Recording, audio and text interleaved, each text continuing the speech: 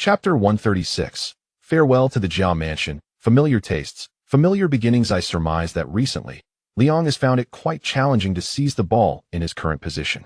He may not even be contemplating a shot, yet other teams dare not take that risk. The experience of Rayo Vallecano has left the Granada players somewhat overreacting. Hey, Coach Zhang, do you think it's possible that Liang deliberately positioned himself in this area during the offensive? Indeed, it's plausible. Young Li possesses a sharp mind. Perhaps he aims to draw out the Granada defenders, thereby creating a better opportunity for Morata's forward run.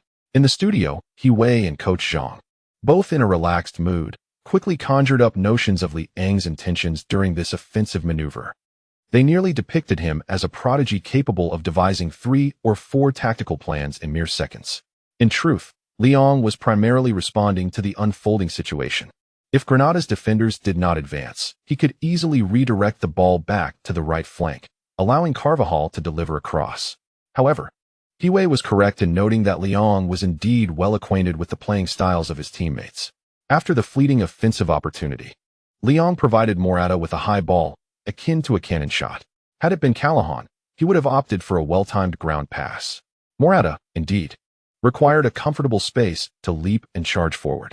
When it comes to heading after a well-timed run, this young man ranks among the top 5 in Real Madrid. His finishing talent is truly remarkable. Let us hold our ground for the remaining time, and in the second half, we shall intensify our efforts to score more goals. Jose, Callahan, when we defend the midfield line, you need not retreat too far. Maintain a slightly advanced position. Should a good counterattack arise, I will pass the ball to you at the earliest opportunity. After the celebrations subsided, Liang clapped his hands, gathering his teammates to remind them of the subsequent tactical strategy. This was not an act of self-assertion. It was the game plan devised by Mourinho prior to the match. However, Liang had now taken on the proactive role of constantly reminding his teammates. Modric found this scene quite novel. Previously, when he played alongside Liang and the main squad, there were several players fulfilling this role: Cristiano, Alonso, Ramos, who would always encourage and remind their teammates. Back then, Liang would contribute a few words and shout reminders during defensive plays, but the current dynamic felt entirely different. Observing the youthful players of Real Madrid, all attentively listening to Liang's instructions, a thought suddenly struck Modric, a leader on the field.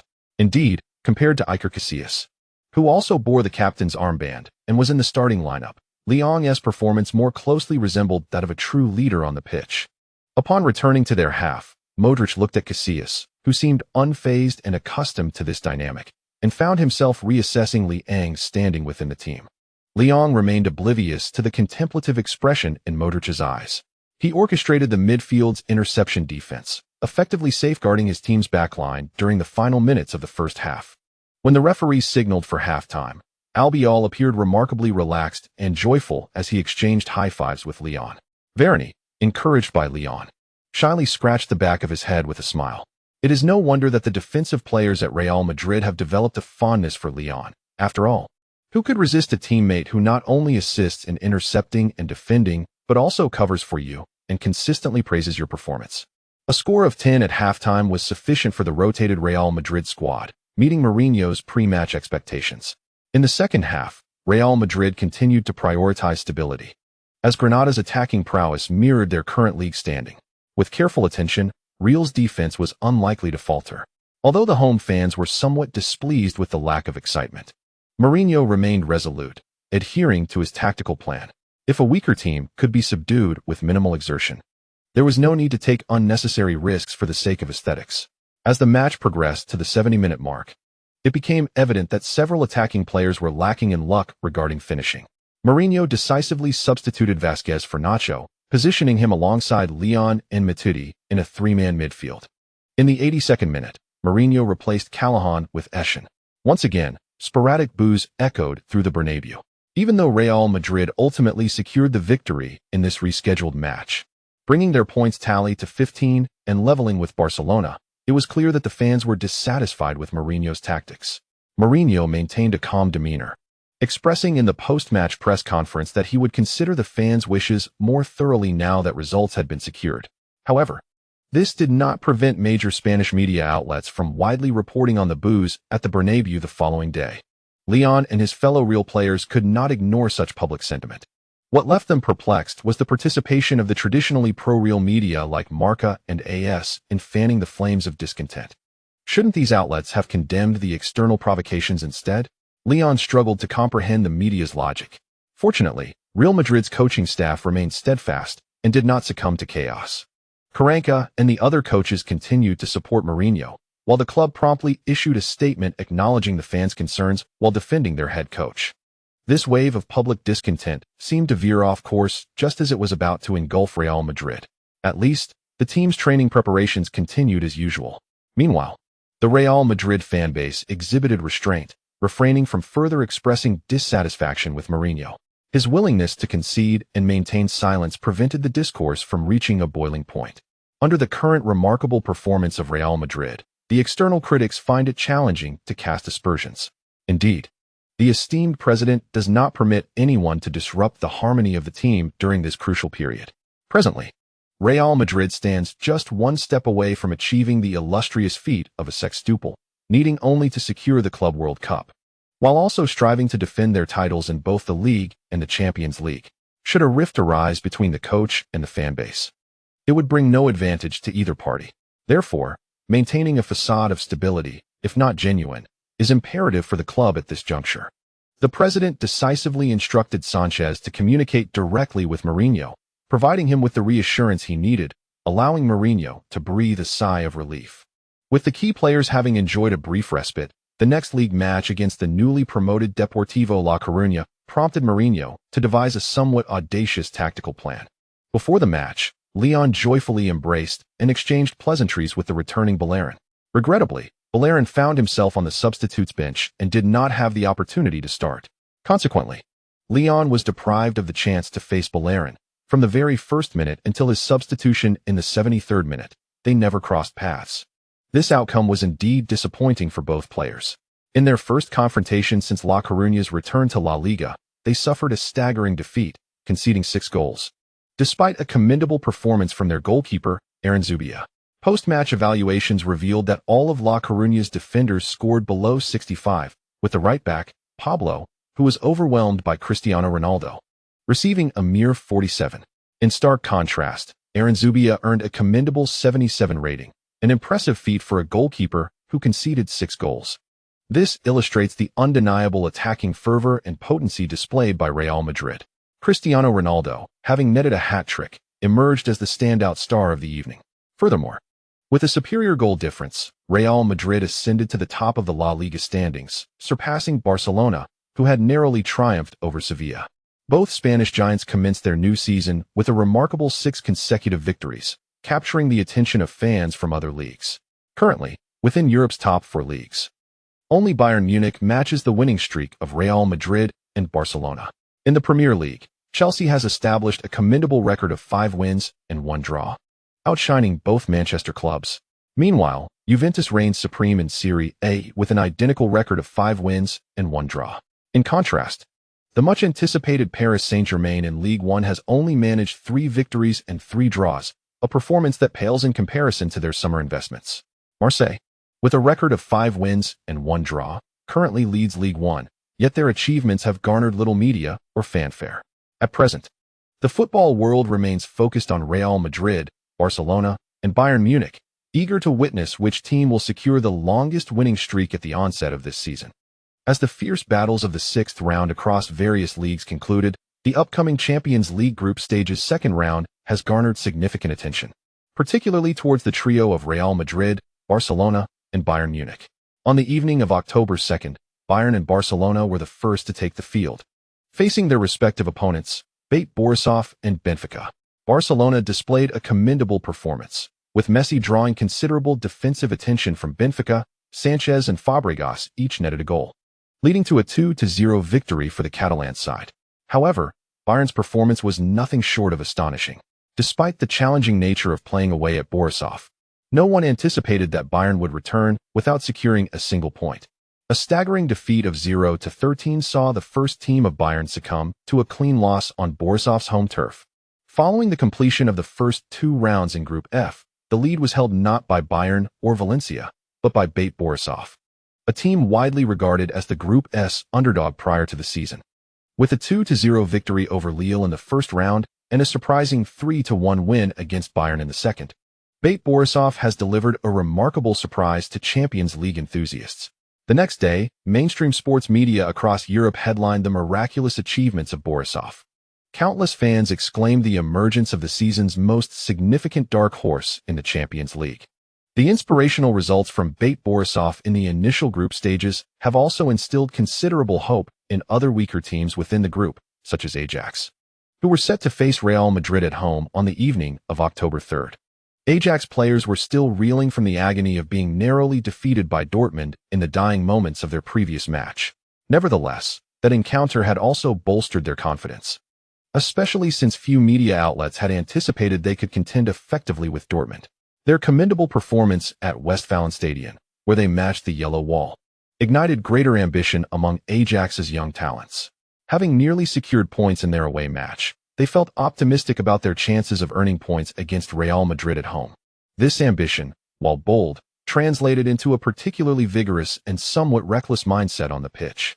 Prior to the match, Lyon enthusiastically greeted De Boer and surveyed the squad. Noting the absence of several familiar faces from the previous season, such as Vertonghen and Van der Wiel, who had performed admirably in past encounters. Additionally, several players who had previously held starting positions were now replaced by younger talents. This reflects Ajax's current survival strategy. Players who excel attract the attention of larger clubs, and rather than clinging to them, Ajax often opts to sell at a favorable price. The development of exceptional young players is also crucial for their financial prospects in the upcoming seasons. Consequently, De Boer finds it challenging to maintain a consistent starting lineup over 2 or 3 seasons. The newly integrated young players, lacking prior experience against Real Madrid, naturally felt less pressure. Instead, they were fueled by ambition and motivation to showcase their individual talents in the confrontation with the Spanish giants.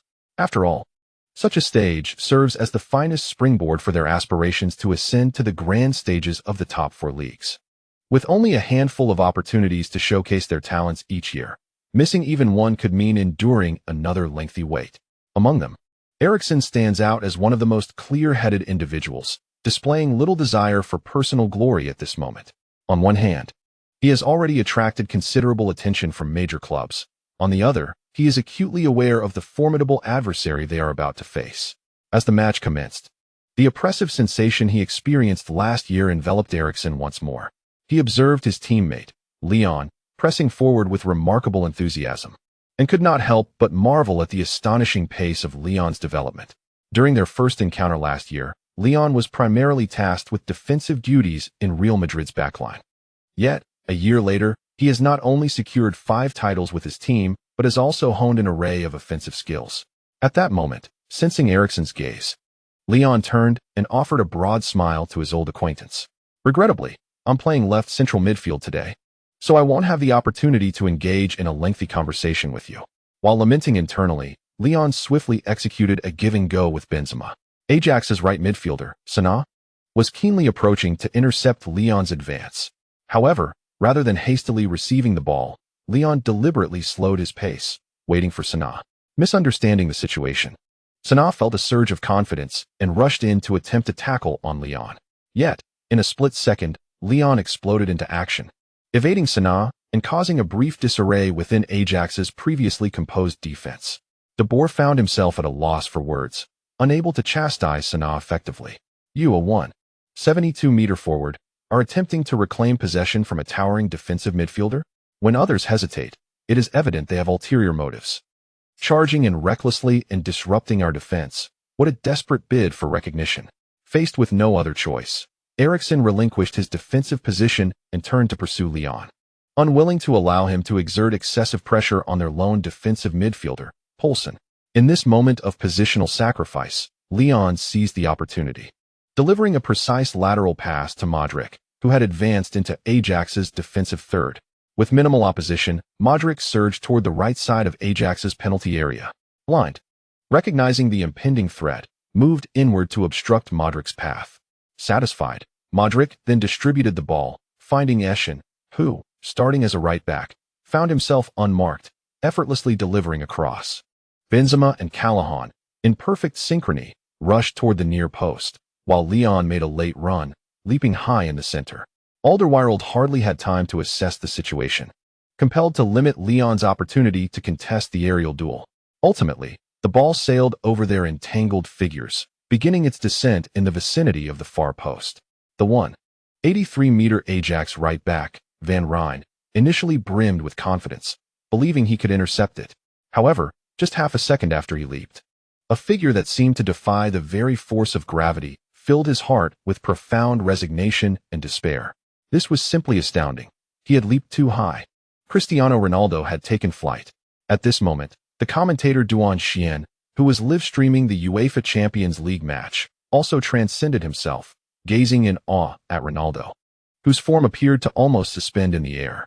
Time had not truly stood still, nor did Ronaldo keep the jubilant cheers of the fans waiting for long. After effortlessly executing a header, the Portuguese superstar, without fully confirming whether the ball had crossed the line, opened his arms and charged triumphantly towards the gathering of Real Madrid supporters. Amidst the passionate cheers of over 7,000 Real Madrid fans, the majority of Ajax players stood frozen in disbelief. Only Alderweireld, Sim de Jong, and Eriksen managed to retain a semblance of composure. De Boer, witnessing this familiar onset, found himself at a loss for words to describe the turmoil swirling in his mind. Over the past 2 years, in the UEFA Champions League group stages against Real Madrid, Ajax had conceded the first goal in 4 consecutive matches. With today's match, it now totaled 5, whether in proactive attacks or in their less adept defensive posture. Ajax found themselves relentlessly besieged. They were utterly at the mercy of Real Madrid. Meanwhile, the fans of Real Madrid were beaming with delight. This familiar adversary and opening rhythm in the Champions League was exhilarating. It felt like yet another impending victory was within reach. The big wigs, however, were caught in a state of fluctuating emotions, their throats sore and aching.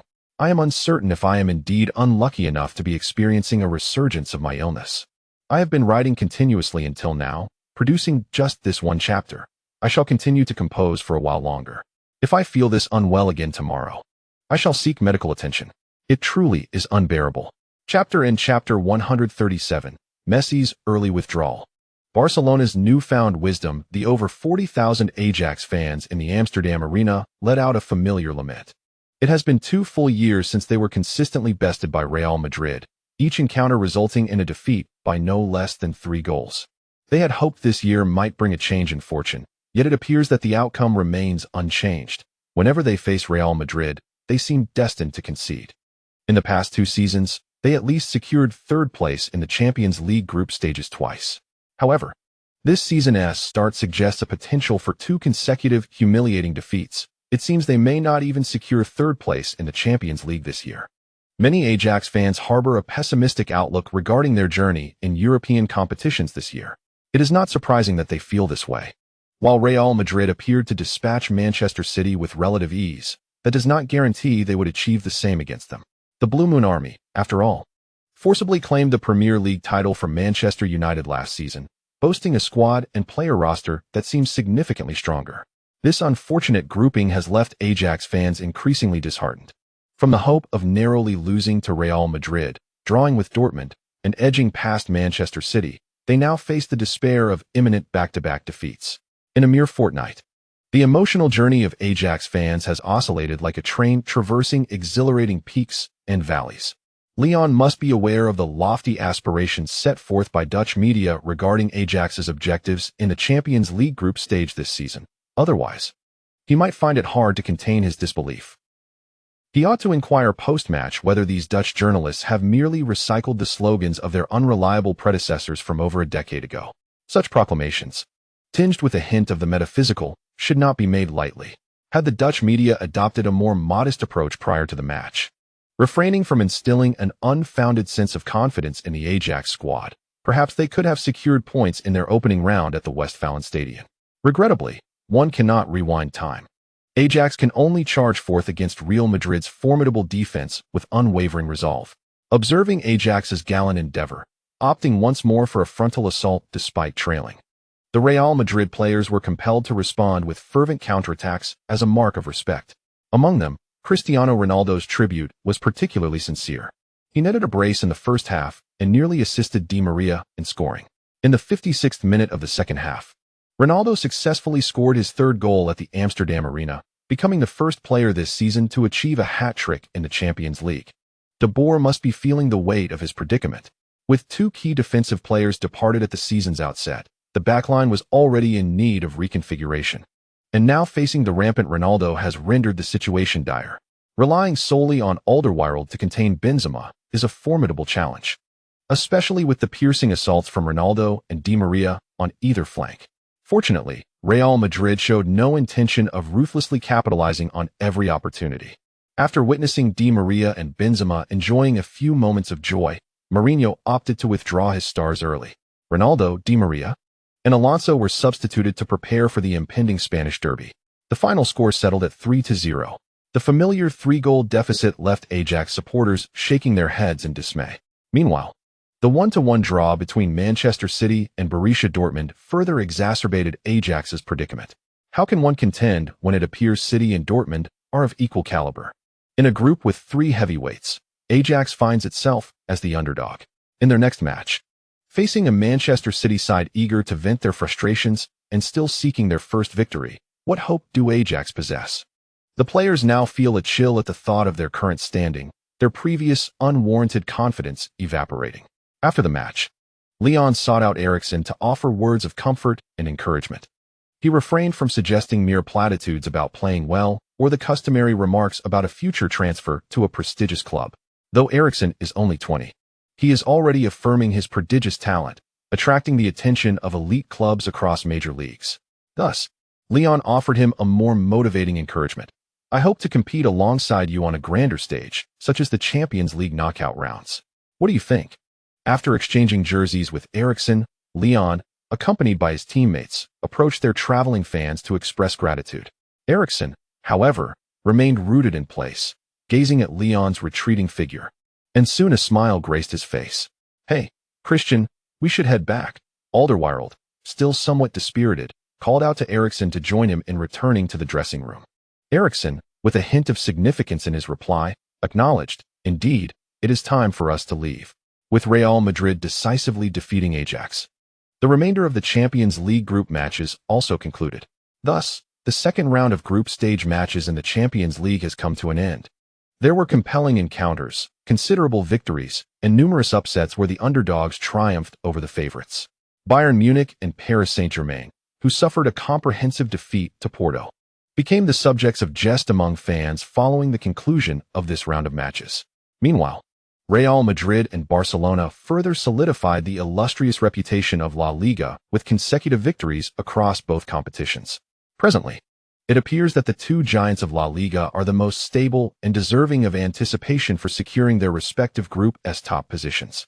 Group H also witnessed Manchester United achieving two narrow victories, albeit with considerable difficulty.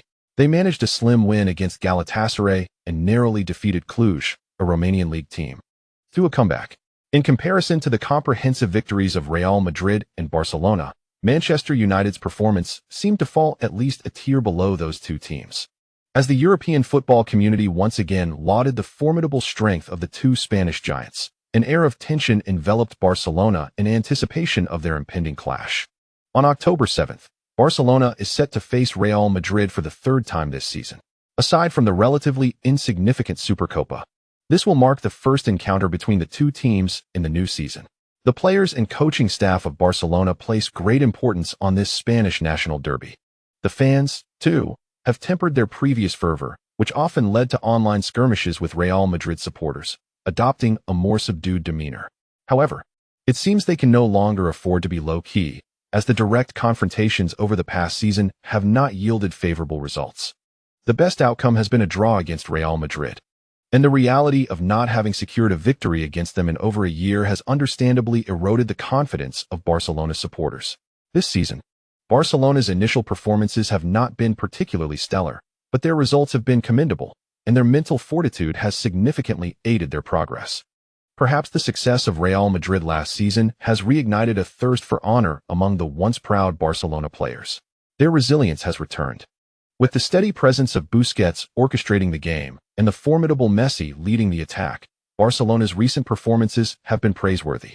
Notably, Their unwavering competitive spirit has allowed them to secure at least 6 additional points in the league. The consecutive last-minute victories against their opponents have been a tremendous morale booster for the entire team and their supporters. Yet, it is precisely due to this momentum that the Real Madrid players have heightened their vigilance and focus in preparation for the upcoming match. Neither side had any players available for pre-match interviews regarding their perspectives on this derby clash. Their collective silence rendered this pivotal encounter the quietest national derby in nearly 3 seasons. However, the underlying tension remained palpable in their absence of vocal expression. The media readily assumed the role of their spokespersons, forcefully amplifying their opposition. On the evening of October 7th, the entire Real Madrid squad departed their hotel, boarding a bus destined for the Camp Nou. Along the journey, they were greeted by familiar scenes of scornful taunts, provocative banners lining the roadside, and large throngs of Barcelona supporters singing derisive chants aimed at Real Madrid. A wave of nostalgia washed over the players. For this was indeed the atmosphere and interaction that should precede a national derby. The previously subdued demeanor of the Barcelona fans had left the Real Madrid players somewhat taken aback, but now the familiar ambience had returned. Leon smiled and even took the liberty to draw back the curtain and wave to the sea of Barcelona supporters outside the window. This action stirred a hornet's nest, as the Barcelona fans surrounding the bus quickly became the center of attention, gesturing amicably towards Leon. Reporters, desperate for newsworthy material, hastily captured this moment. 10 minutes later, upon Real Madrid's arrival at Camp Nou, images taken during the journey were promptly disseminated across various Spanish media outlets online. In an instant, not only were fans of both teams engaged in discussion, but numerous other spectators relishing the spectacle also joined in. The discourse surrounding the interaction between Leon and the Barcelona supporters reached a new crescendo. Some criticized Leon for provoking the Barcelona fans, while others argued that the Barcelona supporters were lacking in sportsmanship for persistently disrupting the emotional state of the Real Madrid players. Yet, amid the cacophony of fan chatter, one sentiment was unanimously acknowledged. Leon's demeanor was remarkably composed. Photos of Leon smiling in response to the gestures of international camaraderie quickly circulated throughout the global football community. Meanwhile, the instigator himself was in the visiting team's locker room at Camp Nou, casually donning his warm-up gear. If he felt slighted, Leon certainly did not exhibit any signs of disturbance. He genuinely believed that the behavior of the Barcelona fans was entirely normal and deemed it unnecessary to dwell on it. Not to mention, during the first leg of the Supercopa, when the Barcelona players visited Madrid, they received a similar reception from the Real Madrid supporters. In the realm of professional football, from the lower leagues to the pinnacle of the sport, such scenarios are commonplace and far from unusual. If he were to take offense to this, he would have long since abandoned the path of professionalism. A lack of mental fortitude has no place in competitive sports. As Leon and his teammates emerged from the player tunnel to warm up, they were met once more with enthusiastic jeers from the Barcelona supporters. Strangely enough, the jeers from the Barcelona fans seemed far more palatable than those from their own supporters. Chris, you mentioned that our performance in away games has even surpassed that at home by a slight margin. Should we not attribute some of that success to our loyal supporters? Leon mused, whimsically tugging at Cristiano Ronaldo's sleeve for an answer. This left Ronaldo momentarily flabbergasted. Ahem, it must be said that our coaching staff has been exceptionally well prepared. Dear little lion. And do refrain from sharing that remark with any journalists. Ronaldo hastily interjected, feeling as though his head had expanded in size from the weight of the conversation. Alonso, unable to contain himself, raised his hand, ready to deliver a playful smack on Leon's shoulder. Observing this, Leon hastily retreated, ceasing his inquisitive probing into Ronaldo's peculiar questions. Following the warm-up, Leon dutifully trailed behind his teammates back to the players' tunnel, abstaining from further interactions with the Barcelona fans. The light-hearted atmosphere swiftly dissipated within both dressing rooms, as Mourinho and Guardiola took advantage of the remaining moments to emphasize tactics and rally their team's spirits. Meanwhile, across the continent, during prime time in various nations, and at the stroke of midnight in Central Asia, countless fans remained glued to their television or computer screens, eagerly anticipating the much-anticipated clash of the Titans in this season's La Liga El Clasico. Wei and Zhang once again paired up to provide commentary for this high-stakes showdown. As the players from both teams stepped onto the pitch in unison with the referee's signal, the duo quickly began to introduce the starting lineups for the day. The visiting team, Real Madrid, opted for their most successful 4-2-3-1 formation against Barcelona. The starting goalkeeper was the illustrious Iker Casillas, supported by defenders Marcelo, Ramos, Pepe, and Arbeloa. In midfield, Alonso and Leon held positions at the back, flanked by Eschen in a more advanced role, while Ronaldo and Di Maria occupied the wings. Benzema led the line as the central striker. Barcelona, on the other hand, retained their familiar 4-3-3 formation. Their starting goalkeeper was Victor Valdez, with defenders Alba, Song, Mascherano, and Alves lining up from left to right. The midfield trio remained unchanged, featuring Busquets in a deeper role, with Iniesta and Xavi on either side. Up front, Fabregas, Messi, and Pedro formed the attacking trio from left to right. As Wei concluded the introduction of the starting players, Suyang swiftly shifted the focus to the injury concerns plaguing both teams. Piqué's recent injury had deprived Barcelona's defense of their most reliable aerial threat. In light of this, Guardiola had no choice but to position Song alongside Mascherano in the starting lineup, although young defender Bartra sat on the bench. His lack of experience rendered him too much of a risk to start in such a critical encounter against Real Madrid. Thus, he remained as a backup option. Should the need arise, Real Madrid finds itself in a precarious situation as Cointreau has yet to recover from his injury, leaving Mourinho with no choice but to start Marcelo. Defensively, the left flank poses considerable vulnerabilities, prompting Mourinho to reposition Leon back to a left defensive midfield role. Strategically, Mourinho seems intent on allowing Eschen to disrupt play in central midfield, should Messi continue to push forward in a false nine role. Leon will remain engaged in a relentless duel with him. Adopting a steadfast strategy amidst variable circumstances proves to be the most prudent tactical approach. However, Guardiola has demonstrated that he is not solely adept at tactical adjustments. His innovative preparations can equally astonish the world. Just moments into the match, commentators were astonished by Messi's new positioning, not merely a false nine or a hybrid striker. On paper, Messi appeared situated between Fabregas and Pedro, yet in practice, he almost retreated to his own half to share ball control with Xavi. In this instance, Iniesta occupied the wing, while Fabregas advanced to the forefront, drawing the defensive focus of Real Madrid. Guardiola's tactical shift effectively eliminated Leon's opportunity to contend with Messi. After enduring several tactical setbacks, Guardiola exhibited wisdom rather than stubbornness, as Barcelona sought to employ an entirely new strategy against Real Madrid once more. The most encouraging news today is that my head no longer feels dizzy or painful. Thank goodness. My throat may hurt, but it does not hinder my ability to write. There is more to come. Chapter 138. No, why have both of you turned your hearts? Let us have a proper showdown. Surely, I haven't been transported back in time. Messi is actually retreating to midfield instead of leading the line. Leon gazed in astonishment at Messi, who was rapidly fading from his view, instinctively questioning in his mind. He had not anticipated Messi's withdrawal to be integrated into Barcelona's tactical framework so soon. After all, following his peak years, Messi had opted for a more withdrawn role due to declining physicality and increasingly refined vision and technique. However, Messi is currently at the height of his prowess. Such retreat seems a waste of his unparalleled ability to break through defenses. It is not only Leon who is taken aback. Mourinho and most of the Real Madrid players on the field are equally astonished. Once the initial surprise subsides, they, like many fans, instinctively turn their attention to Leon. Yet, this scrutiny does not seem to benefit Leon. Instead, he shrugs in the live broadcast. Please. Even if Guardiola's rationale for Messi's withdrawal includes his defensive coverage, fans familiar with past Spain derbies know that Leon's interference is akin to a persistent gum on the shoe. Moreover, under Leon's defensive constraints, Messi has still managed to score and assist quite frequently. Wei, understanding this as well, does not hesitate to join Suyang in praising Leon.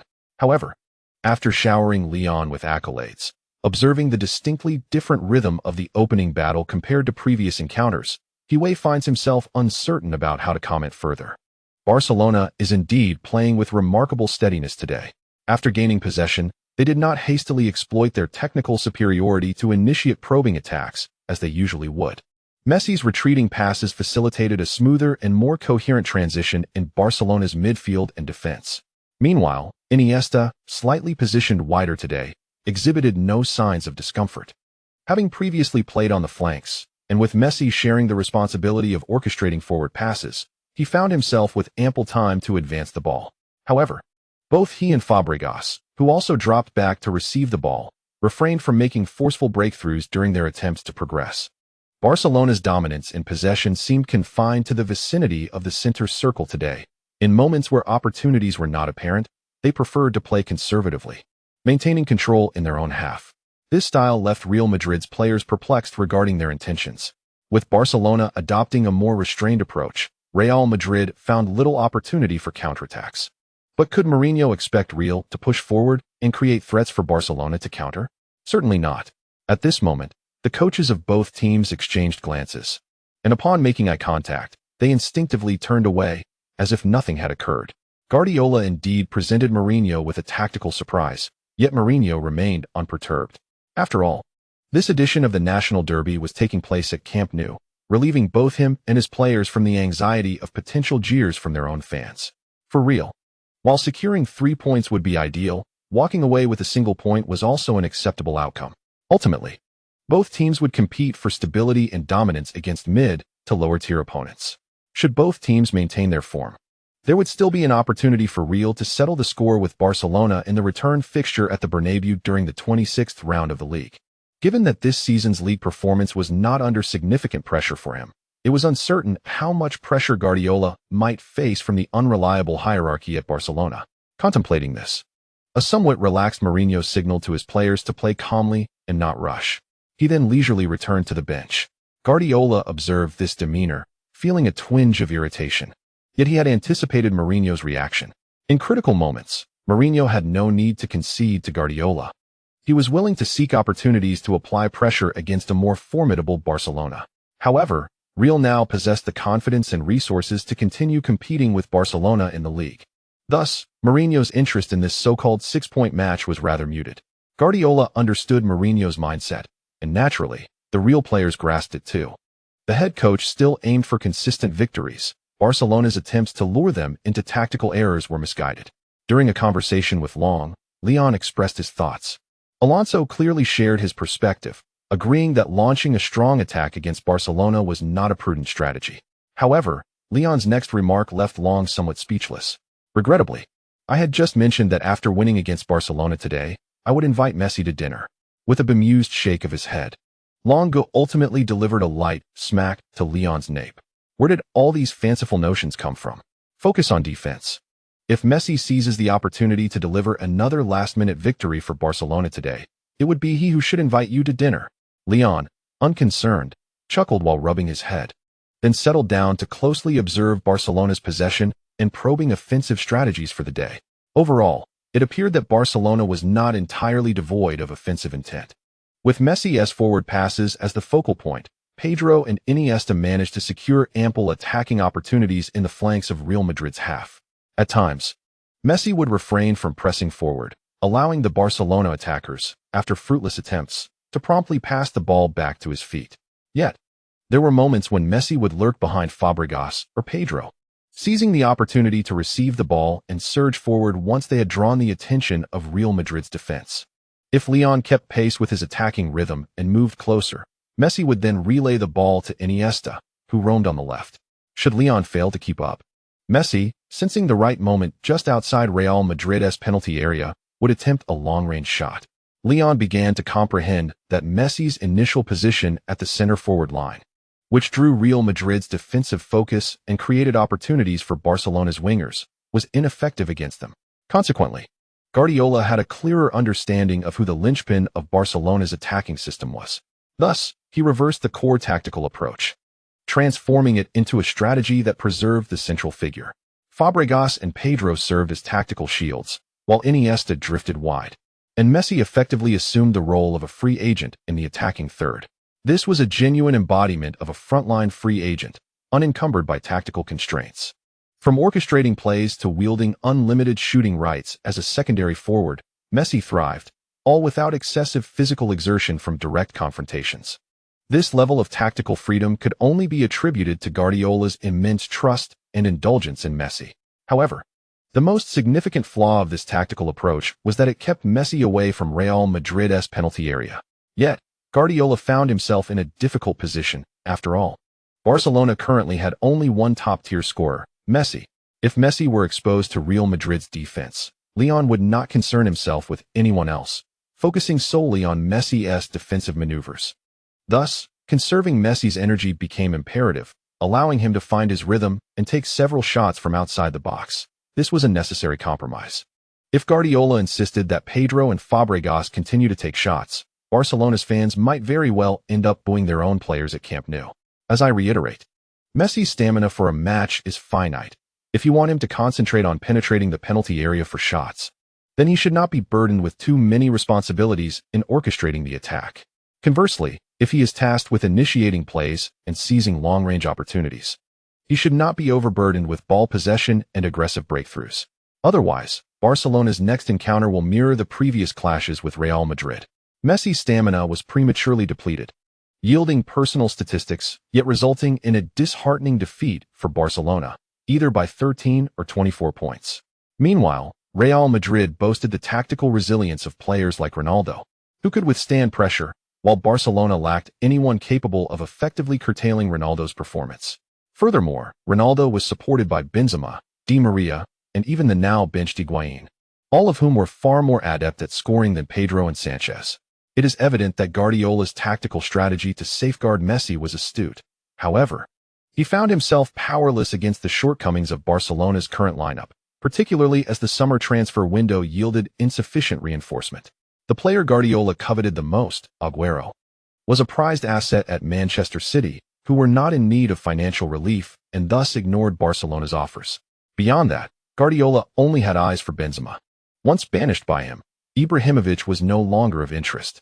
Thus, when an opportunity arose to once again pursue the Swedish giant for a mere 20 million euros, Barcelona remained conspicuously silent, unable to secure Aguero or engage with Benzema, and disregarding Ibrahimovic. Guardiola's obstinacy left Barcelona's transfer department in a quandary. Having languished through an entire summer window, holding a substantial transfer budget yet unable to expend it, Barcelona's hierarchy found themselves at a loss. This arrogance had previously afforded Guardiola immense success and an elevated personal reputation. Yet it now left him ensnared in the predicament of seeking to reconstruct his attacking line without suitable players. Adapting his tactics for a more conservative approach had become a considerable challenge for Guardiola. Nevertheless, the visibly restless and discontented Barcelona fans in attendance seemed oblivious to the plight of their esteemed coach. While outright boos were absent, the murmurs of dissatisfaction reached the ears of both the players and Guardiola, resonating uncomfortably. Mourinho might have thrived amidst such adversity, but Guardiola, grappling with emotional turmoil, compelled himself to steadfastly adhere to his tactical approach. This predicament proved arduous for the East Asian fans who had stayed up late, expecting a thrilling display of goals, but instead witnessing a lackluster encounter. With refreshments prepared, they found themselves instead subjected to an insipid contest. Why had two esteemed coaches, each holding 5 Champions League trophies, failed to deliver excitement? The anticipation had turned to frustration, leaving them hoarse, though recovery was anticipated by the next day. Traditional remedies proved effective. A warm bath, medication, and an afternoon wrapped in blankets soon cleared the mind. Chapter end. Chapter 139. A header for the equalizer. The critical goals by Leon. The fans' grievances were understandable, yet the tactical resolve of Mourinho and Guardiola remained unshaken. Thus, the peculiar match unfolded at Camp Nou, with Barcelona stagnant and Real Madrid similarly unyielding. The stifling atmosphere elicited forced smiles from Rosell and Florentino in their box. Despite the inner turmoil and frustration, one must maintain an air of confidence and composure before the camera. It is indeed vexing, yet one must suppress such emotions, a task that proves to be quite arduous. After enduring the torment of the first half, Rosell's countenance darkened as he swiftly retrieved his phone to send messages, initially intending to do the same. The old master hesitated upon witnessing this scene, ultimately resuming his seat with an air of nonchalance. As the second half commenced, the expressions of Guardiola and Mourinho diverged significantly. One wore a mask of dissatisfaction, while the other remained calm and collected. Nevertheless, the dynamics of the match showed little variation until the 70th minute of the second half. Both Real Madrid and Barcelona synchronously opted to accelerate the pace, engaging in more proactive probing on the offensive front.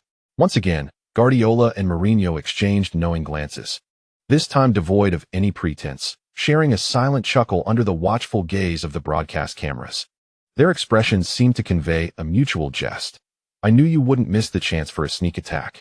In response, the players of both teams resolutely executed their respective coaches' tactical maneuvers as the game intensified. Having been well protected and conserving energy, Messi was the first to strike. Leon could confidently assert that he remained fully vigilant and attentive to Messi's movements, even when the latter had not been frequently advancing. Unlike many defenders who falter against a historical offensive maestro, Leon did not fall prey to the common pitfalls of complacency. Yet, he still could not prevent the explosive Messi from making his move. Barcelona, in a dramatic turn, opted to unleash their trump card in the final stages. Messi, having retreated for much of the match, had deliberately conserved his stamina to deliver a stunning surprise to Leon and Real Madrid. It became evident that the description of Messi as invincible in one-on-one situations was far from an exaggeration. In the 76th minute of the second half, Leon resorted to a foul tackle, but Messi swiftly changed direction, gliding past him effortlessly. As Ramos and Pepe converged on Messi's side, it was too late for Leon's urgent shout of warning. Messi decisively passed the ball towards the far post of the Real Madrid goal, where Fabregas had skillfully evaded Arbeloa's pursuit, securing a clear opportunity to face Casillas. With no hesitation, he struck towards the far corner. And even Casillas' rapid reflexes could not save Real Madrid this time. Barcelona broke the deadlock just before the end of the match. Previously frowning, Rosell was finally satisfied, applauding and laughing in the box. Meanwhile, the old master, who continued to place his trust in Mourinho, furrowed his brow. He could begrudgingly accept an unremarkable match at Camp Nou that ended in a draw, but a loss would be far less palatable. However, Mourinho exhibited none of the anticipated panic. Amidst the fervent celebrations echoing throughout Camp Nou, he promptly summoned several players from the bench to warm up. He had indeed underestimated Messi's formidable ability to unleash a powerful individual strike in the final moments of the match. This oversight was his miscalculation. Yet with approximately 10 minutes remaining, he possessed the acumen to devise tactical adjustments to counter Barcelona's defense. Was Higuaín about to enter the fray? At this juncture, would he be substituting Benzema? A positional change could also be beneficial. Higuaín, brimming with energy, had the potential to make an impact. Upon noticing Higuaín standing on the sidelines, Suyong instinctively presumed that Mourinho was making a strategic substitution. However, just a minute later, before the match resumed, Real Madrid unexpectedly introduced two players simultaneously. Di Maria and Arbeloa made way for Higuaín and Carvajal, as Real Madrid prepared to implement a high-ball strategy. Compared to Suyong, Higuaín's familiarity with Real Madrid was evidently superior. His tactical insight was sharper, allowing him to swiftly discern Mourinho's true intentions. Following the substitutions, Real Madrid transitioned their formation almost instantaneously, settling into a 4-4-2 setup. The newly introduced Carvajal did not even assume the right-back position, but instead pressed up to the midfield line. Eschen dropped back to cover the right-back area, while Leon advanced, intent on joining the forward line in the attack. Mourinho's critical adjustments in the dying moments elicited an inexplicable sense of foreboding among the Barcelona supporters, who had just been celebrating. Guardiola, too, set aside any semblance of composure, vociferously gesturing and commanding his defensive deployment from the sidelines. They could not allow Real Madrid to easily breach the halfway line and successfully advance the ball into Barcelona's flanks. Otherwise, once the crosses began, Barcelona's defense would be rendered exceedingly vulnerable. In the past, Pique had provided some assurance, but today, Barcelona's defense relied solely on Busquets and the towering Song, both exceeding 1.8 meters in height. How could they defend against high crosses?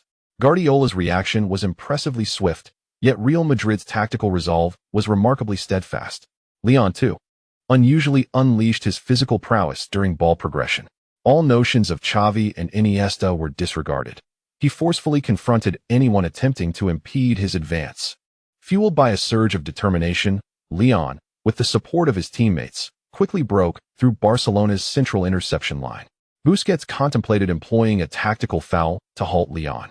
But recalling Leon's previous decisive falls in response to such fouls, he hesitated. At this critical juncture, Granting Real Madrid a set-piece opportunity in the attacking third was equally perilous. It would be wiser to hope that Barcelona's flank players could effectively stifle Real Madrid's crosses. Busquets harbored a sliver of hope. In terms of speed and physicality, he found himself at a disadvantage against Lyon, and could only pray that Alba and Alves could contain Real Madrid's wide players. Yet he had overlooked the most crucial point. In that moment, it was evident that Carvajal, who had been recently substituted onto the right flank for Real Madrid, was brimming with energy. With the support of Lyon's advancing play, he merely needed to focus on delivering precise crosses. Meanwhile, his counterpart Alba had already played 80 minutes, leaving him at a disadvantage in terms of speed against Carvajal. In a moment of desperation, Alba resorted to a hand foul to halt Carvajal's initial aggressive attempt to bypass him. Real Madrid swiftly earned a set piece from the flanks. With little suspense, Pepe claimed the ball at the near post, but his header lacked the necessary force, allowing Valdez to deftly parry it out of the penalty area. Alonso, stationed just outside the box, immediately shielded the ball and redistributed it, providing Iniesta with no opportunity to intercept. Marcelo on the left flank received the ball, but hesitated to cross immediately. The Barcelona penalty area was congested, and with the Real Madrid attackers still regrouping, a hasty cross would not yield a significant threat. Marcelo opted to advance with the ball instead. Alves and Xavi surged out of the box to intercept, granting Real Madrid's attackers a few critical seconds to reposition. In a bold maneuver, Marcelo chose to deliver the cross only as he neared the byline. The Barcelona defense, having been stretched thin over those few seconds, became disorganized. Despite Barcelona's effective double marking on the primary threats, Cristiano Ronaldo, Ramos, and Pepe, Real Madrid had a plethora of aerial threats remaining that Barcelona could not adequately cover. As the ball traversed the penalty area, Higuaín and Ramos leapt high, drawing the attention of at least 3 Barcelona defenders away. At the far post, Ronaldo and Pepe surged forward, distracting Alex Song and Busquets, both of whom were significant aerial assets. According to the trajectory of the ball, Marcelo's delivery was indeed aimed at the far post. However, just as Ronaldo prepared to contest for the header, Lyon leaped ahead of him, soaring impressively high. Fabregas, tasked with marking Lyon, could only watch in disbelief. Meanwhile, Benzema felt the pressure on his shoulders, grimacing in discomfort as Lyon exerted considerable force in his leap. How could he not? In that moment, feeling as though he were defying gravity, Lyon did not have the luxury of contemplation. He adjusted his position slightly in the air, tightening his core, and met the ball with his forehead. With minimal exertion, the ball ricocheted toward the goal, heading in the opposite direction of Valdez's movement. The speed of the ball was swift, and Lyon's descent was equally rapid. Nevertheless, he remained unfazed, as the sturdy Goffin beneath him was poised to cushion his fall. After a dizzying shift in perspective, the first sound to reach Lyon's ears was the thunderous roar of jubilant cheers echoing throughout the stadium. This cacophony startled him momentarily, as he feared that Valdez had made a miraculous save, eliciting cheers from the Barcelona supporters. Upon closer listening, the volume was not as exaggerated as during Barcelona's previous goal, and a wave of joy surged through Lyon's heart. He then felt more hands enveloping and securing his neck and calves. Relaxing, he allowed his teammates to help him recline. But just as he half sat up, he was tightly embraced and patted by the exuberant Real Madrid players. Amidst the indistinct clamor, Lyon managed to turn his head and, upon seeing the football quietly resting in the Barcelona goal, a satisfied smile graced his face. At that moment, the Barcelona stars surrounding the celebrating Real Madrid players were filled with a sense of helplessness and frustration. Messi once again stood with his hands on his hips just outside the penalty area, his gaze fixed intently on Lyon, who was basking in the limelight. Yet a strange thought flickered in his mind. Could it be that Lyon is destined to be my adversary? On the sidelines, Mourinho, relieved to see Lyon unharmed, could not contain his excitement and embraced Karanka in celebration. In the private box, the old patron wore a smile, offering a small round of applause and congratulation, while Rosell beside him wore a sullen expression. Within a mere 10 minutes, the fans of both teams experienced a roller coaster of emotions. After a brief silence, the Barcelona supporters began to boo, but the Real Madrid fans, reveling in their celebration, continued to cheer loudly for their equalizing goal. The viewers at home finally witnessed the moment they had longed for. The thrill of these 10 minutes surpassed the total excitement of the preceding 70 minutes of the match. Messi's relentless drive and Leon's stunning header at the last moment were both spectacular. Unfortunately, after Leon's equalizer, both Barcelona and Real Madrid tacitly chose to slow the pace of the game. Neither side wished to become the backdrop for the other's dramatic finale, and their conservatism in the closing moments was understandable. In the final stages, it seemed that Cristiano Ronaldo found his rhythm, and Real Madrid opted to pass the ball to him during their few attacking advances, allowing him to go solo. The match concluded after Ronaldo's powerful long-range shot was valiantly saved by Valdez. The game was over. Real Madrid exited the Camp Nou unscathed, with Leon's crucial goal rescuing the team. This match may not have appeared particularly thrilling to many spectators. Yet there is no doubt that the battle for the La Liga championship between Real Madrid and Barcelona this season will intensify. Both teams will be cautious not to make mistakes again, as neither wishes to fall behind and be surpassed in this prolonged struggle. We may be on the cusp of the most fiercely contested La Liga season in history. Wei excitedly summarized the match, while Yang continued to praise Leon's performance at the critical moment. However, amidst high fives and embraces with his teammates, Leon felt more relief than joy. He was grateful for the opportunity to rectify his defensive error. Otherwise, had Real Madrid succumbed to a last-minute defeat by Barcelona today, it would have been excruciating for him to be the pivotal point exposed by Messi on the defensive end. Contemplating this, Leon once more lifted his gaze in search of Messi's presence. Fortuitously, Messi was also approaching him at that moment. "You nearly turned me into the villain of the match, Leo, but you did score the equalizer at the last moment, didn't you? That's why I said nearly. Hey, are you free after the match? Shall we dine together? Honestly, I would love to treat you to a meal, perhaps some barbecue." "Barbecue indeed. I'll call a good friend of mine, and you can bring someone too. Don't worry about the media. What news could possibly emerge from that? Then let's meet at the parking lot later." "Sounds good." End of chapter 140. Götze's challenge and the rivalry of the 90s stars a sumptuous Argentinian barbecue delighted Leon, though he truly could not appreciate the mate tea that Messi and Di Maria enjoyed. Upon his first sip, he grimaced, instantly becoming a source of amusement for reporters, who captured the moment and featured it in the next day's various Spanish publications. However, with Di Maria and Iniesta accompanying him, there was remarkably little chatter from the media. After their meal, the four of them shared tweets, and with Di Maria's connection, Leon dining with Messi seemed quite reasonable. Following the match, with the international break looming, Leon decided to stay in Barcelona for the night. The next day, after bidding farewell to Di Maria at the hotel, he boarded a flight back to Madrid with his assistant. Naturally, Di Maria and Messi returned to their national team duties. Upon seeing the television programs announcing the national team events in the airport lounge, Leon couldn't help but feel a pang of disappointment. Yet, when his assistant jokingly suggested he could opt for Spanish citizenship, he smiled and shook his head, resolutely declining. Such conflicting emotions and choices seemed peculiar to his Spanish assistant. After all, many professional players today hold dual nationalities. It is quite common for a player to represent a country other than their birthplace. Leon did not delve into extensive explanations. Perhaps any player from China in his current position would make a similar choice. Some reasons may seem sentimental, often spoken of lightly, and might even invite mockery and criticism. However, before making a significant decision, these reasons tethered Leon, reminding him of his roots. They were impossible to sever, and even more difficult to forget. They resided deep within him, a reminder of where he came from, propelling him forward. During the international break, the training facilities of major clubs were eerily quiet. The audience had dwindled, and media reporters were absent, including at Valdebebas. In fact, if the reporters from Marca had continued to stake out, they would have easily spotted Leon and Nacho among others. Yet, they had reported on them too many times before, leading to a lack of interest from fans. Perhaps if Leon were to take a girlfriend on an outing during the next international break, that would garner a fresh wave of attention.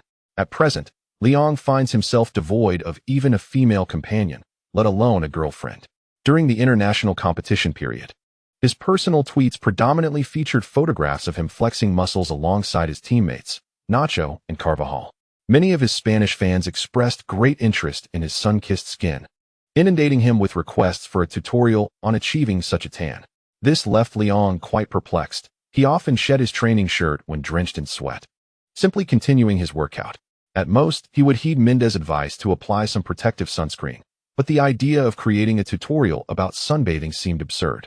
However, after a fortnight. Upon seeing Cristiano Ronaldo return to the training facility with a similar sun-kissed glow, Leon could not help but admire his own arms. Reflecting on the Portuguese and Spanish obsession with tanning, he mused about how amusing it would be if the numerous Ronaldo fans in his homeland discovered that he had entertained the notion of tanning, and after securing Ronaldo's consent, he shared a new update on his social media account. Cristiano mentioned that he too desired a complexion like mine, and I invited him to join me in tanning. Are there any of his fans willing to share their thoughts? I shall read your comments to him. Following this post, Leon did not pay much attention until the next morning, when he awoke to find over 30,000 comments. To be honest, this figure would have been quite impressive on social media back in 2012.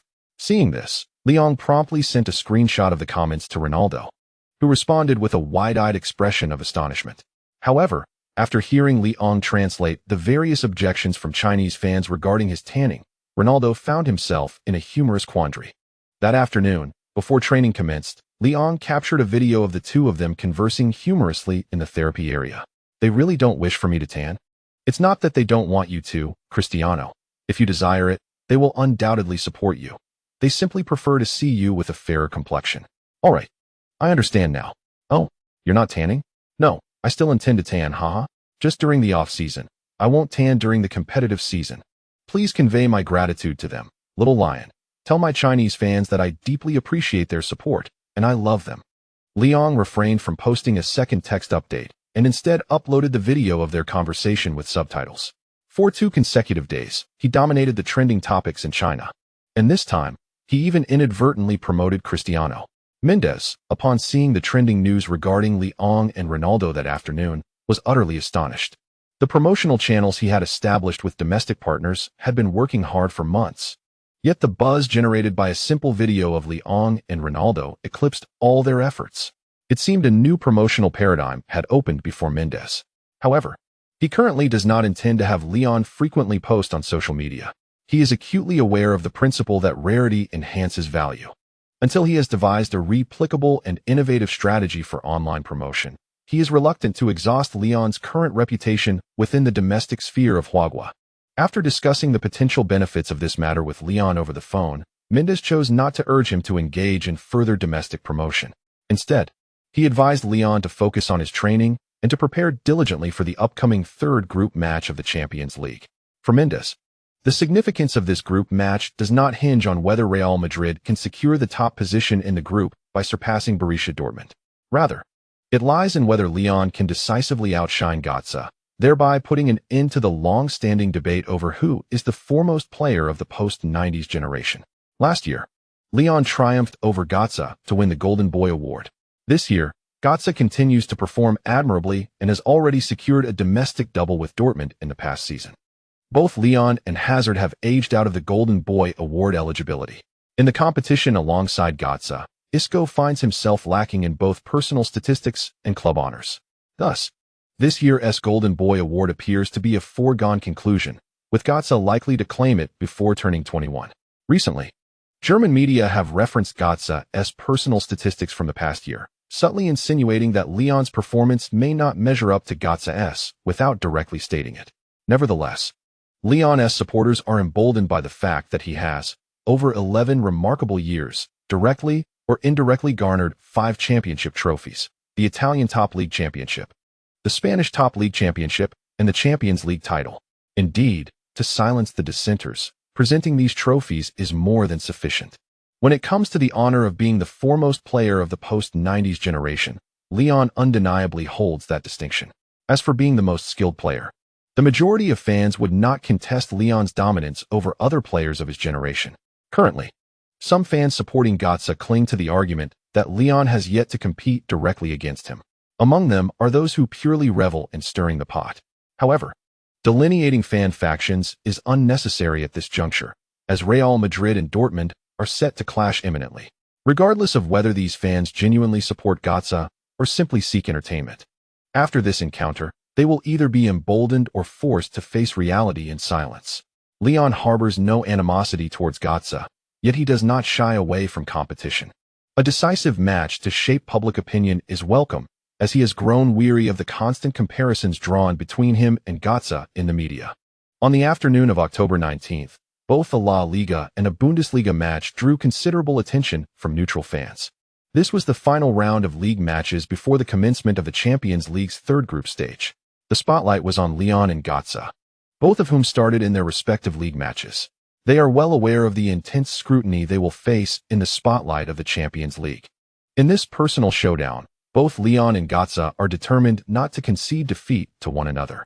Consequently, both exhibited a heightened level of offensive and defensive prowess today. However, Gotza naturally leaned more towards an attacking role, while Lyon remained steadfast in ensuring his defensive responsibilities were met. Gotza's individual brilliance manifested swiftly, as he assisted Lewandowski in scoring early in the 26th minute of the first half. In contrast, Lyon did not register any personal statistics during this period. Although Real Madrid had established a commanding 10-point lead and maintained a more stable match tempo, the spectators reveling in the drama began to incite rivalry between the fan bases online. As the second half commenced, Gotza, alongside his teammates, continued to thrive offensively. His impressive runs and assists shifted the momentum of public opinion in his favor. Yet, Dortmund's defense faltered, unable to withstand the onslaught long enough for their forwards to extend the lead. In the face of Schalke 04's targeted counterattacks, Perisic, filling in as a wingback, and defensive midfielder Khedira struggled to perform effectively. Dortmund's defense was breached early in the second half, allowing Schalke 04 to equalize. Conversely, on Real Madrid's side, despite Alonso and Modric's lackluster defensive performances, Lyon's extensive coverage and interceptions bolstered the midfield defense. Celta, Madrid's opponent, found it challenging to penetrate through the center.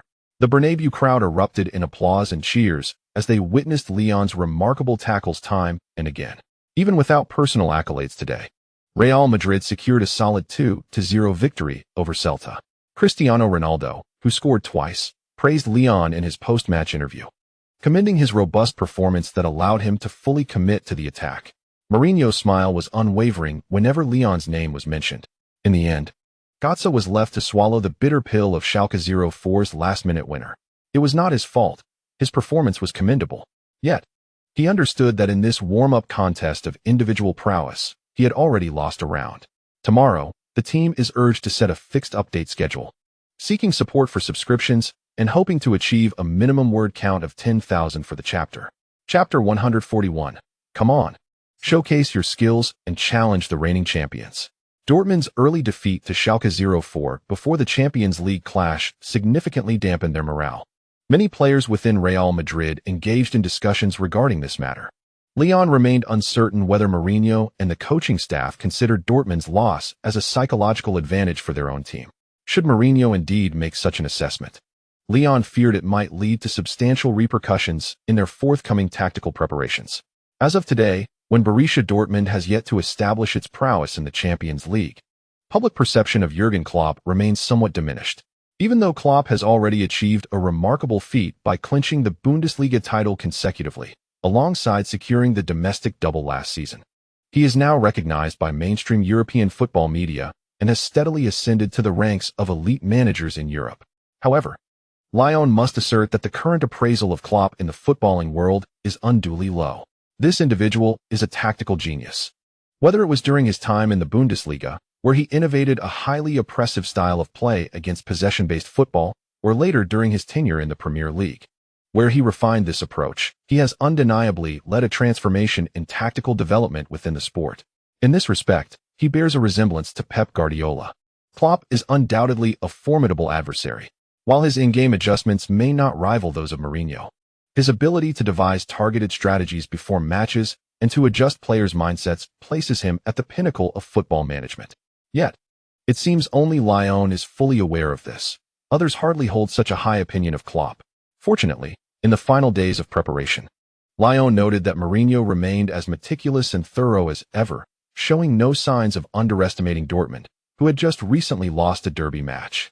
Mourinho has always maintained a vigilant approach towards unfamiliar opponents, a habit that quickly assuaged Lyon's concerns. The banter from Real Madrid's other stars regarding Dortmund had completely dissipated in the 2 days leading up to the clash. After all, they were about to face the formidable Borussia, who had triumphed over Bayern for 2 consecutive seasons and had mercilessly defeated them 5-2 in the DFB Pokal final last season. The entire squad was acutely aware of Bayern's caliber from the previous season. Anyone who dared to underestimate Dortmund would merely be complicating their own match. On the afternoon of October 23rd, amidst the attention of countless media outlets and fans, the players and coaching staff of Real Madrid boarded their flight to Germany for the Champions League match. That evening, Lyon and his teammates stepped onto the pitch of the Westfalenstadion. This stadium is a true five-star venue in Europe, spacious, grand, and impressively modern. Lyon gazed in awe at the 8 towering yellow supports that surrounded the stadium, resembling swords piercing the sky, precise and powerful, much like the youthful Borussia Dortmund of today. Under Klopp's tactical framework, this Dortmund team possesses immense potential and strength. If everything unfolds as anticipated, their future may even hold the promise of upending the entire European football landscape. It is a magnificent stadium. Yet the thought of facing Gers here tomorrow fills me with a tinge of sadness. Marcelo, after feeling the grass of the Westfalenstadion and nodding in satisfaction, playfully threw up his hands in mock despair. Lyon and his teammates chuckled at this, but beneath their laughter, a flicker of concern began to stir within Lyon. Tomorrow's match will take place in a stadium that boldly proclaims itself to be the most daunting home ground in all of Europe, where Real Madrid will battle fiercely against Borussia Dortmund. Will the players of Real Madrid swiftly acclimate to this environment? At this moment, no one offers an answer to Lyon. Even Mourinho and Karanka share the same concerns and doubts, and they have opted to momentarily refrain from discussing the matter. There is no necessity to burden the team with additional psychological pressure at this juncture. They should simply allow things to unfold naturally. Tomorrow, during warm-ups, they can first familiarize themselves with the atmosphere. Moreover, the current squad of Real Madrid is largely composed of players well-versed in high-stakes situations. New signings such as Matuidi and Modric will initially remain on the bench. There should not be a significant issue with the team adjusting to the away ambience. With a more relaxed and optimistic spirit, the Real Madrid players spent a relatively tranquil night in Dortmund. As noon passed on the following day, the atmosphere of competition in Dortmund intensified dramatically, as the most anticipated clash among the 8 matches of this round in the Champions League group stage. The duel between Real Madrid and Borussia Dortmund is one that fans have eagerly awaited. Following closely behind in terms of excitement is another match within their group, where Ajax will host Manchester City. Given that this year's Champions League features a truly formidable group of death, every match in Group D possesses greater intrigue than those in other groups. Should Real Madrid triumph over Dortmund and Manchester City secure a victory against Ajax as widely expected, 2 teams in Group D would then each accumulate 4 points. At that point, Real Madrid would have 9 points, making their progression to the knockout stage virtually assured. However, for Manchester City, Dortmund, and even Ajax, who have only managed a solitary point over 3 rounds, the competition will become fiercely heated. Consequently, the matches in Group D will become even more captivating. Presently, the Real Madrid fans, who possess the psychological advantage, remain the most composed.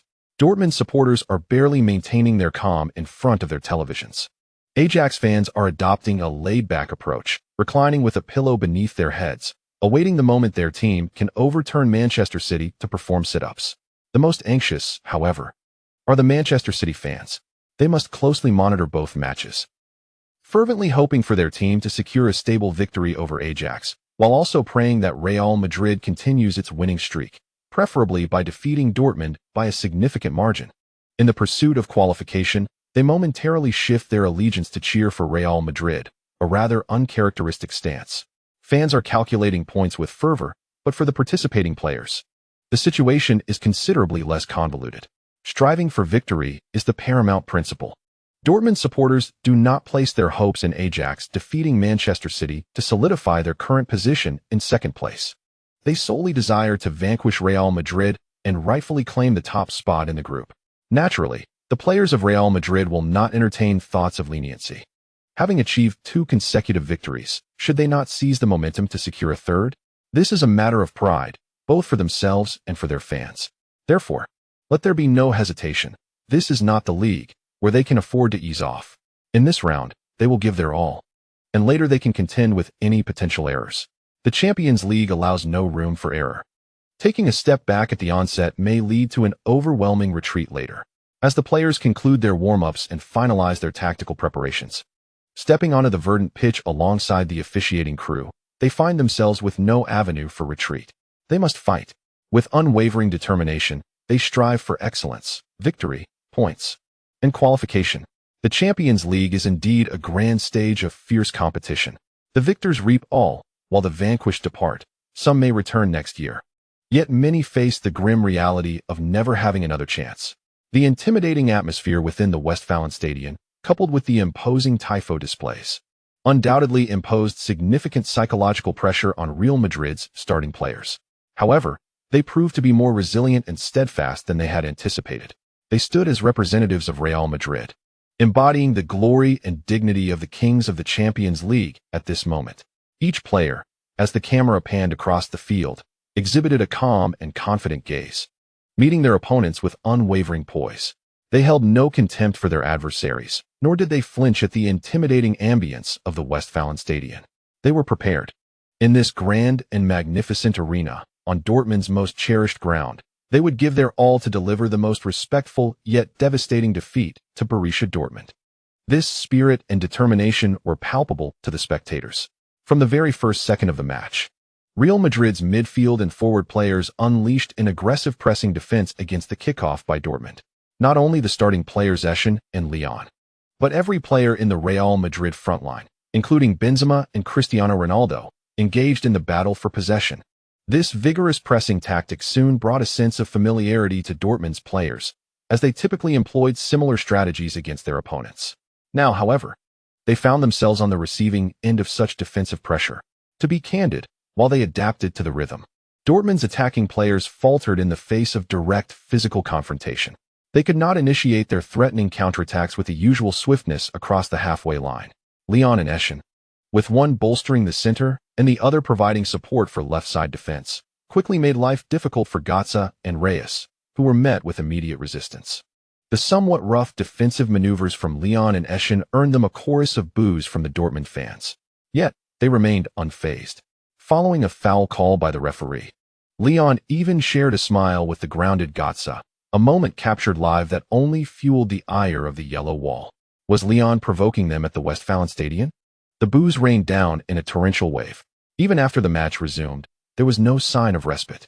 After expending more time and effort than usual, Dortmund finally made some headway into Real Madrid's half. Yet, for them, the true test was only just beginning. Royce finally succeeded in evading Eschen's tight marking. He did not linger over the ball, but swiftly passed it to Lewandowski, who had positioned himself outside the penalty area, ready to receive. The little rocket continued his nimble movements, attempting to weave into the vicinity of Real Madrid's penalty area. However, Lewandowski was unable to deliver the pass.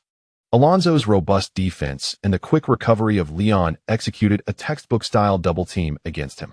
The fallen Lewandowski did not receive the referee's whistle this time. Meanwhile, Leon, having rapidly shifted the ball to the flank, shook his head in disapproval, as if to say, "Is this all you have in your offensive repertoire? Come on. Show us your true capabilities. Launch an attack against the reigning champions." The update today has exceeded 10,000 words. Food enthusiasts, I kindly request your subscriptions and votes. Thank you, esteemed supporters. Chapter 142, Do Not Break Defense. I truly am superior to you. Real Madrid's solid defense has repeatedly thwarted the young Borussia Dortmund during the early stages of the match. The once proud swift attacks of the yellow wall seem to have lost their edge. Lewandowski, the outstanding striker who ranked third in the Bundesliga scoring chart last season, appears to be lost amid Real Madrid's relentless double-teaming. Without his playmaking ability, Götze and Royce are expending considerably more energy than usual to create scoring opportunities within Real Madrid's defensive third. The Polish striker needs to play more intelligently. One wonders how Klopp would advise his disciples at this moment, but time is not on their side, as Real Madrid's counterattacks could pose a threat at any moment. The commentator for this UEFA Champions League clash is none other than Duan Xian, who possesses an unparalleled familiarity with the Bundesliga. As a Bayern fan, Duan Xian is well acquainted with the Borussia Dortmund side that has overshadowed Bayern for the past 2 years, which is entirely understandable. Speaking of individual prowess, Dortmund's attacking trident can indeed be considered among the elite in football today. Although they may lack top-tier players individually, Klopp has intricately blended their talents. And with his tactical acumen, he has managed to elevate their performance beyond that of a typical elite attacking combination. However, today he faces the astute Mourinho. If tasked with devising a strategic plan, most coaches would prioritize neutralizing Götze's influence, thereby stifling Dortmund's offensive engine. Next, they would seek to limit Reus's wing progression, thereby dampening Dortmund's attacking variations. Only then would they consider Lewandowski as a threat. After all, Lewandowski is a quintessential center forward, lacking in exceptional individual dribbling skills. While one might hope for occasional flashes of brilliance, expecting him to emulate the dazzling footwork of Ronaldo or Ibrahimovic in and around the penalty area is simply unrealistic. Yet for Mourinho, stifling Lewandowski's impact is paramount in rendering Dortmund's offense ineffective. By doing so, he aims to strip Götze and Reus of their tactical shield. Without Lewandowski's presence to draw defenders and facilitate play, Götze and Reus will not be helpless. Yet they will be compelled to confront Real Madrid's midfield defense more directly and frequently. Mourinho's strategy was to exhaust Dortmund's two primary forwards as they relentlessly attempted to breach Real Madrid's formidable defensive wall. He deployed 3 defensive midfielders. And although Leon appeared to play as an attacking midfielder, he would retreat to the edge of the penalty area during defensive phases to confront Götze. With such a rigorous defensive setup, Mourinho doubted that Götze and Reus could surpass the prowess of the illustrious Robbery or the formidable combination of Messi and Sanchez. His confidence in defense proved justified. After sacrificing a degree of offensive initiative, Dortmund found it utterly impossible to penetrate Real Madrid's defensive third in the opening stages. Klopp, disinclined towards conservatism, often opted for audacious attacking play when he believed his side was not at a complete disadvantage. Mourinho astutely exploited this flaw in Klopp's approach, tightening his grip from the outset. Now, it was time to unleash the fist. Mourinho focused on Real Madrid's backline, specifically on Leon. In the 12th minute of the first half, upon witnessing Eschen thwart Reus's attempt to cut inside, Leon decisively surged forward for the first time. A splendid interception. A counterattack opportunity for Real Madrid was at hand. When Duan Xian saw Leon's forward run, he instinctively shouted in the studio. In a flash, Eschen delivered a decisive diagonal pass. Leon spotted Götze and the retreating Reus before him, instead of opting for his usual simplistic dribble. He recognized that Götze's interference would waste precious time, and he could not match Reus's speed. A reckless dribble would only cede possession. Thus, he chose a more robust method of advancement.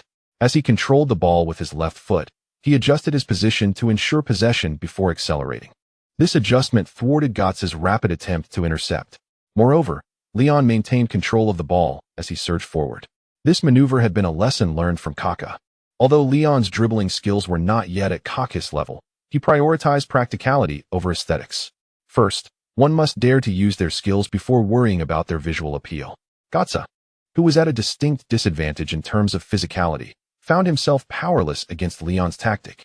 As Kell and Grosskreutz closed in on Leon, he swiftly delivered a grounded pass.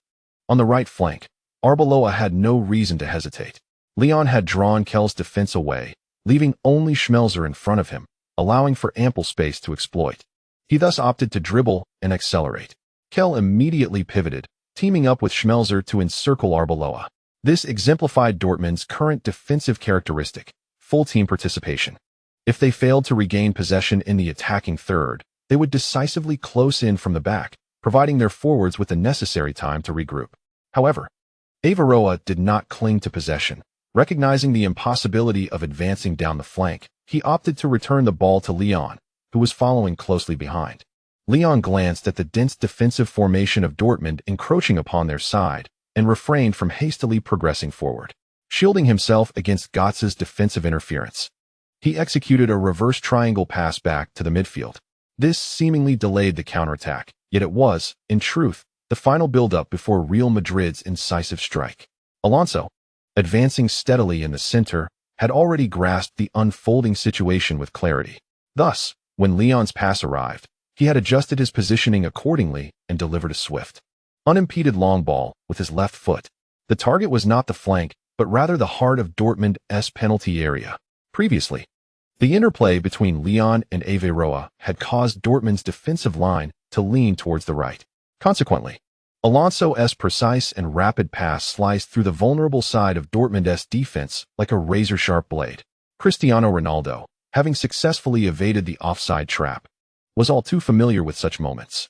Holding his breath, he surged forward, controlling the ball with his chest before executing a side-footed shot. If one were to inquire about the characteristics of Real Madrid's counterattacks during this period, this very play would elucidate it. A well-rehearsed collaboration, culminating in a perfectly timed threatening pass, complemented by a historically stable finish. Weidenfeller's reaction at that instant was undeniably swift. He lunged toward the near corner of the goal. Yet Ronaldo's shooting motion deceived him. The final strike of the football was aimed not at the corners, but rather the center of the goal.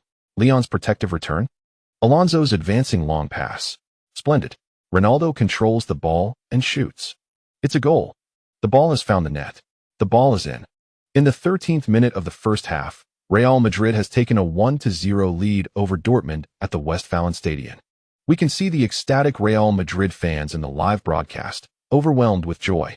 This was undoubtedly a delightful surprise for them. Dortmund suffered a severe blow, unable to withstand Real Madrid's rapid counterattack. This was a genuine counterattack in every sense. Alonso's long pass and Ronaldo's finish combined in a sequence that likely lasted no more than 3 seconds. Leon's final pass choice was remarkably astute. Götze's performance during this transition was far from convincing. At least in this phase, Leon shone more brightly.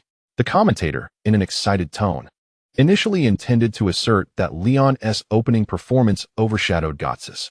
However, he ultimately restrained himself, confining his remarks to this particular exchange. Nevertheless, neutral commentators from other nations were far less reserved and circumspect. The commentators and guests from Sky Sports in England candidly stated that Leon no longer needed to prove his excellence. This was an absolute display of dominance in their matchup. In terms of both offensive and defensive roles, it is safe to say Mario Götze and Leon were not on the same level today. This statement ignited a fervent discussion within English football circles regarding this match. The ripple effect of public opinion was notably extensive, particularly considering the pre-match debates that had already stirred considerable discourse. In the midst of the field, Götze maintained a commendable composure, refraining from succumbing to panic. Instead, he took it upon himself to soothe the emotions of his teammates, particularly the captain, Reyes. Klopp, realizing the situation, swiftly made strategic adjustments, instructing Lewandowski to draw out Real Madrid's defensive line, rather than allowing Lewandowski to remain stagnant within the confines of the penalty area. Devoid of passes and unable to serve as a pivotal point, it was deemed more advantageous for him to retreat and establish himself as a reliable receiving point at the top of the arc in Real Madrid's half. With ample time remaining in the match, Klopp was astonished by the defensive prowess displayed by Real Madrid, yet he remained optimistic about his team's prospects. Upon the resumption of play, Borussia Dortmund evidently intensified their pressing strategy, with players exhibiting heightened enthusiasm in their positioning and challenges. However, Mourinho was not overly absorbed in the jubilation of having scored first. He decisively signaled for his players to compact their formation and return to their half. Dortmund's aggressive offensive thrusts, characterized by rapid ball transitions and swift advancements, necessitated space, yet Mourinho was resolute in denying Klopp that very space.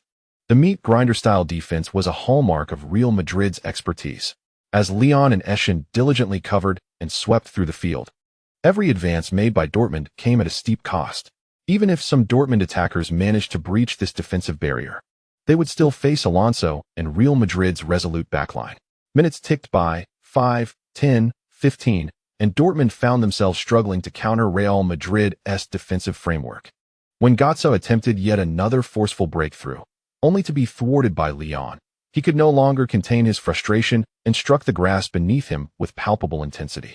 Leon passed the ball to the advancing Eschen, shaking his head at Götze, a silent admonition, "Do not falter, my friend, for it is a fact that I surpass you, and you must acknowledge it." Chapter conclusion, 143. Here we stand, and Real Madrid stands here. Götze's inability to score rendered Dortmund's offensive efforts ineffectual. After observing the first 30 minutes of the first half, even Götze's most ardent supporters had to concede that Leon's defensive performance had more than compensated for Götze's current shortcomings in offensive capability. Furthermore, Leon's displayed ability to advance was momentarily sufficient, precisely what Real Madrid required. In summation, any comparison between Götze and Leon had become redundant. There was simply no basis for such juxtaposition. Götze is an exceptional offensive talent destined to carve out a significant place in football history as a superlative attacking nucleus.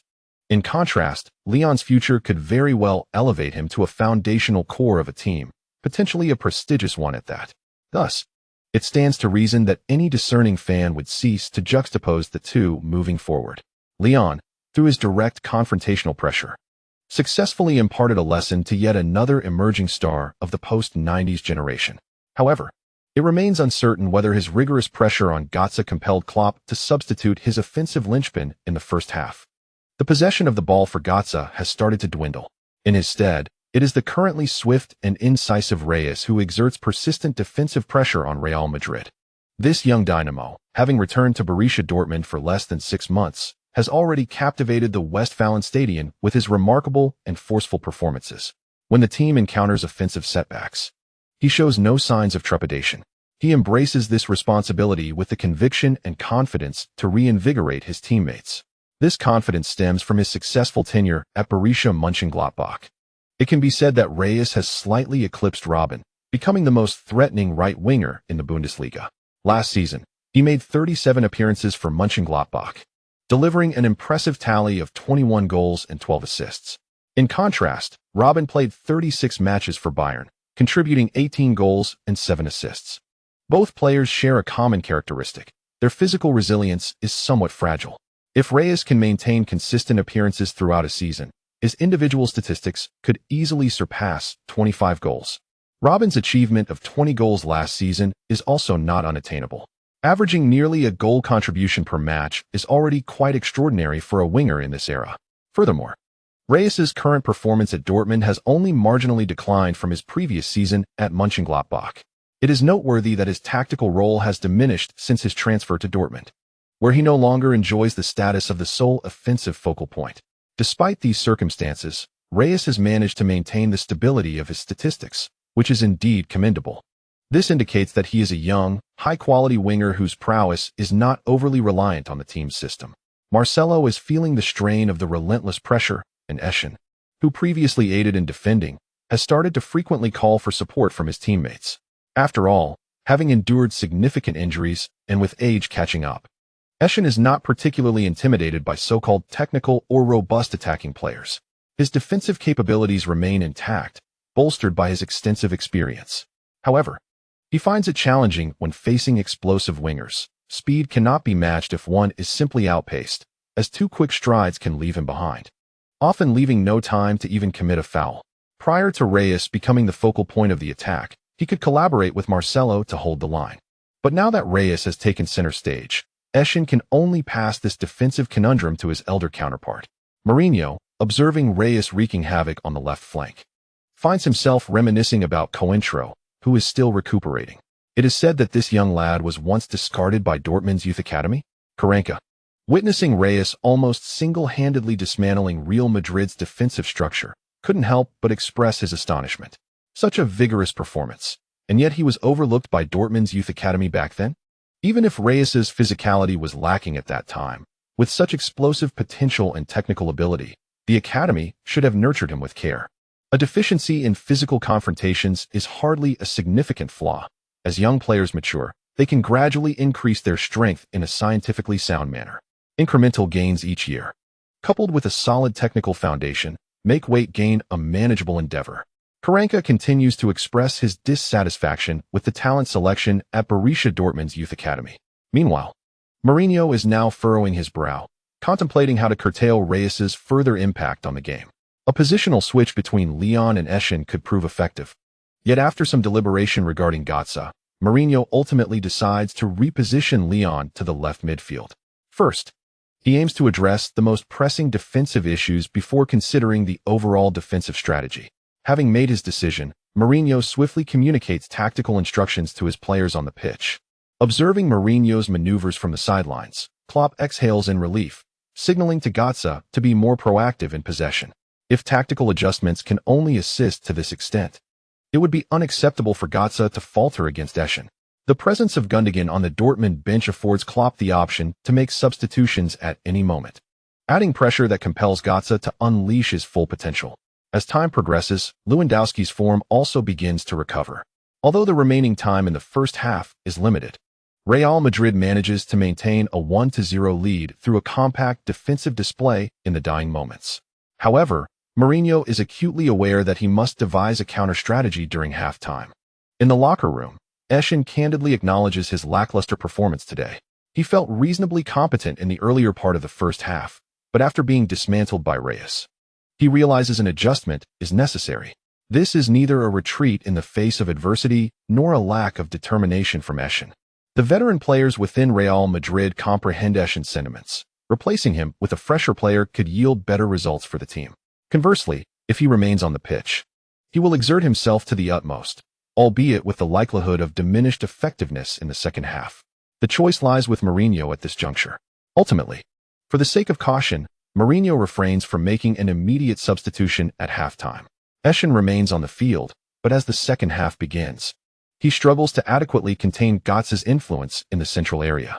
Leon is restrained by Reyes on the left side of his own defense. Klopp, demonstrating audacity, opts to push his entire line forward. Should Leon bolster central defense, Reyes will aggressively attack with the ball. If Leon remains stationary, Dortmund concentrates its forces to assault Real Madrid's midfield. Lewandowski still finds few opportunities to receive the ball and shoot within Real Madrid's penalty area. However, both Götze and Reyes are afforded chances to unleash long-range efforts from either side of Real Madrid's penalty area. The threat arrives swiftly and ferociously, with Casillas executing 3 remarkable saves within a mere 10 minutes. Amidst the ongoing defensive maneuvers and counterattacks, Mourinho no longer hesitates, making a decisive choice in the 57th minute of the second half. Modric is set to enter the fray, replacing Eschen. Modric's introduction may herald a shift in Real Madrid's tactical approach, prompting astonishment in Duan Xin's tone. Such substitutions are not typically aligned with Mourinho's usual habits and style. However, upon closer reflection, it becomes apparent that over the past year, Mourinho has indeed made several audacious tactical decisions. For instance, during the exhilarating encounters against Barcelona and Bayern Munich, Real Madrid has definitively proved their offensive prowess to be among the elite in Europe through their ultimate victories. Having triumphed over Barcelona and Bayern after unleashing their attacking potential last season, there is no reason for this season's Real Madrid to fear a Borussia Dortmund. If Klopp dares to unleash an all-out assault against Real Madrid, what reservations should Mourinho have? Should Dortmund's offense bewilder them at the Westfalenstadion, leading to a humiliating defeat? That would be truly disgraceful. Observing the imminent substitutions from the sidelines, the pent-up frustration within Cristiano Ronaldo and Di Maria finally found an outlet. They had wished to propose tactical suggestions during halftime. It is not that they shy away from defense. Their past encounters with Barcelona are testament to that. Yet against Borussia Dortmund, a cautious defensive approach at the outset seemed prudent. Are they inferior to Reyes and Götze? Fortunately, Mourinho came to this realization, and Ronaldo and Di Maria were equally invigorated, eager to channel their full energy into a vigorous offensive onslaught. With Borussia Dortmund having completed their tactical deployment, Real Madrid swiftly executed their substitutions, intensifying the competitive atmosphere between the two teams. Benzema's header following a cross from Ronaldo in the 60th minute of the second half seemed to serve as a clarion call. Real Madrid sounded the trumpet for a comprehensive counterattack. They too possessed a fervent commitment to offense. Leon and Modric alternated in pressing forward, delivering offensive artillery. When better counterattacking opportunities arose, Alonso's precise guidance became an even sharper weapon. Meanwhile, as Real Madrid reveled in their newfound vigor, the earlier unified tactical approach of Borussia Dortmund was equally formidable. The vulnerabilities in Real Madrid's defense during the second half finally provided the Dortmund attacking trident with a spacious stage to perform. Lewandowski's ball control and shooting skills were commendable, posing a significant threat to the goal guarded by Casillas. In the 66th minute of the second half, amidst the frenetic pace of both teams' attacks, the exceptionally outstanding Reyes emerged first. Although he failed to secure a shooting opportunity upon penetrating Real Madrid's penalty area due to Pepe's slightly delayed challenge that tripped him, the referee promptly awarded a penalty for the foul within the box. Pepe escaped a card, as his defensive action lacked malice. It was merely a fraction of a second too late. Faced with this hard-earned penalty opportunity, Lewandowski executed it flawlessly. He decisively and audaciously struck a half-height shot aimed at the center of the goal. Casillas dove towards the right side of the goal, failing to become the hero who could turn the tide once more. Yet at that moment, All the players on the pitch for Real Madrid were ignited with fervor. Following the resumption of play, Real Madrid accelerated once again, relentlessly combining wing and midfield play to assault Borussia Dortmund's defense. At this juncture, it is indeed time to moderate the pace of the match. After 70 minutes, players on the field inevitably begin to exhibit some distortions in their technical actions and errors. Borussia Dortmund is no exception. Regardless of the youthful exuberance and stamina of their players, after a grueling confrontation with Real Madrid lasting nearly 70 minutes, it is unrealistic to expect them to continue their relentless advances and defensive encirclements as they did in the first half.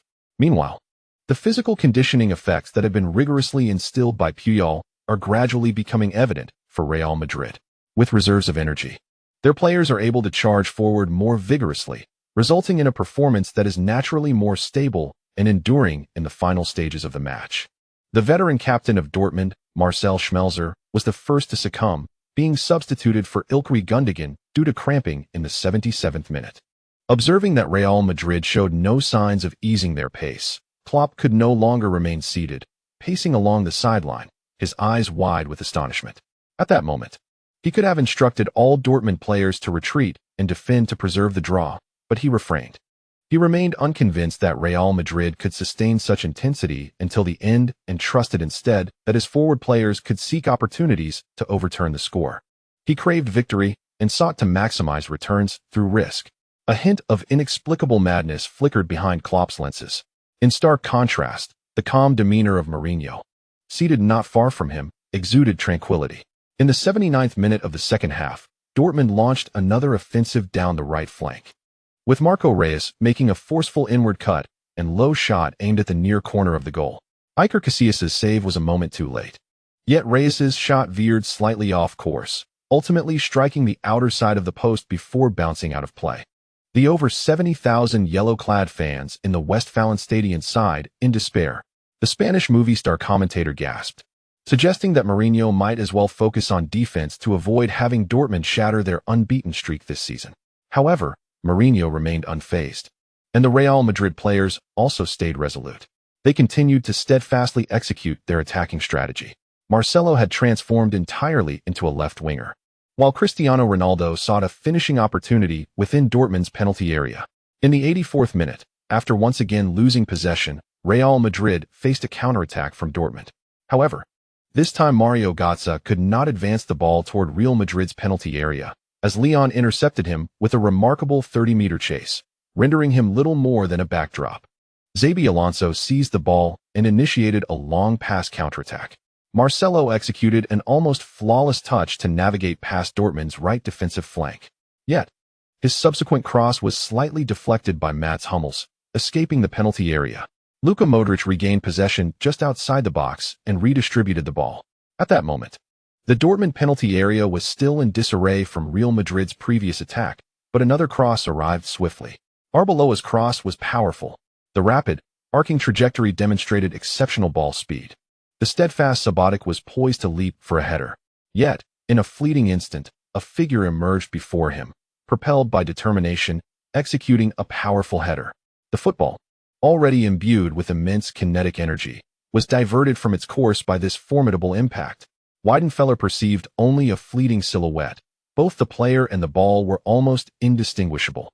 The ball, tracing an elusive trajectory beyond the realm of sight, ultimately plunged into the far corner of the net. The figure that had executed the header, after a clumsy landing, violently tore off his jersey, revealing his bronzed, muscular torso glistening with sweat. It was Leon. Duan Xian's voice erupted in the studio, shouting the name of the match winner. Leon, now racing towards the corner flag, roared with arms outstretched, completing a celebratory slide on his knees. The Real Madrid players, equally swept up in the frenzy, rushed to embrace Leon, toppling in a joyous heap. The substitutes on the bench surged onto the field, while Mourinho, on the grass before him, replicated Leon's sliding celebration with a fierce roar. The Westfalenstadion was engulfed in silence. In the vast arena, only the fervent cheers of nearly 10,000 traveling Real Madrid fans resonated. They roared, ferociously declaring to the world, "We are here. Real Madrid is here, at the pinnacle of football, awaiting the challenge of all adversaries."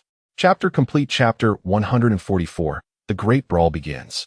Atletico Madrid charges forth with a great blade. True warriors fear not the perils ahead, but steadfastly advance towards their targets, their resolve as solid as rock. Yet, the even braver souls, when confronted by mightier foes, never contemplate retreat. They burn their boats and fight to the end. Today, Borussia Dortmund epitomized such valiant courage. Their spirit deserving of the extensive praise and accolades from the German media post-match. Following Lyon's near-match winner, Klopp stood at the sidelines, rallying his disciples until the final whistle. Reyes had nearly exhausted his energy reserves. As the whistle blew, the tension in his body slackened, his previously steady stride faltering. Lyon intercepted him in his own half, steadying him with a gentle pat on his drenched head. "You played exceptionally well today, Marco. It's time to relax a bit." Fluent German flowed from Lyon's lips, nearly causing Reyes, who was about to collapse into his embrace, to leap back in surprise. "Have you lived in Germany, Lyon?" "Not at all. The last time I played with Muller, I tried to communicate, but he ignored me, so I self-studied German when I returned." Lyon fabricated a reason, observing Lewandowski approaching to check on Reyes, promptly handing him over. The Borussia Dortmund fans did not rush to leave. They felt sorrowful over the final score of 12 losses to Real Madrid. Yet, upon witnessing their players, who had given their all, exhaustion etched upon their faces. A surge of pride welled within them. Genuine pride. Last season, after returning to the UEFA Champions League after many years, their lofty ambitions ultimately led to the bitter outcome of exiting the group stage. They finished at the bottom, failing to even secure a spot in the Europa League. In comparison to teams that have long been accustomed to the Champions League, last year's squad was undeniably lacking in experience, their performance appearing rather juvenile. The record of 1 win, 1 draw, and 4 losses pierced the hearts of every Borussia Dortmund supporter. This expensive tuition was the price they had to pay to re-establish their presence in Europe. However, after a season, they have managed to compete fiercely with the reigning Champions League champions, even nearly securing a draw on their home turf. As a young team in the Champions League, their ability to demonstrate such progress after a rookie season gives Dortmund fans ample reason to feel proud of their team, their coach, and the players. A wave of enthusiastic applause erupted first from the south stand of Westfalenstadion, followed by the east and west stands, ultimately spreading throughout the entire stadium. At this moment, Dortmund's veteran captain, Mats Hummels, stepped onto the pitch, inspiring his teammates and encouraging his younger brothers. Meanwhile, the other young players of Dortmund stood tall, weary yet resolute, clapping towards their supporters in gratitude. Klopp's eyes no longer reflected the agony of defeat. He stood at the sidelines, embodying a victor as he patted the club emblem on his chest, expressing his appreciation to the fans. Karanka observed the scene before him, feeling a profound dual shock both physically and psychologically. After a pause, he solemnly warned Mourinho, "If this team had not encountered us before the final, they would have posed the greatest challenge to our title defense this season." Mourinho's expression grew serious. He instinctively wanted to nod in agreement. Yet, he suddenly recalled the current Bayern Munich, who had enhanced their defense with the addition of Martinez. Was Dortmund truly more formidable than Bayern Munich? If memory served him correctly, Schalke 04 had recently eliminated Dortmund with a last-minute goal, yet they had been utterly outmatched by Bayern. A significant question mark loomed in Mourinho's mind. The joy of their 3 consecutive victories in the group stage was considerably dampened by this comparison of strength. He cast one last glance at the soaring atmosphere of Westfalenstadion, exchanged a brief handshake with Klopp, and then proceeded into the players' tunnel. After the players of Real Madrid expressed their gratitude to their fans, they swiftly returned to the dressing room. Lyon had initially hoped to chat with Götze, but that thought had now faded. "Goodbye, Bernabeu," he silently murmured before departing with his teammates, basking in the victory. They need not ponder the long-term implications like their coach. It was time to relish the fruits of their triumph in the first phase of the Champions League group stage. In the final round of the first phase, Real Madrid played far more arduously than the outside world had anticipated. After enduring the trials of their initial 2 group matches, Borussia Dortmund appears to have found their rhythm, embodying the spirit of resilience despite their setbacks. However, the day following this round of the UEFA Champions League group stage, neither Real Madrid nor Dortmund managed to generate the anticipated media frenzy. This was largely overshadowed by the stunning upset from their neighboring team, Ajax, who delivered a shocking 4-2 defeat to Manchester City. Such an outcome ignited fervent discussions among fans, with dramatic twists and turns unfolding, as the bottom three teams in Group D braced themselves for an imminent scramble. Currently, Real Madrid stands tall with 3 consecutive victories, amassing 9 points to lead Group D, while Dortmund holds a record of 1 win, 1 draw, and 1 loss, totaling 4 points in second place. Ajax, with 3 points, occupies the third position, and the beleaguered Manchester City finds itself at the bottom with merely 1 point from 2 losses and a draw. The Ajax supporters are reveling in their triumph over City, celebrating with exuberance, as they still cling to the hope of advancing in the Champions League. Meanwhile, Manchester City, once hailed by the British media as a formidable contender, now faces the grim reality of potentially missing even the round of 16.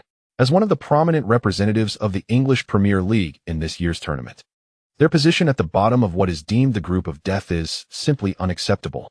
Many City fans are experiencing a tumultuous shift in their mindset, transitioning from a confident expectation of surpassing Ajax and claiming the second spot in the group to a state of despair after a humiliating defeat. In the span of a single night, their aspirations have been dashed, and thoughts of grand ambitions have been replaced with the urgent need to secure a victory against Ajax in the next round to preserve their hopes of progression. While the British media laments City's plight, Spanish outlets are exuberantly heralding the exceptional performances of the 4 La Liga teams in the Champions League. Real Madrid and Malaga both achieved 3 consecutive victories in the initial phase of the group stage. Valencia, after suffering a loss to Bayern in the first round, displayed no mercy against Lille and Bate Borisov, securing 2 consecutive wins. Currently, thanks to their superior goal difference, they even find themselves atop Group F, surpassing Bayern. All 4 La Liga teams are positioned at the summit of their respective groups, a remarkable achievement that has understandably inflated the confidence of the Spanish media. Naturally, the spotlight intensifies on Real Madrid, who has faced the most challenging matches and produced the most convincing results. This media attention seems to align with the promotional efforts of both La Liga and UEFA. In previous seasons, such favorable coverage was reserved for Barcelona, who, regrettably, failed to capitalize on their opportunities to defend their Champions League title, which would have further solidified their legendary status. As the current standard-bearer of La Liga, Real Madrid's resurgence aligns with the interests of both La Liga and UEFA. In the eyes of these 2 influential entities, whether it be Barcelona or Real Madrid, the stronger team is celebrated and supported. This principle is straightforward. However, the players of Real Madrid, having previously faced the brunt of unfavorable media scrutiny, have now developed a certain immunity to the whims of public opinion. Last season, every Real Madrid player comprehended the arduous journey that led them to the championship. Mourinho's every candid remark may have been harsh, yet he was undeniably correct. During the season, it is crucial not to be overly swayed by media narratives, as such distractions can impede their preparations. The victorious players, having savored the exhilarating euphoria of triumph, remain undeterred in their pursuit of further victories. The current season is still in its infancy, and there is ample time ahead. Methodically adjusting their form and achieving the objectives set for each stage is of paramount importance. Furthermore, with leaders like Leon and Cristiano Ronaldo on the team, the other ambitious stars of Real Madrid find it nearly impossible to relax. Merely half a day after returning to Madrid, the 2 engaged in discussions within the team chat to schedule early recovery training sessions at the training facility. Consequently, the following morning, the players who had participated in the match were already arriving at the training base ahead of schedule, much to Mourinho's astonishment. Fortunately, none of the players who had just completed a Champions League match felt compelled to push themselves as Leon and Cristiano did, most opting instead for early arrival for medical examinations and therapeutic recovery.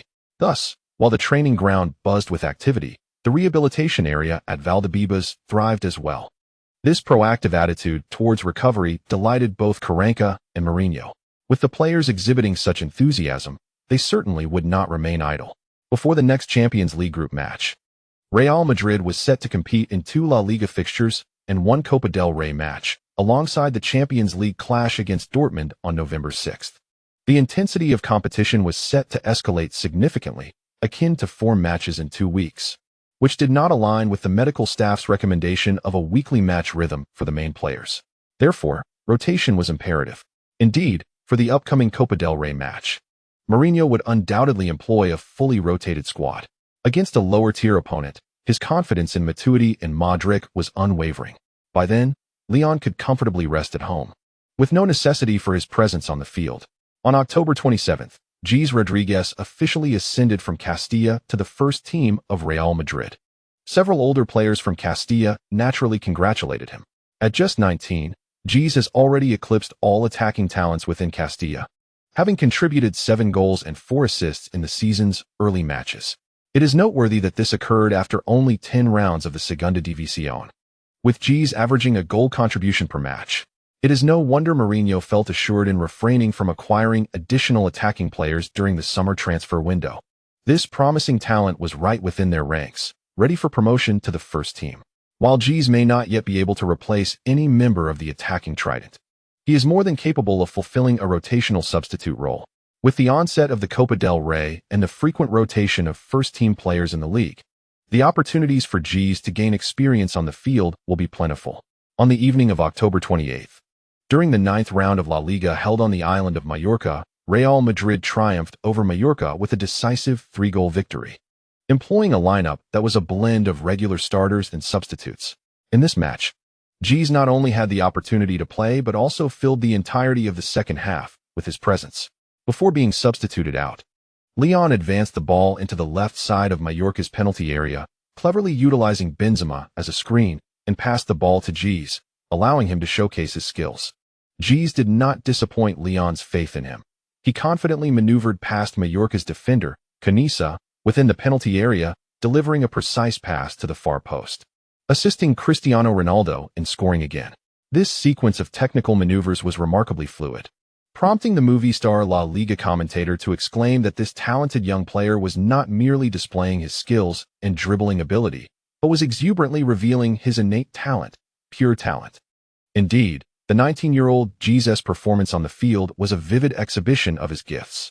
At that moment, nearly all fans and commentators watching the match believed that Real Madrid was on the verge of cultivating another outstanding talent from their youth academy. Reminiscent of Leon at the end of the previous decade, at the same age of 19, both were nurtured by Mourinho. However, the talent Ges displayed now far surpassed that of Leon at the time. The attention and accolades Ges is currently receiving are also significantly greater than what Leon experienced. He possesses all the attributes and conditions necessary for success, and he is destined to achieve it. Following his first assist for Real Madrid, Ges swiftly attracted the attention of the media and the vast legion of Real Madrid supporters. On the evening of October 31st, Ges made his first starting appearance for Real Madrid in the Copa del Rey. Against the lower-tier team Alcoyano, Ges delivered an impressive performance with a goal and an assist within 70 minutes. Morata scored twice, while Callahan and Modric each added a goal. Ultimately, Real Madrid secured a resounding 5-0 victory at Alcoyano's home ground. The outcome of this match was hardly surprising given the opponent's weakness. Nevertheless, the outstanding performances of the rotating players brought great joy to Real Madrid's fans. The club maintained an unbeaten streak of 16 matches across all competitions since the start of the new season. Compared to the previous season's remarkable winning streak, this season's record appears somewhat more measured. There have been draws against Barcelona in both the Supercopa and the league. While not as dominant, and with fewer high-scoring matches, the team's performance has become more stable. However, Barcelona has also shown resilience this season, remaining unbeaten in the league as Real Madrid has. Consequently, both teams currently lead the La Liga standings with equal points, unable to create a gap or shake off the other, emphasizing a battle of patience. The team's dominance has unfortunately placed the burden on the lower mid-tier squads in La Liga. On the afternoon of November 3rd, Malaga initiated the 10th round of La Liga, but they suffered a disappointing defeat, losing 1-2 at home to Rayo Vallecano. The second team to take the field, Barcelona, continued to maintain their stable form. In a decisive victory, Celta fell to Barcelona as the Catalan giants avoided an upset, with Messi continuing to apply pressure on Ronaldo in the scoring charts through a stellar performance marked by both assists and goals. After Barcelona's match concluded, Real Madrid took to the field to engage in a 10th-round league contest against Zaragoza. In this encounter, it appeared nearly impossible for Real Madrid to suffer an unexpected defeat. Facing the current bottom dwellers, Zaragoza, Ronaldo swiftly secured a hat-trick within the first half, effectively extinguishing any suspense regarding the outcome of the match. Gonzalo Higuaín, who started the game, also netted a goal in the second half. However, both Angel Di Maria and Karim Benzema, who substituted for Ronaldo in the latter part of the match, seemed to lack any significant attacking ambition.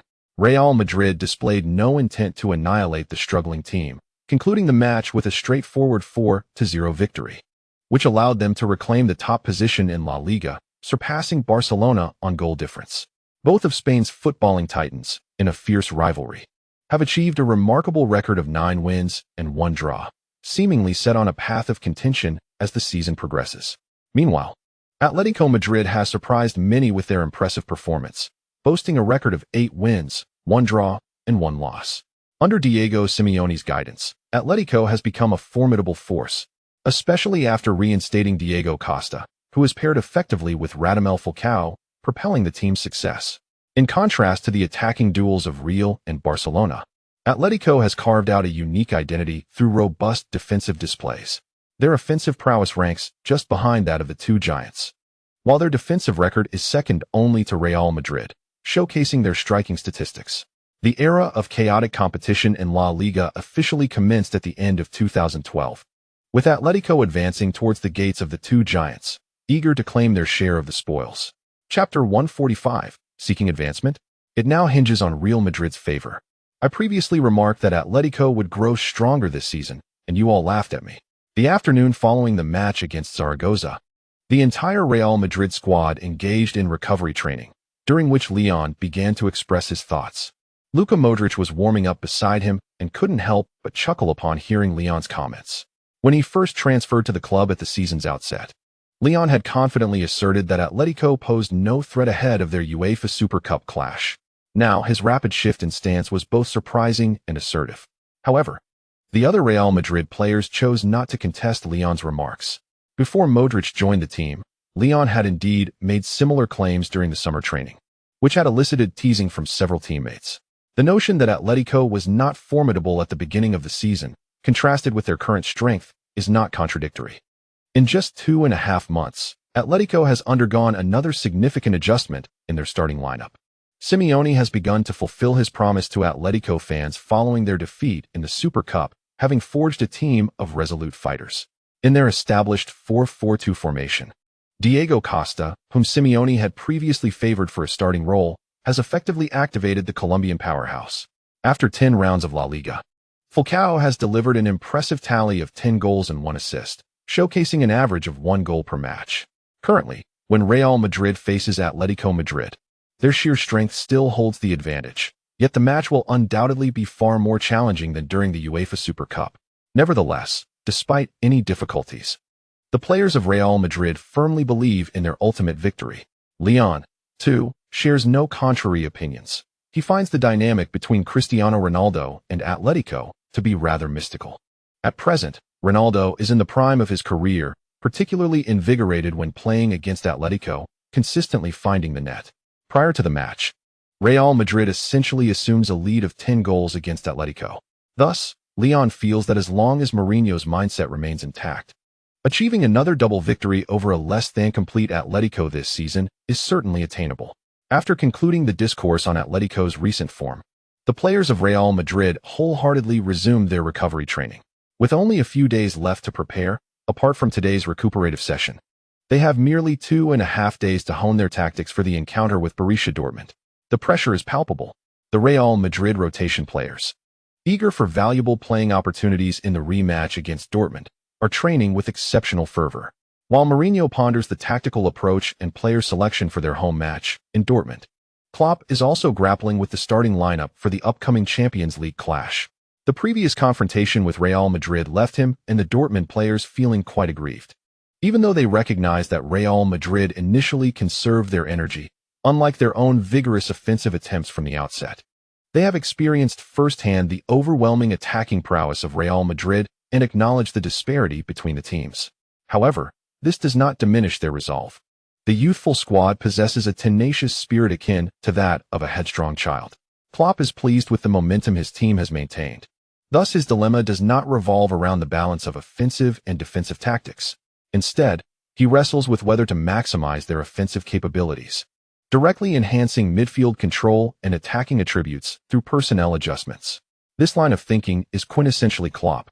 An additional significant factor is that Dortmund's current lineup can only focus on refining their attacking strategy. While their defense is relatively sound, the main concern lies in the midfield. With Kell aging and Subotic not considered world-class, and due to limited financial resources for reinforcements, Klopp finds himself at a loss for improving midfield defense. Given this perspective, it seems more prudent to bolster their attacking prowess, opting for an offensive strategy to challenge Real Madrid once again. A loss would merely reflect an imbalance in goals scored.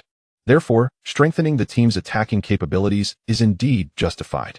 Klopp has made his tactical decision. He chooses to lead his disciples into another fervent contest. On November 6th, just an hour before the match commenced, the starting lineup for Dortmund was unveiled, leaving not only the Spanish media, but also the German press utterly astonished. Not only did Gundogan take to the field, but also Kyle found himself on the substitutes bench. Klopp opted for a partnership between Gundogan and Stindl, undoubtedly presenting a midfield configuration that maximized Dortmund's attacking prowess, featuring Stindl, Gundogan, and Götze. This audacity left Mourinho and the Real Madrid players in a state of disbelief. At the Bernabeu, Klopp and Dortmund nearly overshadowed the home team's prominence. Upon hearing the news, the president could only shake his head in resignation. He had initially invited several sponsors to witness the match live at the Bernabeu, but now he felt an authentic sense of regret. It was not merely a fear of defeat for Real Madrid. Rather, he was more concerned that upon understanding Dortmund's aggressive strategy, Mourinho would resort to a defensive counterattack.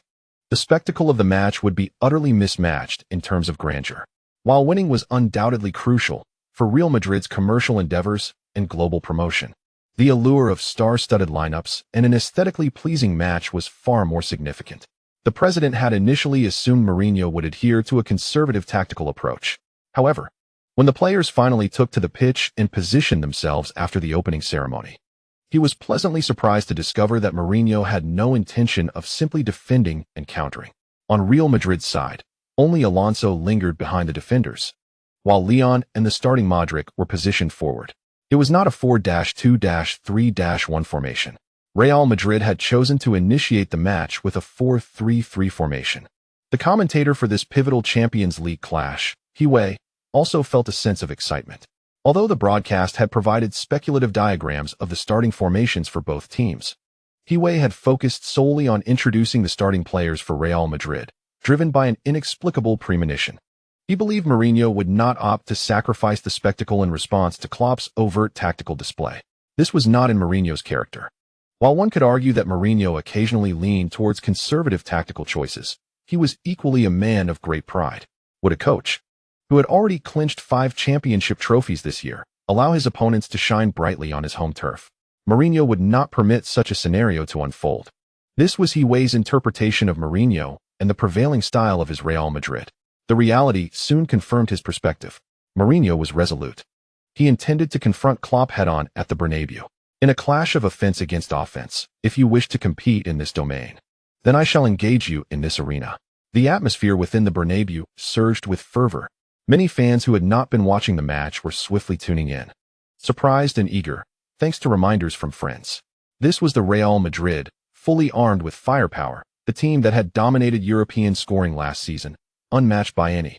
Amidst the exhilarating surge in viewership, media outlets across various nations revved their engines to promote the upcoming match fervently in the final moments before its commencement. As the referee's whistle pierced the air, the Real Madrid players swiftly arranged their formation, launching a decisive offensive towards Borussia Dortmund's half. The thunderous cheers erupted from the fans of both teams, and amidst the uproar, the players from both sides quickly interwove in the midfield area.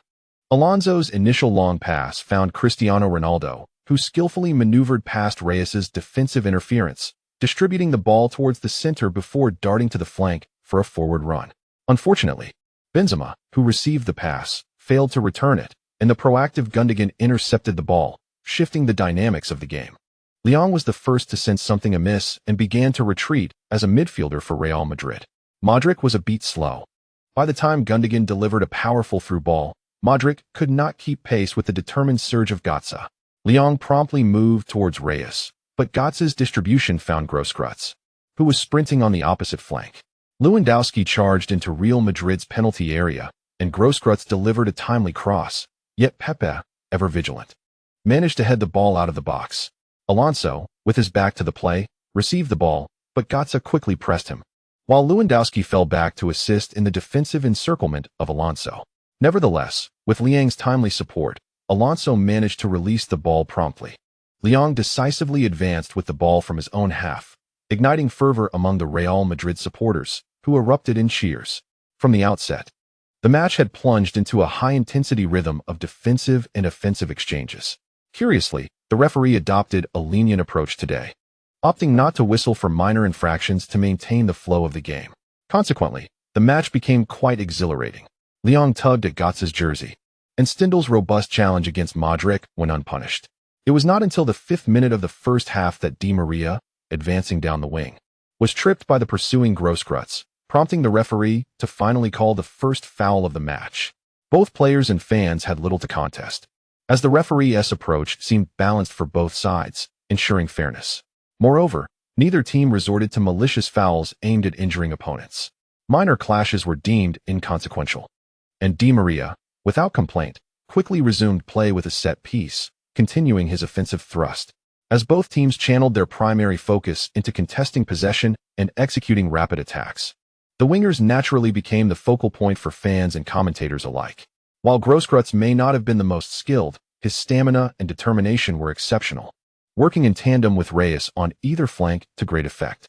On the other hand, Real Madrid's performance hinged primarily on Cristiano Ronaldo, with Marcelo emerging as the standout player alongside him, rather than Di Maria. The vigorous forward runs of Mbappé have posed considerable challenges to both the right flank of Borussia Dortmund and the overall midfield defense, as he embodies an entirely unpredictable variable. When he performs the duties of a winger while positioned as a fullback, and does so remarkably well, Cristiano Ronaldo's movements, either inward or outward, become significantly more threatening than usual. Consequently, this places a heavier burden on Leon. After all, when Marcelo pushes forward, Leon must also advance to support, yet when Marcelo fails to retreat, he must tirelessly chase back to disrupt Royce's counterattacks.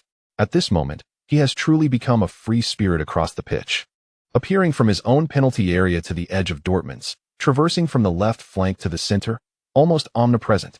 If we must discuss his exertion, it is evident that his energy dedicated to defense far surpasses that devoted to attack. Nevertheless, his comprehensive coverage on the pitch ensures that even with the increased attacking prowess from Real Madrid's left side, Royce does not entirely exploit the defensive weaknesses that Dortmund could capitalize on. Observing Leon's relentless running, many neutral fans felt a peculiar fatigue in their own legs. Fortunately, his arduous efforts bear fruit. Before Götze and Royce can penetrate Real Madrid's left side defense, Real Madrid seizes the opportunity on Dortmund's right flank. In the 16th minute of the first half, Marcelo, taking advantage of Cristiano Ronaldo's distracting presence, decisively cuts inside after evading Piszczek. He advances the ball to the edge of Dortmund's penalty area before opting to distribute it to Di Maria, who has made a run into the right side of Dortmund's box. Marcelo, this unpredictable variable, successfully tears through Dortmund's backline, and Di Maria's incisive advance sends chaos into Dortmund's penalty area. Seeing no viable opportunity to cut inside for a shot, Di Maria abandons the thought of a direct strike. Just before Subotic closes in, he opts for a powerful horizontal pass. Benzema's positioning was slightly advanced, yet wisely, he refrains from forcing a touch, instead drawing Hummel's defensive focus away. Ronaldo, positioned at the back post, scarcely adjusts, seamlessly shifting to his left foot to strike at the near corner.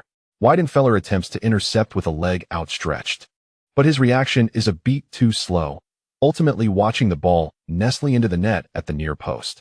Mourinho confidently raises an arm on the sidelines, fist pumping as if everything is well within his control.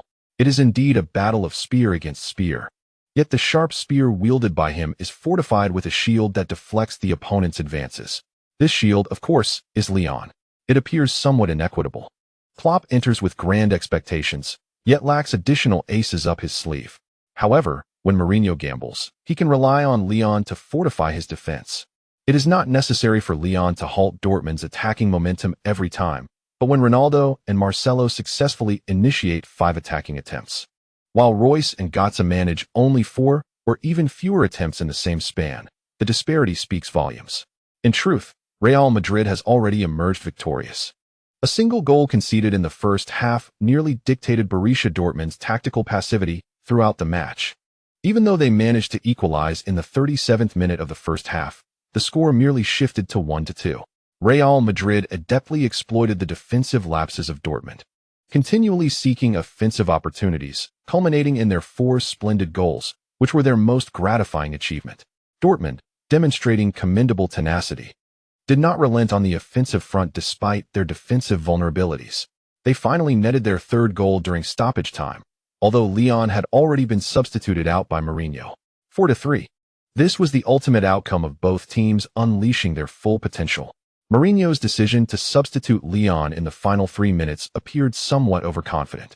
However, this was inconsequential. At least in the eyes of the fans, this Champions League group stage match, which produced a total of 7 goals, undoubtedly lived up to the pre-match hype as a focal showdown. Meanwhile, Manchester City and Ajax, who had just drawn 2-2, were also invigorated. One team had 2 points after 4 rounds, while the other had 4, yet neither was particularly anxious. After all, Dortmund now also had 4 points from 4 rounds. All 3 teams still had a chance to advance, and hope remained alive. However, from this point onward, each must look to the favor of Real Madrid. End of chapter. The update will be delayed, esteemed readers. My mother has come to visit me in the city, and I must spend the morning and afternoon with her. Regular updates will resume at 6 and in the evening. Chapter 146. The Temperament of a Madman, an Explosion of Public Opinion. To be honest, I still find it difficult to fully process today's events. We truly exerted ourselves to the fullest, as did my players. And the outcome is indeed quite regrettable for us. Is it a case of losing with honor? No, a loss is simply a loss. We must confront the disparity between ourselves and the current strongest teams in football. Mourinho's work at Real Madrid has been exceptional. He has forged a historic team. Much like Guardiola did a few years ago, we are confident about securing victories in our next 2 group matches. And these 2 encounters with Real Madrid are not entirely failures for us. I believe my players can draw greater confidence from this experience. Naturally, I hope to face Real Madrid again, ideally on the grand stage of the Champions League final next summer. And I also hope that Leon will not display such erratic behavior by then. At the post-match press conference, Klopp, having composed himself, appeared not overly disheartened. Even though Dortmund's point situation was not optimistic, Klopp evidently held confidence in securing qualification in the final 2 rounds of the group stage. Furthermore, no journalist perceived him as feigning composure. Dortmund has demonstrated their substantial capabilities through their performances. In these 2 encounters, Dortmund ultimately lost to Real Madrid by just 1 goal, leaving a lasting impression on numerous fans with their tactical style and player performances. Moreover, in terms of visibility, this batch of Dortmund players and Klopp can be said to have greatly profited. It is no exaggeration to assert that following the 2 group matches against Real Madrid, Borussia Dortmund's prowess will undoubtedly ascend to a higher echelon in the assessments of various media outlets. Perhaps the supporters of Ajax and Manchester City, having witnessed both encounters in Group D this evening, find themselves in a state of mixed emotions, both elated and troubled, while they have not yet been eliminated and still harbor hopes of advancing. The daunting prospect of facing Real Madrid and a formidable Borussia Dortmund in the final 2 rounds raises questions about their ability to seize the opportunity for redemption. Such uncertainties may continue to haunt the fans of both teams until the resumption of the UEFA Champions League on November 21st. At that juncture, the outcome of a single match could either restore their confidence or plunge them into despair. The chaotic landscape of this group is becoming increasingly intriguing. Unsurprisingly, Real Madrid and Borussia Dortmund graced the front pages of major European sports publications the following morning. The exhilarating clash and the surprises Dortmund delivered to their supporters swiftly became the focal point of football discourse. In contrast, Real Madrid's involvement in this wave of commentary only generated an initial surge of interest, with subsequent discussions regarding them dwindling. Aside from their own ardent fans celebrating the team's early qualification as group leaders, neutral spectators appeared far more captivated by Dortmund's performance. Such is the nature of the game. After repeatedly besting Barcelona last year, Real Madrid has ascended to the pinnacle of football discourse. Their plethora of victories and the notable defeats of formidable adversaries have rendered them somewhat monotonous to the neutral audience. The absence of unexpected strength or stability mirrors the situation a few years ago with Barcelona. Victories ceased to be newsworthy, while defeats, particularly in crucial matches, rekindled the interest of neutral fans and the fervor of public discourse. However, based on Real Madrid's recent performances, it appears that these fans will have to continue grappling with disappointment, at least until the quarterfinals of the Champions League. Following a hard-fought encounter with Borussia Dortmund, Mourinho expressed great satisfaction. Winning was but one aspect of his contentment. The overall condition of the team brought him the most joy. With nearly 3 months into the new season, the squad finally showcased their potential. Given the insufficient rest period for key players during the preseason, Mourinho had to navigate the early season by alternating player rotations and continuously adjusting training intensity. While the early results were stable, the coaching staff remained cautious. This bold foray into a fierce contest with Dortmund served as a crucible for the players. Fortunately, whether in terms of offensive firepower or the balance between attack and defense amid a rapid tempo, the main players performed admirably. Their capabilities surpassed the conservative expectations of the coaching staff, while also maintaining a solid baseline. This rigorous confrontation has effectively reinforced the confidence of the entire coaching team. Moving forward, their preparations can proceed with greater assurance. With the objectives of the Champions League group stage accomplished ahead of schedule, the final 2 matches can now be utilized for further development. The young talents and new recruits of Real Madrid are capable of playing a full 180 minutes across 2 matches. Meanwhile, the main squad can revert to the weekly match format in the league. Naturally, for Cristiano Ronaldo, should he wish to participate in the remaining Champions League group stage matches and maintain his physical condition, the coaching staff would acquiesce to his desires. Much like last season, Jose Mourinho supports Ronaldo's pursuit of personal statistics, provided it does not adversely affect the team's overall performance. Their relationship is currently quite amicable. While it may not reach the intimate closeness he shares with players like Michael Essien, it is certainly cordial. Mourinho is relatively satisfied with the team's performance and the internal stability of the locker room. However, he finds himself troubled by certain Madrid media outlets that, despite ostensibly acting as Real Madrid's mouthpiece, often add unnecessary complications to the team. Now that Real Madrid has secured its place at the top of the group, these media outlets have refrained from promoting unity among fans. Instead, they have published articles praising Mourinho's acknowledgement and respect for the club's traditions. What do these traditions entail? They essentially demand a dazzling display of play and an unrestrained commitment to attacking football. Recently, club president Florentino Perez expressed unconditional support for the coach's work. Yet, newspapers like Marca and AS quickly resurfaced to stir the pot. Following Mourinho's triumphant treble last season, he has noticeably tempered his temperament. He genuinely wishes to avoid emotional confrontations with local fans. When various Spanish media outlets criticized his tactical approach as overly conservative, he refrained from retaliatory remarks. This was quite a concession, as English and Italian media had not received such leniency from him before. Thus, the actions of the 2 major Madrid media outlets have indeed provoked Mourinho's ire. In his personal life, he is quite affable and does not dwell on malicious speculations regarding his character. However, when it comes to football, especially his tactical philosophy, persistent provocations from the media can drive him into a tyrannical state. During training sessions, Mourinho maintained a composed demeanor, and the players were aware of the prevailing media sentiment. Observing their coach's seemingly unperturbed attitude, they assumed he would once again endure. However, on November 10th, after attending a pre-match press conference for La Liga's 11th round, the players were taken aback. Mourinho unleashed his full fury upon a Marca journalist who had provocatively questioned him about further embracing attacking football, leaving the reporter utterly defenseless. His incisive remarks during the press conference swiftly overshadowed the match, attracting countless fans and media attention. No more of these thoughtless questions should be asked.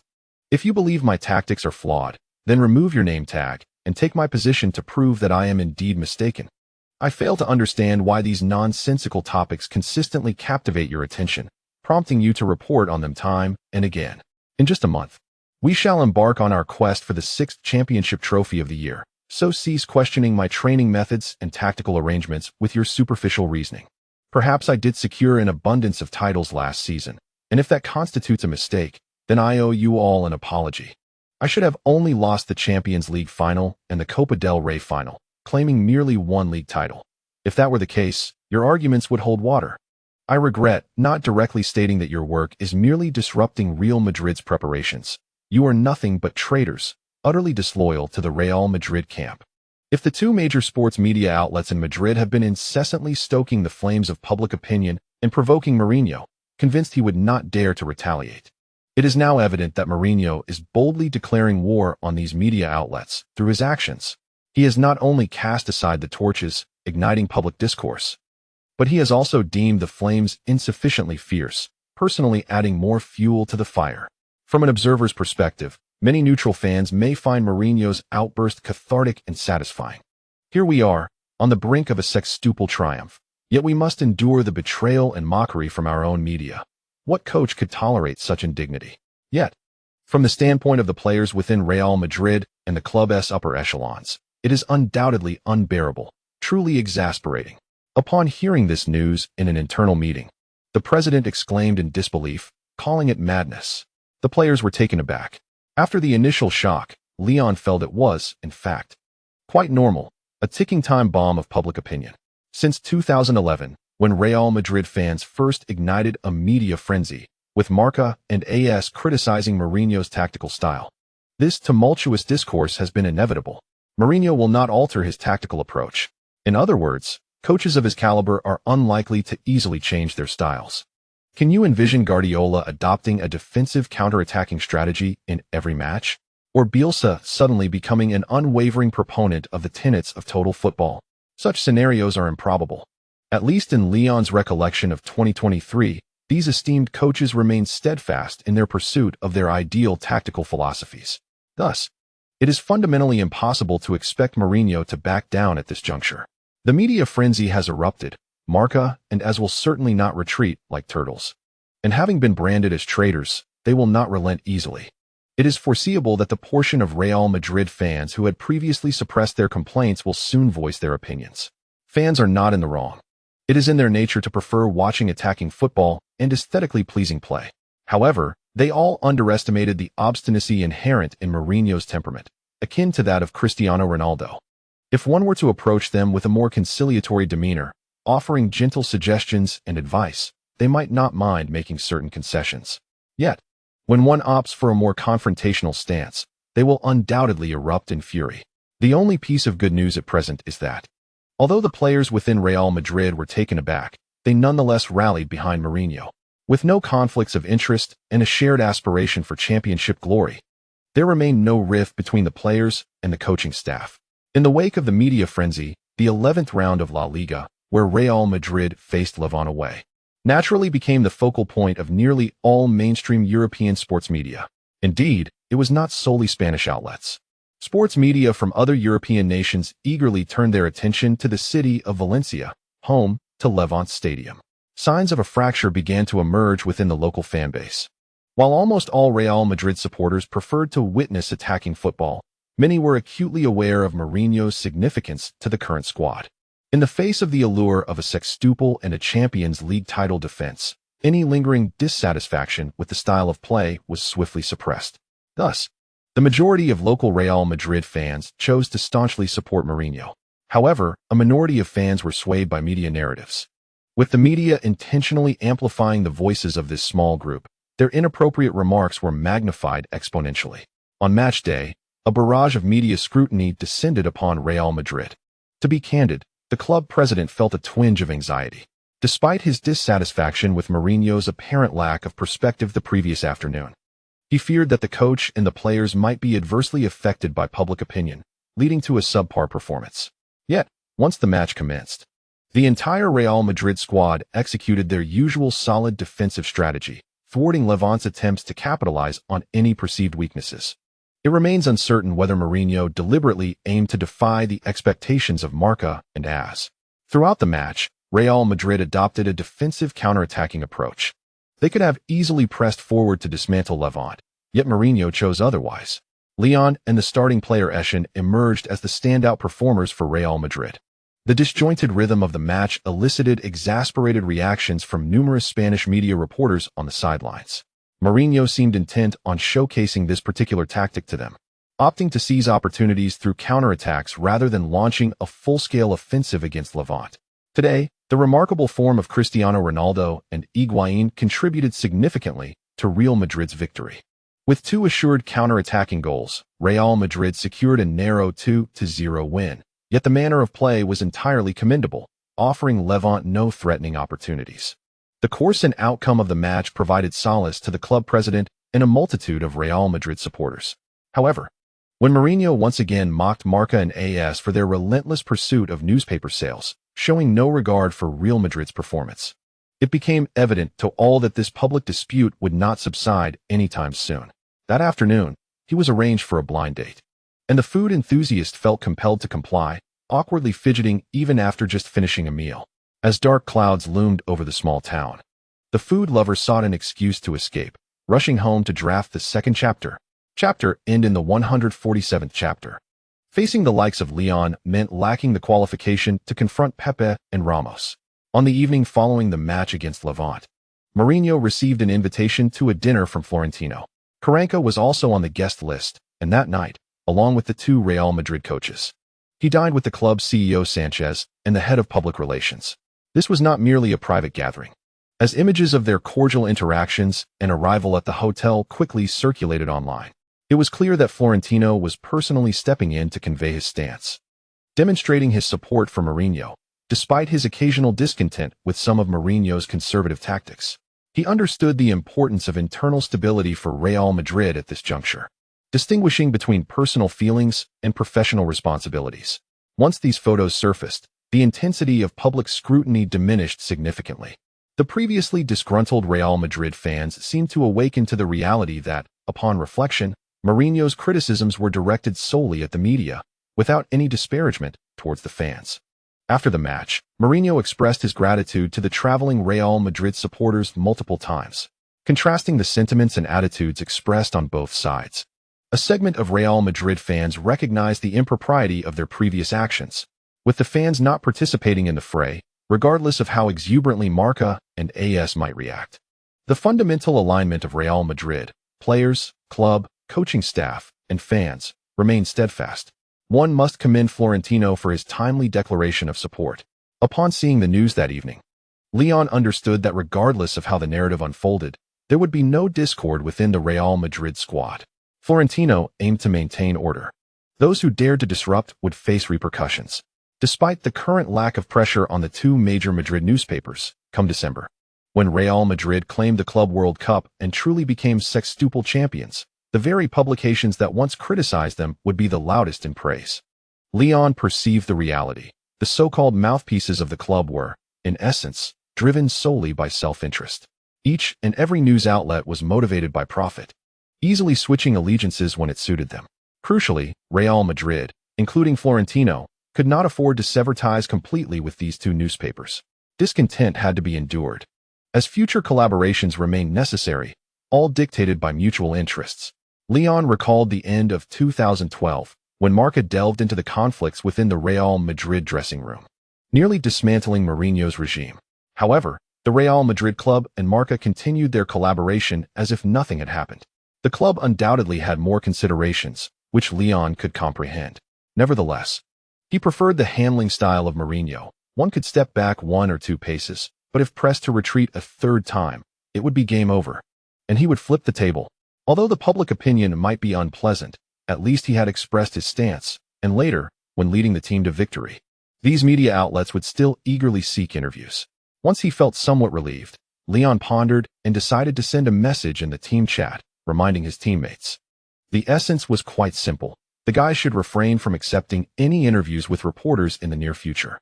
Not only could they be misled, but it might also displease the club's higher-ups, resulting in no benefits whatsoever. This reminder was entirely reasonable, as Leon frequently praised his teammates' recent performances in the group chat and occasionally commented on the traps set by reporters during their interviews. All the Real Madrid players were aware that Leon preferred to avoid dealing with popular journalists. Therefore, it was justifiable for him to send such a message tonight. After their victory earlier in the afternoon, the mood among the other players was buoyant, and they playfully teased Leon in response. Upon receiving an affirmative reply from their captain, Casillas, Leon finally set his phone down with satisfaction. For others, a single reminder might suffice, but for their veteran captain, Leon felt it necessary to seize every opportunity to keep his mind sharp. After all, that female reporter was close to Casillas, making it all too easy to extract information. After this roundabout admonition, Leon couldn't help but touch the back of his head, reflecting on how much he cared for the team's unity. On the morning of November 13th, after a day of rest, the main players of Real Madrid reported to the training base, resuming their regular preparation for the upcoming matches. In the previous round of the league, Barcelona had once again triumphed, defeating Mallorca 4-1, which completely extinguished Real Madrid's interest in the live standings of the league. There was no longer any need to hope for their greatest rival to falter. Their sole focus now was to maintain their own form. Before the Christmas break, Real Madrid was scheduled to play 6 more league matches. However, due to their trip to Japan for the Club World Cup, the 16th round of La Liga would certainly be postponed. Thus, the team's current objective was straightforward: to secure a 5th consecutive league victory before the Christmas festivities, allowing them to celebrate the holiday without any psychological burden. With this short-term goal in mind, the players exhibited a notably positive attitude during training. With the support and commitment from the president, Mourinho felt a sense of relief, leading him to praise his players more frequently during practice. On November 16th, the well-prepared main players of Real Madrid, accompanied by the coaching staff, set off early for the city of Bilbao. Despite Athletic Bilbao having finished the previous season in a modest 10th place in La Liga, the team was ready for the challenge ahead. Regardless of whether they are players or fans of Real Madrid, there exists a palpable sense of caution towards the formidable Basque Lions. To ensure security, Mourinho opted to field his key players without rotation, employing a 4-2-3-1 formation that underscored his respect for Athletic Bilbao. However, as the match commenced, the players from Real Madrid genuinely perceived the significant decline in the current strength of Athletic Bilbao.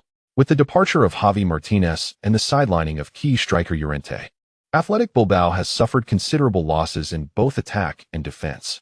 Mourinho, however, underestimated the severe dip in morale within Athletic Bilbao.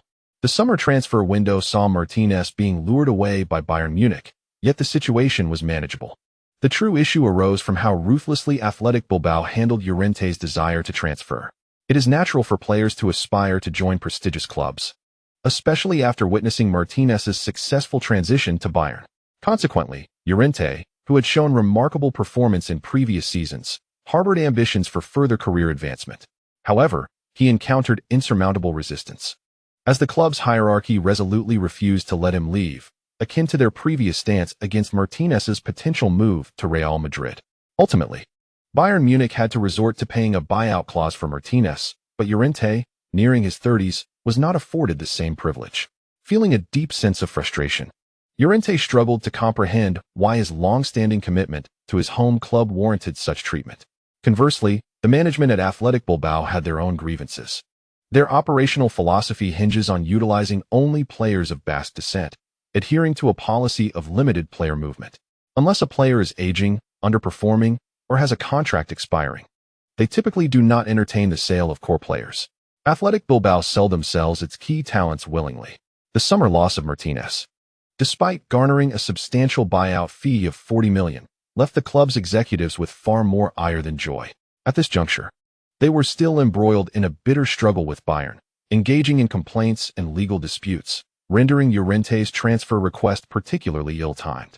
Both parties found themselves in a state of exasperation, with Athletic Bilbao's management increasingly frustrated, relegating Llorente to the bench after acquiring veteran Adris, a striker in the prime of his career, who had emerged from the ranks of Athletic Bilbao's youth system, found his potential stifled. How could the rest of the Athletic Bilbao squad remain unaffected? Leon, upon noticing Llorente's despondent figure on the bench before the match, felt a profound sense of sympathy. After enduring a year of inactivity, Llorente's form would undoubtedly struggle to regain its former glory. Even if he successfully transferred to a prestigious club, he could only hope to replicate the performances he once displayed at Athletic Bilbao.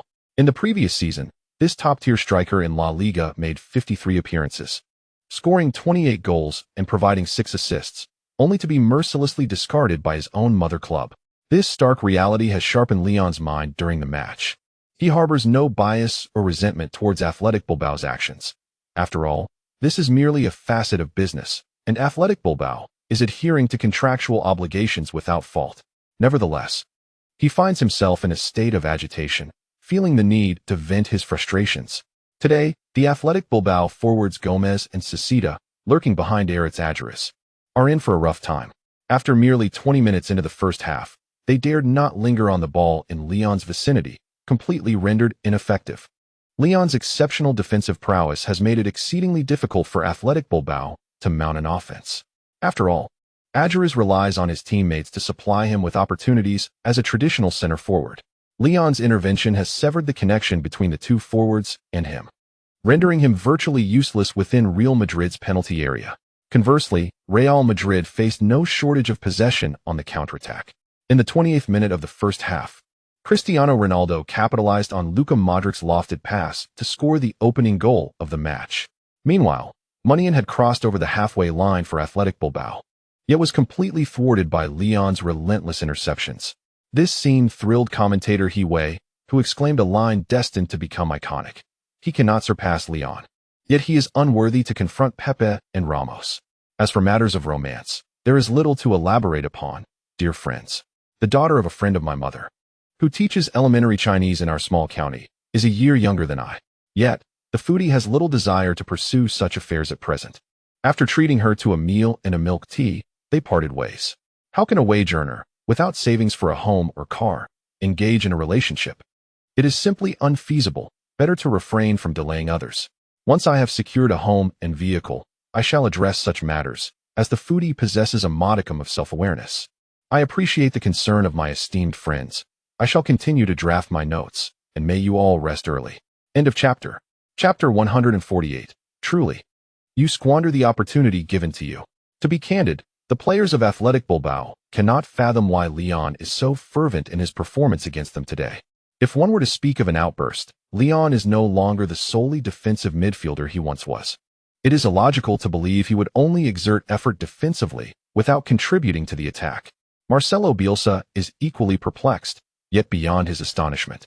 He must contemplate how to rectify the situation. Having already conceded a goal, Bielsa does not perceive the merit in further fortifying the defense. However, when considering adjustments to the offensive strategy, his only recourse lies with the substitute Llorente. Reflecting on this, Bielsa shakes his head inwardly. The club's acquisition of Adjuris during the summer transfer window has, to some extent, compensated for the offensive shortcomings following Llorente's relegation to the bench. Yet, it fails to achieve the desired effectiveness of a direct substitute. As of now, Adjuris' performance cannot yet be compared to that of Llorente from last season. His goal tally falls significantly short, and his role as a pivot in tactical play is not as impactful as Llorente's. This is not to suggest that Adjuris lacks merit. Rather, Llorente's physique is indeed a rarity within La Liga. Despite Adjuris' remarkable ability to seize advantageous positions and his impressive leaping skills, standing at 1.82 meters, he simply cannot be equated to Llorente's towering 1.94 meters. Last season, when Llorente positioned himself in front of Real Madrid's box, both Pepe and Alonso were required to mark him together. Otherwise, they could not effectively contend with his presence. Presently, Alonso can manage to hold off Adjuris on his own. Lyon hardly needed to assist Alonso in defense, allowing him to confidently push back Gomez and Cecita on the flanks of the defensive third. It can only be said that Athletic Bilbao's management is resolutely intent on sidelining Llorente to assert their firm stance, a decision that comes at a significant cost. They could have navigated the situation amicably, potentially securing a transfer fee of at least 30 million euros, subsequently bolstering their squad to pursue European competition qualifications. However, at this juncture, Bielsa feels that merely keeping Athletic Bilbao within the top 10 of La Liga this season would be a commendable achievement. He instructed Fernando Llorente to warm up. Bielsa abruptly turned to his assistant coach to relay this message, leaving the assistant momentarily stunned. Yet, hadn't he, the chairman, previously asserted, "I am still the head coach of the team. On the field, I hold the authority. You need not worry about calling Fernando to warm up." Bielsa's stance was resolute, and the assistant, recognizing this, refrained from further comment, rising to summon the equally astonished Llorente. As Llorente began his warm-up on the sidelines, the expression of Athletic Bilbao's president in the box visibly soured. Previously, during a meeting in the circle, he had heard the president openly declare that Llorente would not be afforded a chance to return. Thus, he refrained from making further remarks, muttering internally about the lack of commercial acumen displayed by the president. On the sidelines, however, Mourinho's thoughts were entirely focused on Bielsa. He harbored a premonition that perhaps, following the summer of next year, He would no longer witness the presence of the Chilean madman on the pitches of La Liga. Are we to make adjustments? 5 minutes later, as Llorente prepared to enter the fray alongside Adjures in a dual striker formation, Carranca routinely inquired. Mourinho glanced over at Bielsa, a fleeting glimmer of regret crossing his eyes. Yes, in the 38th minute of the first half, shortly after Athletic Bilbao had made their substitution, Real Madrid promptly adjusted their positioning. However, unlike what most fans anticipated, Mourinho did not first reinforce his defense to withstand the dual striker assault from Athletic Bilbao. In a surprising turn, he opted to shift to a 4-3-3 formation. Cristiano Ronaldo and Di Maria were pushed fully forward, while Leon advanced to the left midfield position. Mourinho chose to respect Bielsa with this tactical adjustment. They were set to engage in a direct attacking duel. The match was shaping up to be visually captivating.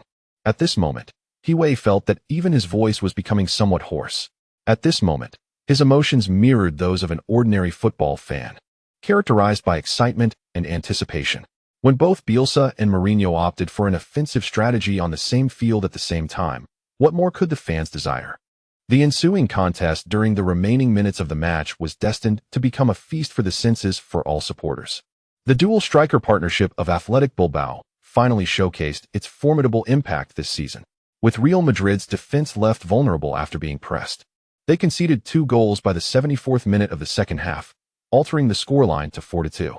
In the last 30 minutes of the second half, both Real Madrid and Athletic Bilbao netted 2 additional goals, rendering the spectacle quite exhilarating. Llorente may not have scored, yet his ability to draw defenders created the opportunity for Adjures to breach Real Madrid's backline. The second goal from Sasita also stemmed from Llorente's assist. In the 87th minute of the second half, Llorente finally ended his goal drought with a successful strike from a corner, marking a triumphant return to form. The final score settled at 5-3. The emotions of Athletic Bilbao's home fans were decidedly mixed. However, for the supporters of Real Madrid and other neutral spectators, the aftermath of this match left them with a singular feeling: exhilaration.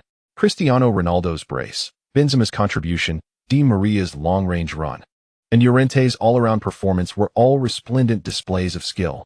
Regrettably, in the second half, Leon's powerful long-range efforts, one just grazing the crossbar and the other striking the post, denied the crowd the chance to witness a spectacular long-range goal. Nevertheless, even without personal offensive statistics, Leon's performance was commendable. His defensive efforts aside, his ability to advance the ball and facilitate smooth transitions within Real Madrid's attacking framework were invaluable. Coupled with his defensive prowess in the first half, many fans were inclined to rate him among the top 3 in the squad. After the match, Mourinho and Bielsa embraced each other on the sidelines for an extended chat. Leon sought out Llorente on the pitch to exchange jerseys, expressing his admiration for the latter's excellent performance and offering words of encouragement. In an era where traditional towering strikers are becoming increasingly rare, Leon sincerely hopes for Llorente to have more opportunities to shine in the future. After all, when opponents consist solely of nimble forwards, the game can become rather monotonous. Thank you, Leon. You truly are a good person. After receiving Llorente's oversized jersey and a goodwill card, Leon smiled and gently patted Llorente's arm before turning to rejoin his teammates. Following a resounding league victory, the majority of Real Madrid's key players were in high spirits. After enjoying a generous 2-day respite, the key players exuberantly exclaimed their gratitude to the coach. Upon returning to the training facility, they would initially engage in restorative exercises, as they had no immediate competitive obligations. Their next league match was a full week away. Amid this interval, a Champions League group match loomed, and Mourinho, in a rather solitary manner, opted to utilize it for player development. Ronaldo and Leon once again emerged as the focal points of the rotation. Returning to Manchester, Ronaldo found himself enveloped in nostalgia. In this industrious city, the Real Madrid players were met with an abundance of enthusiastic supporters, though that fervor was not directed at them, but rather at the beloved Red Devils and their cherished Ronaldo, having not returned to Old Trafford but instead to the Etihad. The warmth in Ronaldo's gaze diminished, replaced by an intensified desire to score. Mourinho wasted no time, centering his midfield around Leon and granting Ronaldo unfettered freedom to attack. The combination of Leon, Matuidi, and Eschen proved sufficient to maintain a steady flow of possession in the offensive realm. However, the defensive pairing of Varane and Nacho appeared somewhat precarious. Unfortunately, just 2 days prior, Albiol had sustained an ankle injury during training, necessitating a recovery period of at least 2 weeks. Consequently, Mourinho's available central defenders were limited to Varane, Nacho, and a makeshift Eschen. Perhaps Leon could be considered as a last resort? Yet, Mourinho would refrain from deploying Leon and Eschen in central defense unless absolutely necessary, as it would squander their talents. On the other hand, Manchester City fans observed Real Madrid's starting lineup with a mixture of apprehension and cautious optimism, offering genuine thumbs up for the apparent vulnerability of the opposing defense, composed predominantly of youth. Although the midfield posed a challenge, should Aguero find himself with an opportunity against Real Madrid's backline, one could only imagine the chaos he might unleash. As the match commenced, the rhythm and dynamics on the field diverged from what the City fans had envisioned. Indeed, Real Madrid's defense largely consisted of youth academy products, with the left-back being Cointreau, recently recovered from injury. Yet, the performance and synergy exhibited by these players belied their status as mere rotation options. Moreover, the number of counterattacks resulting in shots from Real Madrid surpassed even City's sustained assaults. Mancini found himself perplexed by the unfolding events. Yet, it was hardly surprising.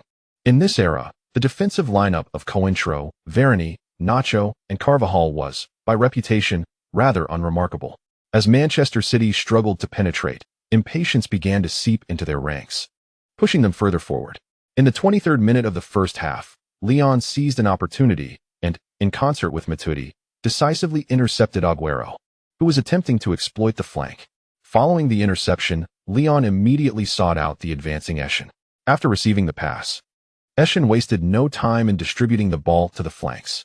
Callahan, ignited by a burst of speed on the right, found himself unopposed against Manchester City's starting left-back, Kolarov, who was at a disadvantage in terms of pace. Kolarov's delayed reaction allowed Callahan to swiftly gain momentum, forcing the former to desperately chase back. Several defenders from Manchester City could only helplessly retreat as a unit. However, as Callahan approached the right side of City's penalty area, he chose not to cut inside or venture to the byline. Instead, he decisively delivered a low cross into the center. Leon, who had surged forward to the edge of the penalty arc, opted for a direct pass without stopping the ball. This scene sent a shiver down Mancini's spine. The ground pass directed towards the left swiftly evaded Macon's outstretched toe. Cristiano Ronaldo, facing the defensive pressure from Zabaleta, unleashed a thunderous shot within the Manchester City box. The seamless interplay of their continuous passing and shooting was breathtaking. Joe Hart instinctively lunged towards the far corner of the goal, but the speed of the ball was simply too great for him to make contact. This incisive counterattack goal from Real Madrid left all the Manchester City fans utterly stunned. Meanwhile, Manchester United supporters watching from their screens could not contain their laughter at this spectacle. Oh, Manchester City, you truly squander your opportunities. Chapter conclusion. Chapter 149. Dortmund owes us a favor. Ajax ought to bow to Manchester City. Next round. Mancini is an exceptional builder of teams. Given 2 or 3 seasons, he could lay a solid foundation without extravagant spending, leading his squad to consistently finish in the top 4 of the league, with the potential for Champions League participation. With a stroke of luck, he might even secure a league title during this period. However, expecting him to produce results in European competitions in a short time frame is unrealistic. His tendency to be rigid during matches and slow to adapt has resulted in mediocre outcomes in cup competitions, at least for now. After Real Madrid took the lead against Manchester City, he did not opt to stabilize the team's formation and direct the players on how to regroup. Whether to attack or defend, a clear tactical directive would have alleviated the players' anxiety. Unfortunately, Mancini did nothing. He did offer some reassurance to his players, indicating they should maintain their composure. Then, silence ensued. Mancini stood with his arms crossed on the sidelines. Mourinho could probably surmise Mancini's thoughts at that moment. Mancini likely believed there was no flaw in his tactics. The goal conceded had an element of luck, and he thought that even if Real Madrid launched another counterattack, it might not yield similar results. Thus, he believed Manchester City simply needed to stick to their previous attacking strategy, with a significant chance to equalize in the first half. He chose to continue placing his trust in his players and his tactics. The notion is indeed valid. A head coach must exhibit a certain audacity during moments of adversity to maintain faith in their tactics. However, Mourinho entirely disagrees with Mancini's approach. Were it up to him, he would not only persist in believing in his strategies, but also make timely adjustments. Indeed, it is about the posture. Even a mere semblance of action is preferable to inaction. To put it plainly, whether you, as the head coach, possess measures in mind to cope with the evolving situation and have confidence in your plans is one matter. Conversely, instilling confidence in your players, ensuring they believe you possess the means to alter the course of the game, is an entirely different endeavor.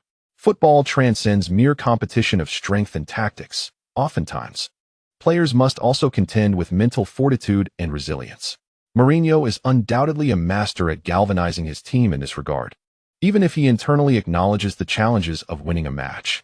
Nevertheless, he consistently attempts tactical adjustments from the sidelines, communicating to his players which flank to exploit and where to concentrate their limited defensive efforts.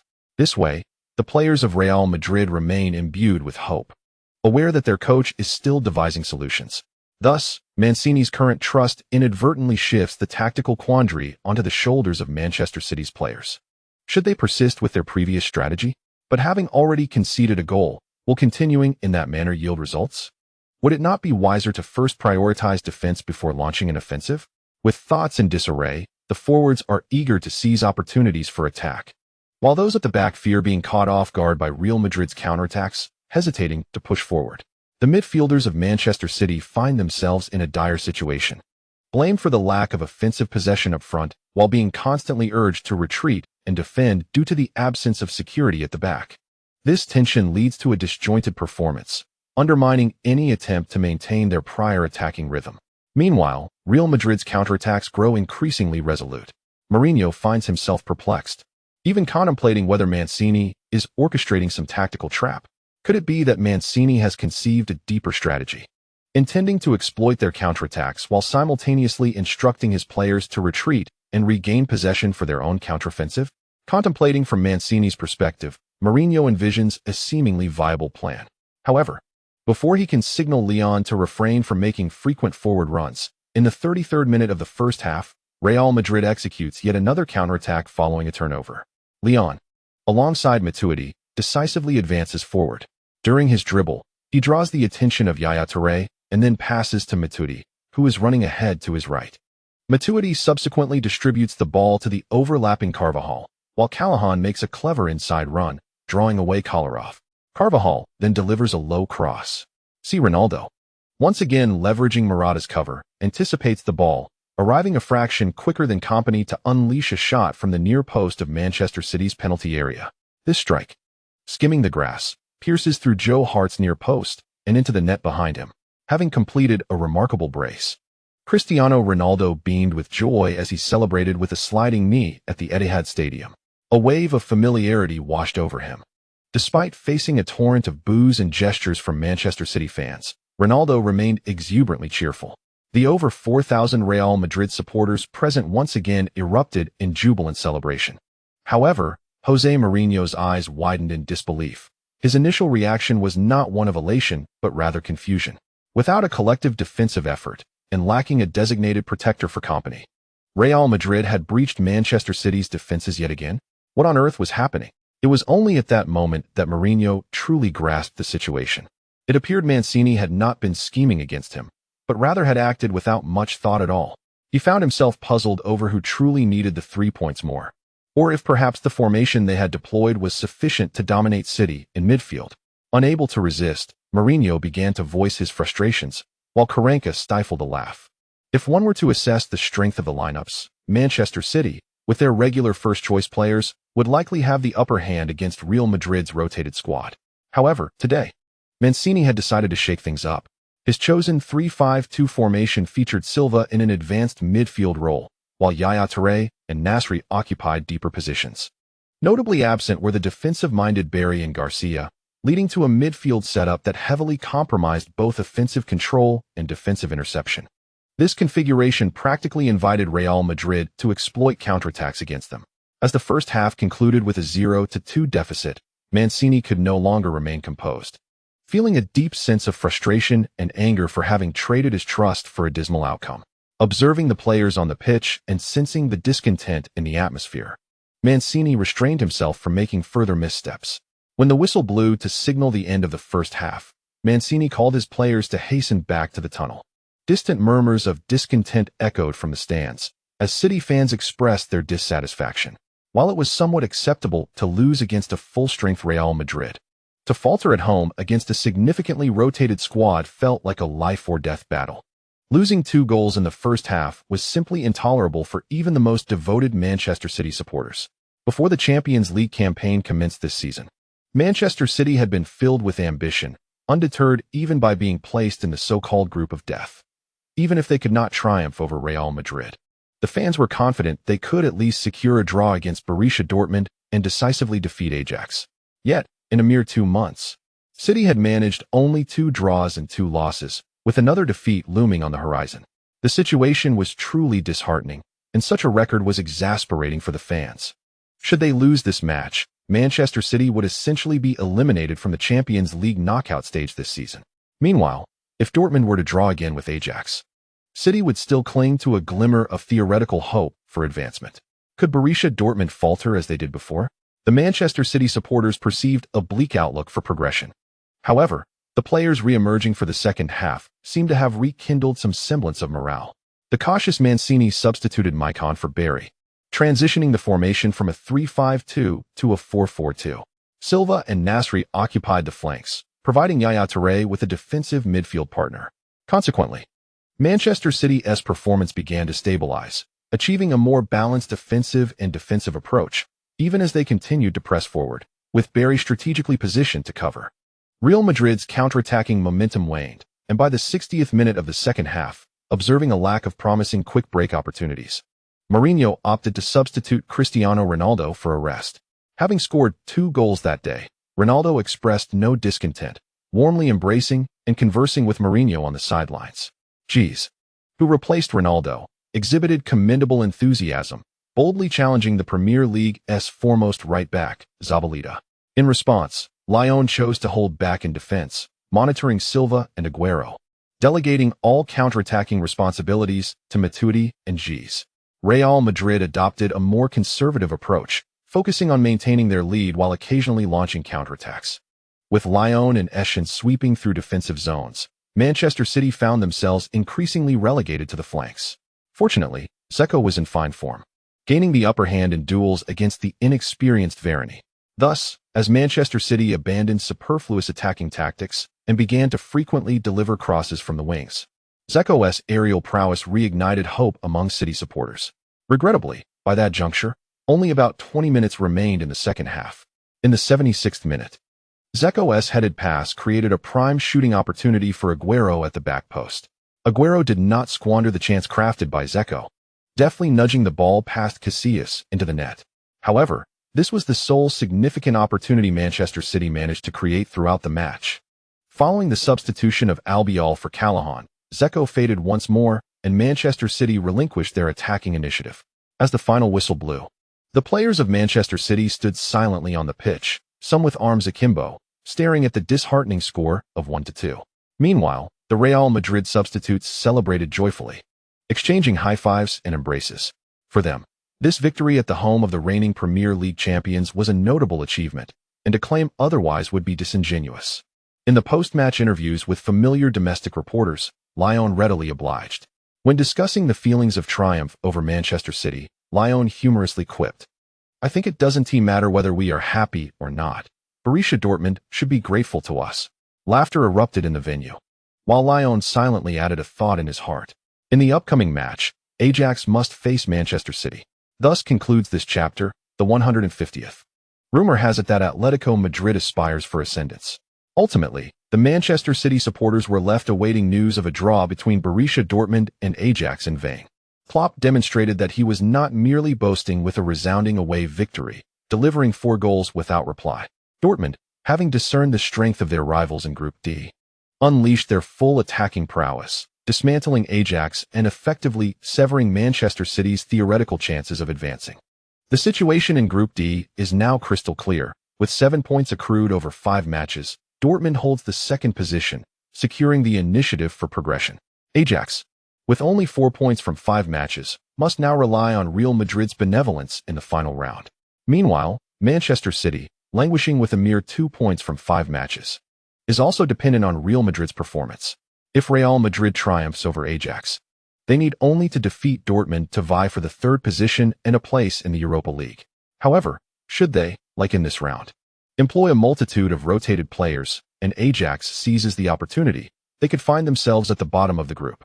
In this intricate scenario, only Ajax and Manchester City seem to be preoccupied with the calculations, while Dortmund remains unfazed. Even if they only require a draw against Manchester City in the final round to secure their advancement, Klopp and the players of the Yellow Wall are singularly focused on victory. Real Madrid, on the other hand, bears no psychological burdens whatsoever. Let it not be said that Real Madrid lacks generosity. Their performance against Manchester City has already demonstrated their goodwill. Considering the starting lineup, Real Madrid featured 3 key players, Casillas, Leon, and Cristiano Ronaldo. Notably, Ronaldo was substituted shortly after halftime, leaving one to wonder how Manchester City could dare to lose by a margin of 12. Such a missed opportunity would be inexcusable. Mourinho has shown a certain indifference towards the final matches of the Champions League group stage, treating them as opportunities for honing skills and allowing Ronaldo to maintain his scoring form. The rotated players of Real Madrid are undoubtedly eager to prove themselves.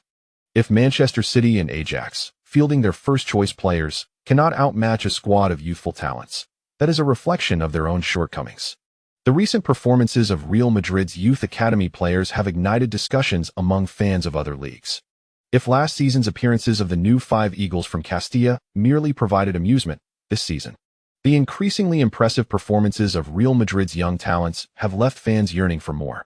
Leon, for instance, the young lion clad in red and black, who helped Milan secure a double crown, remains a lingering regret for the Milan faithful. Nacho has garnered recognition for his stable defensive displays, with his versatility further enhancing his appeal. Vasquez, capable of playing on both flanks, may not boast standout statistics, but his utility in rotation is invaluable, stepping in wherever needed. Currently, the more prominent performances by Carvajal and Morata have attracted significant attention from teams across various leagues. Quality and youthful fullbacks, along with tall forwards, are a perennial rarity in football. Should there come a day when Real Madrid is willing to allow young players, excluding Leon, to gain experience elsewhere, it is certain that both Carvajal and Morata would be among the most sought after. 5 promising talents in their early 20s, alongside the newly promoted and evidently gifted Gs, have made Real Madrid's youth training program the envy of countless clubs and fans alike. Previously, media outlets that claimed Mourinho was averse to utilizing young players have now fallen silent. In a stable team environment with commendable results, Mourinho is indeed capable of affording more playing time and opportunities for young players to learn from their mistakes. It is unreasonable to demand immediate results from a head coach while simultaneously expecting him to nurture young talent vigorously. Such a scenario would be challenging for any manager. Arsène Wenger, even while integrating youth into his squad, has managed to secure Champions League qualification season after season, which is a remarkable achievement. In subsequent years, Wenger chose to appease public opinion and the expectations of fans, leading to a realization among his critics of just how adept he was at developing players while maintaining performance. He stands alone in this regard within the footballing world. No other manager has been able to consistently secure a top 4 finish in the Premier League with such minimal investment after his tenure. While Mourinho may not quite measure up to Wenger in this respect, his utilization of young players is still commendable. The crucial factor lies in whether these young talents can accept his coaching style. Fortunately, the current crop of young players at Real Madrid does not possess any rebellious tendencies. Bolstered by the leadership of Leon and Nacho, Mourinho's plan to develop these youngsters appears to be progressing smoothly, with no concerns arising over any of the players. Following their recent Champions League match, the young players exhibited satisfactory physical fitness. Consequently, Mourinho resolved to surprise them with a reward. On the evening of November 24th, during the 13th round of La Liga against Real Betis, the Real Madrid B team continued to start in the match. Today, Casillas rested, and Adán had the long-awaited opportunity to start. Ronaldo was in good form, having played only 60 minutes against Manchester City, so Mourinho opted to field him alongside Leon again. Real Betis, the team Leon was first loaned to, boasts formidable strength. In the first 12 rounds of the league, they secured 6 victories and suffered only 4 defeats. Currently sitting 6th in La Liga, ahead of Sevilla and Valencia. Prior to the match, Leon exchanged pleasantries with former teammates, jokingly requesting them to take it easy and not overwhelm his younger companions.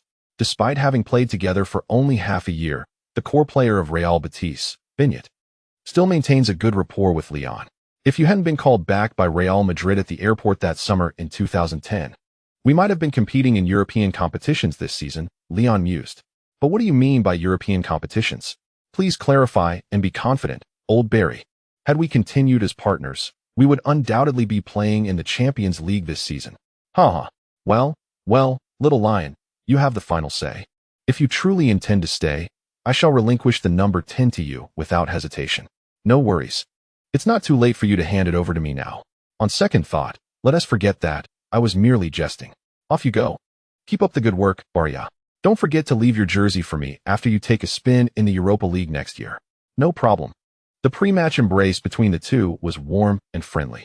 However, as soon as the whistle blew to commence the game, both players transformed into the most dedicated midfield maestros on the pitch, sharing the same withdrawn position and rhythm of attack and defense. Beñat and Leon have made significant strides in their game over the past 2 years.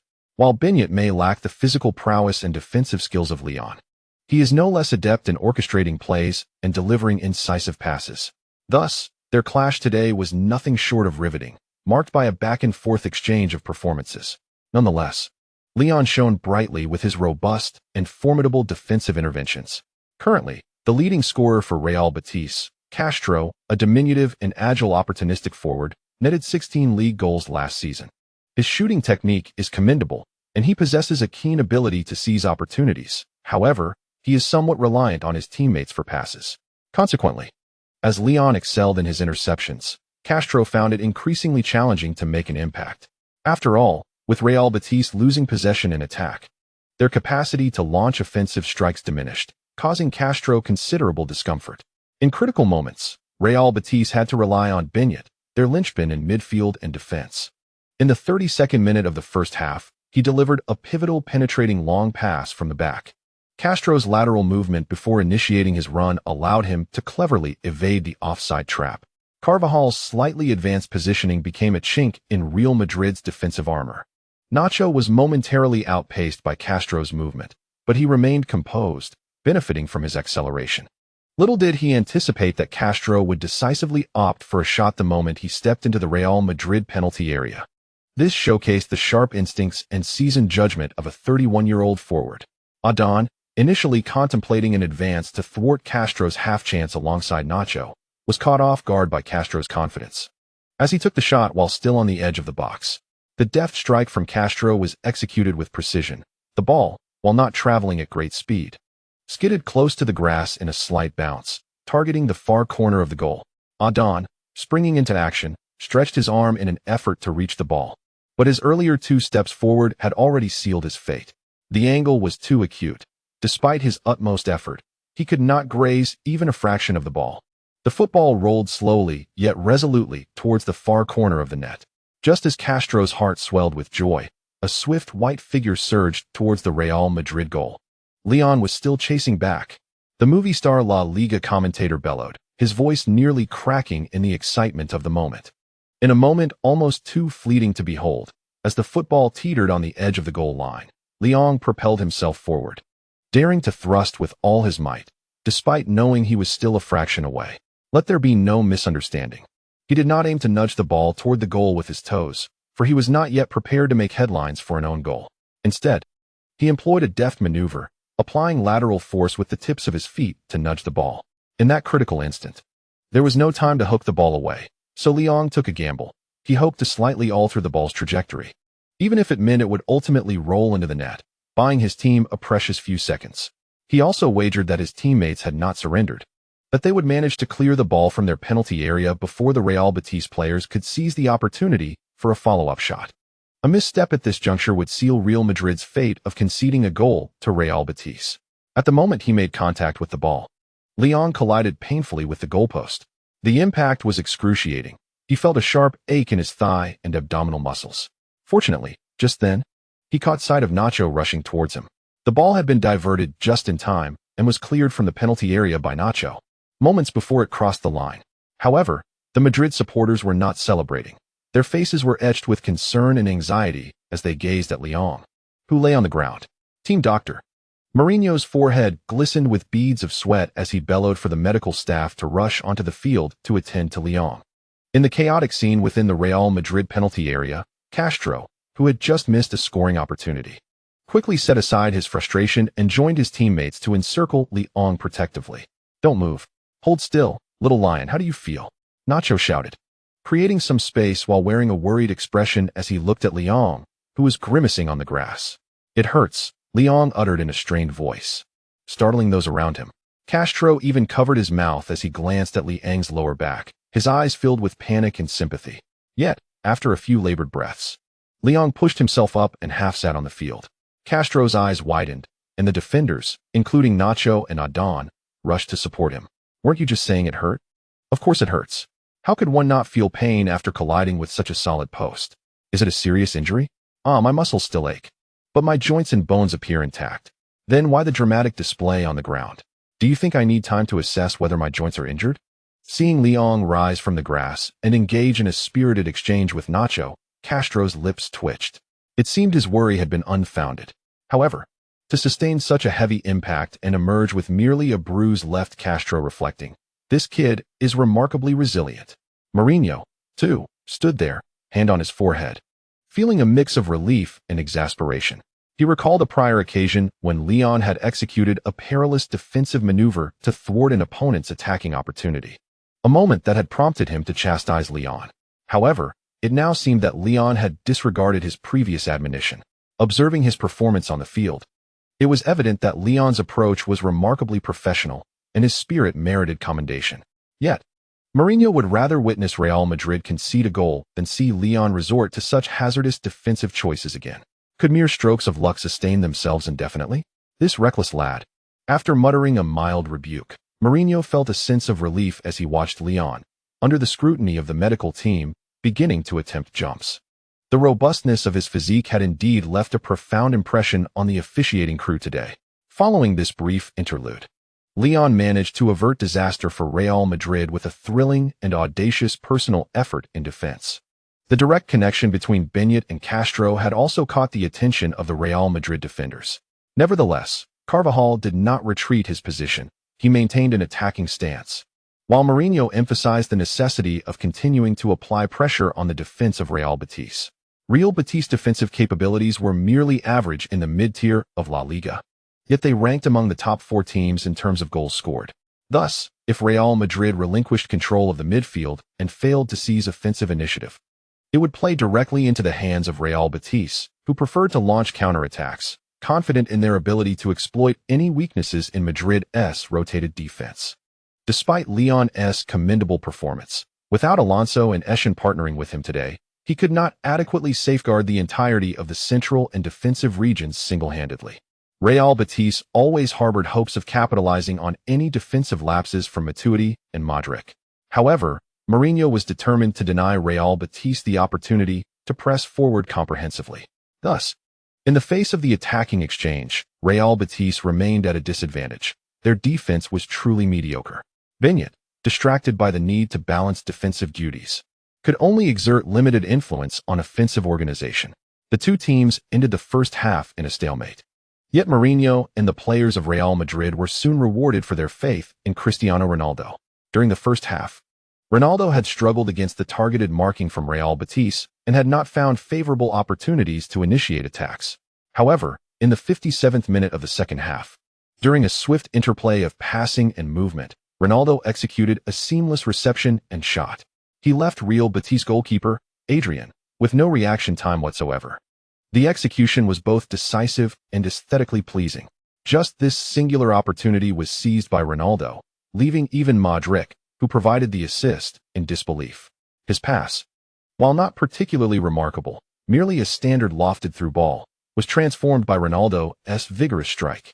The defenders of Real Betis had not erred significantly. They could only lament their misfortune in encountering a superstar's brilliance. In the 68th minute of the second half, Lyon was substituted by Mourinho, a move he deemed unnecessary. Yet, under Mourinho's piercing gaze, he had no choice but to obediently jog off the field. Alonso and Eschen subsequently entered the fray, while the goalscorer Ronaldo was also replaced. In the final 20 minutes, Real Madrid adopted a somewhat conservative approach, However, even in Leon's absence, the team maintained a robust defense under the three defensive midfielder system. The score remained 1-0 until the final whistle, securing a narrow victory and elevating Real Madrid's league wins to 12. The following day, Barcelona, also playing away, triumphed over Levante with a resounding 4-0 victory, keeping pace with Real Madrid at the top of the table. This fierce competition prompted countless fans to exclaim in disbelief. In other leagues, the leading teams typically maintain a gap of 4 or 5 points from the second place, and the top teams do not boast such outrageous records. Bayern has at least suffered a loss, while both Real Madrid and Barcelona remain undefeated. This commanding lead leaves fans of other La Liga teams feeling utterly despondent. Over the past decade, Valencia has been the sole non-elite team to clinch the league title, with the competition largely dominated by the duopoly of Real Madrid and Barcelona. Given the current trajectory, it appears that these two clubs are poised to rule La Liga for yet another decade. One can only lament the plight of fans from other La Liga teams. The Copa del Rey will resume following the 13th round of La Liga. Mourinho dispatched a lineup comprising half regulars and half substitutes to face the opposition. Leon and Ronaldo enjoyed a well-deserved rest, while Morata and Nacho, among other rotation players, had been in continuous action, showing no signs of fatigue. Their stamina and energy were plentiful, and for them, Mourinho's decision to have them start several consecutive matches felt more like a coveted reward. This reward, however, would conclude with this round of the Copa del Rey. After a 3-0 victory over Alcoyano, Real Madrid advanced to the next round, and the main squad began preparations for the league match against Atletico Madrid. Recently, Atletico has been enjoying a strong run, positioning themselves as contenders for the title of Madrid's top team. With 11 wins, 1 draw, and 1 loss, Atletico currently sits third in La Liga with 34 points, trailing Real Madrid and Barcelona by 3 points. This performance indeed qualifies them to challenge Real Madrid. The stars of Real Madrid believe it is essential to deliver a decisive victory that will make Atletico realize a crucial truth. Their 34 points are the limit of their potential. In contrast, Real Madrid has amassed 36 points against teams other than Barcelona, because those teams can only yield such results. The heavens of Madrid are insurmountable. End of chapter 151. Fortunately, these two did not form a team. Otherwise, the other La Liga teams would have suffered immensely. Real Madrid achieved admirable success in the past season, yet I still assert that Madrid needs a second voice. We shall prove our worthiness of the attention we now receive. Atletico Madrid is no longer destined to be the perpetual understudy in the Madrid derby. The time has come for a transformation of the long-standing status quo. Simeone spoke with remarkable confidence at the press conference preceding the derby, a demeanor that aligns with his character. Without such self-assuredness in his capabilities, he would not have catalyzed the profound metamorphosis of the current Atletico side. However, he seems to have overlooked a salient fact, despite any prior accomplishments. His Atletico has succumbed to Real Madrid in all 3 encounters since late 2011. Notably, in their 2 direct confrontations, they suffered grievous defeats, conceding a total of 8 goals, leaving them utterly exposed. Consequently, many fans find Simeone's inexplicable confidence both perplexing and amusing. Indeed, Atletico's stellar start to the season is so striking that even the supporters of Real Madrid must concede that Atletico has indeed undergone a significant evolution. Yet, as the head coach, should he not temper his exuberance until he has secured at least a point from the Titans of Real Madrid? The pre-match narrative appears to be brewing in a manner decidedly unfavorable to Atletico. Nevertheless, Mourinho is not reveling in this. Rather, he candidly remarked during a tactical meeting that Simeone is both cunning and decisive. This was a deliberate assertion aimed at pressuring his players to leave no room for retreat, urging them to rise against the overwhelming skepticism surrounding them. Mourinho's conviction is so unwavering that even Karanka and his colleagues are taken aback. However, his next statement dispelled any doubts among his coaching staff. After all, I have engaged in such tactics in the past. Occasionally, one might employ such an approach. Simeone is clearly intent on providing his players with the most potent psychological impetus to win, compelling them to focus on staunch defense and counterattacks. Well, if Mourinho has proclaimed it thus, Karanka and Pintus must swiftly divert the topic. Once they grasped Simeone's intentions, the Real Madrid coaching staff was left with a singular dilemma. When they host the match tomorrow, should they fortify their central defense against Simeone's strategies? Or should they disregard the caution and launch a vigorous assault to test Atletico's defensive prowess? They must avoid an impetuous offensive charge at the outset, as Simeone would undoubtedly be poised to ensnare them within his counterattacking web. Their current tactical framework, centered around Falcao, is entirely predicated on exploiting his prowess. Should the match commence with a counterattack against them, the consequences could be dire. Cristiano, I do not mean to imply that you are inferior to Falcao. Rather, I suggest that knowing it is a trap and yet still falling into it would render us foolish. In football, prudence must prevail. On the evening of November 30th, the night before the match, Mapinpon hosted a dinner, during which Leon confidently analyzed Atletico's strategy for the impending game. Cristiano, unfazed by Leon's banter, waved it off, clearly more intrigued by Leon's tactical insights. Little Lion, why are you so certain? What if Atletico Madrid chooses to aggressively contest the opening and engage in an offensive duel with us tomorrow? Leon requested a lemonade from the waiter, responding directly to Cristiano Ronaldo without even turning his head. I have observed their last 3 matches, and in each, they have steadfastly held their ground at the midfield, launching counterattacks primarily aimed at Falcao. You may not realize that Atletico's defensive solidity in their half has significantly improved compared to when we faced them at the start of the season. Regardless of the configuration of their midfield quartet, including Thuram and Coke, their commitment to defensive duties is commendable. Moreover, when it comes to defense, their 2 central midfielders place great emphasis on safeguarding the area at the edge of the penalty box. Gabi is formidable, maintaining stability whether partnered with Thiago or Mario Suarez. Additionally, their set pieces are formidable, with Godin excelling in aerial duels. Listening to Leon's coherent analysis, the Real Madrid players at the table could only give him a thumbs up. Now, that is what I call professionalism. While they head home after training to dine, rest, and spend time with their girlfriends, Leon dedicates his time to reviewing footage of formidable opponents. Although he indeed has no girlfriend to accompany, that is of little consequence. What truly matters is that Leon's timely analytical insights have provided the Real Madrid squad with a deeper understanding of Atletico as they prepare. This knowledge nearly rivals that of their coaching staff's tactical intelligence. After finishing their meal, the players who initially entertained the idea of going out nearby had their minds changed. Now, everyone was eager to return home to review Atletico's match footage. After all, according to Leon's description, the current Atletico may be considerably stronger than they previously thought, especially defensively. If they cling to their former mindset, they might indeed suffer a significant setback. They certainly do not want to falter in tomorrow's derby and allow Atletico to seize the opportunity for an ambush. Losing a match is trivial, but losing at home in a derby could make headlines. Leon's assessment of Atletico's current strength was not exaggerated by any subjective inclination. He had indeed reviewed their last 3 matches thoroughly. Initially, he aimed to observe the recent performances of Costa and Thuram. After all, during the match, he would have few opportunities to directly confront Falcao, but he would certainly interact with Thuram and Costa, who often serve as tactical pivots. However, after watching the matches, Leon found himself even more intrigued by Atletico's current tactical approach and the resurgent form of Falcao. Armed with a deliberate tactical summary and extensive review analysis, he could effortlessly articulate his tactical insights during meals. The following morning, upon arriving at the training base, Leon heard Mr. Karanka briefly outline the tactical arrangements for the evening's match. First, fortify the flanks and the central areas. Indeed, it is essential to protect the flanks and the central zones. You will need to put in extra effort today. That is no problem. Leon patted his chest, assuring that his defensive contributions would certainly keep pace. At this moment, he felt a sense of reassurance settle within him. Mourinho's tactical acumen remains as sharp as ever.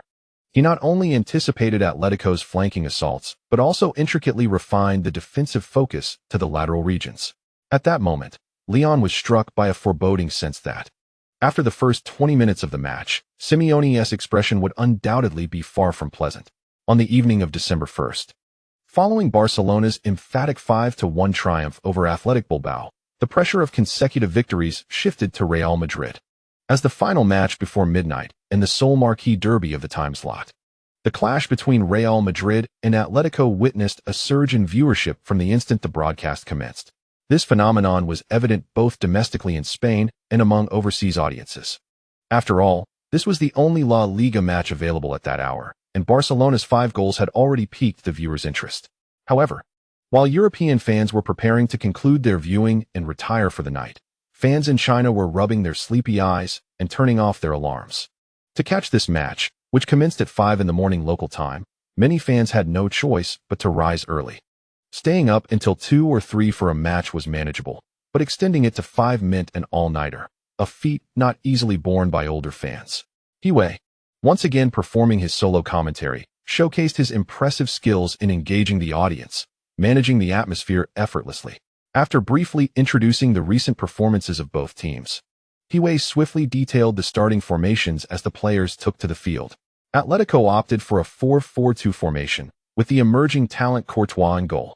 The defensive line comprised Felipe Luis, Miranda, Godin, and Juan Fran, a steadfast quartet that accounted for Atletico, conceding only 10 goals in 13 league matches this season. Their performance could be summed up in one word: formidable. Both ground and aerial defenses were of an elite caliber in La Liga, with their strength perhaps only slightly inferior to Real Madrid's fully armed backline. Statistically, this was corroborated, as Real Madrid had conceded only 8 goals in the same span, with Atletico ranking second to last in goals conceded, while Barcelona followed closely behind. In the midfield, Atletico chose the taller Mario Suarez to partner with Gabi in a central role. On the flanks, Arda Turan occupied the left and Coke the right. The duo of Diego Costa and Falcao continued to lead the attack. This lineup, viewed in hindsight, was a complete embodiment of a counter-attacking setup.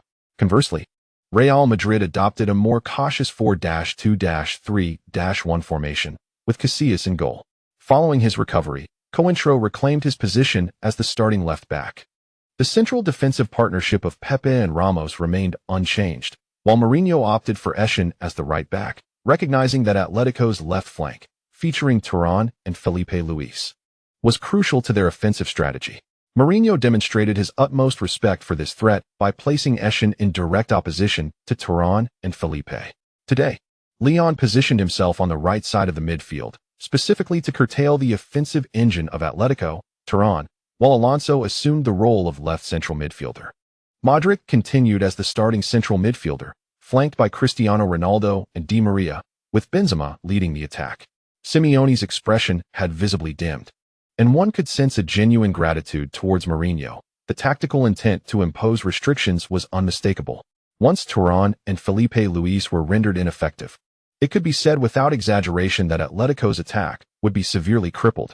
Crucially, Real Madrid's offensive focus also lay on the left flank, perfectly contrasting with Atletico's robust wing play.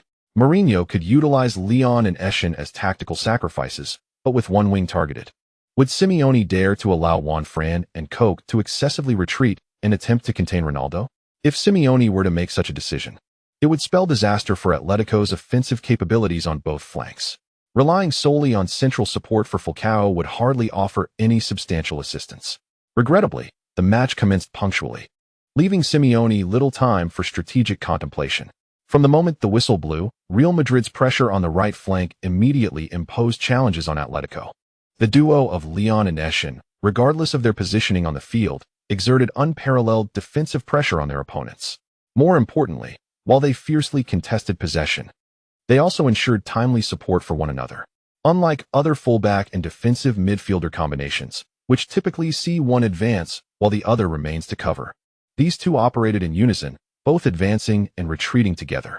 Notably, Turan's pace was not particularly swift, allowing them to effectively stifle Felipe Luis's forward runs while the other engaged in physical confrontations with Turan when he attempted to gain possession. After a few probing encounters at the start, Turan and Felipe Luis found themselves in a series of collisions. Costa instinctively gravitated toward this side to assist Turan in alleviating his advancement struggles. However, upon realizing he would have to contend with Leon, he subconsciously tightened his waistband. The situation was unlikely to resolve favorably, but Turan, being an astute playmaker, began to frequently interchange positions with Coke. This was essentially a tactical sacrifice, allowing Coke to temporarily occupy the left flank, but one must acknowledge that Turan had earned the right to such an arrangement. His role as a playmaker was exceptionally vital and irreplaceable within Atletico. Alonso was equally challenging to contend with, yet he did not possess the relentless, tenacious approach of Leon, nor did he cover as extensive an area. Turan began to operate more in the interstitial areas, with Juanfran actively supporting his advances, although Falcao had limited offensive opportunities. With Thuram's assistance, Costa became increasingly dynamic as he relished the chance to draw defenders away to aid his teammates. After deftly avoiding a confrontation with Leon, Costa managed to catch Alonso and Ramos off guard within a mere 3 minutes. The subtle antics were plentiful. Yet the crucial point was that the referee only called a foul on Costa once, which left Ramos quite dissatisfied. At a pivotal moment, it was Leon who stepped up to swap positions with Alonso. Costa muttered a few curses under his breath, while Leon unabashedly approached from behind, greeting him with a smile. Although Dragon Brother was known for his toughness, he occasionally found himself at a disadvantage against Costa's cunning. Leon, however, showed no leniency. When Costa made another run to receive a pass from Juanfran, Leon clutched his jersey, engaging in a tussle for position. The two ultimately collapsed on the sidelines, with Costa complaining to the referee about Leon's earlier tugging on his shirt, while Leon, undeterred, covered his chest and began rolling on the ground. The sight was quite dramatic, and the assistant referee indicated that Costa had indeed committed a foul. However, before he could mention their mutual elbowing, the main referee decisively awarded possession to Real Madrid. Costa was left utterly bewildered. Meanwhile, the live broadcast quickly revealed the sequence of their entanglement to the bewildered fans. Upon witnessing Costa and Leon evade the referee's gaze to elbow each other, followed almost simultaneously by their dramatic falls, many neutral fans erupted in laughter. Thankfully, these two players were not on the same team. Otherwise, players from other La Liga teams would be severely tormented. With just a few hundred words remaining to reach 10,000, the writer planned to complete it by tomorrow. The morning's productivity had been rather poor, leading to a delayed update, but the writer aimed to post the first chapter by noon the following day. The chapter concluded with a note on the struggle of the morning's writing process, having spent over 2 hours at the computer, resulting in only a little over 2,000 words. This sluggish pace had persisted for 2 consecutive mornings, proving quite frustrating. Nevertheless, the writer resolved to continue working in the afternoon and evening, determined to meet the minimum update requirement of 10,000 words, regardless of the slow progress. The writer grabbed some dumplings and returned to writing, opening Word to press on. Chapter 152, with Pintus on board. Engaging in a war of attrition became Real Madrid's undeniable forte. Leon left a profound impression on neutral fans as a stable performer with high football intelligence. Whether on the defensive or offensive end, Leon's performance exhibited remarkable consistency, with gradual improvements over time. His playing style has always been characterized by a reluctance to engage in unfamiliar tasks, resulting in many fans becoming accustomed to his composed demeanor on the field. Talented, intelligent, and with a clean playing style, he embodied the image of a commendable player on the pitch. Upon observing Liang's somewhat unconventional and slick defensive maneuvers today, many neutral fans were struck by a sense of novelty. They suddenly realized that Liang was not unfamiliar with the defensive techniques commonly employed by midfielders. Rather, he simply lacked the opportunity to showcase them against worthy opponents. For Real Madrid supporters, however, this was not their first encounter. Last season, they witnessed Liang assist Khedira, demonstrating a fearless demeanor that successfully repelled Costa.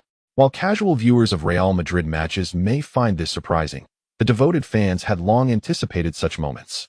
In essence, Liang's defensive strategy is predicated upon his assessment of his opponent's playing style, mirroring their approach in his own defense. Thus, when facing players like Messi and Isco, his most aggressive defensive actions tend to be limited to tugging at their jerseys. Although minor infractions do occur, they remain within reasonable bounds, resulting in a clean overall defensive performance. Conversely, when confronted by Diego Costa, an attacker known for his penchant for physical confrontation and provocations, Liang sheds his politeness. Costa's subtle tactics are met with equal retaliation from Liang, who effortlessly employs clever methods to reclaim possession of the ball. Should fairness be the goal, then one must refrain from employing underhanded tactics from the outset. It is unreasonable to expect one party to play by the rules while the other does not. Consequently, Costa finds himself at a disadvantage. As long as he continues to challenge Liang outside the penalty area, he will endure the repercussions of Liang's targeted defense. It can be said that any advantages he previously gained against Alonso and Ramos have now been fully repaid. Even though Costa's minor infractions may discomfort Liang, the latter remains unyielding. This stalemate ultimately disadvantages Atletico Madrid, for as long as Costa is silenced in this manner, Turan and Coque's inward passes lose their effectiveness. Without Costa to disrupt Real Madrid's defensive line, Falcao finds it increasingly difficult to evade the vigilance of Ramos or Pepe. A Falcao deprived of shooting opportunities is rendered far less impactful on the field than if Simeone were to deploy an additional winger or midfielder. Although Costa aspires to replace Falcao as Atletico's focal point of attack, he is acutely aware of his current limitations. Moreover, he is eager to triumph in this match against Real Madrid. The exhilaration of toppling a footballing giant seems to be an instinctual drive etched into his very being. Akin to his coach Simeone, he possesses an abundance of determination and a spirit of sacrifice, despite being a striker. He is willing to engage in the more arduous tasks of defense. Recognizing the team's predicament, Costa has opted for a broader range of movement to exert pressure. This strategy proves beneficial, as football's offensive and defensive dynamics largely hinge on the ability to create numerical advantages within specific areas of the pitch. Under Costa's influence, Atletico's midfielders have intensified their movement, frequently establishing a numerical superiority in localized zones, gradually unveiling new opportunities. However, while Turan can interchange positions with Coque in the attacking front, Felipe Luis finds himself unable to do the same with Juanfran. Currently, Felipe effectively occupies the role of a left winger within Atletico's attacking framework. Eschen marks him closely, with Alonso actively providing support, resulting in Felipe Luis being forced to retreat every time he attempts to advance. He is unable to reach the byline, and when attempting to cut inside, he encounters obstacles from both Alonso and the occasionally arriving Leon, effectively stifling Felipe Luis's role. Mourinho, observing from the sidelines, feels a sense of satisfaction. He perceives that his recent analysis of Simeone's tactics has not been in vain. Frankly, he admires Simeone's ability to devise a system of inward organizing wingers and advancing fullbacks within a mere 6 months. It is this admiration that compels him to deny Simeone any opportunities for a surprise attack. Should Felipe Luis and Juanfran take turns in making overlapping runs, combined with Coque and Turan's interchanging passes in the channels, Falcao might indeed carve out threatening opportunities. In such a scenario, to gamble on a striker who netted a total of 36 goals last season performing poorly would constitute an unequivocal tactical failure. Karanka, witnessing the essence of Simeone's attacking strategy firsthand, notes the seamless interplay of wide runs, central organization, and a pursuit of speed. With as many as 6 players potentially involved in the coordination, the utilization of width on the pitch is virtually impeccable. Lamentably, they possess a singular, exceptional finisher. While Karanka jots down tactical notes, his unfinished thought piques the curiosity of Pintus, who sits beside him. Mourinho subtly nods in agreement, arms crossed, as he relays Karanka's unuttered concern to Pintus. The unfortunate reality is that their firepower is overly concentrated. This tactical approach boasts high attacking efficiency, enabling Falcao to maintain an impressive record of 1 goal per league match. Yet, if the passing connections between these players and Falcao are severed, Atletico's offense would essentially come to a standstill. Antonio, Pintus, consider this. If Atletico had 2 more attackers capable of double-digit goals this season, could we still deploy such a targeted defensive strategy? Mourinho's analysis is clear, and Pintus instinctively shakes his head in understanding. If Atletico's firepower were more dispersed, their current style of play would indeed be more formidable and tougher to defend against. After all, while Falcao is being contained, a significant portion of Real Madrid's defensive focus would also be diverted. Should 2 or more top-tier La Liga attackers emerge at this juncture, the impact on Real Madrid's defensive line would be devastating. Fortunately, Atletico currently cannot afford such an extravagant attacking configuration. Costa only reached double figures in goals last season and is now being tightly marked by Leon, unable to disrupt Real Madrid's defensive lines. As for Turan and Coque, one scored 5 goals last season, while the other netted 2, allowing them to organize passes effectively. Coque can indeed achieve double-digit assists in a single season. Yet expecting him and his counterpart to shoulder the current finishing pressure weighing on Falcao is an unreasonable demand. Real Madrid's defensive commitment at the outset effectively stifled Atletico Madrid's offensive maneuvers, while the former remained unhurried in their own attacking endeavors. With no transition from defense to offense, Atletico struggled to mount counterattacks against Real. Simeone did not, as Leon had anticipated, wait until the 20th minute to show signs of discontent. Merely 17 minutes into the match, Simeone stood with hands on hips. his expression grave as he surveyed the unfavorable state of play for his side.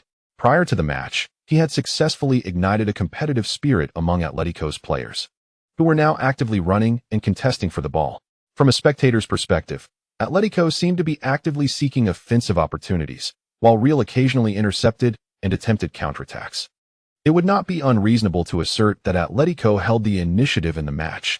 However, those with a deeper understanding of the game could empathize with Simeone's anxiety.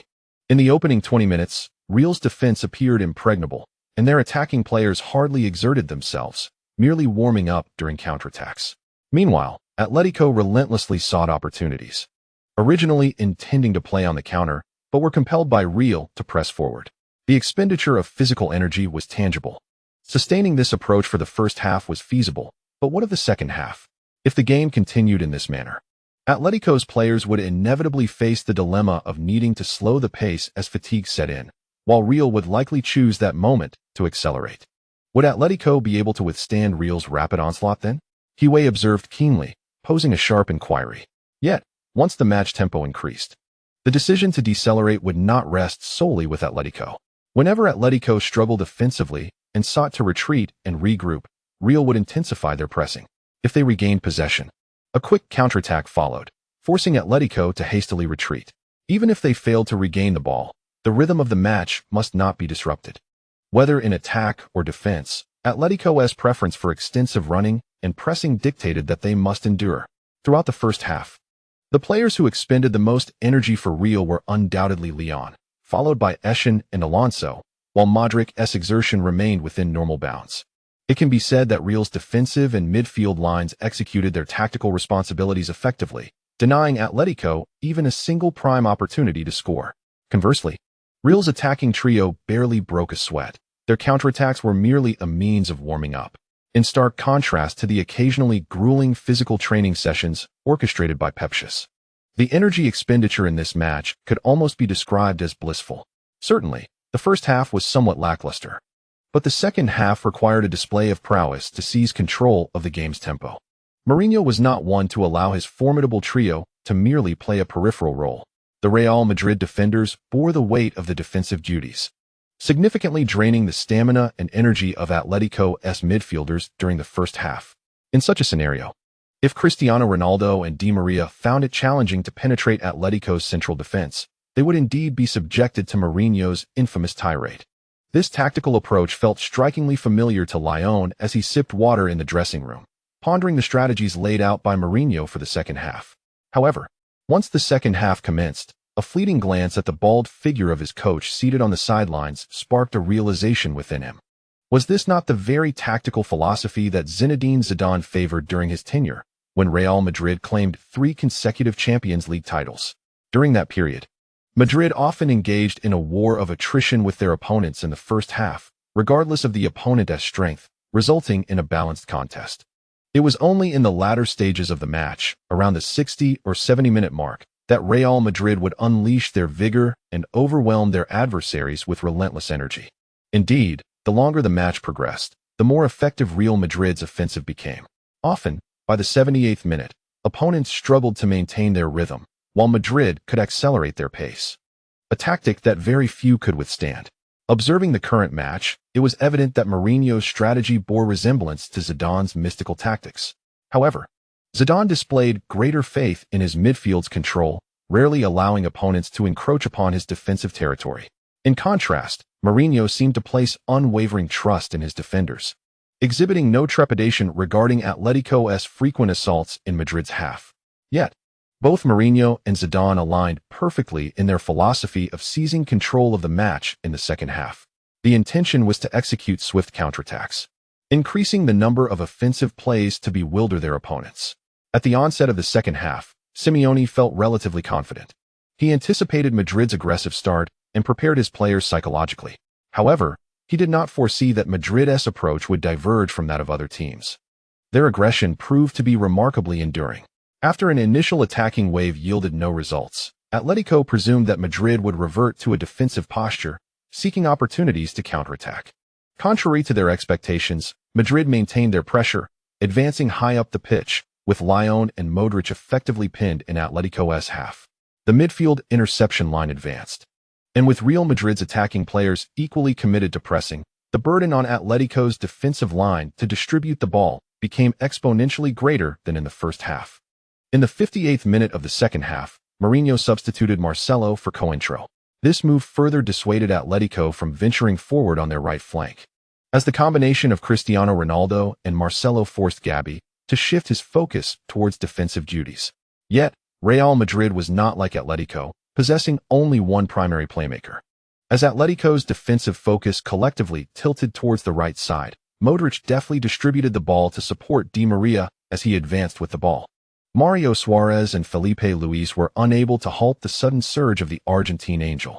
As Miranda abandoned his defensive zone to intercept Di Maria, the Angel astoundingly managed to pass the ball back amidst the encirclement of the three players. At this moment, Leon, displaying remarkable intelligence, chose not to advance further into the Atletico penalty area. Instead, he opted for a lateral touch. This maneuver allowed him to deftly evade the oncoming Gabi, and he subsequently delivered a lethal forward pass.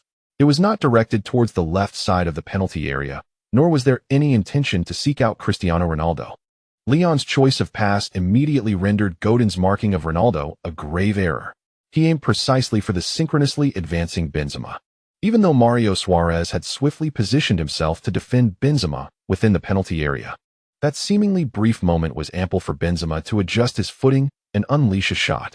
Courtois, observing Benzema's shooting motion, instinctively deduced that the striker would target the center of the goal and prepared for the save. However, when Benzema executed a shot aimed between his legs, Courtois' mind momentarily went blank. Despite Courtois' excellent goal line skills, quick reflexes, and towering stature allowing him to produce remarkable saves on the field, this particular shot was beyond his reach. His height hindered his ability to react swiftly enough to prevent it. As he sat down in despair, Courtois struck the grass in frustration. Di Maria retrieved the ball, while Leon celebrated. What a pass. It's a through ball. Benzema. Oh, a nutmeg. Benzema's shot pierced through Courtois' legs. The ball has entered the net. Alas, Godin's defensive judgment faltered. Suarez also failed to close in on Benzema. Yet Benzema executed his shot with remarkable decisiveness and confidence. Assisted by Leon, Benzema broke the deadlock in this match, granting Real Madrid a 1-0 lead in the 64th minute of the second half. Wei passionately celebrated in the commentary booth, and at that moment, the entire Bernabeu erupted into a resounding cheer. Benzema, elated to be the protagonist in such a high-stakes derby, dashed towards the corner flag, leaping joyfully and pumping his fists. Following his exuberant shout, Leon first embraced the nearby Modric tightly. Amidst the fervent cheers, Simeone slapped his forehead, visibly vexed as he furiously shook his hand. Meanwhile, Mourinho rose from his seat, applauding with a sense of relief.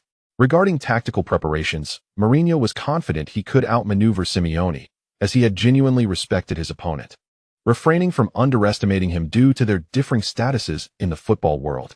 Nevertheless, no matter how confident he felt, he could not relax entirely until a goal was secured. Now that the goal had been scored, his concerns dissipated. If another goal could be netted before the 80th minute, the match would be conclusively decided. He thought to himself. The Real Madrid players on the field had not completely relaxed. They were intent on pressing their advantage. Consequently, before Simeone could implement any tactical adjustments, Atletico Madrid found themselves once again under siege from Real Madrid's relentless offensive onslaught as the match resumed. 3 minutes later, sensing the situation deteriorating, Simeone swiftly communicated tactical instructions to the recently warmed-up midfielder Raul Garcia and forward Adrian. He aimed to simplify their approach in these final moments. Garcia's entrance would bolster their defensive interception capabilities in midfield, and his forward runs posed a significant threat. As for Adrian, his deployment was a clear indication of a desperate offensive gamble. Just as Simeone completed his tactical briefing and submitted the substitution request, a thunderous cheer erupted from the Bernabeu. Di Maria skillfully dribbled past Felipe Luis, decisively cutting inside before the opponent could commit a foul, and evaded Mario Suarez with ease. The angelic display of dribbling left the Real Madrid supporters in a frenzy. Once within striking distance, Di Maria unleashed a high-quality, curling shot with his favored foot. Under normal circumstances, he could have begun to celebrate prematurely. However, Courtois, free from the agony of conceding again, reacted with lightning speed, deflecting the shot aimed at the corner with a single palm. His long reach was magnificently displayed at that moment. Seeing this, Benzema battled fiercely for position against Miranda, ultimately tapping the ball to Modric, who found himself perfectly positioned at the edge of the penalty area, ready to unleash a long-range shot. Yet, Modric, displaying remarkable composure, opted to distribute the ball to Cristiano Ronaldo, who had already assessed the positioning of Atletico defenders before receiving the pass. At that moment, Juanfran and Coke closed in on him, rendering an inward cut exceedingly difficult. In an instant, Ronaldo made a decisive choice regarding his offensive approach. After controlling the ball, he accelerated to create an angle and chose to deliver a cross rather than pursue the byline. The Atletico players who had converged on that side hastily adjusted their positions to track the ball's trajectory towards the opposite side of the penalty area. However, Ronaldo's cross was delivered with such urgency. Just before Atletico's defensive line could regroup, a figure in white erupted with incredible speed, competing with Felipe Luis for the ball. The two collided head-on, and the ball soared towards the goal, sending both players sprawling to the ground. A second later, in the chaotic Atletico penalty area, Courtois, once again filled with rage, retrieved the ball from the net, shouting as he forcefully slammed it onto the grass in front of him. "Oh well, the ball is in." A bouncing shot. This was a deliberately directed bouncing ball. Courtois was a moment too late in his reaction once more. Lyon? This is Lyon's goal. Lyon triumphed over Felipe Luis, netting Real Madrid's second goal at the far post. Within a mere 10 minutes, a devastating blow had been dealt. Real Madrid had established a 2-goal lead. Upon confirming that the scorer was indeed Lyon, Kiwi's voice soared with exhilaration. In the field, Lyon rose to glance at the goal, ensuring the ball had crossed the line, then broke into a wide smile. Arms outstretched as he sprinted towards the end line.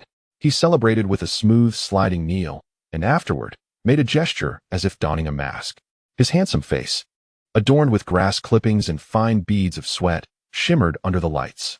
The Real Madrid supporters were in a state of ecstatic jubilation, while a few Atletico Madrid fans amidst them clutched their heads in despair, unable to fathom the relentless rhythm of their team's demise. Adrian and Garcia, who had just stepped onto the sidelines, exchanged glances in disbelief, while Simeone remained stoically seated on the bench, his expression betraying no emotion. His hands were clasped tightly together, only to slowly release after a moment, an embodiment of resignation. Meanwhile, the Real Madrid bench erupted in celebration. Mourinho immediately charged out with Karanka, roaring in delight. As the fervor subsided, Mourinho embraced Pintus warmly. Outsiders might remain oblivious, but every member of the Real Madrid squad understood clearly, with Pintus on board. Engaging in a war of attrition was their undeniable forte. The night still held more surprises. Gentlemen, I implore you to subscribe, to lend your support, and to cast your votes. End of chapter. Chapter 153. The Champions League round of 16 is freshly unveiled, as Real Madrid sets its sights on the coveted 6th crown of the year. Liang's header in the 73rd minute shattered the confidence of most Atletico Madrid players. The psychological advantage built by Atletico fans during the first 13 rounds of the league evaporated in that instant. A familiar sense of helplessness washed over the hearts of all Atletico supporters once more. This feeling of impotence in facing Real Madrid was painfully familiar, yet, correspondingly, they had begrudgingly accepted the reality of their impending defeat. Ultimately, Atletico had suffered far too many losses to Real Madrid over the years, with draws being a rarity. Despite their anguish, Atletico fans gradually adapted to this grim reality after numerous defeats. Simeone remained unwilling to concede, and after a few minutes of simmering frustration, he returned to the sidelines, roaring encouragement to his players. At this juncture, he cared not for merely equalizing the score. He fervently hoped his players would not lose heart nor easily surrender the match. If the squad he had painstakingly rebuilt exhibited such a lack of spirit, he would deem his efforts a failure. Fortunately, he witnessed the response he longed for. From Costa in the front line to Gabi, Coke, and Garcia in midfield, and further back to Godin and Juanfran in defense, his players refused to capitulate and allow Real Madrid to dominate. They continued to strive, seeking opportunities for a counterattack, even as their physical condition visibly lagged behind that of Real Madrid. Yet, they did not relent, having begun to retreat to their half to stabilize the score. The players of Real Madrid have curbed their superfluous relaxation. They have encountered such a scenario for the second time this season. The last instance was during the Champions League group stage, where they faced the tenacious Borussia Dortmund until the final moment. This time, they witnessed a similar spirit from their city rivals, Atletico Madrid. While the merits of tactics and player capabilities can be set aside for now, the spirit displayed is indeed a rarity in the current football landscape. The players of Real Madrid were evidently unprepared for Atletico's newfound resilience. Remarkably, Simeone's transformation of the team has yet to reach its full potential. One can only imagine the strength Atletico might possess in a year and a half or 2 years, with this indomitable spirit and further tactical and squad enhancements. In terms of predicting Atletico's future prowess, Leon holds the most authoritative voice within the current Real Madrid squad. Thus, in response to Atletico's exhibited tenacity, he remained remarkably composed. Not to mention 2 years from now, even 1 year later, Atletico will likely possess the formidable strength to contend for European supremacy should Simeone bolster the squad and refine their attacking strategy, as he has historically done. After all, Atletico's defensive capabilities are already commendable. Once they have fully integrated this season, their defensive prowess could ascend to new heights, potentially making them the leading force in La Liga. Currently, Atletico is still navigating the path of tactical refinement, yet even without reaching their peak, they managed to lose to the pinnacle Mourinho's Real Madrid by just 2 goals, which is quite commendable and justifies their current standing as third in La Liga. Mourinho's gaze has taken on a more serious tone. This may be our last relatively easy victory in the derby, either, he remarked to Karanka at the sound of the final whistle.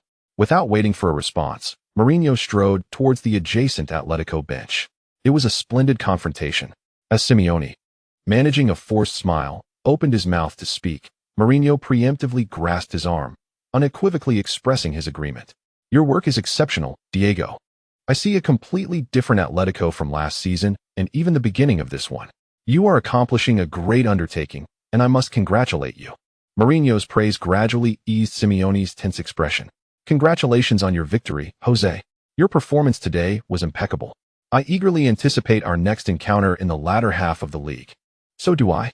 The 2 forthright coaches exchanged smiles at the Bernabeu sidelines before straightforwardly bidding farewell and turning towards their respective players. This moment does not mark the beginning of their personal rivalry, but it certainly heralds a new era in the encounters between Real Madrid and Atletico Madrid. The victorious players of Real Madrid did not indulge in excessive jubilation, while the defeated Atletico players did not succumb to overwhelming despair. They all understand that it is time to turn the page on the historical rivalry between the 2 teams. Perhaps, the next encounter will unfold in a manner that surprises all fans.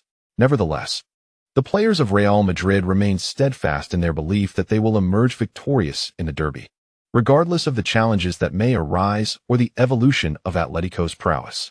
Madrid, after all, will not be easily swayed.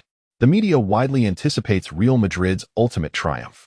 Despite Atletico's tactical advancements worthy of analysis, the following day's sports publications predominantly feature headlines proclaiming Real Madrid's victory, while some outlets offer serious tactical analyses. Most are merely tabloids.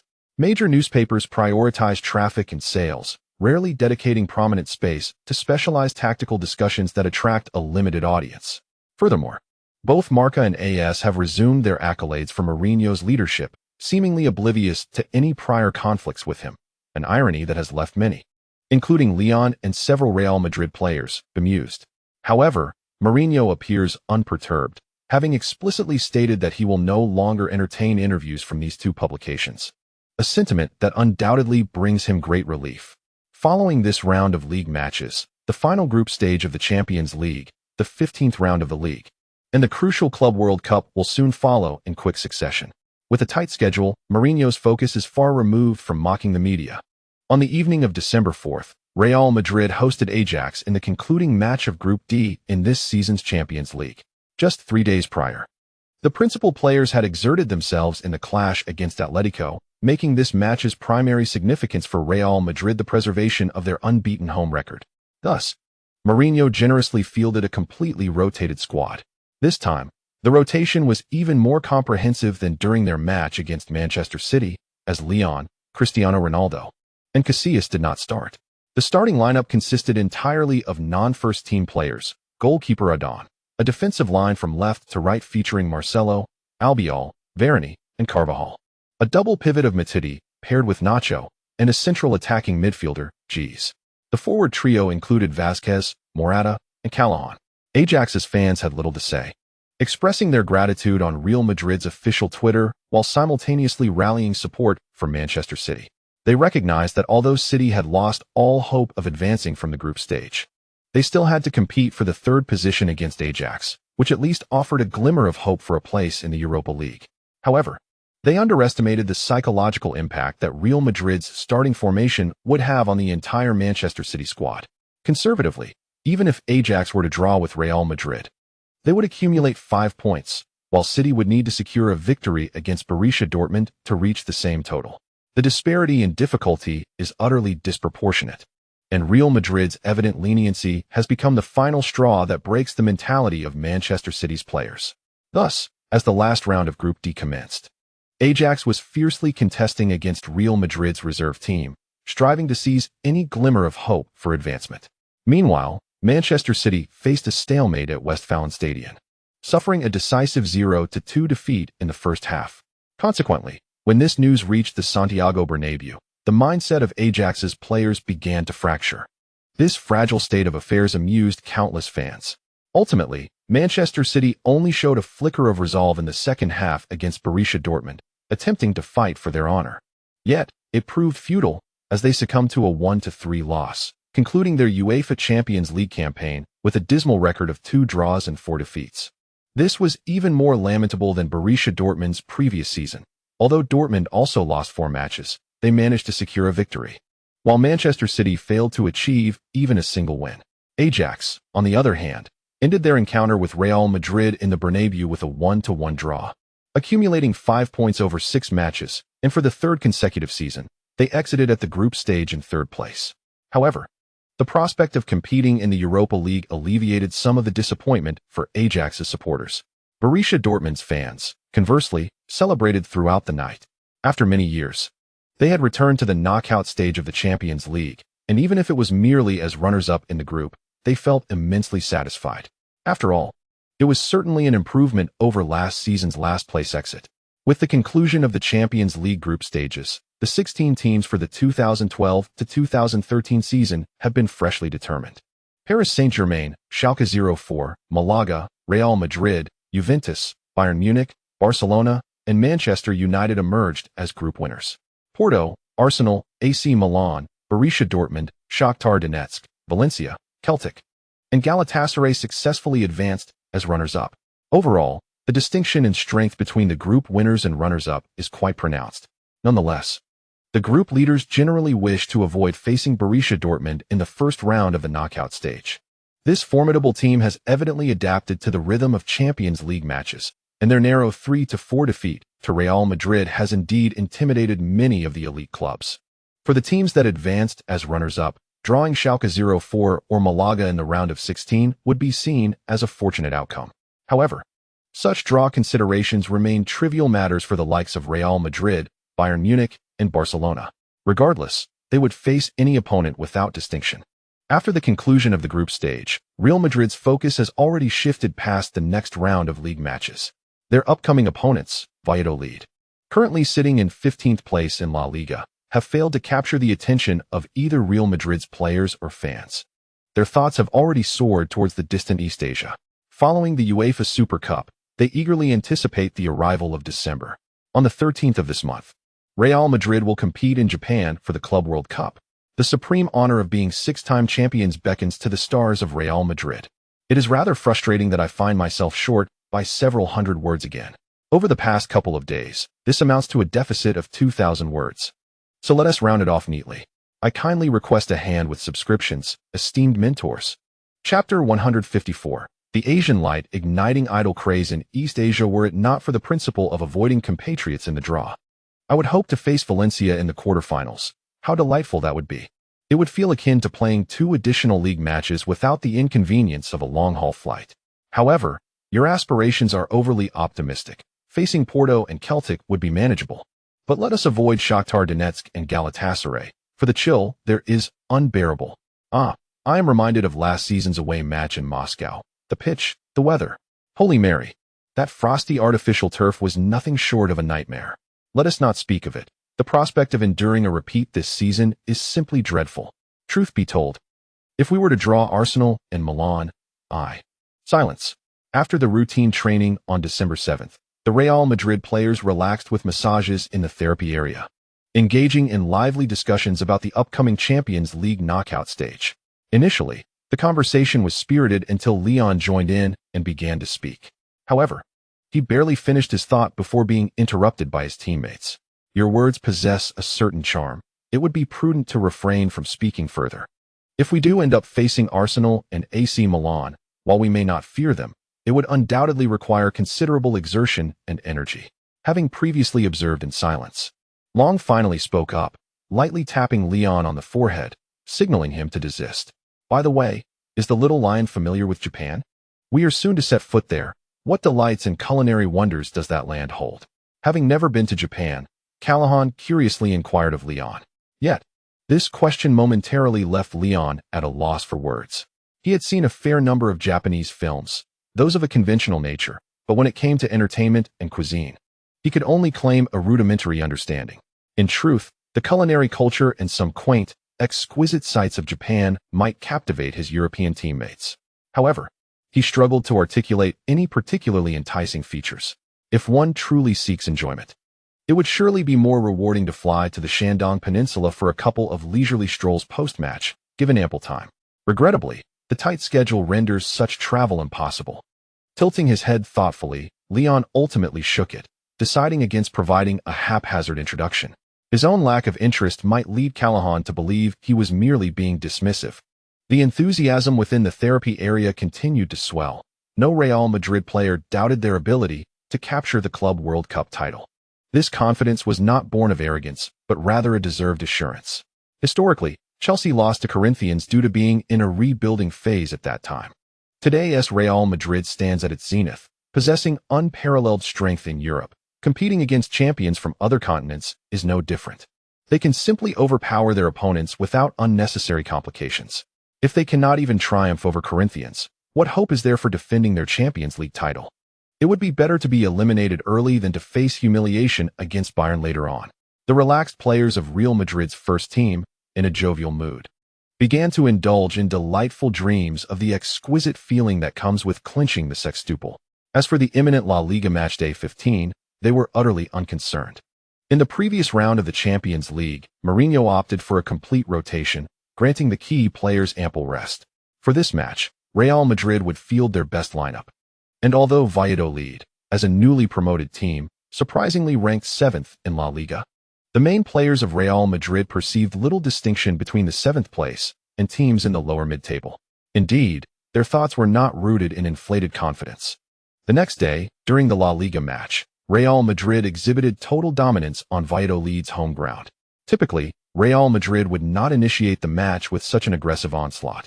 However, Mourinho, aiming to acclimatize his disciples to a new playing style for the upcoming Club World Cup, utilized Valladolid as a training ground. It must be acknowledged that Valladolid, having conceded only 15 goals in the 14 rounds of the league, indeed presented an excellent sharpening stone for Real Madrid.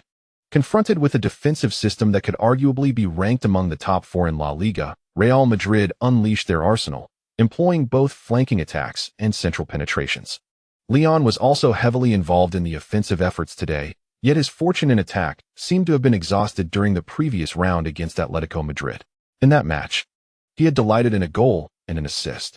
However, in this encounter, after narrowly missing the crossbar with 2 long-range shots, Leon realized that today was not destined to be his day for scoring. Nevertheless, his active movement and distribution of the ball created numerous attacking opportunities for his teammates. Valladolid, capitalizing on Real Madrid's aggressive push, managed to score 2 goals throughout the match, marking a rare moment of brilliance for their entire squad. Yet, conceding 5 goals rendered it difficult for Valladolid's fans to find joy, even after Real Madrid eased off after 70 minutes. The 5 goals conceded were a severe blow to the confidence of the entire Valladolid team.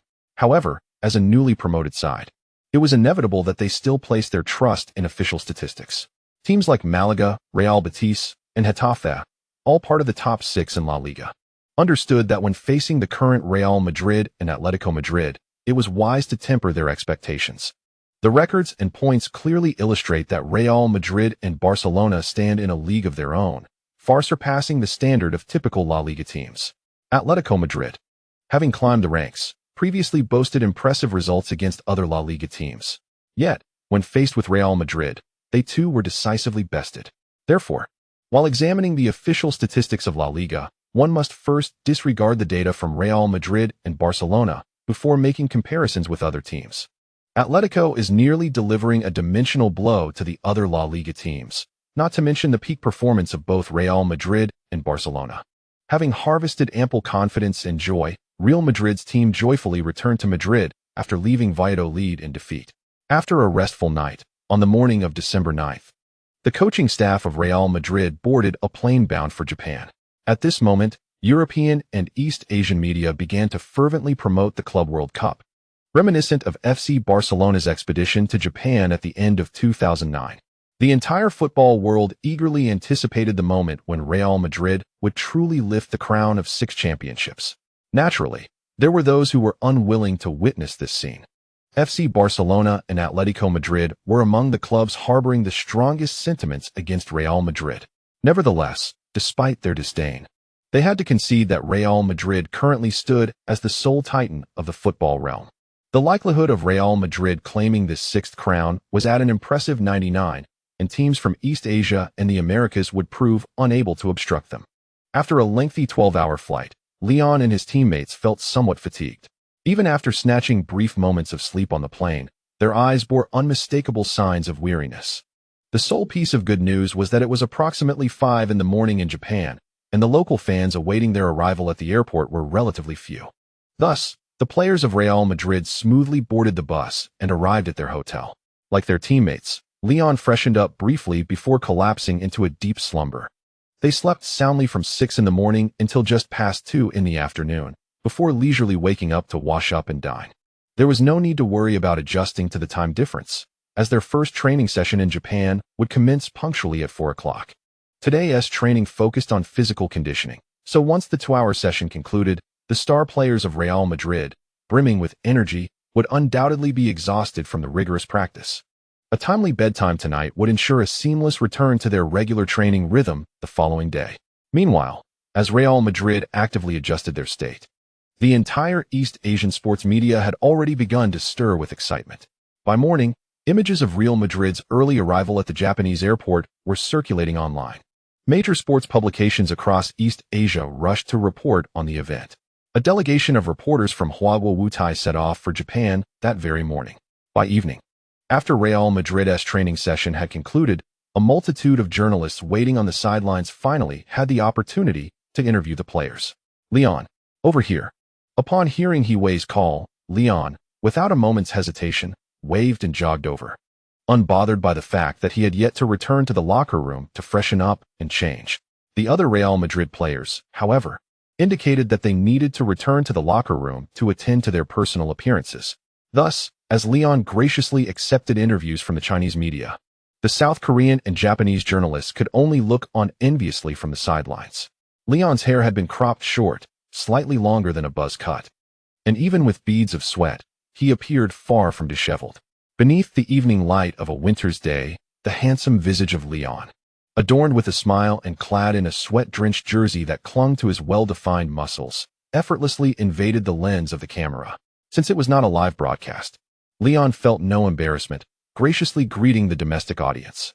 The questions posed by Hiwei were relatively amicable, prompting Leon to briefly share Real Madrid's aspirations for the Club World Cup.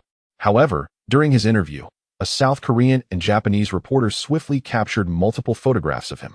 Within minutes, a frenzy erupted on sports forums in Japan and South Korea, swiftly spreading across the internet, igniting discussions surrounding Leon. The fervor among fans from both nations, as well as curious onlookers, was palpable. This formidable young player epitomizes the pinnacle of contemporary Asian football talent, and his striking appearance surpasses that of most male stars in the Asian entertainment industry. A renowned Japanese sports journalist's social media post garnered a plethora of likes and shares, accompanied by a celebratory image of Leon hoisting the Champions League trophy from the previous season, which subsequently went viral in Japan. Many Chinese fans, Upon observing the prevailing Japanese discourse, found it perplexing. If Japan were to produce a prodigious talent akin to Leon, it is conceivable that numerous fans in China would admire such an East Asian genius. However, the level of fervor seen in Japan, marked by widespread admiration and praise, seemed excessive. South Korea, while also engaging in discussions about Leon, maintained a more restrained media approach, simply acknowledging him as a light of Asia, a title he undoubtedly merits. Conversely, Japanese media appeared to be elevating Leon to the status of a perfect idol for East Asia.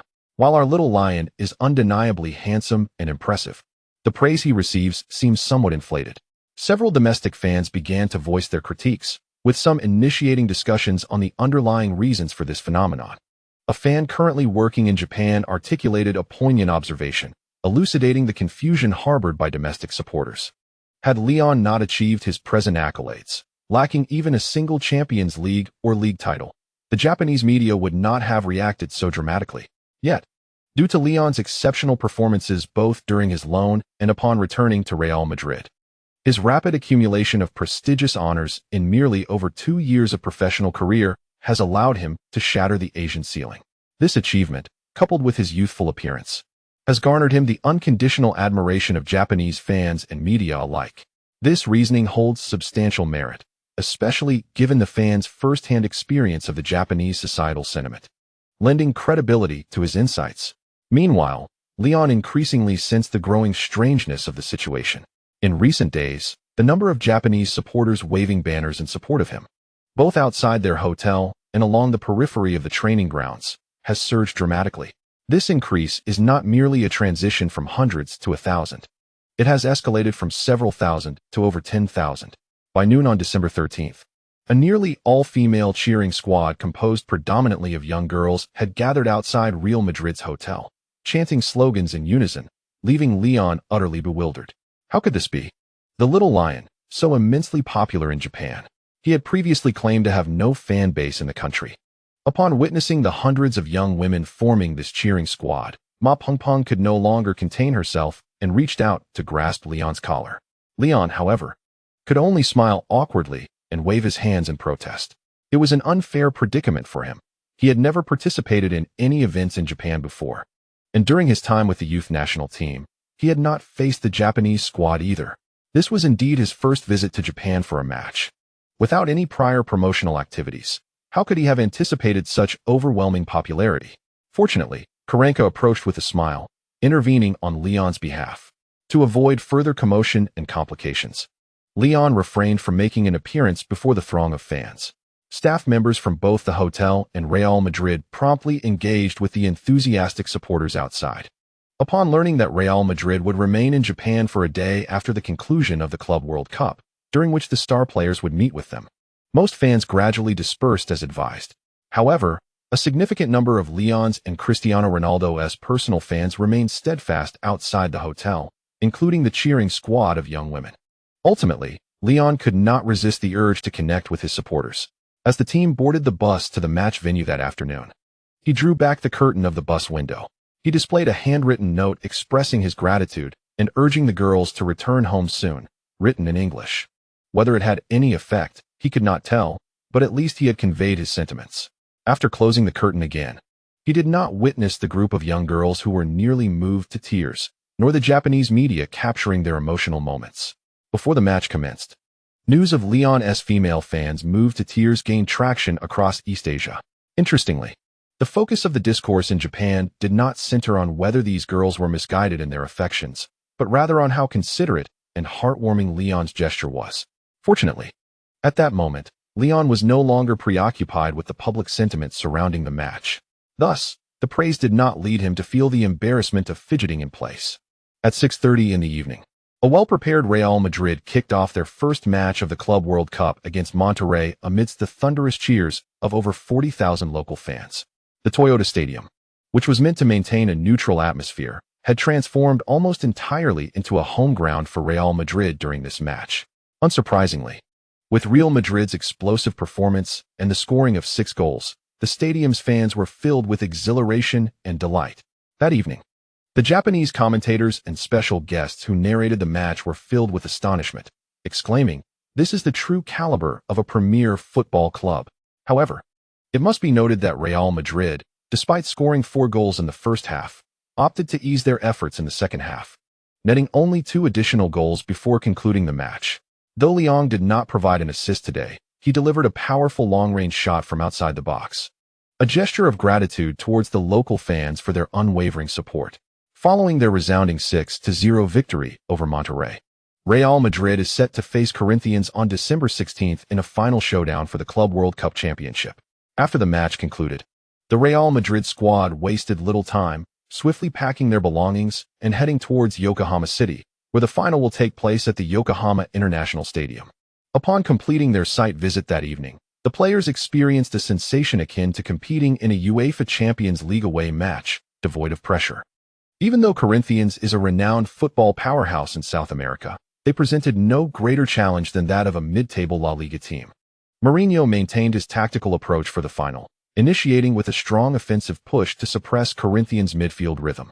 Corinthians' defense proved to be quite solid, significantly better than that of Monterrey. For the first 20 minutes, Real Madrid struggled to penetrate their defensive line. However, in the 22nd minute, Real Madrid capitalized on a set-piece opportunity, showcasing their dominance in aerial duels. Liang, leveraging Pepe's cover, surged forward to powerfully head the ball past Corinthians' veteran defender, Chicao, thus breaching their goal and paving the way for Real Madrid's triumph. Corinthians fought back fiercely, seemingly intent on creating a miracle. Yet, as they pressed forward to attempt an offensive, Real Madrid swiftly countered with 2 decisive interceptions, forcing them to confront the harsh reality of the situation. Ultimately, Real Madrid secured a convincing 3-0 victory over Corinthians, clinching their final championship trophy of the year. The excitement among the over 70,000 fans was palpable, as they witnessed this historic moment of Real Madrid achieving 6 titles in a single year. Regardless of the passage of time, such memories are bound to evoke envy. Before the award ceremony commenced, Liang took a moment to approach Corinthians midfielder, Paulinho, offering words of comfort and exchanging jerseys. Your future lies in Europe. Do not be discouraged. Keep striving. Liang's encouragement left Paulinho deeply appreciative.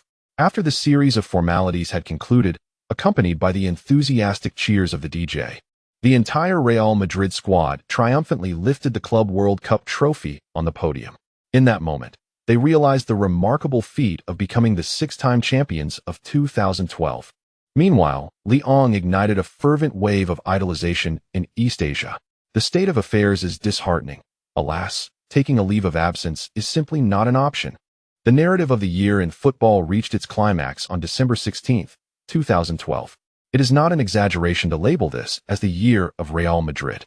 With 6 prestigious trophies in their grasp, every player in the squad could rightfully claim to be a victor in life. For stalwarts like Alonso, Ramos, Casillas, and Arbeloa, who are not only key figures for Real Madrid, but also mainstays of the Spanish national team, this year stands out as the pinnacle of their careers. In every competition they participated in, whether representing their country or their club, they amassed an impressive collection of championship titles, marking a truly remarkable year. Meanwhile, in East Asia, the spotlight was firmly on Liang, the focal point of media and fan discussions. If Park Ji-sung previously set the standard for Asian players in European football, proving their potential for success, Liang has shattered those records, illuminating the path to an almost flawless career for all Asian athletes. Securing 6 titles in a single year, he did so as an indispensable player, contributing significantly in various finals. The consensus among Asian sports media is that there is no need to wait until Liang concludes his career to compare him with the top players in the history of Asian football. Comparisons with figures like Cha Bum-kwon and Park Ji-sung have become irrelevant with the advent of this 6-title triumph. Liang is unequivocally the preeminent Asian player. While South Korean media may attempt to maintain a semblance of pride, they have refrained from disputing the claim that Liang is the current top Asian player, albeit subtly suggesting that Cha Bum-kwon and Park Ji-sung still hold an advantage in terms of goals scored and total titles. However, as the media in China remained silent, several Japanese outlets swiftly began to raise doubts. Would it not be more gracious to acknowledge the truth? Or do the South Korean media doubt Liang's ability to surpass Park Ji-sung's championship tally at Real Madrid? Comparing a midfielder's goal tally to that of a forward seems rather disingenuous. As this provocative discourse emerged, The media landscapes of South Korea and Japan ignited a heated debate, leaving their Chinese counterparts bewildered. Why should our players be the subject of such contention? After a brief period of commentary, the Chinese media chose to step back from the fray, instead focusing on lauding Li Yang's exceptional performances.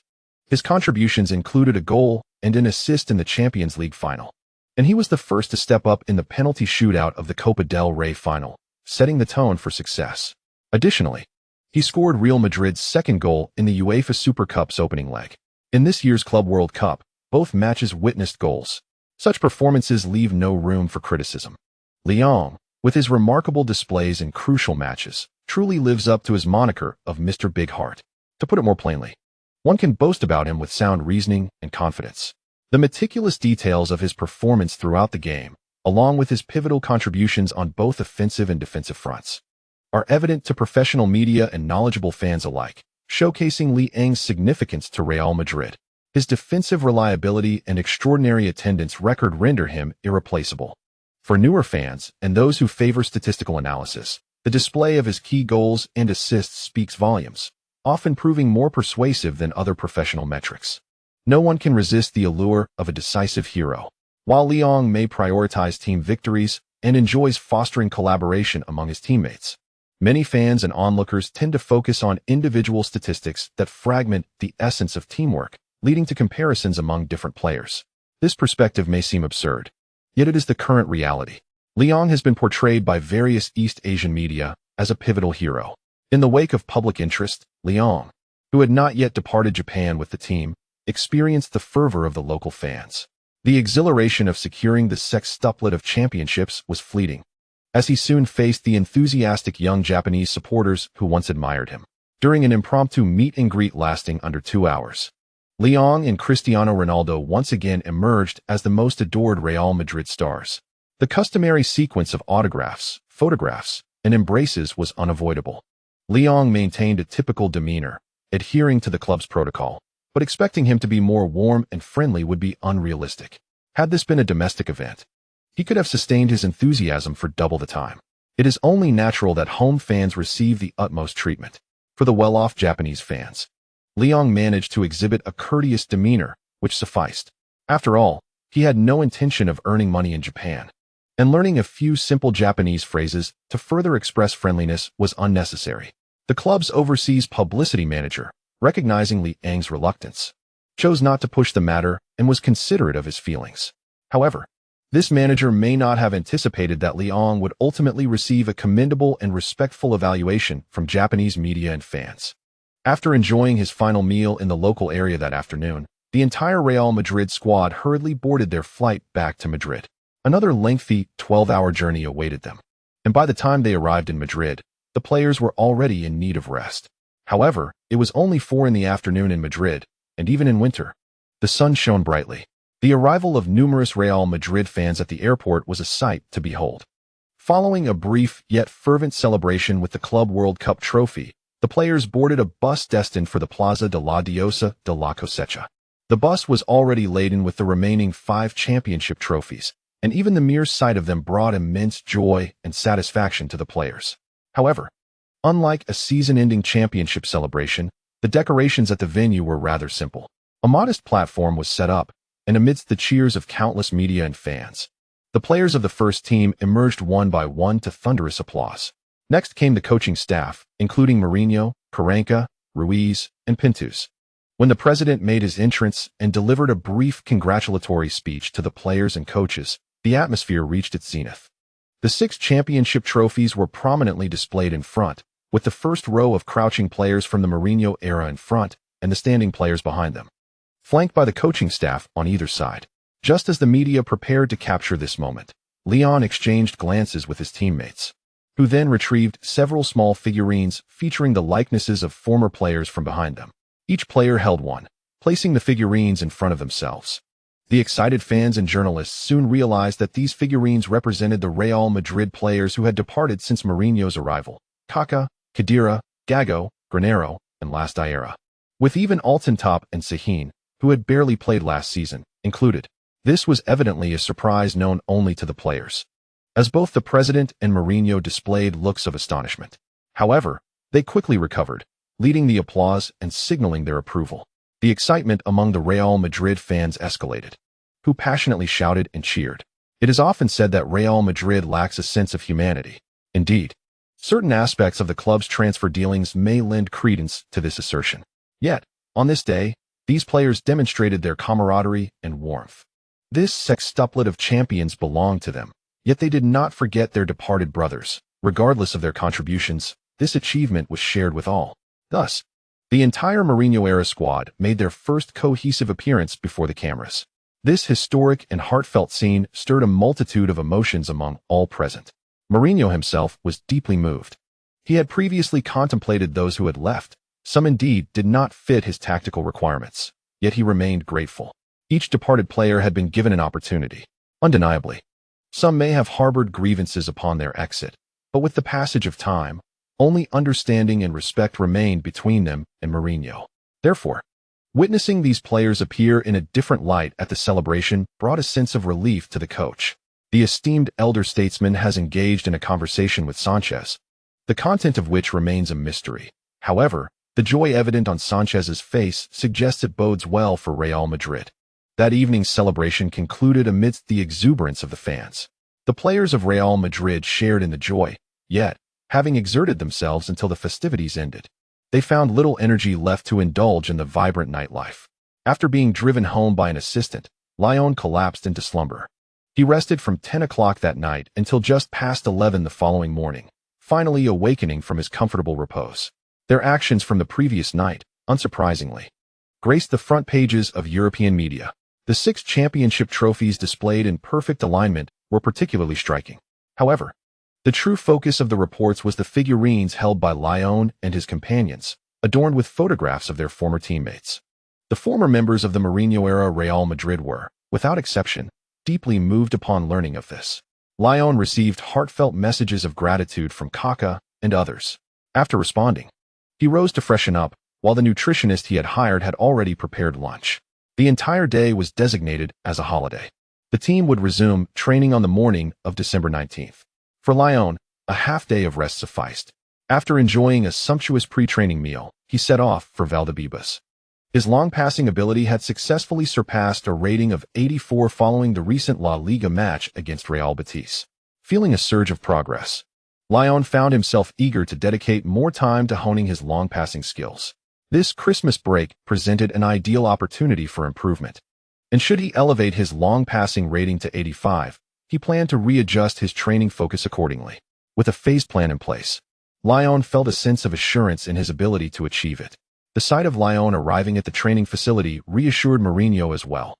In the upcoming league match, Real Madrid would face Malaga, currently occupying the 4th spot in La Liga and having successfully progressed to the knockout stage of the Champions League.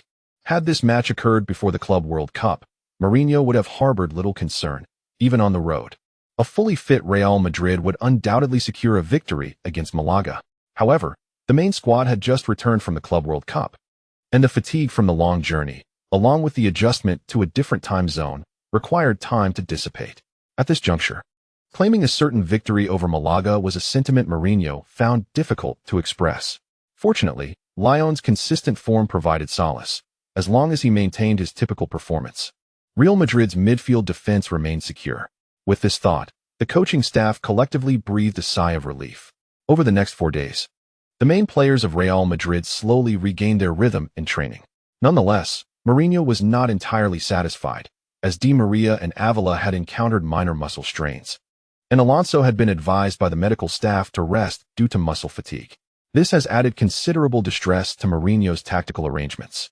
Fortunately, the remaining core players, including Cristiano Ronaldo, Lionel Messi, Pepe, and Ramos, are all fit. Otherwise, Mourinho would undoubtedly struggle to maintain his composure in seeking solutions.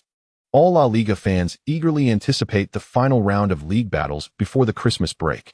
Notably, the matchups of Malaga versus Real Madrid, Valencia versus Getafe, and Valladolid versus Barcelona are the most captivating for the spectators. However, just a day before these monumental clashes, a sensational revelation emerged from AS. They reported that tensions had escalated to a breaking point between Barcelona's management and Guardiola after multiple meetings where disagreements arose. According to the report, Guardiola had also brought certain internal conflicts with some players in the Barcelona locker room to light. Some players, feeling secure due to their connections with club executives, seemed unconcerned about Guardiola's warnings of potential repercussions. When this article was published, few Real Madrid fans took it seriously, and the players remained oblivious during training. Yet by afternoon, as major Spanish media outlets began to circulate AS's exclusive scoop, the entire La Liga fanbase could hardly contain their anxiety. Barcelona's official club statement issued that afternoon refuted the rumors, but shortly after nightfall, Guardiola took to his personal social media to confirm that he had indeed submitted his resignation to the club. Contrary to the bizarre speculations of the media, he expressed feeling mentally fatigued, clarifying that his departure had nothing to do with the players. Guardiola's statement was rather nuanced, omitting any mention of the Barcelona hierarchy and explicitly stating it was unrelated to the players. Yet amidst the uproar of public discourse, no one seemed to care about these subtleties. Barcelona fans were in agony, with many lamenting, "We are doomed." Reflecting on last year's joy when Guardiola announced his 2-year contract extension, their current despair was palpable. Meanwhile, Lionel Messi, now aware of the situation, perceived Guardiola's departure as a natural development. In his recollection, Guardiola had been contemplating leaving since last year, as he felt that the current Barcelona was no longer under his control. Whether due to the management's lack of unwavering support for his vision or the insubordination of certain existing players, either issue alone would have been unacceptable to him, let alone both occurring simultaneously. When Guardiola had previously announced his contract renewal, Messi had surmised that Guardiola was merely tolerating the situation, eager to achieve further success alongside his cherished protégés, Messi and Iniesta. Perhaps he wished to avoid witnessing Barcelona being entirely overshadowed by Real Madrid upon his departure. However, it appears that Guardiola remains true to his character. Despite his composed demeanor on the pitch, he is, in fact, an absolute tyrant within the locker room and on the training ground. At his core, he bears little distinction from Mourinho. Both are zealots, fervently devoted to their tactical philosophies. Thus, when confronted with betrayal, even if they convince themselves they can endure, the intrinsic obstinacy and defiance within them will not permit it. Alas, Barcelona shall now irrevocably lose their esteemed coach. With a mere 13,000 words remaining, the writer feels a flow of creativity this evening. Tomorrow, whatever is written will be published. This chapter concludes. Chapter 156. Kid, now that you've joined Barcelona, I can finally defeat you consistently. Due to explosive news surfacing before the match, which was indirectly confirmed by Guardiola's social media statements, the spotlight of this La Liga round undeniably rests upon Barcelona.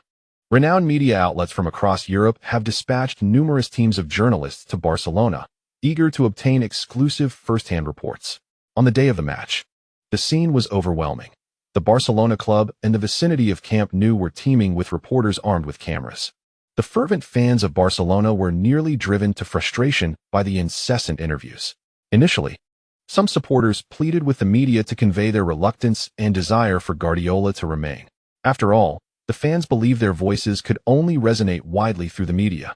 However, as they observed the media's coverage focusing predominantly on the mounting tension among the fanbase and the club's refusal to grant interviews, revealing their own insecurities, the fans realized that relying on those seeking to sensationalize Barcelona's disintegration for fair representation was utterly naive. Consequently, some irate fans, upon seeing reporters seeking interview subjects on the streets, confronted them, expressing their anger vocally. The discord between the fans and the journalists escalated rapidly throughout the streets of Barcelona. In this critical moment, Guardiola emerged to stabilize the situation. Although he had been absent from the pre-match press conference, he responsibly released a live video addressing the team's expedition. In the video, Guardiola appeared surprisingly relaxed, devoid of anxiety, patiently reassuring the Barcelona fans and urging them to support the club. Consider this the final opportunity to rally behind his tenure at Barcelona. Watching from the sidelines, Leon could not help but give Guardiola a mental thumbs up. Now, that is what one calls taking responsibility. Those in the Barcelona hierarchy, who remain hidden in the shadows, neither daring to openly comfort the fans nor disclosing the genuine communication between the parties, ought to take notes.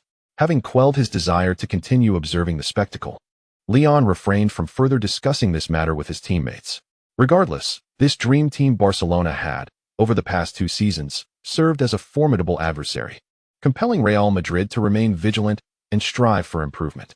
Leon certainly relished the prospect of Barcelona's downfall, yet not in such a farcical manner. Even though he was aware that Guardiola would inevitably clash with the current Barcelona, what if Guardiola were to depart after this season's conclusion? In that case, they and the dream team of Barcelona could still engage in a complete contest for at least another season, regardless of who emerges victorious. This scenario ensures that the players from both sides would harbor minimal regrets. It is lamentable that the dream team of Guardiola's Barcelona and Mourinho's Real Madrid cannot fully compete in the latter half of the league. This situation is indeed a disappointment for La Liga and the global football community at large. One cannot help but question the absurdity of Barcelona's upper management. Have they truly lost all sense of reason? The fact that they could provoke Guardiola into such a frenzy is simply baffling. While seated on the team bus, Leon overheard Ramos's criticisms, and he silently displayed a knowing smile. Absurd? This is merely the beginning. There will be many more such instances of folly from Barcelona's hierarchy in the future. That evening, shortly after 7, the players of Real Madrid and Malaga were engaged in their final warm-up before the match at the Rose Garden Stadium. During a brief water break, Leon exchanged high-fives with Isco, greeting him. However, Isco's mood appeared less than buoyant today. Without hesitation, Leon remarked, "Barcelona is about to face turmoil." This comment elicited a dramatic eye roll from Isco. With Messi and the others still present, Barcelona would not remain in disarray for long. Yet, Guardiola is indeed departing. During the Christmas break, Barcelona will secure a suitable new head coach. But Guardiola is leaving. The management has promised to provide the new coach with maximum support during the winter transfer window. But Guardiola is leaving. Leon's repetitive remarks seemed to shatter Isco's defenses. As Isco raised his hands, seemingly ready to strangle himself, Leon quickly smiled and gestured an apology. Fortunately, the water break lasted only a few minutes, and Isco, realizing he could not outwit Leon, eventually shot him a look that said, "I'll be watching you during the match," before scampering away. Leon chuckled, refraining from further comments, and returned to warming up with his teammates. Malaga currently boasts a formidable presence in La Liga. Not only are they firmly positioned within the top 4, but they have also qualified for the knockout stages of the Champions League, mirroring the successes of both Real Madrid and Barcelona. Regardless of the perceived weaknesses of their group, Malaga has impressively advanced with an unbeaten record, outpacing AC Milan. In contrast, Valencia, another La Liga team that has also reached the knockout stages, has plummeted to 11th place in the league standings. Despite being mid-table teams, Malaga's ability to maintain stability on both fronts highlights the healthy and rational management of their squad. Pellegrini, who previously managed Real Madrid for a brief year, has once again demonstrated his coaching prowess. His ability to achieve significant results with modest resources and his commitment to attacking football remain highly esteemed in European football. As the winter transfer window approaches, the transfer rumors surrounding Malaga's talented players and Pellegrini are increasing by the day. Following Manchester City's dismal exit from the Champions League group stage, speculation about Mancini's dismissal surged, with reports suggesting that the City hierarchy is interested in replacing him with Pellegrini. There have been similar rumors circulating in the Spanish media. However, with the recent significant developments concerning Barcelona, the narrative has abruptly shifted, and the media has begun to link Barcelona with Pellegrini, even though Pellegrini had previously dismissed such speculation, clearly stating that there is no possibility of his departure from Malaga during the winter transfer window. These outlets persist in associating him with numerous European clubs seeking managerial changes. This phenomenon can only be attributed to the fact that when a team's performance improves and their reputation rises, the media eagerly descends upon them, fabricating rumors with relentless fervor. Before the match, Mourinho could only smile and offer a comforting word in response to Pellegrini's feigned complaints. Given Pellegrini's temperament, it appears he is ill-suited for the pressures of a prestigious club. His earnestness and unwavering focus on the game itself render him vulnerable to media scrutiny, lacking the psychological resilience to counteract such interference. To thrive in a top-tier environment, one must possess a robust ability to withstand pressure and occasionally confront the media. Otherwise, success may remain elusive. Nonetheless, Mourinho holds a deep respect for Pellegrini's capabilities in managing mid-tier teams, whether with the previously struggling Villarreal or the current Malaga. When given the autonomy by the club, Pellegrini has consistently demonstrated an ability to craft a competitive side capable of securing a place in European competitions within a mere 2 seasons. Presently, Malaga has achieved a level of tactical cohesion, firmly establishing themselves among La Liga's top 4 teams.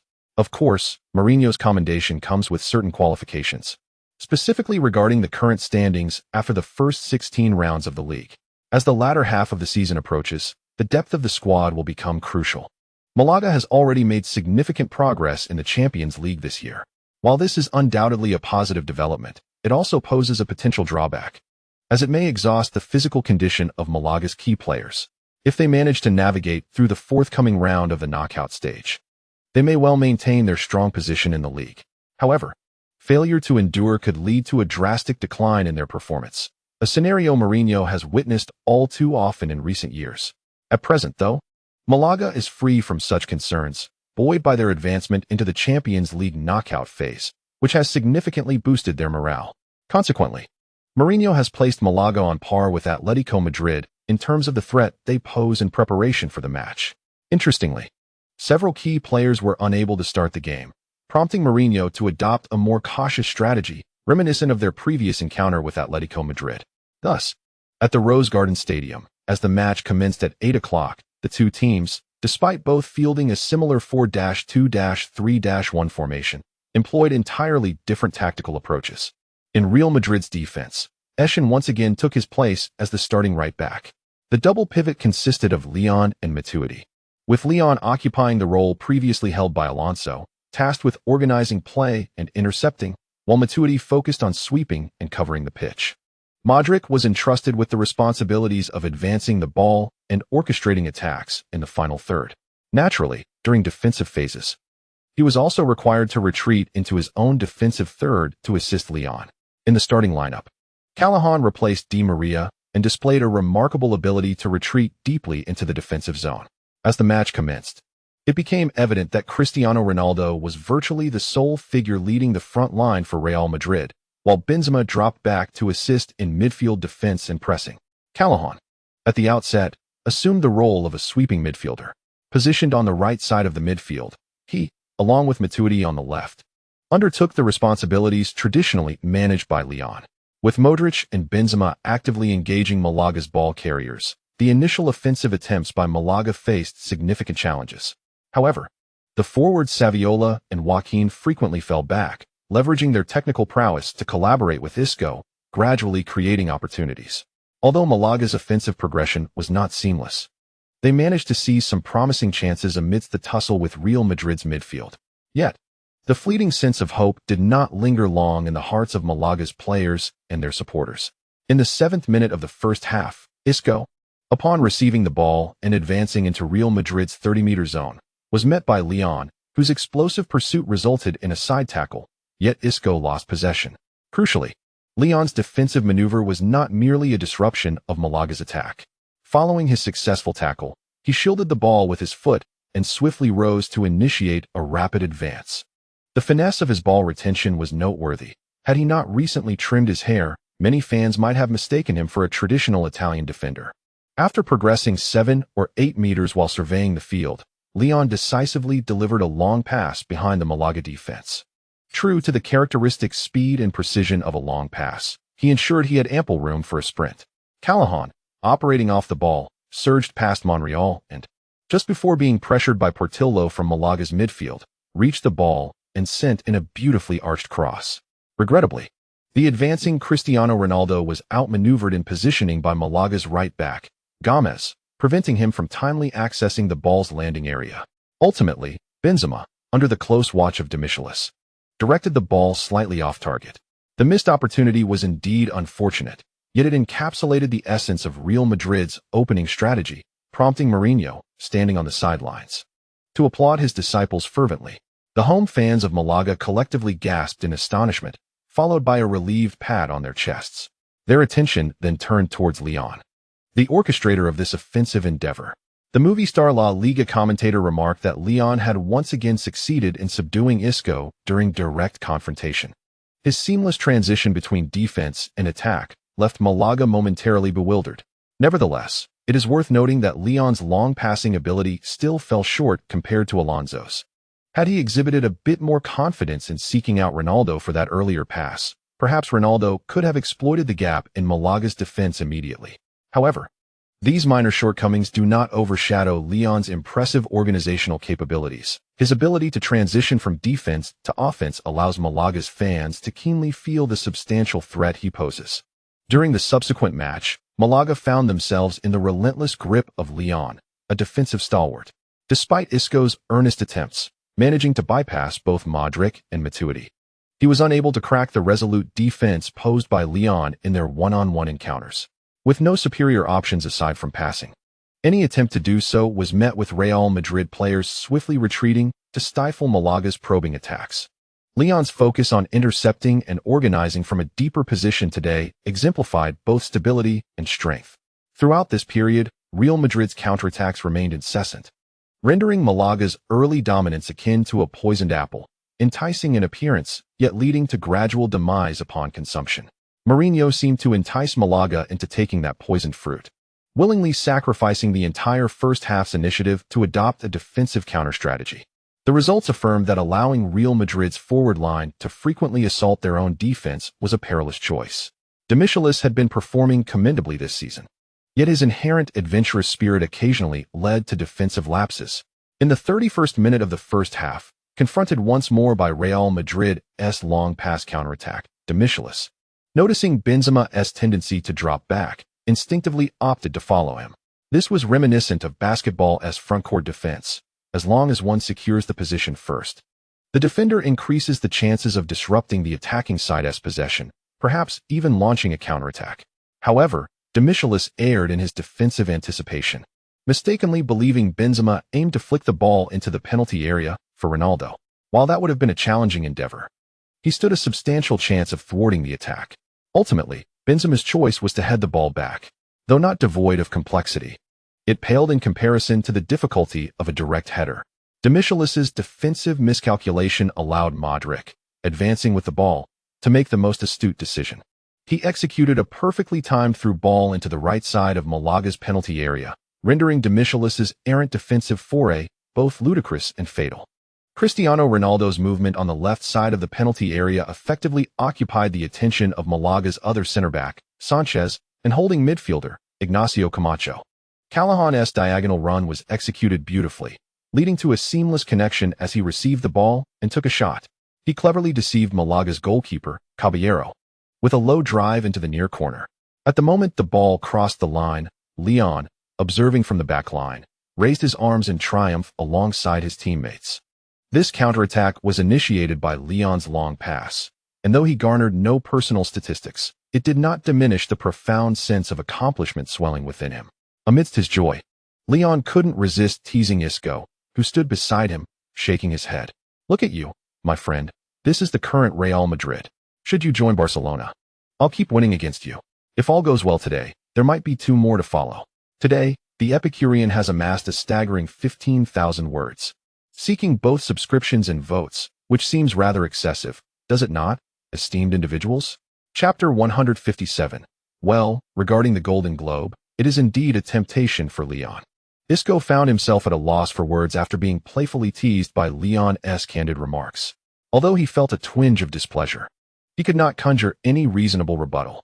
Observing the current Real Madrid, it is no longer like the dawn of a new day, but rather akin to the midday sun, shining brightly at the zenith of La Liga. As they are on the verge of losing Guardiola, uncertainty looms over who the next coach will be, and whether internal strife exists within Barcelona, which resembles a setting sun.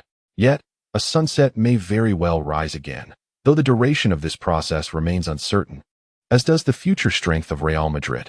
Professional players possess a brief window of peak performance, and none would dare to gamble on transfers lightly. Had Isco not achieved his current stature, he would have willingly accepted the call from the faltering Barcelona. However, he has indeed made a name for himself. Even though he could not surpass Götze in this year's European Golden Boy Award, he remains the Golden Boy in the eyes of Spanish fans. Now, he lacks for clubs that seek his talents.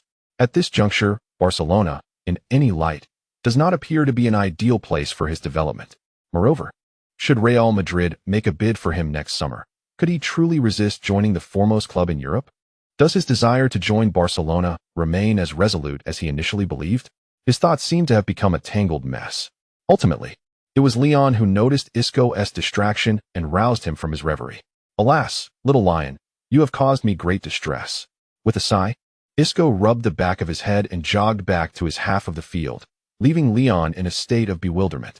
However, as the match resumed, both Isco and Leon swiftly returned to their tactical roles, leaving the earlier incident behind. Real Madrid, having scored a goal, began to deliberately slow the pace of the game under the orchestration of Leon and Modric.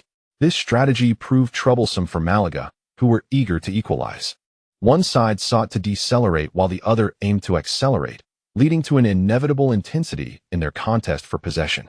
Yet, it remains true that when Real Madrid aims to contest possession, only Barcelona within La Liga, or indeed all of Europe, can truly rival them in this regard. Malaga is commendable, yet they are not yet a match for Real Madrid in terms of ball control. Consequently, after a series of deliberate disruptions and interruptions to the game's flow, Real Madrid successfully maintained a 1-0 lead until halftime. Mourinho expressed satisfaction with the outcome of the first half, particularly noting the stability in midfield defense. Modric's seamless integration and Matuidi's outstanding performance prompted him to nod in approval from the coaching bench. This, after all, is fundamentally a matter of defensive attitude. Matuidi possesses remarkable defensive capabilities, while Modric may be slightly lacking in this regard. However, both exhibit a commendable attitude, demonstrating humility. Mourinho has a deep appreciation for such demeanor. As for Leon, today Mourinho has decided against showering him with praise, having done so on numerous occasions in the past, perhaps to the point of weariness for both parties. Moreover, the current dynamic between them does not necessitate such overt displays of affirmation. A mere glance from Mourinho is likely sufficient for Leon to discern whether he is being lauded or reprimanded. Aside from not directly referring to Mourinho as father like Eschen, Leon does not perceive any distinction between his relationship with Mourinho and that which existed between Eschen and Mourinho in times gone by. "I know you trust me unconditionally, and you are aware that I shall always stand by your side. That is enough." During halftime, Mourinho outlined the tactical approach for the second half in the dressing room. Upon seeing Leon nod in understanding of the tactical intentions, Mourinho entrusted the final emphasis of the strategy to Karanka. At the commencement of the second half, Leon indeed collaborated with Modric to facilitate the transition of possession in their own half. Real Madrid's defense lacked technically inept players. Even Essen's seemingly rugged short passes were remarkably steady. Malaga pressed intensely for the initial 5 to 6 minutes, but could not wrest the ball from the feet of the Real Madrid players. During this match, Zhang Lu, who partnered with Wei for commentary, could not resist a bit of playful banter. It appeared that Real Madrid had indeed gleaned tactical insights from their arch-rivals, Barcelona. This strategy of prioritizing possession in their own half upon gaining a lead was something we had witnessed frequently in recent years. Zhang's remarks startled Wei, who was uncertain whether Zhang was genuinely unaware of the recent major news involving Barcelona or if he was simply unperturbed by it. Lacking Zhang's seniority, Wei refrained from delving further into this topic, quickly steering the conversation elsewhere. Fortunately, Zhang did not continue down the path of discussing Barcelona, leading the anxious Chinese fans listening to Wei's commentary to share a moment of levity. Fast forward to 2023, and fans on forums and social media would undoubtedly begin to express their protective sentiments. In those days, online memes were not as prevalent. Yet domestic fans still found humor in Wei's caution, engaging in lighthearted teasing on forums. With Real Madrid's match progressing smoothly, the spirits of domestic fans were notably high. By the 67th minute of the second half, when Leon made his first forward run of the match, delivering a perfectly timed diagonal through ball to assist Cristiano Ronaldo in scoring Real Madrid's second goal, the major sports forums in the country erupted in jubilant celebration. Upon returning to La Liga after the Club World Cup, Leon showcased his pivotal performance, proving himself worthy of praise. Indeed, such acknowledgement inspires him to elevate his game further. In the final round of La Liga before the Christmas break, Real Madrid secured a narrow 2-0 victory against Malaga. Consequently, after 17 rounds of La Liga, Real Madrid, having played one match fewer due to the Club World Cup schedule, stood second in the league with a record of 15 wins and 1 draw, accumulating 46 points. Barcelona's performance was even more astonishing, achieving 16 wins and 1 draw in their first 17 matches. Temporarily, with 49 points, they stand at the pinnacle of La Liga. Indeed, even amidst a significant uproar prior to the Christmas holiday, Guardiola adeptly guided his team to a resounding away victory. Similar to Real Madrid, Barcelona also triumphed over their opponents, Valladolid, with a score of 2-0. During the match, the poignant moment of Messi bidding farewell to his mentor, Guardiola, was captured as they embraced in celebration one last time. A scene that was subsequently disseminated by countless media outlets and fans. Guardiola, unable to contain his emotions, shed tears during the post-match press conference. Meanwhile, after the conclusion of the match, Mourinho extended his best wishes to his old friend Guardiola, expressing hopes for his future endeavors. In that moment, the media perceived a palpable sense of regret and sorrow in Mourinho's eyes. Yet, it was evident to all that Mourinho was not lamenting for Barcelona. Rather, he was advocating for his friend. The fans, who had previously been inclined to believe that Mourinho and Guardiola had irreparably fallen out, found themselves at a loss for words. Such as La Liga. The spectacle of Guardiola's departure had stirred fervor for several days, but as the Christmas holiday commenced, the excitement gradually waned. Discussions regarding Guardiola's next destination and Barcelona's future performance continued to simmer in the world of football. In daily life, however, fans who had once viewed each other with disdain found themselves exchanging friendly greetings online. The Christmas season had arrived once more. For Leon, this year's celebration was particularly fulfilling. The club organized numerous events, and in addition to internal gatherings, he and his teammates participated in various community charity activities. Upon encountering the innocent faces of children in hospitals and orphanages, Leon's thoughts drifted to the impoverished children in his homeland. This was not merely a whimsical notion. Through the faces of these Spanish children, vivid memories of his own childhood in a humble rural kindergarten and elementary school resurfaced. He had moved to the town with his parents to settle and study when he was in 3rd grade. Yet, in his hometown, which could hardly be deemed impoverished, many families in the vast rural areas still faced challenges, struggling to afford the modest fees for rural education. Amidst this, numerous families opted not to send their children to school due to the inability to pay even a few dozen or 100 yuan in miscellaneous fees. Leon's impressions and memories remained so vivid because he had truly experienced it all. Back then, it was still the early 2000s, and now that decade has long since passed. Leon believes that with the accelerated development of his homeland and the poverty alleviation efforts of the past decade, countless children have escaped the fate of illiteracy. However, the country is vast. On that familiar land, there are countless towns that are even poorer than his own. Among the myriad towns, how many children still suffer due to poverty? A number that is truly staggering. It was the second sleepless night for Leon in Spain. His first bout of insomnia occurred upon his arrival in Spain, when he faced an unknown tomorrow filled with anticipation and hope. Now, however, he found himself restless, troubled by the plight of children who seemed entirely unrelated to him. The following day, after establishing a children's relief foundation with the assistance of his team in Spain, Leon directly contacted Mendez to express his desires. He had previously set up a charity foundation in his homeland last year, but the annual investment of 1 million euros, which had seemed substantial at the time, appeared woefully inadequate in retrospect. Such funds could scarcely build a handful of schools or reach a few cities. His current income was exceedingly high, indeed. 1 million euros, when converted, should be slightly over 8 million yuan. This sum could easily be recouped with just a year's endorsement contract from a medium-sized enterprise in his country. Mendez had previously estimated that Leon's income for the entirety of 2012 would hover at around 40 million euros. A figure that was net of taxes and under the strict control of Mendez's team regarding Leon's domestic endorsements. If Leon were to pursue endorsements more freely, doubling his income this year would not pose a challenge at all.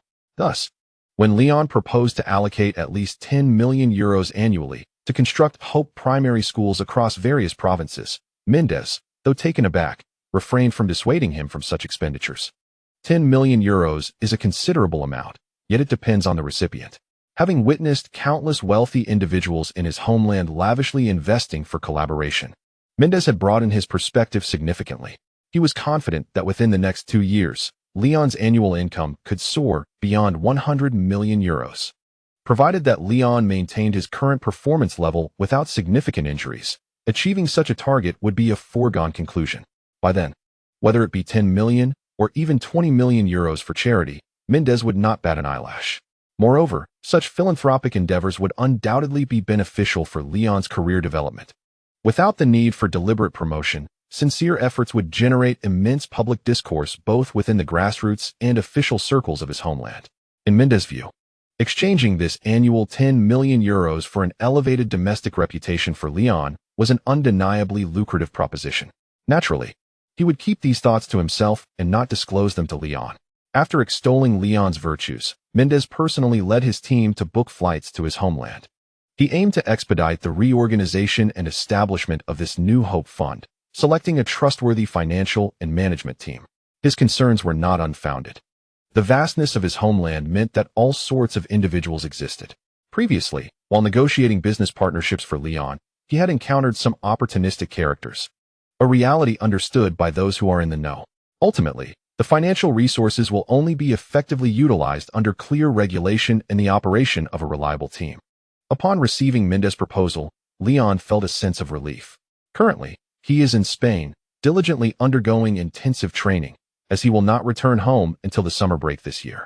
Therefore, Mendes personally took the initiative to handle this matter, which left Lyon both grateful and reassured. With his worries temporarily set aside, Lyon seized the opportunity during his daily breaks to focus on enhancing his long-pass capability. Although the Christmas holiday was slightly shortened due to Real Madrid's early match in the King's Cup, Lyon ultimately could not surpass the long-pass skill threshold of 85 during the break. Nevertheless, he felt he was close. On January 4th, the rotation players of Real Madrid traveled to Celta's home ground for the first leg of the King's Cup round of 16.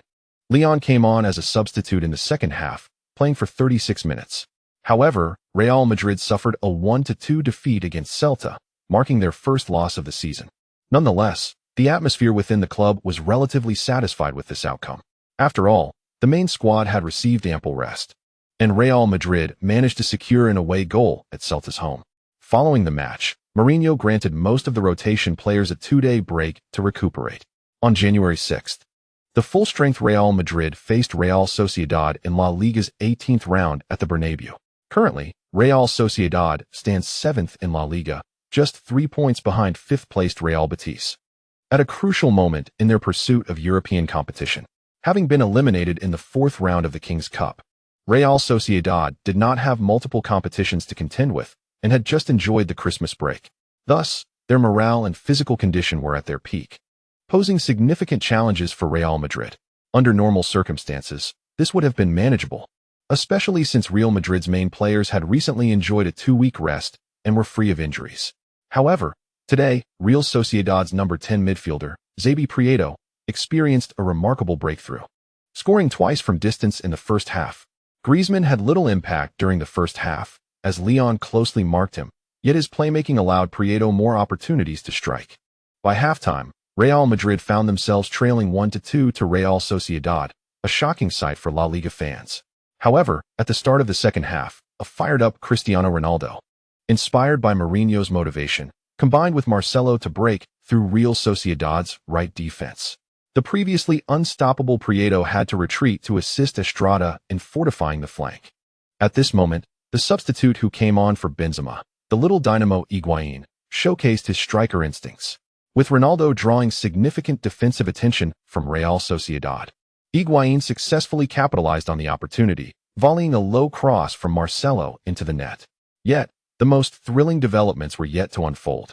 As Real Madrid prepared to surge forward and reclaim the lead, Griezmann seized the opportunity created by Prieto's maneuver, drawing Leo's defensive attention away. Receiving the ball just outside the penalty area, he swiftly adjusted his position and unleashed a delicate shot. This attempt, surprisingly distant from the edge of the box, caught Leo off guard with Griezmann's audacity.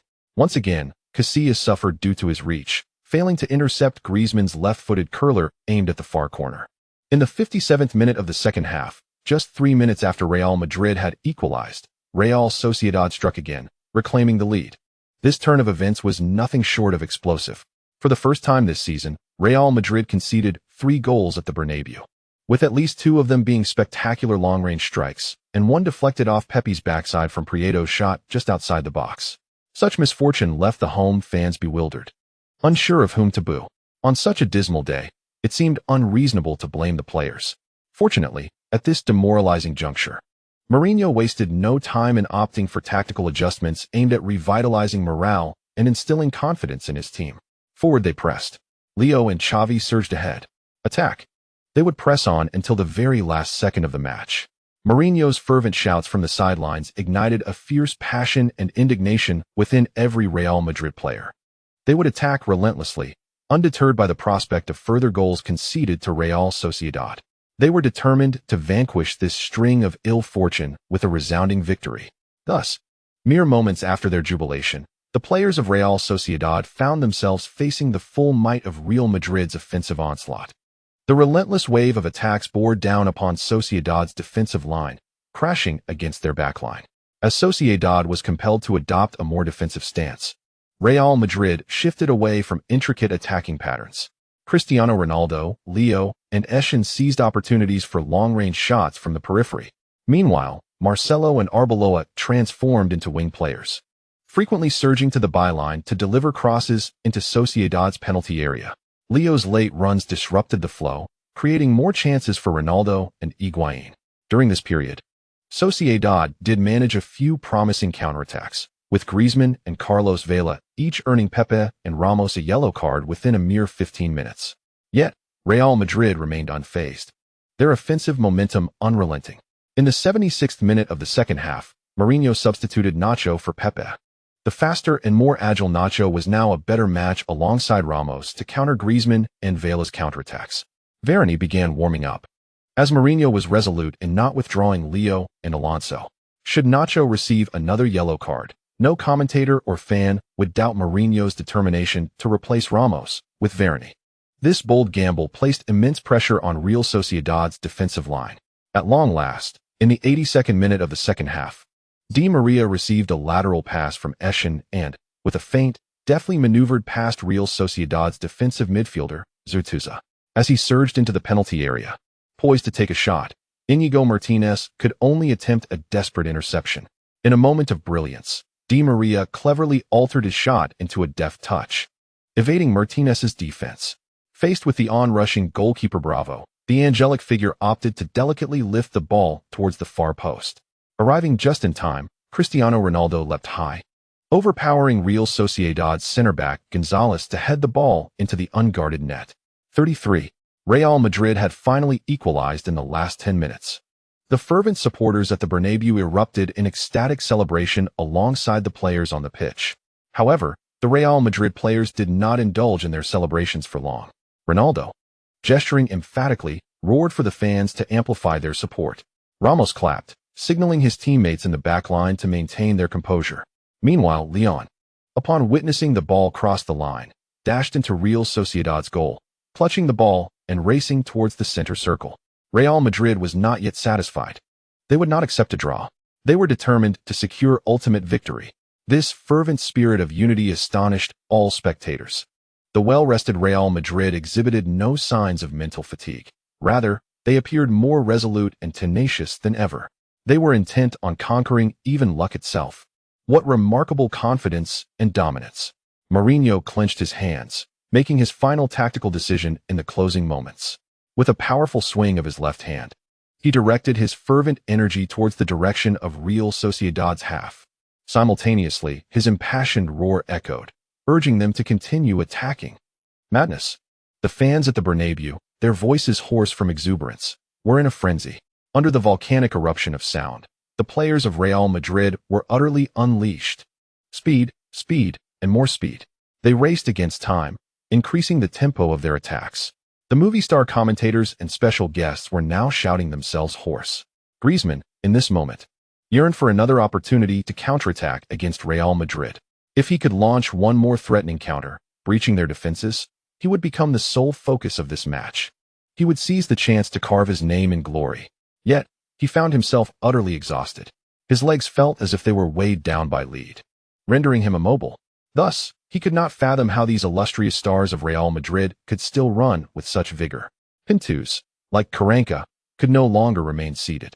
He stood at the sidelines, satisfied with the physical transformation he had brought to this Real Madrid squad. But more than anything, he wished to see them secure victory today. With this physical advantage, may they overpower their opponents, he silently urged, gripping Karanka's shoulder in anxious anticipation. At this moment, the match has reached the 88th minute of the second half. The defensive line of Real Sociedad has long been precarious, yet they have managed to hold their ground. Bravo, no longer recklessly advancing, has repelled one swift strike after another from Real Madrid with his exceptional goalkeeping skills. Ramos has surged into the attacking zone, while Alonso has retreated to bolster the defense. Leon, positioned on the right side of the field from his team's perspective, suddenly accelerates, once again leveraging his physical prowess to bypass the marking of Suratusa. This abrupt change has inevitably caused disarray along Real Sociedad's left flank. Leon maintains his pace, pressing forward and compelling the left-back Delabellia to intercept before he passes the ball to the wide-running Averoa. After distributing the ball, Leon continues undeterred, merely altering his trajectory as he and Ramos surge toward Real Sociedad's penalty area almost simultaneously. Ramos decisively darts toward the near post, while Cristiano Ronaldo accelerates toward the far post, and Leon and Higuain penetrate the center. Averoa's cross arrives, a swift ball with a slight curve. As Ramos leaps high at the near post, Bravo anticipates and moves in advance. All the Madrid fans hold their breath in anxious anticipation. Mourinho crouches slightly, his eyes fixated on Ramos. Yet, the ball ultimately grazes the top of Ramos's head and sails past. A profound sense of despair floods the hearts of all Real Madrid supporters. However, this feeling lasts less than half a second, as they witness two figures leaping almost simultaneously in the center of the penalty area. Leon in front, Higuain behind. A dual assault on goal. Inigo Martinez, Real Sociedad's steadfast anchor, also leaps into action, but his positioning is sluggish. Leon once again propels himself into the air. His leap and the intensity of his header instill fear in Bravo, who is still shifting backward. As Leon powers downward, executing a thunderous header, Martinez is toppled by his tremendous force. The ball ricochets toward the far corner of the goal, then bounces into the net. Bravo's hand barely reaches the ball after it has fully crossed the line. Too late. Ramos has misjudged his jump. Leon's header. Oh my goodness. The ball is in. The ball is in. Leon has secured a last-minute victory against Real Sociedad. Unbelievable. Unbelievable. Leon has shattered Real Madrid's unfortunate streak throughout the match. At the critical juncture of regular time, Real Madrid has ruthlessly dashed all hopes of scoring for the Real Sociedad players. This is Real Madrid. This is Mourinho's Real Madrid. Amidst the roaring and vibrating Bernabeu Stadium, Leon rolls and scrambles to his feet from Martinez, then tears off his jersey and begins to sprint joyfully. All the Real Madrid players, not only the players on the field, but also those on the bench for Real Madrid, surged forward, all racing towards the area where Leon stood. Mourinho, though aging and not as swift as the younger players, displayed an equally fervent and determined spirit in his run. Leon was engulfed by his teammates, who tackled him from behind, embracing and roaring as they collapsed to the ground.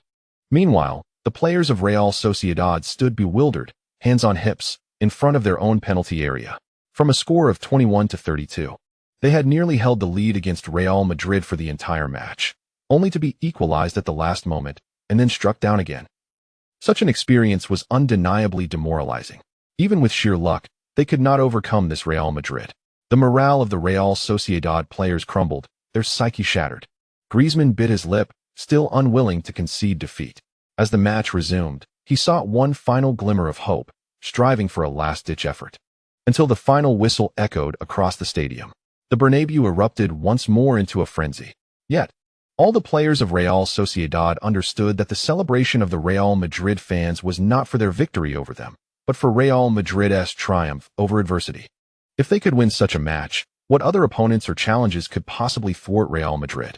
The formidable Real Madrid, a behemoth in the latter half of the season, was likely to reveal itself ahead of schedule this year. After the match, Leon could hardly contain his excitement. He waved his arms towards the stands filled with Real Madrid supporters, urging them to amplify their cheers.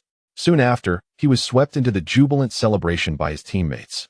This astonishing comeback had sent shockwaves through the elite football clubs of Europe, preceding the FIFA annual awards ceremony. Many fans from other prestigious teams, having witnessed Real Madrid's frenetic assault in the final 20 minutes, felt a tingling shock. Indeed, This grand battle had served as a perfect prelude to the FIFA annual gala on the evening of January 7, 2013. Almost all the key players of the Real Madrid squad participated in that night's celebration, including Mourinho.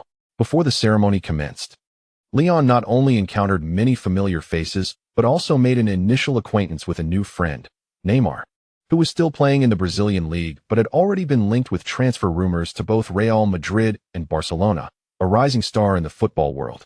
Being newcomers to such a gala and sharing a similar age and language, they quickly struck up a conversation. However, as the ceremony began, they could only awkwardly smile for the cameras, settling into the role of spectators. Unsurprisingly, Real Madrid and the Spanish national team claimed the lion's share of the awards that evening. Mourinho was named Coach of the Year, Cristiano Ronaldo secured his second Ballon d'Or, and as many as 7 key players from Real Madrid were included in the best 11 of the year. Leon did not compete against Xavi, Iniesta, or the legendary Busquets from that midfield trio. There is no denying that the European Championship is immensely rewarding. Had there been no major tournaments for 12 years, Leon would likely have stood alongside Long as a nominee for FIFA's World 11 of the Year. Yet, he finds himself merely smiling and applauding from the sidelines. However, there is a silver lining. His final ranking for the Ballon d'Or exceeded his expectations, as he remarkably secured a place within the top 20, finishing 18th in the 2012 Ballon d'Or standings. The media representatives from Huagua were quite exhilarated. Nevertheless, compared to this ranking, Leon's gaze is predominantly fixed upon the Ballon d'Or trophy held by Cristiano Ronaldo. Prior to this event, he believed he would maintain a composed demeanor. Yet now, he candidly admits to feeling a strong desire for the coveted award, a most fervent longing. The sincerity of today's sentiments is abundantly clear. As a gourmand, he can only say, "Bring on the subscriptions and votes. I can handle it." Chapter 158. Is it a three-front battle or a steady two-front approach? One cannot claim that an individual who works diligently in their field lacks ambition or goals. Such a statement is patently absurd. This is especially true for Leon, who has toiled through his youth with unwavering dedication. In the current football landscape, which player would dare assert that they train harder than Leon? None. For no player would profess such a claim. Leon's relentless work ethic has already garnered him recognition from peers, media, and fans alike as the hardest working player in the sport today. Does he possess ambition? Undoubtedly. From an outsider's perspective, Leon is already exceedingly accomplished. At the tender age of 21, he has amassed numerous accolades and can firmly establish himself among the top 5 players in his position. What more could he desire? Yet, after clinching a treble with his team last season, his aspirations have transcended merely aiming to be the best in his position. He now possesses the confidence to reach for loftier goals. Of course, he is wise enough not to reveal these grand ambitions prematurely. However, he is acutely aware of the intensity of his desires. Leon shares a close bond with Cristiano Ronaldo. As teammates and friends, brothers who can rely on one another unconditionally on the field. Witnessing Ronaldo tearfully celebrate his achievements fills Leon with genuine happiness for his friend's reaffirmation of excellence. Nevertheless, this profound camaraderie does not diminish Leon's fervent yearning for the Ballon d'Or trophy held by Ronaldo. It is not just Leon, Neymar, seated nearby, and Iniesta and Falcao. In the front row, all harbor similar aspirations for the prestigious award. Such emotions are entirely natural in the context of an awards ceremony. Ultimately, however, Leon's rationality prevails over his ambition and desire. After all, today Zurich is Ronaldo's stage, and perhaps, come January, it will remain his domain. He does not wish for media scrutiny of his expressions to create tension in the friendship he cherishes with Ronaldo. Liang's eyes regained their clarity, a hint of contemplation flickering within them. Soon after, a smile graced his lips. As Cristiano Ronaldo concluded his heartfelt speech of gratitude, a thunderous applause erupted throughout the venue, with Leon joining in the enthusiastic clapping. The subsequent segments of the ceremony proved somewhat tedious for him. Fortunately, the proceedings flowed smoothly and without extended delays. He and the restless Neymar awaited the conclusion of the celebration. "I truly envy you, Leon. We are nearly the same age. Yet you have already amassed a grand collection of accolades in Europe and forged friendships with numerous star players, while I remain in the Brazilian league," Neymar candidly expressed during their casual conversation. Leon chuckled at his words and readily extended an invitation. "Come to Real Madrid. It won't be long before your home is adorned with trophies that fill an entire shelf of honors. Neymar laughed heartily at Liang's jest. Let us see. It's still early in the summer transfer window for European football, and anything could happen. However, after tonight's award ceremony, I need to take a moment to reflect. Why do you say that? Liang inquired. Ronaldo had an exceptional performance last year. He is like a ravenous beast, still immensely driven to accumulate accolades. But I also aspire to win the Ballon d'Or. If I were to join Real Madrid, I believe it would be quite challenging to stand out within 3 or 4 seasons. Neymar's teasing tone was evident, and Liang joined in the laughter. The two continued to chat casually, exchanged contact information, and bid each other farewell. Following the conclusion of FIFA's annual awards ceremony, players predominantly opted for late-night flights back home. Given the demanding schedules ahead, regardless of whether they enjoyed a taste of success that evening, it was time to mentally prepare for the upcoming fixtures. The players returned to their training bases to continue their preparations, while for the fans, the lively discussions were just beginning. The debate surrounding the rivalry between Messi and Ronaldo intensified, with Ronaldo's supporters taking the lead in the discourse, leading to fervent exchanges on both sides. In the midst of this, Mendes emerged into the spotlight, gaining attention with a post-ceremony photograph featuring himself alongside his roster of coaches and players. Among those closely positioned next to Mendes were Cristiano Ronaldo, Jose Mourinho, and Liang, prompting countless fans to marvel at Mendes' remarkable eye for talent. One is currently the most sought-after and discussed coach, widely regarded by fans as the strongest in active competition. Another is one of the 2 reigning titans of football, having claimed the Ballon d'Or following a historic sextuple triumph in 2012. The last is almost universally recognized as the leading young star of the 90s generation. Mendes has secured both the present and future of football, which explains the fans' keen interest in his discerning judgment. However, at this moment, Mendes' players and Mourinho were not in particularly high spirits. Upon their return to Madrid, they scarcely had time to celebrate their remarkable annual accolades with a few days of respite. With merely a day and a half left for preparations, the second leg of the Copa del Rey round of 16 was set to commence at the Santiago Bernabeu. Frankly, the tightly packed domestic cup schedule following the Christmas break is rather vexatious.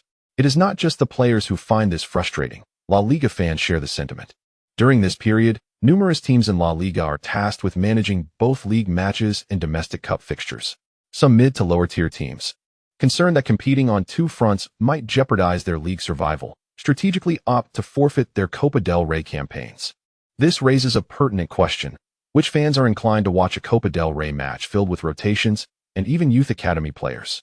The concentration of Copa del Rey matches during this period has indeed increased the number of games, yet the quality of play often leaves much to be desired. Such feedback is not new. It is a recurring theme voiced by La Liga teams each year. However, the Copa del Rey scheduling remains exceptionally unfavorable, oddly concentrated in the coldest part of winter.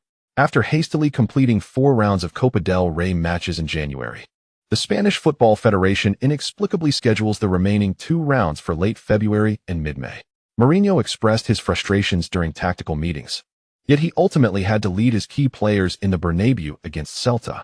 In the previous round of the Copa del Rey, Real Madrid fielded an almost entirely rotated lineup, suffering a 1-2 defeat. Today, with the main squad assembled, Mourinho had no intention of employing a conservative strategy.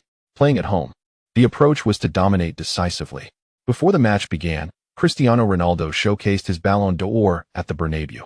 Real Madrid legends such as Zidane, Ronaldo, Raul, and Beckham either attended in person or sent video messages of encouragement. The atmosphere at the Bernabeu surged, leaving Celta's players both astonished and envious. Many journalists from South Korean media, initially present to cover the starting player Park Ju-young, found themselves captivated by the star-studded Real Madrid lineup. As the match commenced, Celta's starting players braced themselves, hoping to make an impression at the Bernabeu. However, Real Madrid, firing on all cylinders from the outset, did not afford Celta any opportunity to test their defensive mettle. Early in the match, Alonso's 2 long passes aimed at Ronaldo compelled Celta's defense to retreat.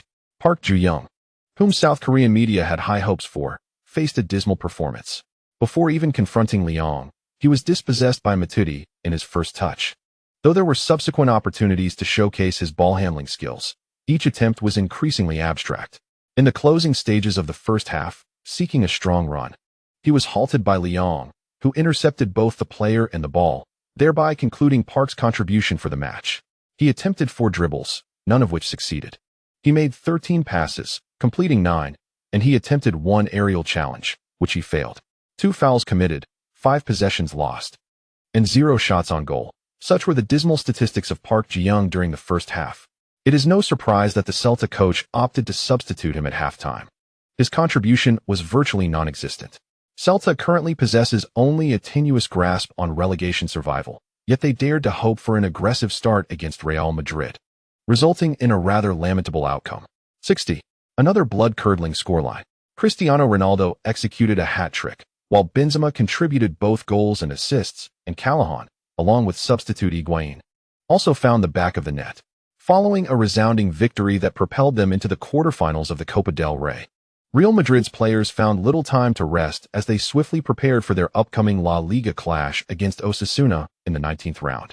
More daunting still, Real Madrid faces a grueling schedule in the remaining 22 days of January, with 6 matches lined up, an undeniable rhythm of 2 matches per week, featuring a balanced mix of 3 league games and 3 Copa del Rey fixtures. Initially, Mourinho had mentally prepared himself, considering the deployment of a fully rotated squad to navigate the transitional phase of the Cup. However, once the draw was revealed, the expressions of the entire coaching staff shifted dramatically.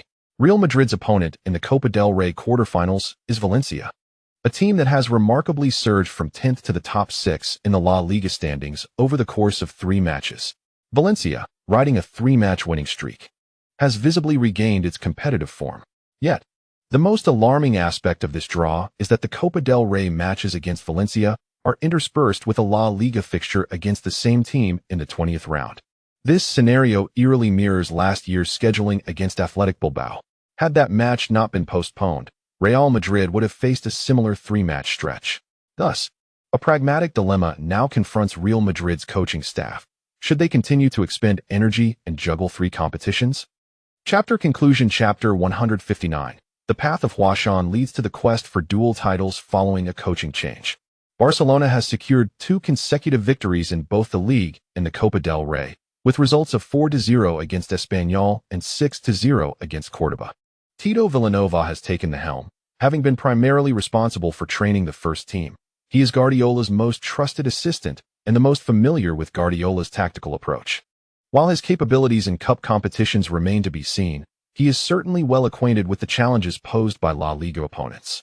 Given the current squad's condition, barring any significant setbacks, Villanova's leadership in La Liga should prove to be unproblematic. In the conference room, as Karanka prepared to present the final recommendations, Mourinho rubbed his temples and opened his eyes. Very well, I understand. Let us proceed according to our final decision. We have successfully defended our title in the Copa del Rey, and I trust the fans will understand. Upon hearing this, Karanka and the other coaches in the room exhaled in relief. The most challenging aspect was indeed reaching a consensus within the coaching staff during deliberations. With Mourinho as the leader, having made the decisive call, the remaining matters would be manageable. Firstly, it is essential to communicate the situation to the players and unify their mindset. Secondly, efforts must be made to garner the understanding and support of the fans. The former will be addressed promptly by Karanka and Mourinho, who will engage in discussions with all first-team players.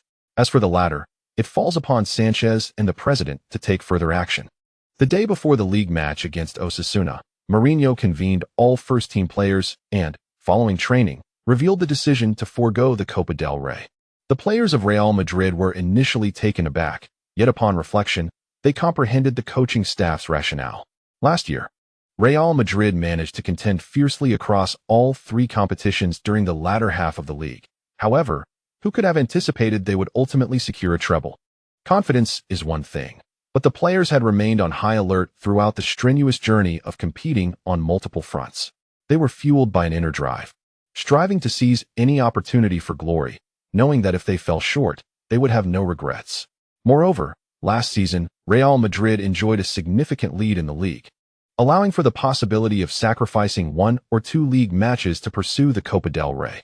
This year, however, the circumstances are markedly different.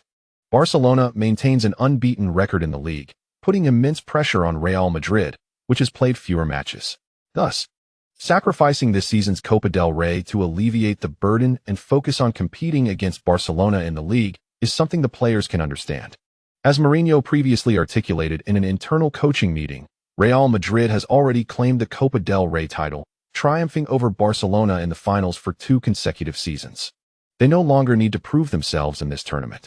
The paramount objective now is to defend their league title and, more importantly, to secure the Champions League.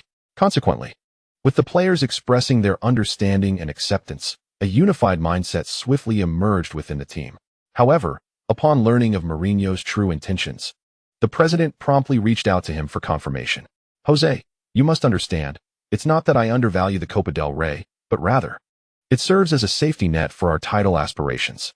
Engaging in multiple competitions may be demanding, but if the worst were to occur and we were to lose a significant title this year, at least the Copa del Rey would still be within reach. This would provide us with an opportunity to pursue a potential double, which would yield a vastly different narrative in terms of public perception. Even the most critical media would be unable to deny the success of your season with Real Madrid. Do you grasp my meaning?" The president's inquiry ultimately received a confident assurance from Mourinho. "We will successfully defend our league title and the Champions League. The rejuvenated Real Madrid will showcase a dominant performance across both competitions, Mr. President." Upon hearing Mourinho's words, the president refrained from further discussion and readily agreed to work on shaping the narrative in the media. After all, he had received the most coveted assurance of championship success from Mourinho. If, by the end of the season, Real Madrid indeed secures the league and Champions League titles, all will be well. Should Mourinho encounter any significant media backlash, the president is prepared to step in and rectify the situation. However, what if they fail to defend their titles? In the realm of Real Madrid, regardless of the individual sentiments harbored within, a rapid consensus has been achieved on the surface. However, the club's public relations department has yet to take any decisive action, merely preparing contingency plans. On the evening of January 12th, Real Madrid fielded a semi-regular lineup for their away match against Osasuna at El Sadar Stadium. Alonso was once again rested, prompting Leon to assume a deeper role in orchestrating play alongside Eschen and Modric in midfield. The attacking trio consisted of Cristiano Ronaldo, Benzema, and Callahan. In defense, Marcelo, Pepe, Albiol, and Carvajal lined up in formation. Adon took the place of Casillas, earning another start. This starting lineup appeared quite standard, aligning closely with predictions made by various Spanish media outlets, especially given that they were up against Osasuna, a team battling relegation, making the rotation quite reasonable. Nonetheless, Real Madrid's choice to adopt an aggressive, attacking strategy during the match took both the media and neutral spectators by surprise. It is worth noting that just a week prior, the main squad had already participated in 2 matches. Even Leon, who boasts the best physical condition among the squad, might struggle to cope with such a demanding pace. With 3 matches in 10 days, and all efforts directed towards victory, one wonders if they truly wish to nurse injuries through the winter. Most observers found it difficult to decipher the intentions of the Real Madrid coaching staff, and a minority began to prematurely question Mourinho's rotation policy, suggesting he might be losing his way. However, an even smaller faction of insiders seemed to grasp Mourinho's true intentions, yet they remained silent. After Real Madrid's 3-1 victory over Osasuna, their gaze merely shifted to the upcoming fixtures. On January 15th, in the quarterfinals of the Copa del Rey, Real Madrid was set to host Valencia at the Santiago Bernabéu. Amidst the chorus of media skepticism, the victorious Real Madrid returned to Valdebebas in silence, commencing their preparations for the Copa del Rey. On January 14th, during the pre-match press conference, the club released an 18-man roster. Everything appeared quite normal, with all key players included. However, on the evening of January 15th, just an hour before the match commenced, the media and fans gasped in astonishment when Mourinho unveiled his starting 11. Indeed, all key players were listed in the 18-man roster, yet only half of them made the starting lineup. Notably, these starters bore no resemblance to those who had played in the previous league match. Leon, Cristiano, Benzema, Eschen, and Pepe all found themselves on the bench. The Valencia players were taken aback. Their new coach Valverde, who had taken the helm after the Christmas break, was equally bewildered. Was Mourinho ensnaring him in some novel tactical trap? Initially uncertain, Valverde opted for a cautious, conservative approach. However, Upon realizing that Real Madrid had indeed commenced the match in a conventional manner without any peculiar tactical experimentation, Valverde slapped his forehead in realization. The belatedly aware coach urged his team to press forward in attack, but soon discovered that Real Madrid was playing rather conservatively, even with several key players rotated. Real Madrid's starting lineup in the defense and midfield remains formidable, with stalwarts like Casillas, Ramos, Cointreau, Arbeloa, and Alonso.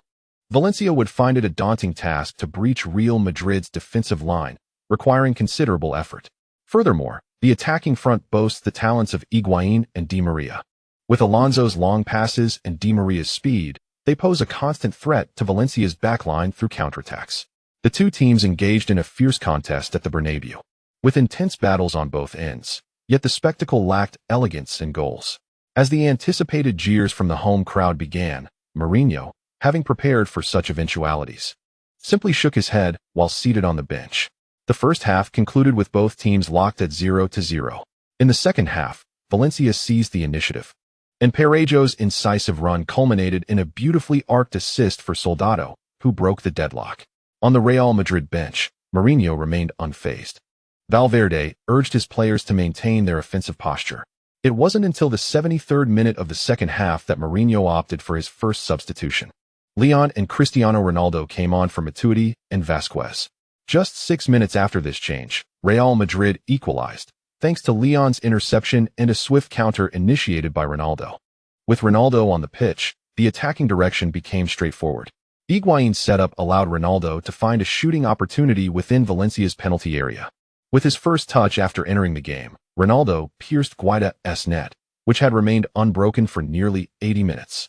Ultimately, Real Madrid and Valencia settled for a 1-1 draw at the Bernabeu. In the post-match press conference, journalists had a multitude of pressing questions for Mourinho. However, with a subtle smile, he deftly sidestepped each inquiry with a masterful display of evasion. Following their away goal and a draw against the formidable Real Madrid, Valencia's players brimmed with newfound confidence. Valverde expressed his determination to continue delivering exceptional performances against Real Madrid in the impending league match. Yet, on January 20th, upon seeing Real Madrid's full-strength lineup, an uneasy feeling crept into Valverde's mind. Ultimately, Valencia's somewhat aggressive approach led to a disheartening defeat against Real Madrid's full squad that evening. Ronaldo once again showcased his prowess with a hat-trick, while Leon contributed with a header from an assist. In the end, Real Madrid handed Valencia a resounding defeat at the Mestalla. This marked the first match of the season in La Liga to feature double-digit goals. Observing Real Madrid's explosive form, the Spanish media swiftly shifted their narrative, conveniently forgetting that just a day prior, they had questioned Mourinho's tactics and the performance of Real Madrid's players. As the tide of adulation continued to rise, Mourinho took the opportunity to announce the roster of 18 players for the upcoming Copa del Rey match earlier than expected. This was a complete rotation, and intriguingly, it included several youth players promoted from Castilla. Not a single first-team player from Real Madrid was selected. They all stayed home to rest. Even the most oblivious media and fans began to realize the underlying truth. This was not merely an issue with Real Madrid's previous performance. It was a clear indication that Mourinho had chosen to abandon the Copa del Rey, had it not been for the necessity to maintain an unbeaten record at the Bernabeu. Mourinho might well have deployed a full rotation along with youth players for the initial Copa del Rey match against Valencia. If any other coach had decisively relinquished a domestic cup competition in such a manner at Real Madrid, they would have faced a media onslaught. However, when the coach is Mourinho, such audacity is deemed entirely reasonable. Real Madrid is on a singular path, pursuing dual titles. In the 160th chapter, we observe the irony of mocking Arsenal for their perennial pursuit of fourth place, yet they are undeniably formidable. Real Madrid was eliminated from the Copa del Rey by Valencia. As anticipated, the loss was not excessively humiliating. Valencia engaged in an offensive duel at home against a fully rotated Real Madrid, narrowly securing a 3-2 victory. Morata and Giz showcased their worth in this match, each scoring a goal and nearly dragging Valencia down with them. Had it not been for Parejo's free kick in the 79th minute of the second half, which extinguished any remaining suspense, Real Madrid might have indeed advanced to the semi-finals of this year's Copa del Rey. This outcome did not elicit widespread acclaim from journalists for Mourinho's tactical adjustments throughout the match. Rather, it provided media outlets with further justification to question Mourinho's strategic abandonment of the Copa del Rey. Strangely, there was no mention of the implications of maintaining a rigorous schedule with back-to-back matches should Real Madrid progress in the Copa del Rey. Fortunately, the fans of Real Madrid were not swayed by public opinion this time. When faced with the choice between a fierce battle for the Copa del Rey and conserving energy for a steady approach in the league, their sentiments aligned with Mourinho's preference for the latter. Moreover, Real Madrid's youthful substitutes gave their all against Valencia.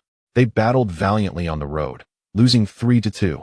Almost leveraging the away goals rule to pull off an upset against the sixth-place team in La Liga. What, then, was there to be dissatisfied about? While the home crowd might express their discontent, having learned from previous media mishaps, the fans of Real Madrid stood resolutely united. Occasionally jeering their own team was acceptable, but when outsiders attempted to disrupt the team's performance, the supporters were not to be trifled with. As the winds of criticism began to rise, several media outlets found themselves inundated with scathing comments from Real Madrid fans on their official social media channels. Though some might argue that any criticism is still criticism, both Marca and AS prudently decided against inflaming the situation, choosing instead to observe and await a more opportune moment for engagement. After all, Real Madrid was still maintaining an unbeaten record alongside Barcelona in the league. You mentioned that if Real Madrid were to lose a league match soon, they could leverage the situation to garner more attention. With such thoughts in mind, the two prominent Madrid newspapers momentarily restrained their impulses. Having successfully shed the burden of the Copa del Rey, the Real Madrid players now enjoyed ample time for rest as they prepared for the 21st round of La Liga on January 27th. Facing Getafe at home was indeed a comfortable prospect. The camaraderie in the Madrid region was palpable. In recent years, Real Madrid had loaned fewer youth players to Getafe. Otherwise, the latter would have worn the cap of a Real Madrid junior with even more pride. Nevertheless, there were still a couple of players in Getafe's lineup who had emerged from Real Madrid's Castilla. Notably, Miguel Torres, the starting left-back, and the recently pivotal left-winger, Sarabia. Given this connection, it was unrealistic to expect an intense match between Real Madrid and Getafe, unless it involved critical relegation battles or European qualification stakes. In the afternoon match, Real Madrid indeed enjoyed a relaxed performance, securing a 2-goal lead by halftime. Essien and Benzema found the net, and by the 56th minute of the second half, Cristiano Ronaldo scored the decisive third goal, prompting Real Madrid to ease off. A 3-goal defeat was a tolerable outcome for the entire Getafe squad. The players from Getafe put forth their best efforts, demonstrating professionalism, though it certainly was not a fierce struggle. There was no need for that. Real Madrid had already exited the Copa del Rey, while Getafe continued their campaign. Remarkably, they had eliminated Sevilla to reach the semi-finals, and with Valencia next, they had a significant chance of advancing to the finals. Therefore, for Getafe, sacrificing some league performance seemed inconsequential. Currently sitting 10th in La Liga, they faced no relegation worries. Yet climbing higher proved challenging. Thus, it was wiser to focus on the Copa del Rey. After the match concluded smoothly, both teams were in good spirits. Numerous Getafe players sought to exchange jerseys with the stars of Real Madrid. Leon and his companions shared cheerful moments with Getafe's number 8, Sarabia, exchanging pleasantries and laughter. Sarabia was indeed one of their contemporaries from the youth academy, slightly older than Morata. His talent was evident, but his physical prowess had yet to reach its peak, leading him to seek opportunities for development outside the first team, much like Leon had once done. However, he had directly transferred to Getafe, with Real Madrid including a buyback clause, leaving his return to the Bernabeu contingent upon his future performances. Gradually building his strength, he could afford to spend 2 or 3 seasons at Getafe, honing his skills and establishing himself as a starter before exploring transfer opportunities. As they neared their farewell, Leon, reminiscent of his days overseeing Sarabia in the Real Madrid U17 squad, offered him heartfelt advice. "I am aware, and I am not in a hurry. Thank you, my friend. Sarabia has matured considerably and is no longer the shy and frail child he once was." He is genuinely grateful for Leon's concern. The two embraced tightly once more before bidding each other farewell. Most of the young men hailing from Castilla, like Sarabia, eventually depart from Real Madrid in search of their most suitable professional paths. Some remain in La Liga, yet a greater number of players ultimately gravitate towards lower-tier leagues. Sarabia is fortunate, as he has firmly established himself at Getafe, after honing his skills and gaining experience over the next 2 or 3 seasons. Leon believes that his younger brother can excel. However, whether Sarabia can return to Real Madrid like Callahan is uncertain, as it heavily depends on both talent and luck. Following their victory against Getafe, Real Madrid will enjoy approximately 6 days of respite. Consequently, Mourinho readily granted all first-team players a 2-day holiday. However, Leon and his teammates were surprised to discover that the most exhilarating moment of the day was not the announcement of the holiday by their coach. Instead, it occurred during their customary end-of-month team dinner when they received the news that Barcelona's unbeaten streak in the league had been shattered by Real Sociedad. Initially, the Real Madrid players had accepted the reality that Barcelona's change in management would not affect their league performance, and they had ceased to monitor the match between Barcelona and Real Sociedad. Yet, the television in the private dining room they had rented displayed the news of Barcelona's defeat. In an instant, all the Madrid players whipped out their phones and fixated on the screen. Upon confirming that Barcelona had indeed succumbed to a 2-3 loss to Real Sociedad in the recently concluded La Liga match, the entire private restaurant erupted in jubilant celebration. Leon glanced at his phone and noticed that the news highlighted Antoine Griezmann's exceptional performance, noting his contributions in both goals and assists. Remarkably, Griezmann had just scored against Real Madrid and now found the net against Barcelona. More importantly, he and his teammates had collectively shattered Barcelona's unbeaten record in the league. Perhaps, following their defeat to Real Madrid, Griezmann and his teammates had bottled up their frustrations, which ultimately fueled their fervor. Barcelona's misfortune was undeniably a consequence of their encounter with Madrid. With a cheerful spirit, Leon sent a congratulatory message to Griezmann and joined in the festivities with his teammates. The Barcelona fans, who had previously mocked Real Madrid for abandoning the Copa del Rey, were now in disarray. A significant reason behind Barcelona's loss to Real Sociedad was their recent exhausting battle against Malaga in the Copa del Rey, encountering a physically robust Real Sociedad, who relentlessly sought physical confrontations. Barcelona's midfield and forward players found their legs weakened. Messi's ability to score the equalizer was commendable. Yet by the 70th minute of the second half, he had exhausted his stamina. Once that energy is depleted, it is truly gone, rendering one unable to muster a comeback. Ultimately, Barcelona's defensive line was overwhelmed and breached by Real Sociedad. When the Royal Society scored a turnaround goal in the 87th minute, the hearts of all Barcelona supporters sank. Even more lamentable was the absence of any reliable substitutes on their bench. With Pedro and Teo injured, and Villa having taken a starting position in the forward line, Barcelona's bench was devoid of any offensive options. Barcelona fans were left to begrudgingly admit their envy of Real Madrid's substitutes and their rotation lineup. Real Madrid had previously relied on their rotation squad to occasionally challenge teams within the top 6 of La Liga, a luxury that Barcelona could not afford. Presently, Barcelona's first team appeared formidable on paper, yet their bench consisted solely of inexperienced youngsters or aging veterans. While a focus solely on the league might have sufficed, Barcelona aspired to more. Thus, they were left to swallow this bitter pill, with their supporters resigned to silence. After losing a match despite having played one more game, Barcelona found themselves positioned below Real Madrid due to a disadvantage in goal difference, despite being tied on points. Various Spanish media outlets busily crafted reports that evening on Barcelona's defeat and Real Madrid's consequent advantage, including renowned publications such as Marca and AS. The Madrid-based duo had not anticipated that, instead of reporting on a Real Madrid loss, they would find themselves covering Barcelona's self-implosion, albeit it still garnered some attention. As media representatives from Madrid, was it unreasonable for them to rally behind Real Madrid while critiquing Barcelona? Quite the contrary.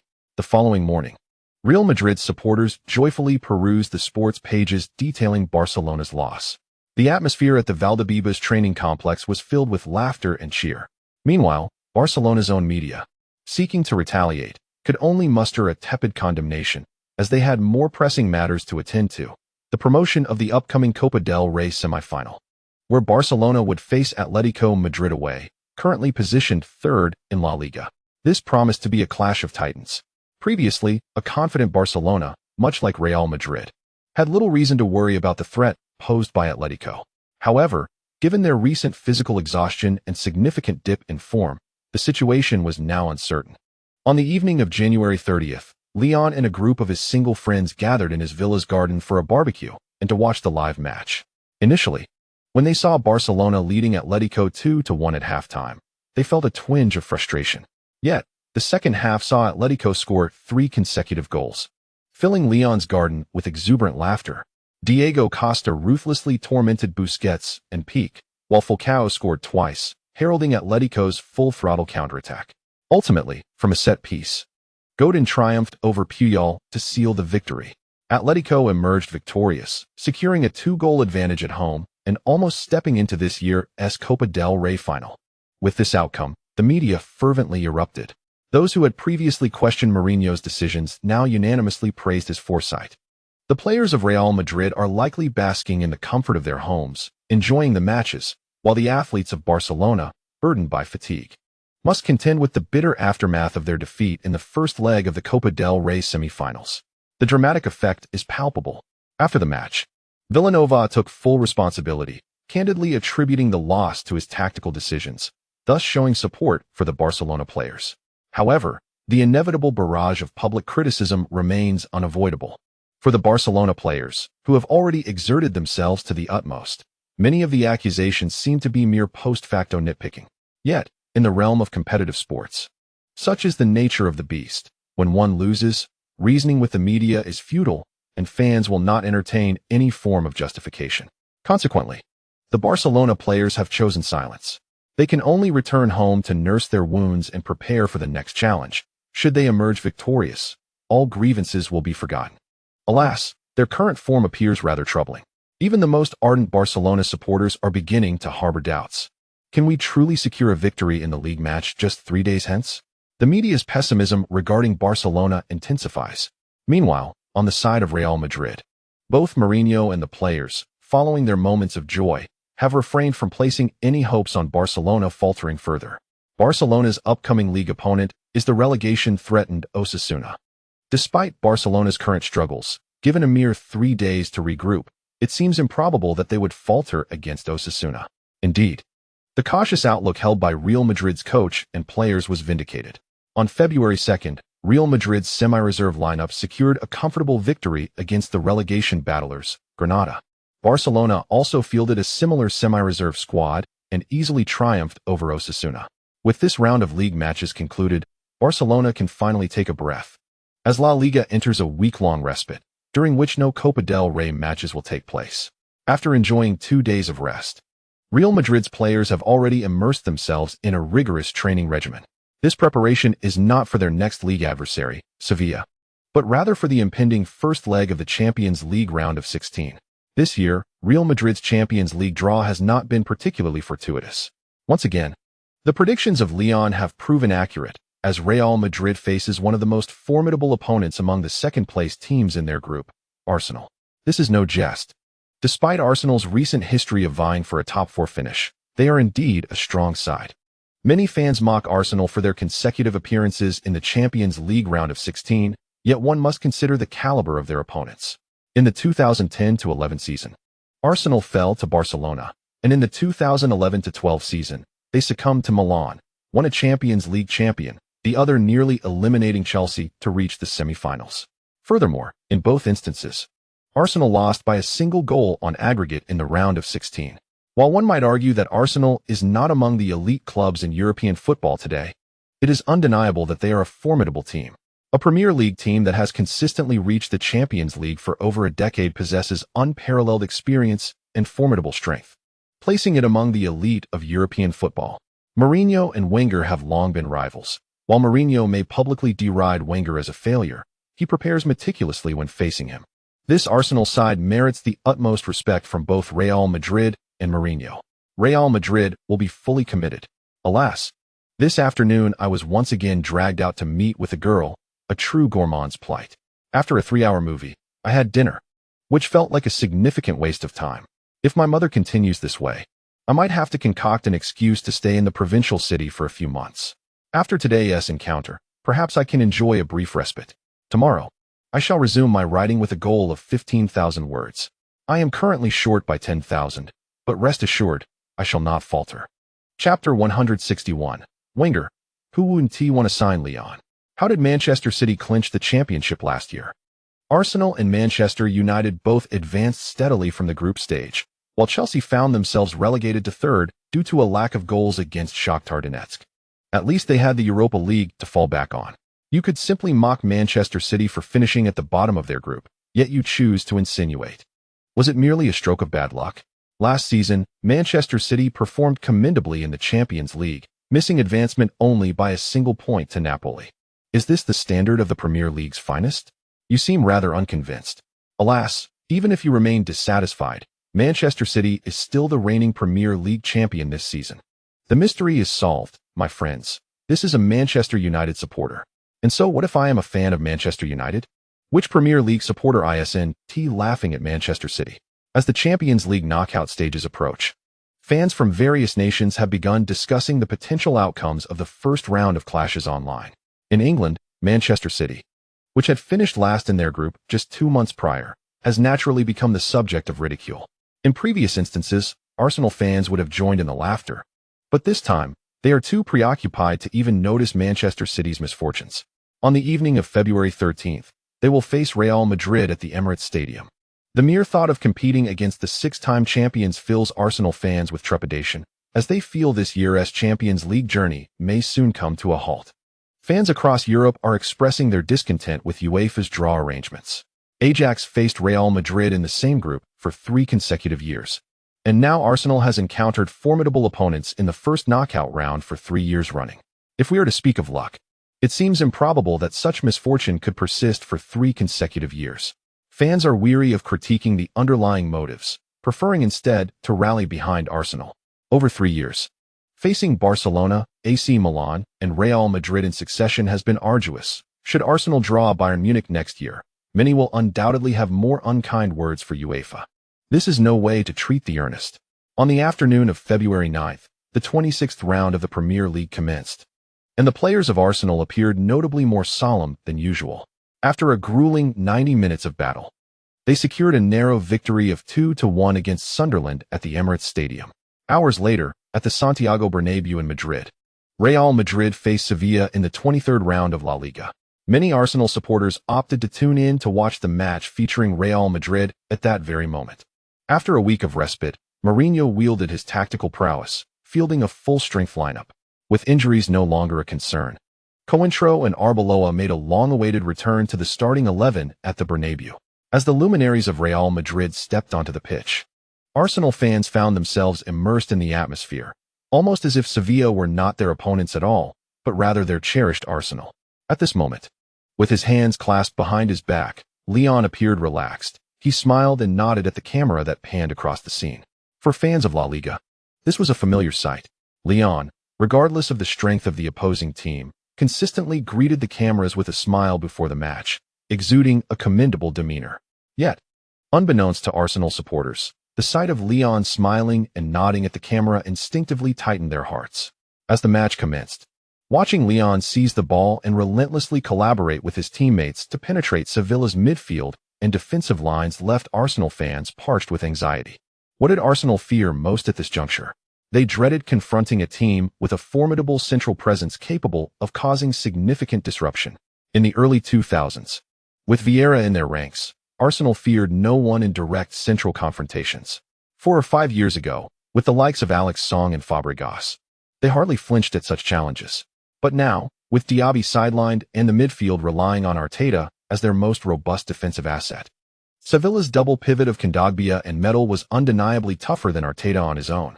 Yet, even this duo, along with the defensive-minded Maduro, could not withstand the relentless assaults from Leon and Eschen. Those two, athletic powerhouses, shattered Sevilla's central defense within the first half. Real Madrid scarcely relied on wing play. Instead, they maintained a continuous offensive flow through the advances and distribution of Leon and Eschen. With ample rest, Cristiano Ronaldo and Benzema exhibited near-perfect finishing efficiency, collectively taking only 7 shots in the first half, 6 of which were on target, resulting in 3 goals. By the time the first half concluded, many Arsenal fans, feeling despondent, chose to turn off their televisions. They could not bear to watch. Real Madrid's form was utterly devastating. A small contingent of Arsenal supporters, however, persevered to witness the entirety of the match between Real Madrid and Sevilla. Following Real Madrid's resounding 5-0 triumph over Sevilla, these Arsenal fans promptly took to the internet to share their reflections. The summary, though perhaps unnecessary, reveals a striking reality. Real Madrid currently has an overwhelming number of players in need of limitation. Upon gaining a preliminary understanding of Madrid's defensive structure, Arsenal fans could only express their profound frustration when contemplating their own attacking line. Even before the match commenced, they anticipated a sense of being overwhelmed on the field. This somewhat pessimistic sentiment began to proliferate online. However, many Arsenal supporters endeavored to curtail such expressions. After all, football is unpredictable, and despite the challenges, they still hold reason to believe in their team's potential for miraculous feats. As the first Premier League team poised to debut in the Champions League round of 16, Arsenal has captured the attention of the entire sports media in England. On the afternoon of February 12th, Real Madrid's squad arrived in London a day ahead of the match for a familiarization session. Almost simultaneously, Wenger, accompanied by Arteta, attended a pre-match press conference. Journalists from both English and Spanish media posed numerous inquiries, to which Wenger selectively responded. However, when it came to evaluating the young players from both sides, Wenger generously praised Mourinho for his efforts in promoting youth talent at Real Madrid over recent seasons. Indeed, these young players possess unique attributes, and it is erroneous to force a comparison between them in terms of superiority or inferiority. Instead, I prefer to assess their contributions to a team in terms of suitability. Jose has excelled in this regard, having elevated many capable young men to the first team at Real Madrid over the past 2 years, and I must commend his efforts. However, comparing Lyon to these young players seems somewhat unjust. Gentlemen, Lyon has already been shortlisted among the 23 candidates for the Ballon d'Or. Can he truly be considered an inexperienced, fledgling player? Wenger's praise and optimism regarding Lyon were unmistakable. An English journalist humorously inquired whether Arsenal had ever made a bid for Lyon in previous years. Wenger's enigmatic response left the room pondering as he departed the press conference with Arteta. Who wouldn't he have wanted to sign Lyon in the summer of 2011? This intriguing reply prompted journalists to swiftly compose lively news articles. Later that evening, after concluding their familiarization session, the Real Madrid players, while en route back to their hotel, encountered the heated discussions surrounding Wenger's comments. Faced with playful inquiries from his teammates, Lyon could only express his resignation, stating that he had never received any contact from Arsenal. Perhaps Mr. Wenger was merely speaking off the cuff. Do not read too much into it, he remarked. Meanwhile, in the front row of the bus, Mourinho, who had been resting his eyes, slightly raised the corners of his mouth. In the summer of 2011, when Lyon returned to Real Madrid after his loan spell with Milan, he indeed received several offers from teams in the top 3 leagues. Among the most sincere was Manchester United. Sir Alex Ferguson even personally called to express his desire for Lyon, offering a sum of €18 million for his acquisition. At that time, this was considered a fair and earnest proposal. Lyon had demonstrated commendable performances in both La Liga and Serie A, achieving a double crown in the latter that season, marking him as a standout among the younger generation of players. However, had Real Madrid decided to sell Lyon, it was unlikely that most interested clubs would match the €18 million price tag. Ferguson's boldness was commendable. Unfortunately, Mourinho was adamant that he would not sell, even with a buyback clause, leaving Ferguson with no choice but to concede. Among the clubs that offered less than Manchester United was Arsenal, where Wenger also personally reached out to Mourinho. Arsenal's transfer budget was insufficient, with Wenger only able to propose a maximum of €15 million. Nevertheless, he suggested a complete upfront payment along with the inclusion of a player to facilitate the transaction. Naturally, Mourinho firmly declined once again, but he was taken aback. It was indeed rare for the notoriously frugal Wenger to consider such an amount for a player who had only recently begun to shine. After both Ferguson and Wenger faced rejection from Mourinho, no formal offers were submitted, resulting in a lack of subsequent transfer rumors. Lyon was unaware that he had garnered the attention of many esteemed coaches during the summer of 2011, but Mourinho was acutely aware. The presence of such interest from his peers compelled him to decisively sell a certain attacking midfielder with whom Lyon had a contentious relationship. In retrospect, it appears that not only was Mourinho's judgment astute, but that of his fellow coaches was equally commendable. Had Lyon been sold to Manchester United, even with a buyback clause, Mourinho would likely be regretting that decision now. The most significant impact of this incident on Mourinho was that it instilled in him a greater patience towards young players, not solely in terms of talent, but also regarding their potential for growth. Even with players he initially overlooked, such as the newly promoted Vasquez, Mourinho learned to heed more voices. He valued the analyses and suggestions from the Castilla coach and Carranca, ultimately providing Vasquez with ample playing opportunities, which led to the discovery of Vasquez's adaptability across various positions.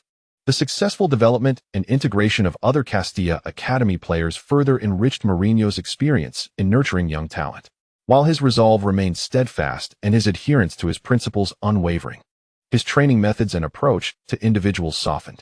He developed a greater patience and understanding regarding the growth of young players, culminating in the emergence of a new Mourinho, whose reputation among the younger generation continues to improve.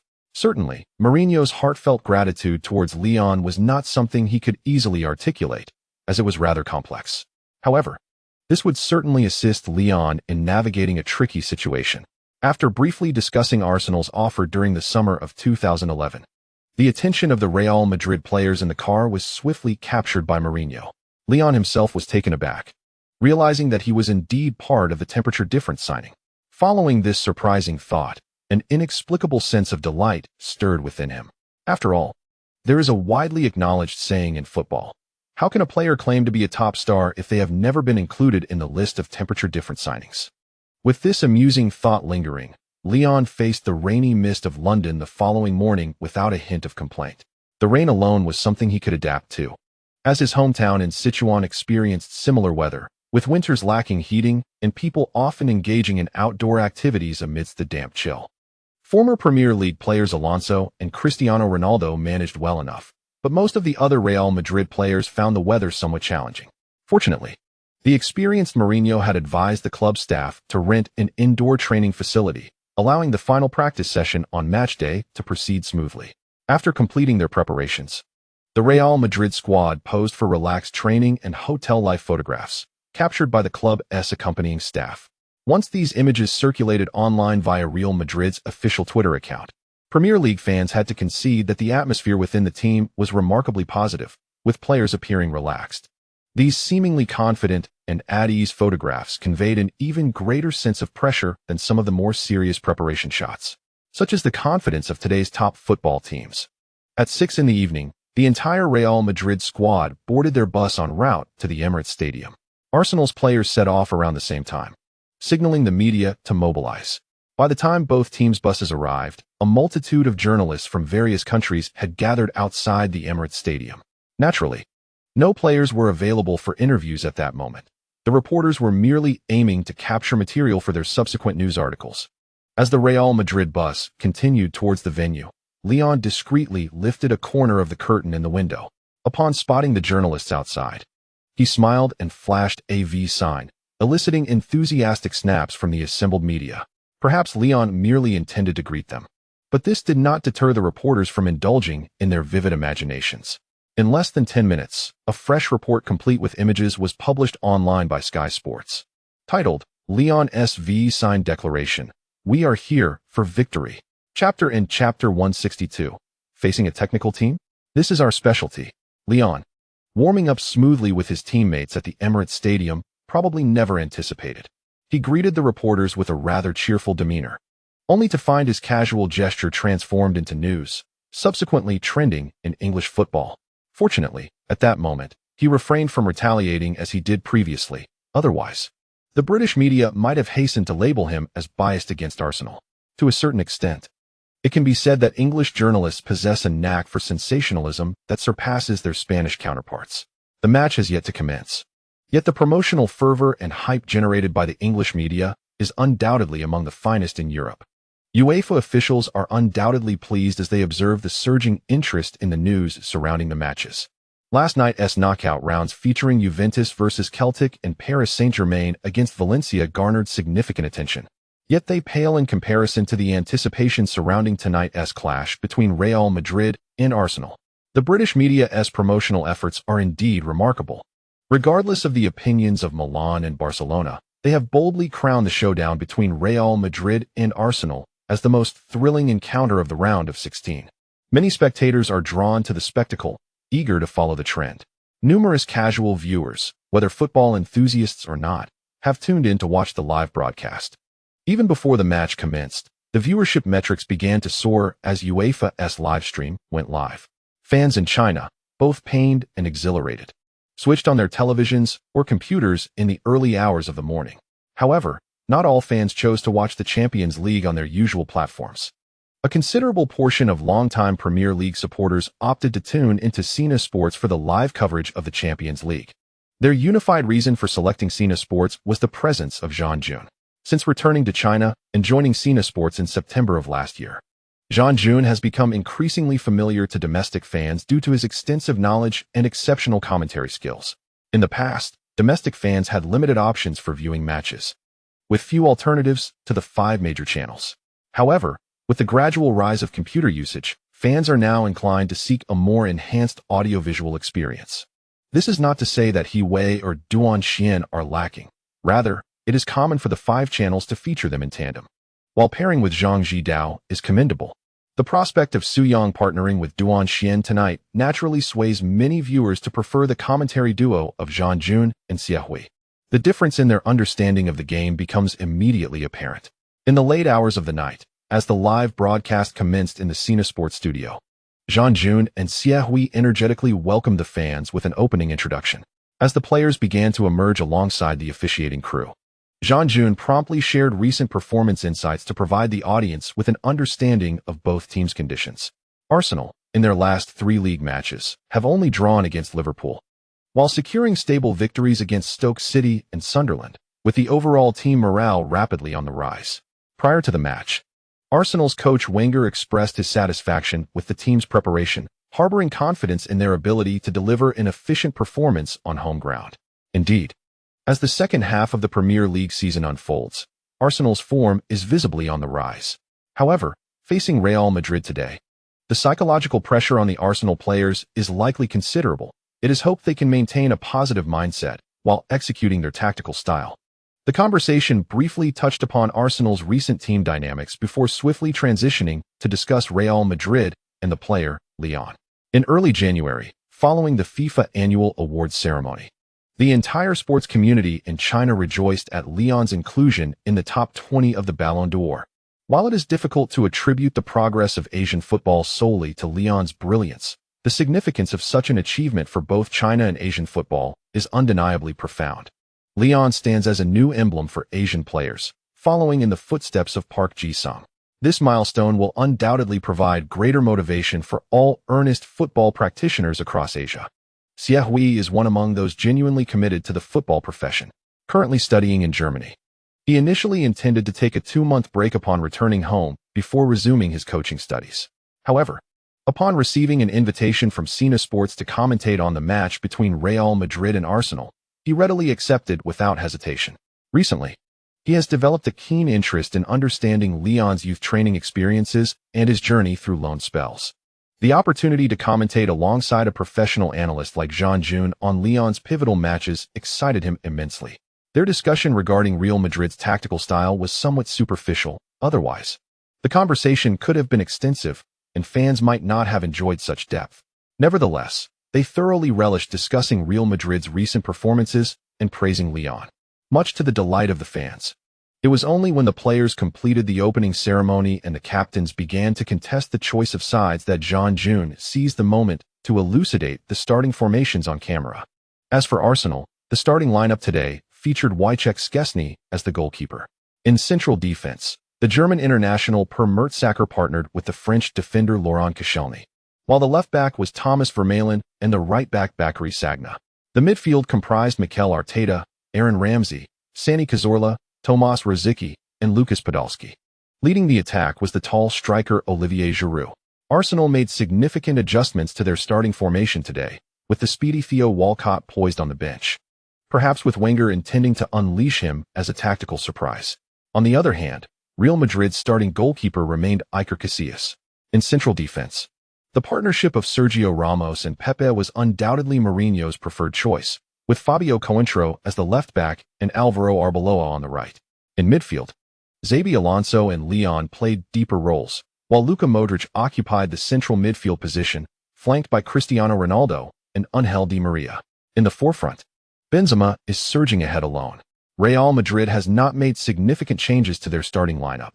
Mourinho's tactical arrangements today remain quite steadfast. After Jean-Jun's introduction, Siahui added, both teams have opted for a 4-2-3-1 formation at the outset, although Ronaldo and Di Maria for Real Madrid can readily advance their positions into the attack. In contrast, Arsenal's quintet in midfield seems more inclined towards ball control. Indeed, Real Madrid will likely continue to pursue rapid counterattacks and spatial pressure, strategies they have perfected in their offensive and defensive play. On the field, Leon cast a glance at Cazorla, positioned opposite him, and instinctively smiled. Cazorla reciprocated with a grin, imbued with a sense of familiarity yet tinged with a hint of resignation. Having faced each other 4 times over the past 2 years, 3 in La Liga and once in the Copa del Rey, Cazorla's impression of Leon is indelibly etched in his memory. Although they haven't frequently matched up directly, Cazorla often roamed the flanks while Leon typically marked central players. The pressure Leon exerted from the wing has left a lasting impact on Cazorla. Little did he expect that, after transferring to Arsenal this season, he would once again confront Real Madrid and Leon. He could only mutter to himself, what a wretched fate. With the referee's whistle signaling the commencement, this Champions League clash is officially underway, and Jean-Jun's voice rises to accompany the moment. The first leg of the 2013 Champions League round of 16, featuring Real Madrid against Arsenal, has begun. Siahui and Jean-Jun are here to provide live commentary for you on Cena Sports. In this match, the Real Madrid players don deep blue away kits, while Arsenal sports their iconic red and white home attire.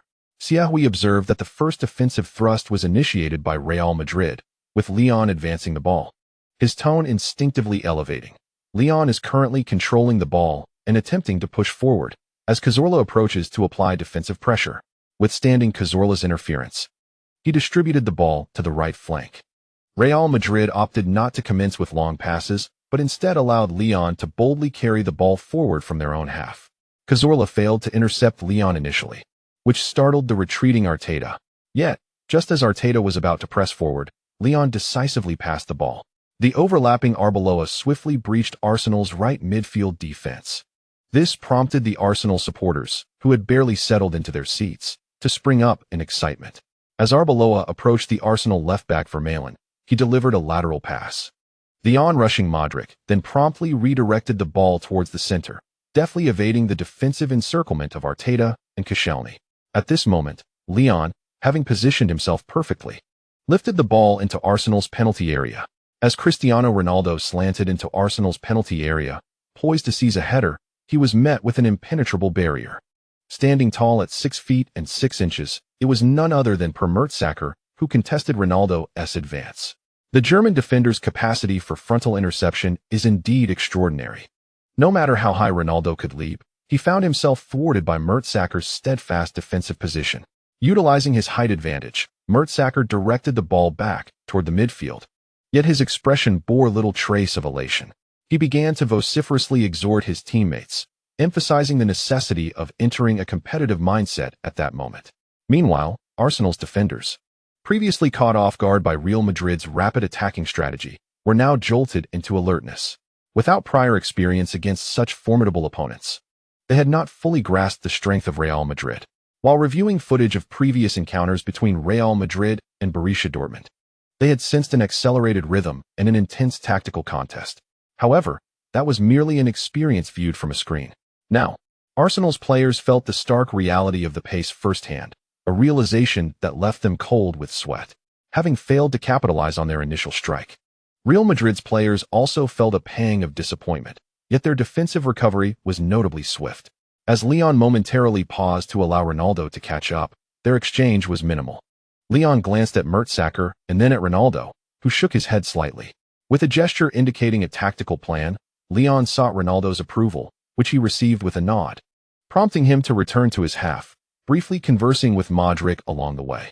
This interaction piqued the interest of many commentators and fans watching from afar. The two displayed a seamless understanding, suggesting the presence of a tactical blueprint. Had Ronaldo previously outpaced Mertesacker, would Leon have communicated an offensive strategy numbered 1 or 2? Siahui observed the live footage of Mourinho standing resolutely, his tone infused with intrigue. It seemed the coach had come thoroughly prepared. It felt as though there were more than just 3 offensive strategies at play today. As soon as he finished speaking, Arsenal initiated a counterattack from midfield. But Real Madrid's defensive line had already been meticulously established. Ronaldo and Di Maria positioned themselves at the halfway line, guarding the flanks, while Modric and Benzema disrupted Arsenal's ball handler, one in front of the other. Leon coordinated his positioning with Alonso, creating a solid defensive structure. Real Madrid's players exhibited robust defensive placements, and their collaborative support was remarkably proficient. As Arsenal's midfielders attempted to control the ball, Real Madrid showed no intent to press forward, forcing Arsenal to commit additional resources to their offensive efforts. However, just as Arsenal managed to penetrate deep into Real Madrid's territory after several minutes, Leon sprang into action. As Modric pursued Cazorla, Leon advanced to assist him in a double team. At this moment, Cazorla swiftly passed the ball to Rosicky, who was positioned just to his right. Leon, abandoning Cazorla, turned and sprinted towards Rosicky. Ramsey, who had just crossed the halfway line, observed Leon's pursuit with keen clarity. His immediate reaction was one of urgency, not merely due to Leon's absolute speed, but rather his explosive acceleration.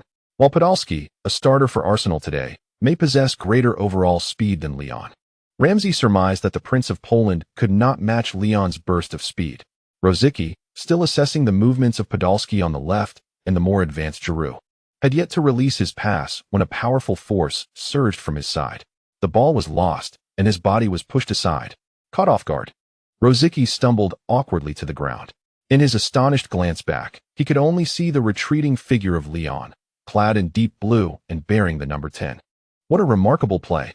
Leon's stunning interception was indeed impressive. Rosicky had underestimated him, taking too long to consider his options while Leon was in pursuit. Modric. Amidst the spirited commentary of Jean June, Real Madrid's swift counterattack commenced once more. After receiving a diagonal pass from Leon, Modric, seizing the moment before Arsenal's defenders could fully regroup, boldly advanced forward. He relished the thrill of such attacking play, particularly against Arsenal, which heightened his desire to score. Though his teammate ahead was no longer the lightning-fast Bale, the overall speed of Real Madrid's counter was far superior to that of Tottenham. In a mere 2 to 3 seconds, Modric found himself surrounded by teammates ready to support him. This presented him with numerous passing opportunities. However, Modric did not hastily deliver a threatening ball. Instead, he began to drift towards the flank, compelling the retreating Arteta to converge upon him. Meanwhile, in front of him, Ronaldo, once again marked closely by Sagna and Mertesacker, appeared to pose no immediate threat. Yet, just as all Arsenal fans seemed to exhale in relief, Modric made his pass. At this juncture, Leon, who had surged into the midfield unmarked, became the focal point of the match. With Arteta absent from the central area, Cazorla and Ramsey were desperately trailing Leon just a meter away. No Arsenal midfielder could impede Leon as he faced the penalty area. A dilemma confronted the Arsenal defenders. Should they press forward to intercept Leon's run, or retreat and gamble on Leon's inability to capitalize on this scoring opportunity? Mertesacker, tightly marking Ronaldo, gritted his teeth and chose to remain stationary. However, Koscielny, observing Leon adjust his position just outside the box, felt compelled to act, but found himself unable to match his partner's resolve. As Koscielny stepped out of the penalty area, Leon, seemingly poised to unleash a powerful shot, instead deftly redirected his effort, pushing the ball into the slightly vacated right side of Arsenal's box. Vermaelen, constrained by Benzema's movement, could not return to his defensive zone in time. Di Maria deftly maneuvered to receive the ball, and in the next instant, he opted for a delicate left-footed shot, with scarcely any defenders marking him. The quality of Di Maria's strike was exceptionally high, even though Szczesny lunged towards the far corner at the first opportunity. The shot was too close to the goal and the angle too sharp. The Polish goalkeeper failed to make contact with the ball, acutely aware that he hadn't grazed it even slightly. This realization left him feeling utterly powerless. Yet, at that moment, his immediate reaction was not to dwell on conceding a goal, but rather to ponder the time elapsed in the match. Had only 6 minutes passed since the game commenced? Perhaps in response to Szczesny's inner turmoil, the commentator from Sky Sports exclaimed in astonishment as the ball found the net. In the 6th minute of the first half. Goodness! Just 6 minutes into the match, Real Madrid had breached Arsenal's defenses. This was only their second quick strike attempt of the game. The astonished and disappointed Sky Sports commentator could only mask his emotions with exclamations. Meanwhile, in the studio of Cine Sports, the hosts Jean-June and Siehui unabashedly erupted in excitement. Leon assisted Di Maria in breaking through Arsenal's goal. Cristiano Ronaldo and Benzema served as mere decoys in this offensive maneuver. Modric's timely pass and Leon's exquisite through ball deceived Arsenal's defensive line. Real Madrid executed a rapid counterattack along the ground, with even Ronaldo playing the role of a tactical bait. Mertesacker likely did not anticipate that this was indeed Real Madrid's third strategy. Look at Ronaldo's gleeful smile. The two hosts in the studio were on the verge of celebrating together. At that moment on the pitch, Leon was already joyfully embracing his teammates in celebration. They were somewhat taken aback by the early arrival of the goal. Arsenal appeared intent on employing a strategy focused on controlling the center and penetrating the defense today. This approach was quite commendable. Arsenal could indeed compete with contemporary technical teams like Manchester City and Barcelona. After all, in terms of technical skill, Arsenal's midfield is undoubtedly top tier. They wouldn't shy away from contesting possession. However, the current Arsenal squad faced a significant issue in their defense. Perhaps last season's results lulled the professor into a false sense of security, as he did not make targeted transfers during last summer's or this winter's transfer windows. Arsenal's midfield still lacks the necessary robustness. Arteta can serve as a metronome, a gear shifter, but he cannot function as a meat grinder. Even though their defense may appear solid at present, he remains far from being a defensive enforcer. In facing a technically adept team with such roster deficiencies, Real Madrid is exceedingly proficient. Initially, the Madrid players were indeed prepared to defend for a while longer. However, upon discerning the defensive intensity of Arsenal's midfield and defense, they no longer hesitated. They forcefully tore through the center to breach the defense. Mourinho stood on the sidelines, beaming with delight, as he applauded appreciatively.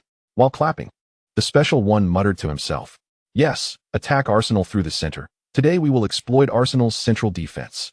At last, the day's update of 10,000 words has been completed. Alas, the gourmand has spent an entire night in discord with his elderly father, who has come to the city. One can only describe the experience as exhausting, for there were too many discordant points of discussion. Having seen his father off at the station, he has also typed the final word. In the past, while residing in the provincial capital, he felt wearied by his work. Yet, upon returning to the county, he realizes that life is not any easier, owing to familial obligations. Next month, he plans to borrow some money to make the down payment on a house. He finds himself unable to persuade his parents and must acquiesce to their wishes. Though still relatively young, his parents seem to believe he has reached the age where he must settle down. Sitting at the station, his emotions are tumultuous, and he has rambled on.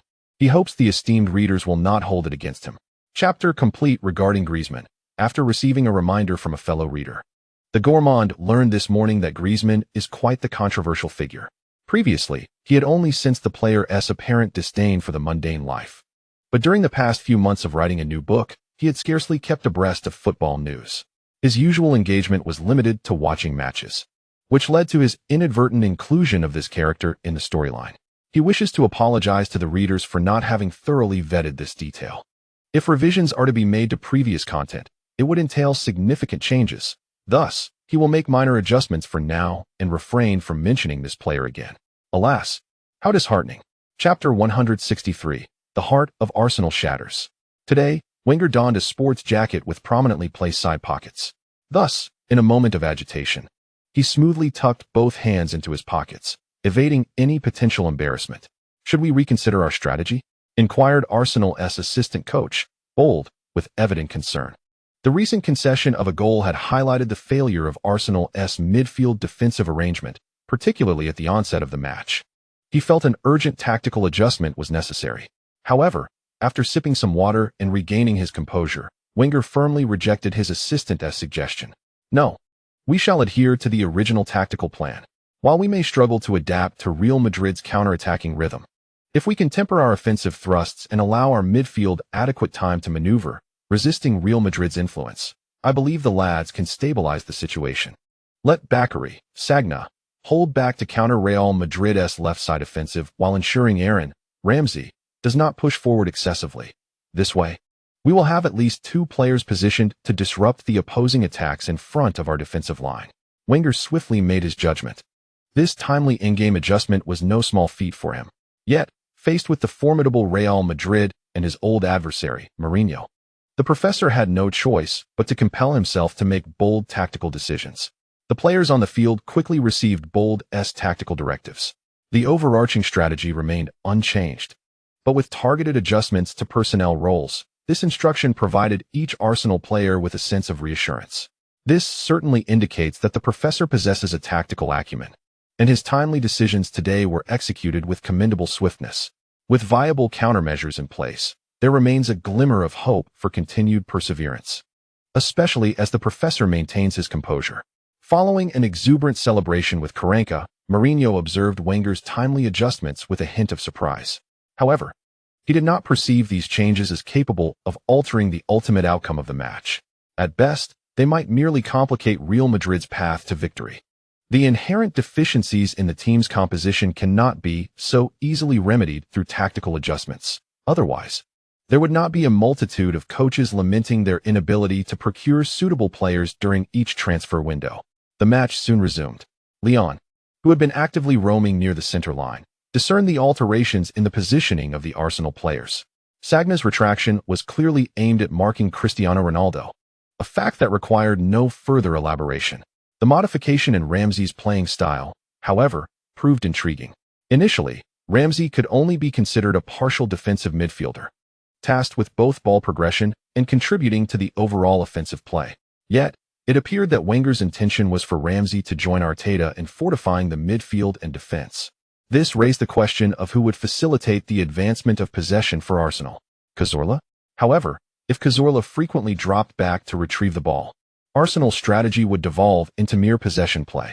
After all, if Cazorla became the metronome, who would emerge as the core orchestrator of threatening passes for Arsenal? This tactical shift could enhance control and stabilize the defense, but would inevitably hinder their offensive capabilities. Had Rosicky been in his prime, playing as an attacking midfielder would have been effortless. With him delivering incisive passes, Cazorla could have made tactical sacrifices to maintain possession. Yet, Rosicky had long been plagued by injuries, and his performance today against the relentless pressure from Real Madrid's defense could only be described as mediocre. Contemplating this, Leon promptly tempered his forward momentum. Arsenal's transition from a pseudo-double pivot to a genuine double pivot was merely a response to counteract Real Madrid's central offensive thrust. However, what reason did Real Madrid have to persist in attacking Arsenal's fortified midfield?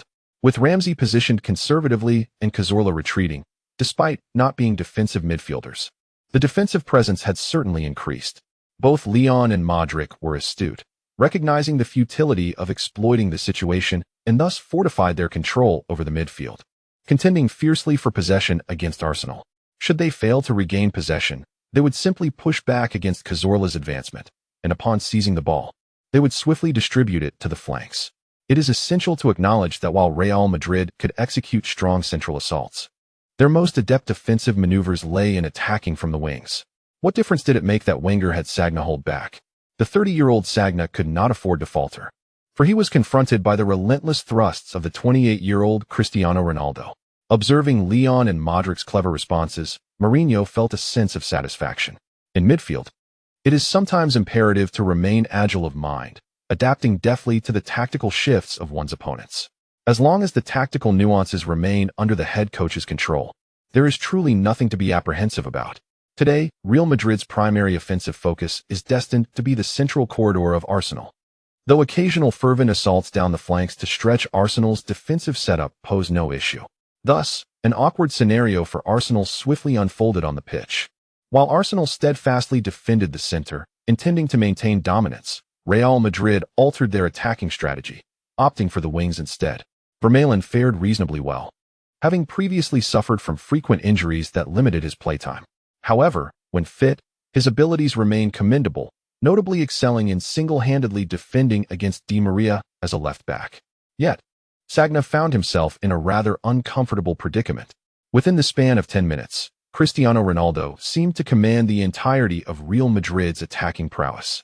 Leon and Modric took turns supplying him with passes, effectively drawing away Arsenal's remaining defenders to create one-on-one opportunities against Sagna. Ronaldo's incursions do not possess the same finesse as Messi's ability to weave through defenders and emerge unscathed. Nonetheless, his control of the ball during high-speed advances ranks among the elite in football. One might argue that Ronaldo's dribbling became rigid post his significant knee injury in 2014, or contend that even at his technical zenith, he often indulged in ostentatious dribbling maneuvers that squandered attacking opportunities. However, in terms of high-velocity dribbling and impact, Ronaldo of 2013 is beyond reproach. Sagna initially expected a static confrontation with Ronaldo, but neither Ronaldo nor his teammates afforded him that luxury. It was a relentless charge. Quick passing and hard driving with speed. At first, Sagna managed to keep pace with Ronaldo, but after relentless targeting, he ultimately lost his position. Consequently, he was left with no choice but to commit a foul to thwart Ronaldo from inflicting further damage on Arsenal's backline. At this juncture, avoiding fouls was no longer an option, as Leon surging through the center and the retreating Benzema were eagerly poised to capitalize. Arsenal was reluctant to gamble on Leon's ability to strike from the edge of the penalty area, and even less inclined to allow Benzema to receive the ball in that position. Should Ronaldo choose to drive forward and distribute the ball thereafter, their defense would be rendered exceedingly passive. Therefore, committing fouls became their only recourse, braving the threat of Real Madrid's set pieces. However, until one comes into direct contact, such set pieces are merely a threat. Yet once contact is made, the afflicted team invariably finds itself lamenting the consequences. On this day, Arsenal found themselves somewhat fortunate when Di Maria delivered the first set piece from the left flank. Mertesacker managed to assert himself just enough. However, for minutes later, when Ronaldo again compelled Sagna to foul, granting another set-piece opportunity, Ramos's header struck the far post, awakening the entirety of Arsenal. They had but one Mertesacker, while Real Madrid boasted a cadre of proficient aerial duelists sharpening their skills. Mertesacker may succeed in contesting 9 out of 10 high balls, but the remaining one is a risk Arsenal simply cannot afford to take. Ramsey can only drift to the flanks to assist Sagna in defense. Thus, Arsenal's long-standing issues once again laid bare before Real Madrid. The central defensive line, stretched thin, created a gaping hole, leaving Cazorla helplessly retreating. A formation of 4-2-3-1 was forcibly transformed into a 4-3-2-1 by the relentless pressure exerted by Real Madrid's players. Giroud found himself unable to touch the ball, while Podolski had to frequently drop back to his own half just to make a play. Today, he struggled to find opportunities for long-range shots, let alone even the most basic chances to connect with the ball, though he managed to secure some moments on camera. On the other flank, Rosicky had virtually vanished from the scene. In this high-intensity confrontation and rapid pace of the match, Rosicky's current physical state was simply unsustainable, much to Wenger's dismay. However, at this juncture in the match, holding back seemed futile. In the 31st minute of the first half, Wenger substituted Rosicky for the little tiger Walcott, effectively wasting a substitution. The Sky Sports commentator fell silent for 2 minutes, sensing that Wenger's tactical preparations before the match had been overly idealistic. He intended to engage Real Madrid in a battle of possession and technique. Yet Real Madrid countered with brute force, charging straight through the midfield, leaving no opportunity for a technical showdown. The style exhibited by Real Madrid was straightforward and aggressive, but Arsenal could not withstand it. Last season's Barcelona and Bayern Munich could not contain them, and this season, with a younger squad, even Dortmund, employing similar tactics, failed to halt their advance. Arsenal's midfield defense remained too fragile. Once breached, the attacking trident of Real Madrid faced Arsenal's backline directly. It was a challenging situation, as Mourinho had Wenger precisely figured out, offering no chances whatsoever. Arsenal might as well attempt to play their own brand of football. Continuing to defend in this manner would undoubtedly lead to disaster. At present, a score of 0-1 was still manageable, but should it escalate to 0-2, Real Madrid could easily tighten their formation and launch counterattacks, rendering Arsenal's situation even more precarious. Siahui stroked his chin, beginning to offer suggestions to Arsenal's coaching staff in the studio. In his view, rather than allowing Real Madrid to continue pulling the strings, it would be wiser for Arsenal to revert to their most familiar style of play. After all, one must possess the means to defend. Currently, Arsenal seemed only capable of engaging in an offensive battle with Real Madrid, as persisting in defense would lead to a dead end. However, Zhang, with a smile, articulated the concerns of Arsenal's coaching staff. Yet, urging Wenger to shift to an offensive approach at this stage would still entail considerable risk. It seemed the coaching staff preferred to wait until halftime for more significant tactical adjustments. This was not Zhang attempting to absolve Arsenal's coaching staff, but rather a recognition of the professor's coaching flaws. It is indeed a formidable challenge to expect Wenger to overturn the pre-established tactical framework within the first half of a match. Had Ferguson or Bielsa occupied the Arsenal bench at this moment, Zhang firmly believed they would not lack the audacity to take a bold gamble. However, the professor's adherence to his tactics can, at times, be quite obstinate. His ability to make substitutions in the first half today was indeed commendable, surprising even the Arsenal supporters. As it transpired, Arsenal's actions following the substitutions were limited, as Zhang aptly pointed out. Wenger appeared intent on contesting the midfield, seeking to engage in a technical duel with Real Madrid. However, Mourinho was resolute in his strategy of rapid, direct assaults. Lyon's performance today was notably impressive. He effectively disrupted Arsenal's midfield defense by leveraging Modric's influence. Curiously, after 35 minutes of play, he seemed to possess greater stamina than Arsenal's midfielders, who were struggling in a defensive capacity. Unable to keep pace or win one-on-one duels, they found themselves overwhelmed by Lyon's adept short passing and movement. As Lyon maneuvered, Arsenal's midfield line was riddled with vulnerabilities. Arteta appeared to be in considerable discomfort today. Neither Ramsey nor Cazorla could serve as a defensive barrier for him. His current role mirrored that of Alonso in earlier times, devoid of Lyon's protective presence. While he was tasked with orchestrating play from a deeper position, he was continually distracted by the need to cover for his midfield partners. His defensive capabilities paled in comparison to those of his counterpart, Longo. And against Real Madrid's straightforward approach, maintaining comfort was a distant hope. By the 38th minute of the first half, Arteta again misjudged a defensive situation. He failed to keep up with Modric, who had made a forward run following a pass from Lyon, allowing Real Madrid to penetrate Arsenal's central defense once more. At this moment, Ramsey, who should have been marking Modric, had just relinquished his attention to Ronaldo to chase back. Arsenal supporters could only feel a rising anxiety as gasps filled the Emirates Stadium. Yet, Modric's pass from the edge of the penalty area was executed with unwavering precision, skillfully threading the ball between Koscielny's legs and into the path of Benzema, who was advancing toward Arsenal's small box. Just as Mertesacker abandoned his pursuit of Ronaldo to assist, Benzema selflessly laid the ball off.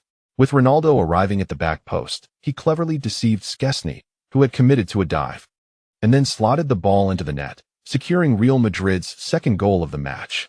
This sequence of movement and interplay was nothing short of exquisite. The earlier pass from Lyon, which drew Arteta's defensive focus, had been equally remarkable. After the ball crossed the line, Modric raised his arms in jubilation, laughing joyfully with Lyon. The two orchestrators of this attacking play embraced, while the goalscorer Ronaldo shared a tender moment with Benzema, who had provided the selfless assist. With 2 away goals comfortably secured, Real Madrid's players exhibited no urgency. They focused on maintaining a strong defensive stance to see out the remainder of the first half before adopting an anticipated, impenetrable formation at the start of the second half. Mourinho has never been one to concern himself with appearances in the Champions League. Moreover, considering they were not playing at the Bernabeu today, it was quite reasonable to adopt a more conservative approach after gaining an early lead, particularly in an away match. The decision to unleash an offensive strategy in the second half proved to be quite distressing for the professor, whose palms pressed white against the coach's seat. I had anticipated this conservative tactic. He had evidently resolved to play this way in the first half. How naive of me. Wenger, suppressing the tumultuous emotions within, recalled how Mourinho had affectionately referred to him as an old friend during the pre-match press conference. Yet, at this moment, he could not help but view him as the same madman from their Premier League encounters, a rogue. The clash between Arsenal and Real Madrid had seemingly transformed into a reminiscent London derby. One side, having secured an advantage, entrenched themselves defensively, while the other relentlessly sought opportunities to attack. The scene mirrored that of previous encounters, with the counter-attacking side lacking a commanding forward to challenge the defensive players of the attacking side. Mourinho's team had established a 2-goal lead, and in London, the counter-attack was exquisite. Despite Arsenal's fervent offensive efforts, Real Madrid's resolute defense remained unyielding. In the 74th minute of the second half, when Di Maria received Alonso's guided long pass and assisted Ronaldo in scoring Madrid's third goal, the entire Emirates Stadium fell into silence. Real Madrid remained vigilant throughout the match. From the outset to the decisive moment, Arsenal, too, had their share of threatening opportunities. In the second half, Walcott, after skillfully maneuvering past Cointreau, nearly assisted Podolski with a splendid cross, which almost resulted in a spectacular volley. Even Casillas was momentarily caught off guard. Yet the ball ultimately grazed the outside of the far post and rolled out of play. In the moment, Podolski knelt, clutching his head in frustration against the turf. The Arsenal fans collectively heard a shattering sound. It was the sound of their hearts breaking. The elegance of technical football appeared utterly fragile under the relentless assault of Real Madrid. Arsenal's spirit lay shattered. Having spent a day with my parents' so-called friends, viewing properties and tentatively deciding on a location, we settled on a 130 square meter unit, with a down payment nearing 70,000 and a 30-year mortgage. As a foodie, I finally relished a moment of peace. Following my parents' decisions regarding renovations, I felt a sense of relief, particularly in not requiring a single penny from them. In a month, we would pay the deposit, and I would lend some money for the down payment. I would gradually manage the mortgage on my own. With the trivial matters settled, I moved in with a friend for the time being. They began to worry about the house, but this arrangement would allow me some tranquility. Tomorrow, I shall resume regular updates and begin to adapt to the life of a mortgage holder. In a small county town, the plight of an office worker mirrors that of many. Thus concludes this chapter. In the 164th chapter, the tenacious Barcelona, despite their steadfast efforts, faltered in the latter half of the season. After Mourinho's squad secured a 3-goal advantage in the Champions League away match, one might ponder the home team's chances of a comeback in the return leg. An Arsenal supporter, during the 80-minute mark of the match, took to social media to pose such a query. The responses he received were varied, yet surprisingly unanimous in their sentiment. Still harboring hopes of a turnaround? Arsenal is doomed. At the Emirates Stadium, thousands of Arsenal fans had already lost their confidence, even when Wenger introduced Wilshere and Chamberlain in a desperate attempt to salvage the game. The supporters remained pessimistic. Perhaps, even before the match commenced, having witnessed Real Madrid's home game against Sevilla, they had mentally prepared for the worst. It was an uphill battle. Struggling against a somewhat conservative Real Madrid at home, they had no inkling of how to face the tempestuous onslaught awaiting them at the Bernabeu.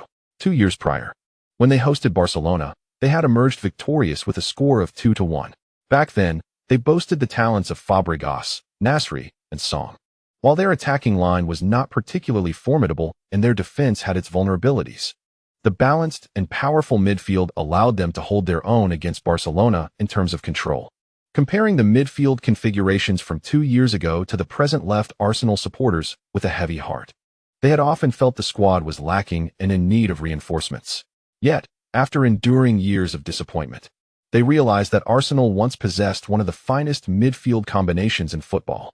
Now, however, their midfield seemed inadequate, and despite their disdain for certain traitors, Arsenal fans had to acknowledge this bitter truth. In those years, although the team was frugal in the transfer market, they never envied the midfield of any footballing powerhouse. Regrettably, such a midfield combination may never be seen again. The officiating referee offered no additional seconds of stoppage time. As the second hand of the clock reached its mark, he blew his whistle. The large number 30 on the electronic scoreboard was striking. The Real Madrid players, having completed the match, exchanged smiles, high fives, and embraces on the Emirates pitch. Once off the field, Mourinho shed his sharp demeanor and approached Wenger with a friendly demeanor. The two appeared as old friends, reminiscing while playfully patting each other on the chest and arms. You ought to find a strong holding midfielder for your team. Do you still intend to cultivate one from scratch? Arsène, these days, youth academies are reluctant to relinquish their promising midfield prospects. I remember in 2011 when I sought to acquire Leon from you. How about now? Would you consider selling him to me? Hey, I'm currently utilizing Leon. Why must you insist on acquiring him? Perhaps you could suggest another player, and I'll see if I have someone suitable in my squad. The match was indeed thrilling. Until next time. After concluding the second leg, let us share a drink in Madrid. The two parted ways with smiles, heading towards their respective disciples. Shortly after the conclusion of this captivating UEFA Champions League clash, The first leg between Manchester United and Shakhtar Donetsk also yielded a decisive outcome. In a surprising turn, Manchester United succumbed to defeat. However, their supporters remained relatively content with the result. On the 12th, United secured a precious away goal amidst the frigid conditions at Metalist Stadium. As they returned to Old Trafford for the second leg, all Manchester United fans felt confident in witnessing a resounding victory for their team. Thus far, half of the first round of this season's Champions League round of 16 has been completed.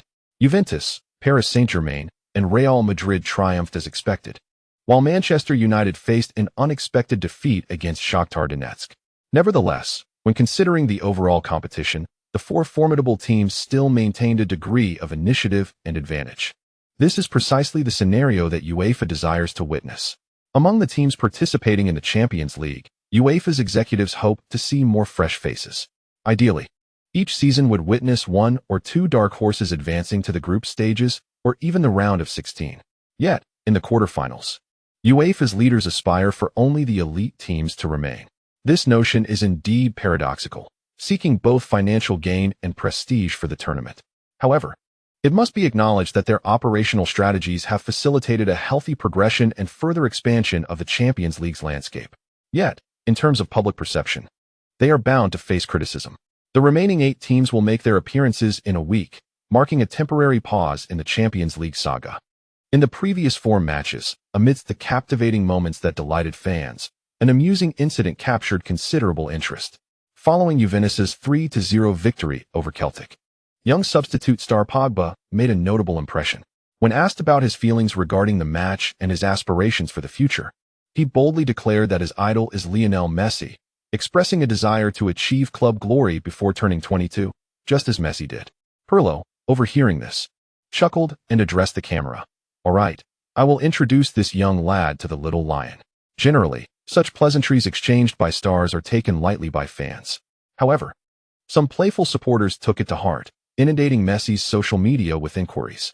It wasn't until Messi shared a screenshot of his conversation with Pirlo and Pogba that this group of jesters finally ceased their antics.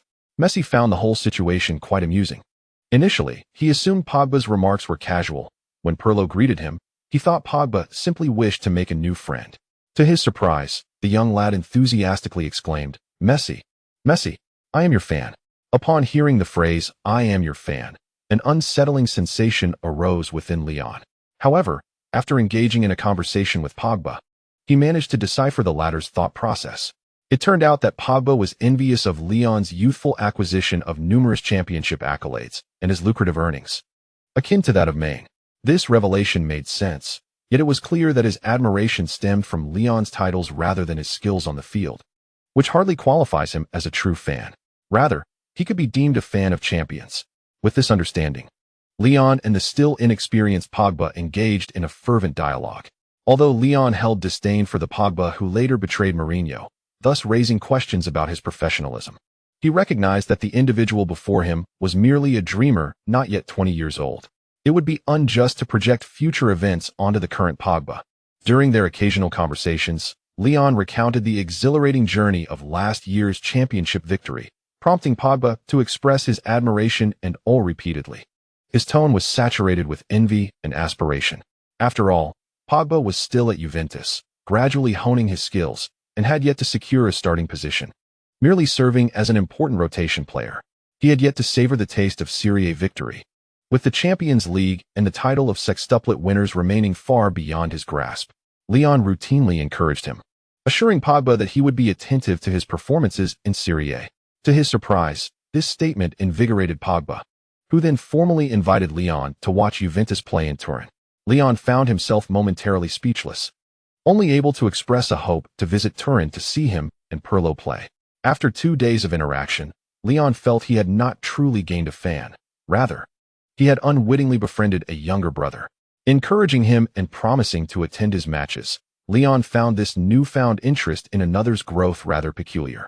Fortunately, the timing was not set in stone, alleviating Leon's concerns about potentially missing out. Real Madrid's upcoming league opponent was another formidable adversary, Rayo Vallecano, who had previously caused them considerable trouble in the first half of the season. This team was remarkably tenacious, having maintained their position in the upper half of La Liga throughout the season. Their record was intriguing: 12 wins, 1 draw, and 10 losses. They did not score or concede many goals, showcasing a tenacious and gritty approach to matches. They refused to give up as long as there was hope for victory, seldom contemplating the possibility of settling for a draw. Such a resilient mid-tier team posed headaches for both Real Madrid and Barcelona. Many Barcelona fans, thus, harbored hopes, cheering on Vallecano to secure points against Real Madrid. As for Barcelona's upcoming match against Valencia, currently ranked 5th in La Liga, the fans felt relatively at ease. The previous fluctuations in Barcelona's performance were attributed to an overload of matches, leaving the main players insufficiently rested. The current situation has indeed changed. Since the conclusion of the last league match, Barcelona has enjoyed a week of rest, during which they neither participated in the Champions League nor the Copa del Rey. There is no reason they should not secure a victory against Valencia. With unwavering confidence, countless Barcelona fans tuned in to their televisions on the evening of February 16th or the early hours of February 17th. Real Madrid's match was scheduled to commence on the evening of February 17th local time. Thus, many Barcelona supporters were prepared to revel in their team's triumph that night, followed by the anticipation of a potential misstep from Real Madrid the following evening. Regardless of the odds, there remained a glimmer of possibility. Witnessing Barcelona surpass Real Madrid in the standings would undoubtedly bring immense satisfaction. However, as the highly anticipated clash in La Liga concluded after a grueling 90 minutes, many Barcelona fans were left in despair. Valencia managed to disrupt Barcelona's attacking rhythm on their home turf, and despite Messi's valiant efforts, he could only help his team equalize in the second half. Lacking a decisive blow, Valencia employed a defensive strategy reminiscent of Real Madrid, thwarting Barcelona's attempts in the dying moments of the match. Once the final whistle blew, the fatigue was palpable among the Barcelona players on the pitch. While their physical condition may have been adequate, the mental exhaustion was unmistakable. Tito Vilanova wore a furrowed brow, acutely aware of the drawbacks of over-relying on his main squad in recent times. Yet what could he do? Even Guardiola had struggled to address the inadequacies of a weakened rotation. In those days, Guardiola could only rally his core players to inspire their teammates to push through against Real Madrid. However, that approach no longer seemed effective. Guardiola's loyal disciples respected Vilanova, but were evidently unable to muster the same fervor to fight for him as they would have for Guardiola. After all, humans are driven by their emotions. Moreover, within the Barcelona locker room, certain players had already begun to adopt a posture of self-importance. The management demanded results. Yet the instability of the rotation hindered performance. Vilanova could not afford to take drastic measures to cleanse the locker room, especially with the first leg of the Champions League knockout stage approaching. If he were to act with force, Barcelona might struggle to advance past the initial round.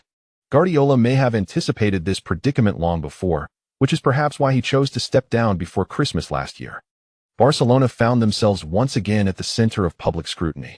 The ire and skepticism from their own supporters, along with the sharp critiques from the media, pierced through the silence of the Barcelona players like a blade. Meanwhile, Real Madrid, benefiting from Barcelona's unexpected draw, maintained a low profile in silence. The internal morale among Real Madrid players was undoubtedly high, yet, as before, they chose not to capitalize on Barcelona's misfortune in the media.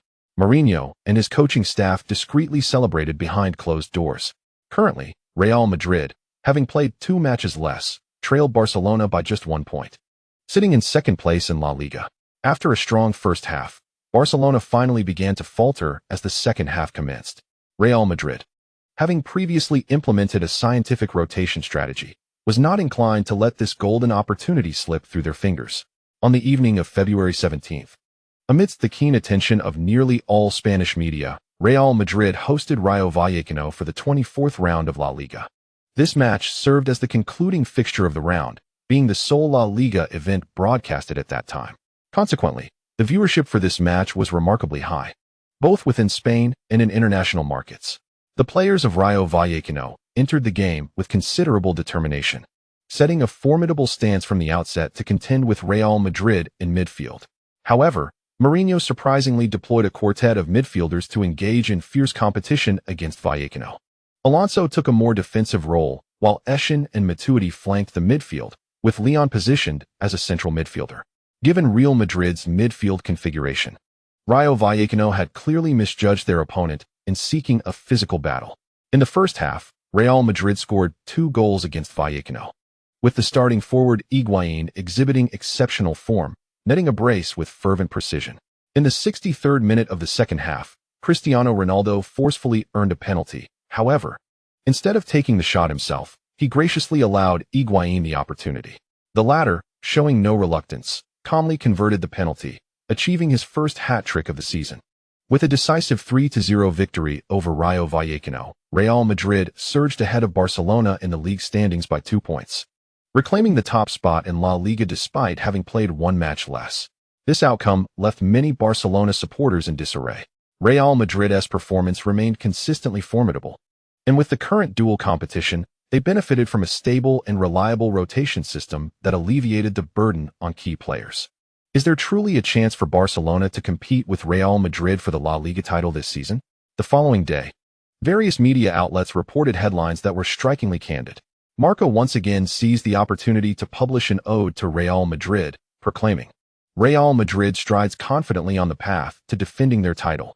Chapter completion. Chapter 165. The fourth encounter of Real and Barca, the struggling Barcelona and the resurgent Real Madrid. Discussions regarding the title defense had been absent within Real Madrid for quite some time. Mourinho dislikes the notion of speculating about championships that have yet to be secured. Following their championship victory last season, the players have come to appreciate the significance of incremental goals. They can celebrate modestly, yet they understand the necessity of approaching each match with focus. This season, Real Madrid does not possess a substantial points advantage halfway through. Even if Barcelona begins to falter, the reality remains that the margin is merely 2 points. In an ideal scenario, should Real Madrid win their rescheduled match, they could extend the lead to 5 points. How significant is a margin that allows for nearly 2 match losses? As the season progresses, Real Madrid may inevitably grant a few opportunities. Maintaining psychological advantage while remaining undistracted by external opinions is the wisest course of action. Thus, following their recent triumph, Real Madrid appeared particularly reticent. The newspaper AS dispatched a multitude of paparazzi, initially intending to capture some scandalous tidbits about Real Madrid players during their holiday. However, aside from photographing Cristiano Ronaldo and Irina shopping in the duty-free zone, the most significant news they reported was that Leon chose not to extend his training. Indeed, after the match against Rayo Vallecano, Leon opted to spend his 2-day break leisurely, wandering along the Mediterranean coast with Marcelo and Nacho. The winter temperatures in Madrid were relatively mild, with few instances of sub-zero weather, though the air was somewhat dry.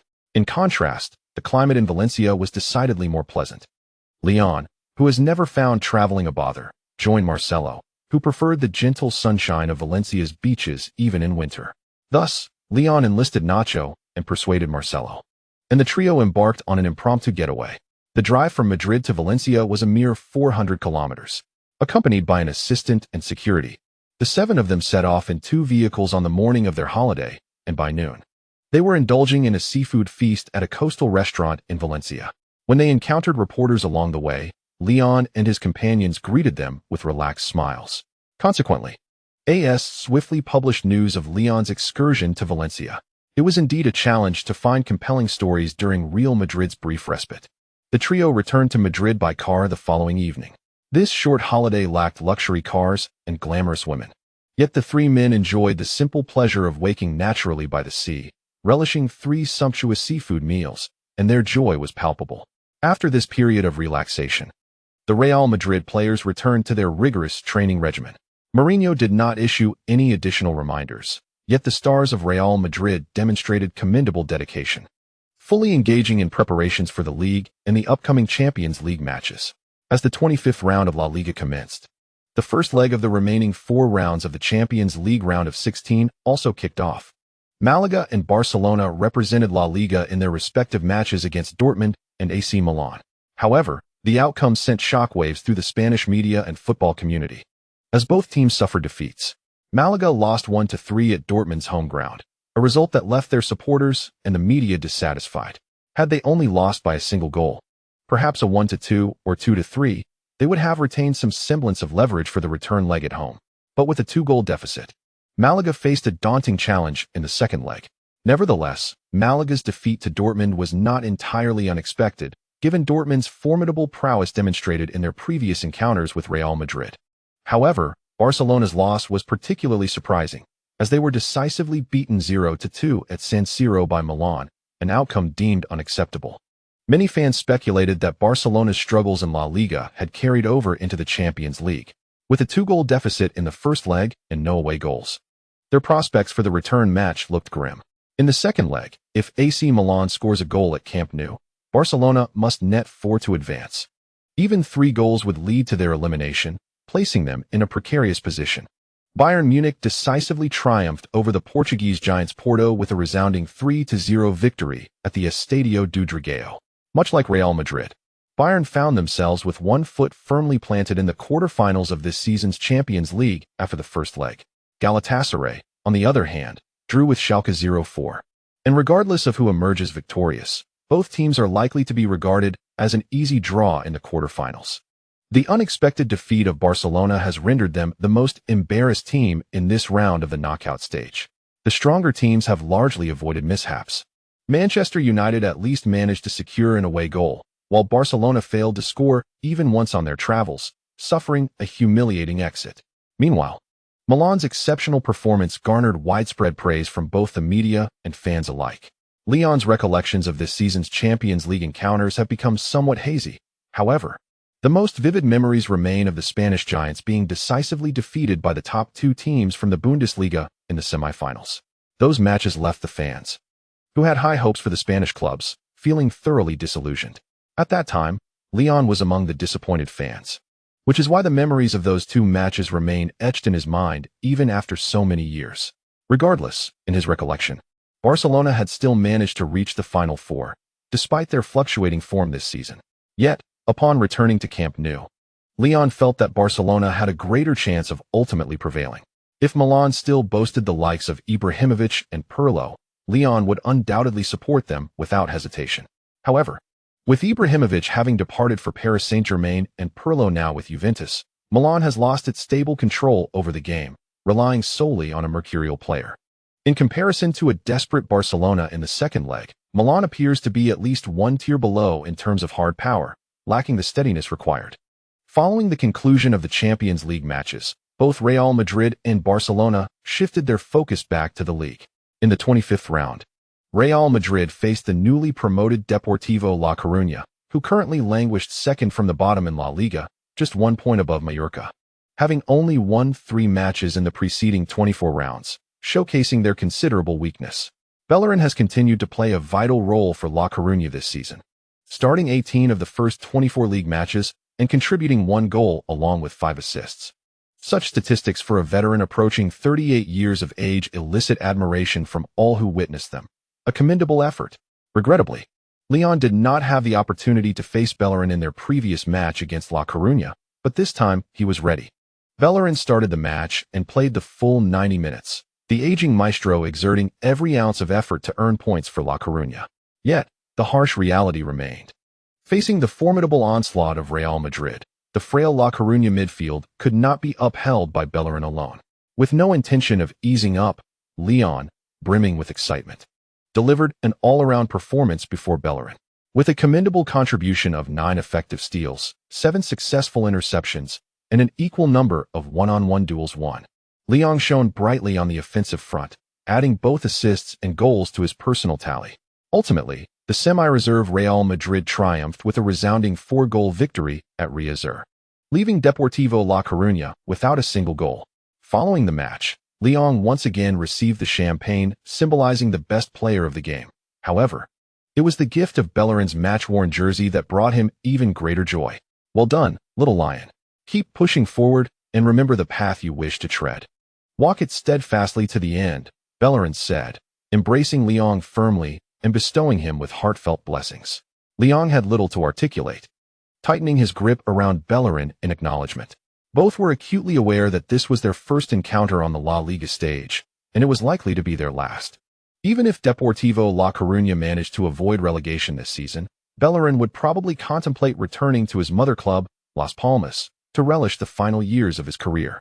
Amidst the bittersweet emotions lay a sense of grace and well-wishing. Lyon recognized himself as Bellerin's protégé. having diligently absorbed the core principles of playmaking that allowed him to flourish in offensive organization.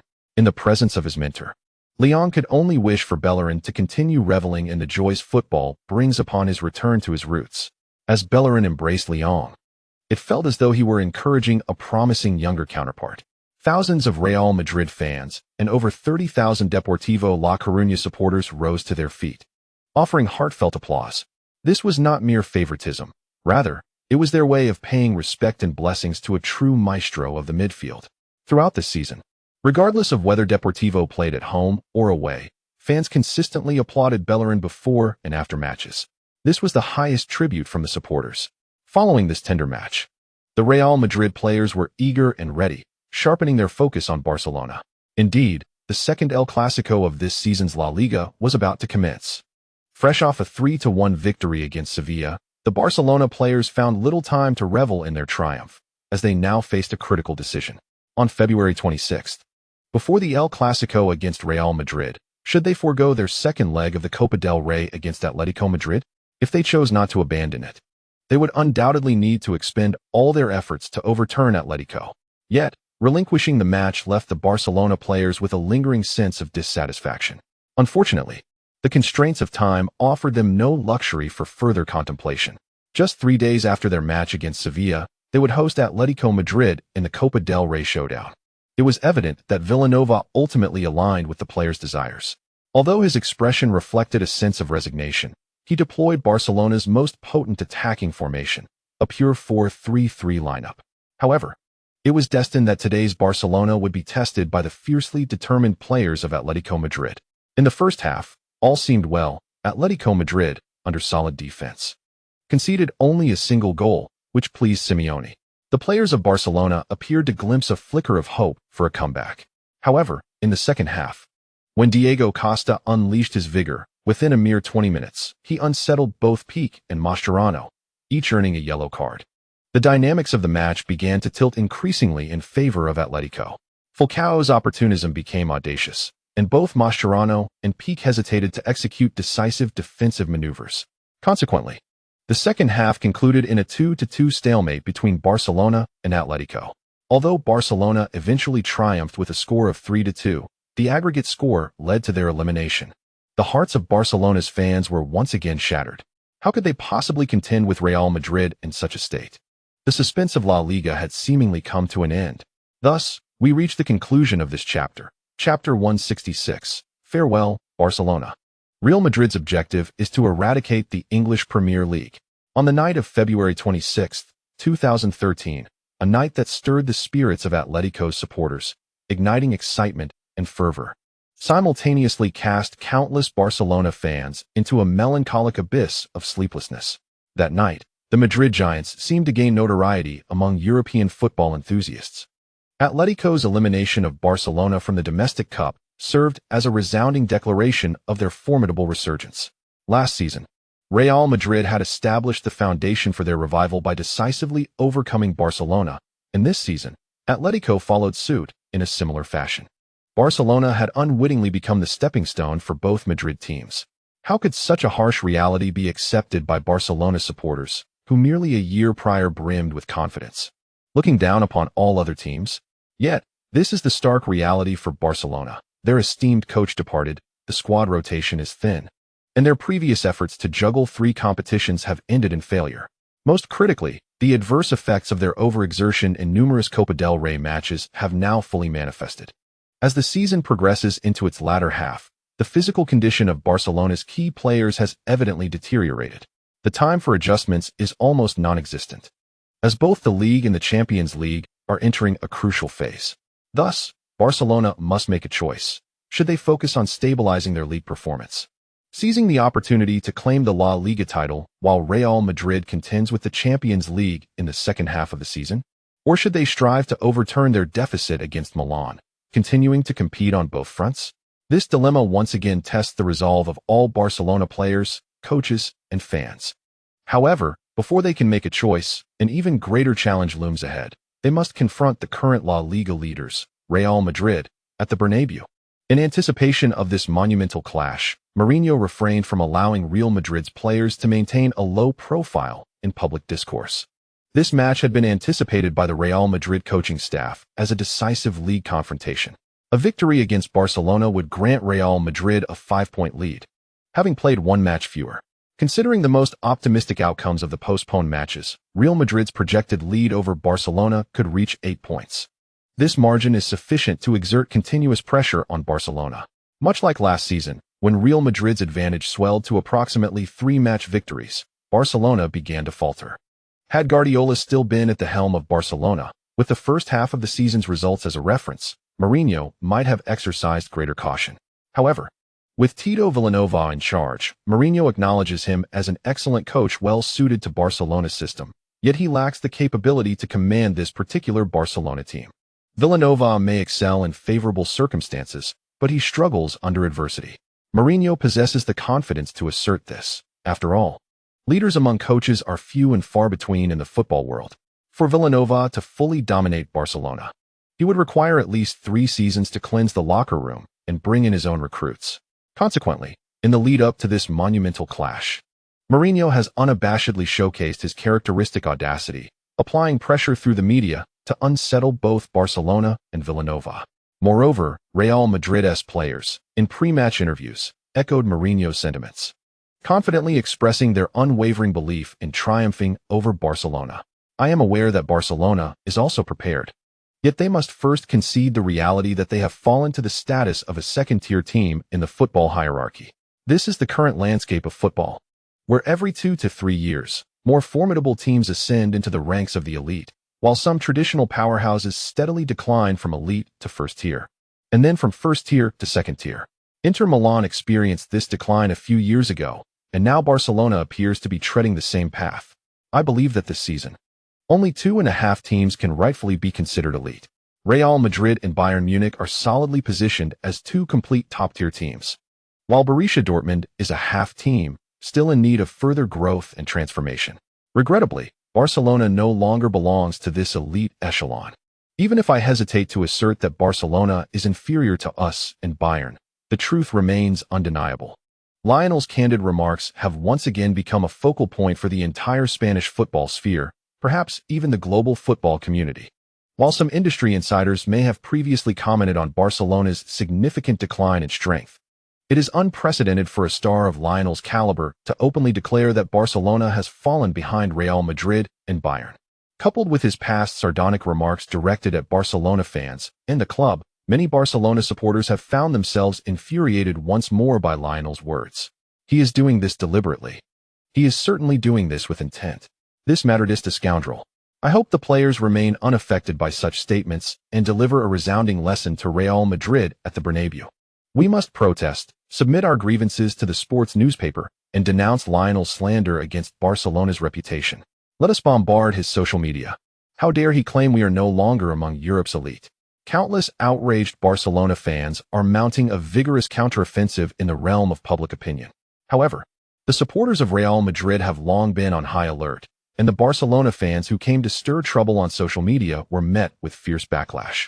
Whether one labels Lionel as arrogant or accuses him of tarnishing Barcelona's reputation, the pro-Barca media has little credibility to launch a public denunciation against him. Over the past 2 seasons, Barcelona has only managed to triumph over Real Madrid once in all competitions, a mere victory in last season's Supercopa, which barely affects the overall narrative. In light of their inferior record, it is fair to say that they lack the confidence to criticize.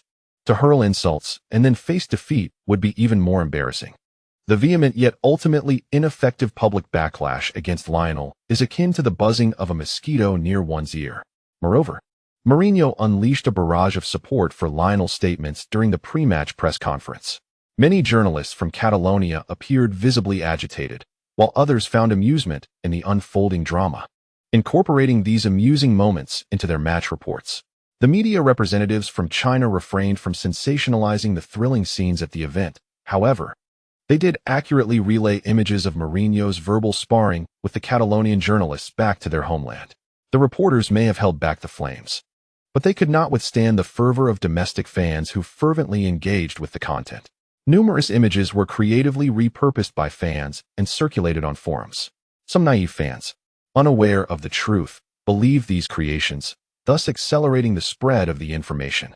By the morning of the match day, reports of Mourinho mocking Barcelona's lackluster prowess had already circulated widely in China. Consequently, the initial creators of these memes felt compelled to issue clarifications. Amidst this online chaos, Lionel could not resist sharing a fan's clarification post, accompanied by a self-made image of a laughing panda emoji.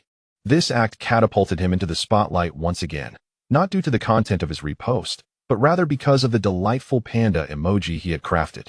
Countless fans and onlookers flocked to his post, requesting a watermark-free version of the laughing panda image. Noticing the enthusiasm from domestic netizens, Lionel promptly shared the unwatermarked panda emoji, leading to its rapid proliferation across the Chinese internet. Whether on social media, various sports forums, or chat platforms, countless bewildered users encountered this irresistibly charming panda emoji. It can be said that while Lionel did not intentionally set out to create a meme, he has unwittingly traversed further down this path. Once again, he sparked a wave of discussion among Chinese netizens, drawing increased attention to the Spanish national derby. The president of La Liga, observing the continuously rising overseas viewership from the moment the match commenced, could not help but smile. Currently, Lionel and Real Madrid are reaping substantial benefits in the vast Chinese market, with the entire La Liga following closely behind to partake in the spoils. Yet, this very bounty has also left La Liga feeling somewhat overwhelmed. After all, unlike Lionel, who is selective with endorsements, many lucrative sponsorship deals are still under negotiation, or have been declined after careful consideration of their alignment with his brand. The La Liga Association is essentially inclusive, as the affluent investors from China provide funds readily, with straightforward requests that leave the clubs salivating. In this regard, the presence of Lyon has undeniably played a pivotal role in safeguarding La Liga's expansion within the East Asian market. Although it may not yet rival the Premier League, the brand value of La Liga is experiencing a remarkable growth spurt in China. The quarterly increases are not mere indicators of value, but rather substantial stacks of cash. Consequently, certain accommodations from the La Liga Association have naturally ensued. This is not to suggest that they favor Real Madrid with dubious officiating, but rather to ensure that Real Madrid does not encounter excessively biased refereeing. At the Santiago Bernabéu, the expected home advantage is duly recognized, and by achieving this, La Liga has indeed shown considerable respect. Today, a Spanish El Clásico exemplifies this dynamic. Referee Laos adopted a more lenient approach from the outset, officiating the match between the two teams with a relaxed standard. Once Real Madrid's players discerned Laos' style for the day, they felt considerably less psychological pressure in their confrontations. After experiencing a few setbacks, Barcelona's midfielders again attempted to exert pressure on the referee. However, Laos remained steadfast. His officiating criteria were consistently applied to both Real Madrid and Barcelona players alike. Should anyone dare to question his standards, he would not hesitate to revert to his role as a card master. Xavi was the first to sense the discrepancy and promptly pulled Busquets and Alves away from the referee. The slightly delayed Alba was directly summoned by Laos, bewildered, and received a verbal warning right from the start. At that moment, all Barcelona players understood that Laos was indeed setting an example. Anyone who dared to encircle the referee again risked receiving a card. The movie star commentator candidly remarked that Barcelona's players needed to temper their antics. It is quite normal for Real Madrid to receive favorable calls at their home ground. After all, didn't Barcelona also benefit from home officiating during the previous El Clásico at Camp Nou?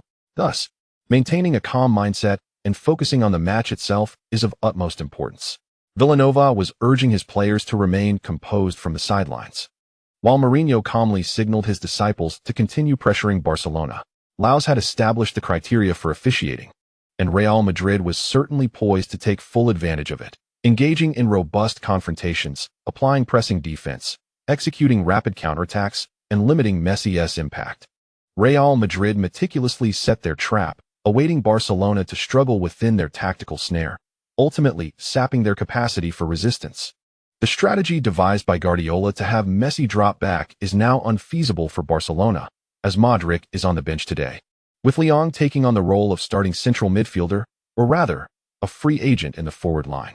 With Matuidi and Alonso anchoring the double pivot, Lyon was determined to target the concealed Messi in the midfield from the moment he stepped onto the pitch. Such shamelessness is indeed aimed at suppressing the sole tactical brilliance that has ignited the passions of countless Barcelona fans.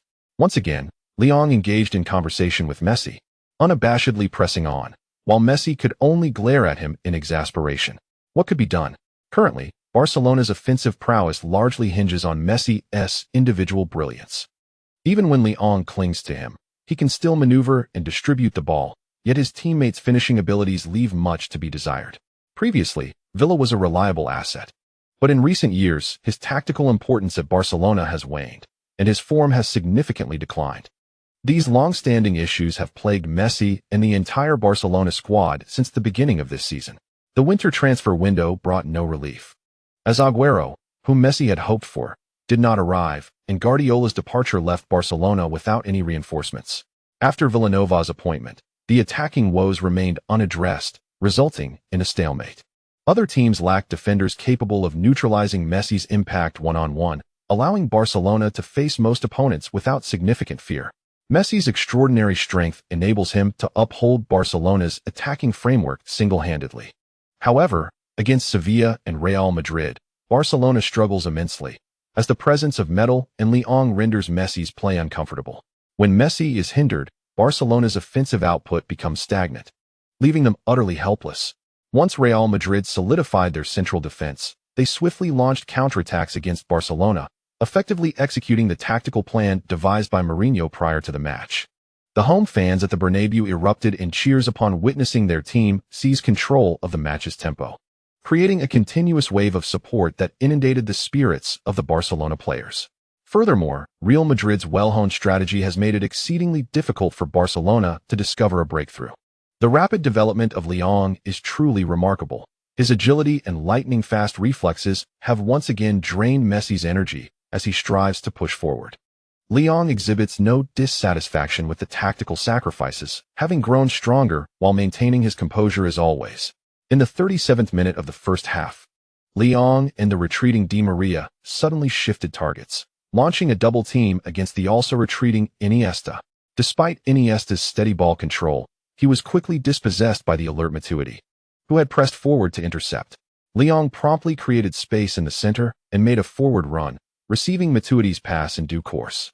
Meanwhile, as Busquets focused on marking the advancing Di Maria, Leong delivered a perfectly timed diagonal pass to his team's left flank, not to Cristiano Ronaldo, but to Marcelo, who had stepped in for Cointreau in this match. Throughout the first 35 minutes, Marcelo had scarcely ventured forward, playing quite conservatively. He effectively aided Matuidi in staunchly defending the left flank against the relentless assaults of Alves and Sanchez. Many fans assumed Marcelo was adhering strictly to Mourinho's instructions, akin to Cointreau's defensive role on the left. However, Marcelo's proactive and decisive forward run shattered their expectations. The ability of Cristiano Ronaldo to draw defenders is beyond question. Both Alves, tracking back, and Mascherano, positioned wide, were compelled to converge upon the inward-cutting Ronaldo. Upon Marcelo's arrival, however, he opted against seeking a partnership with Ronaldo and instead delivered a cross aimed squarely at Benzema, who was poised within the penalty area. This marked Benzema's first opportunity to seize the ball inside Barcelona's box throughout the match. Pique was prepared to challenge Benzema in the air, exuding confidence in his ability. Regrettably, Marcelo's delivery was a half-high ball, complicating matters for both the attacking and defending sides. As Pique contemplated whether to half-lift his leg to clear the ball from the penalty area, Benzema decisively established his position and confidently executed a half-turn volley.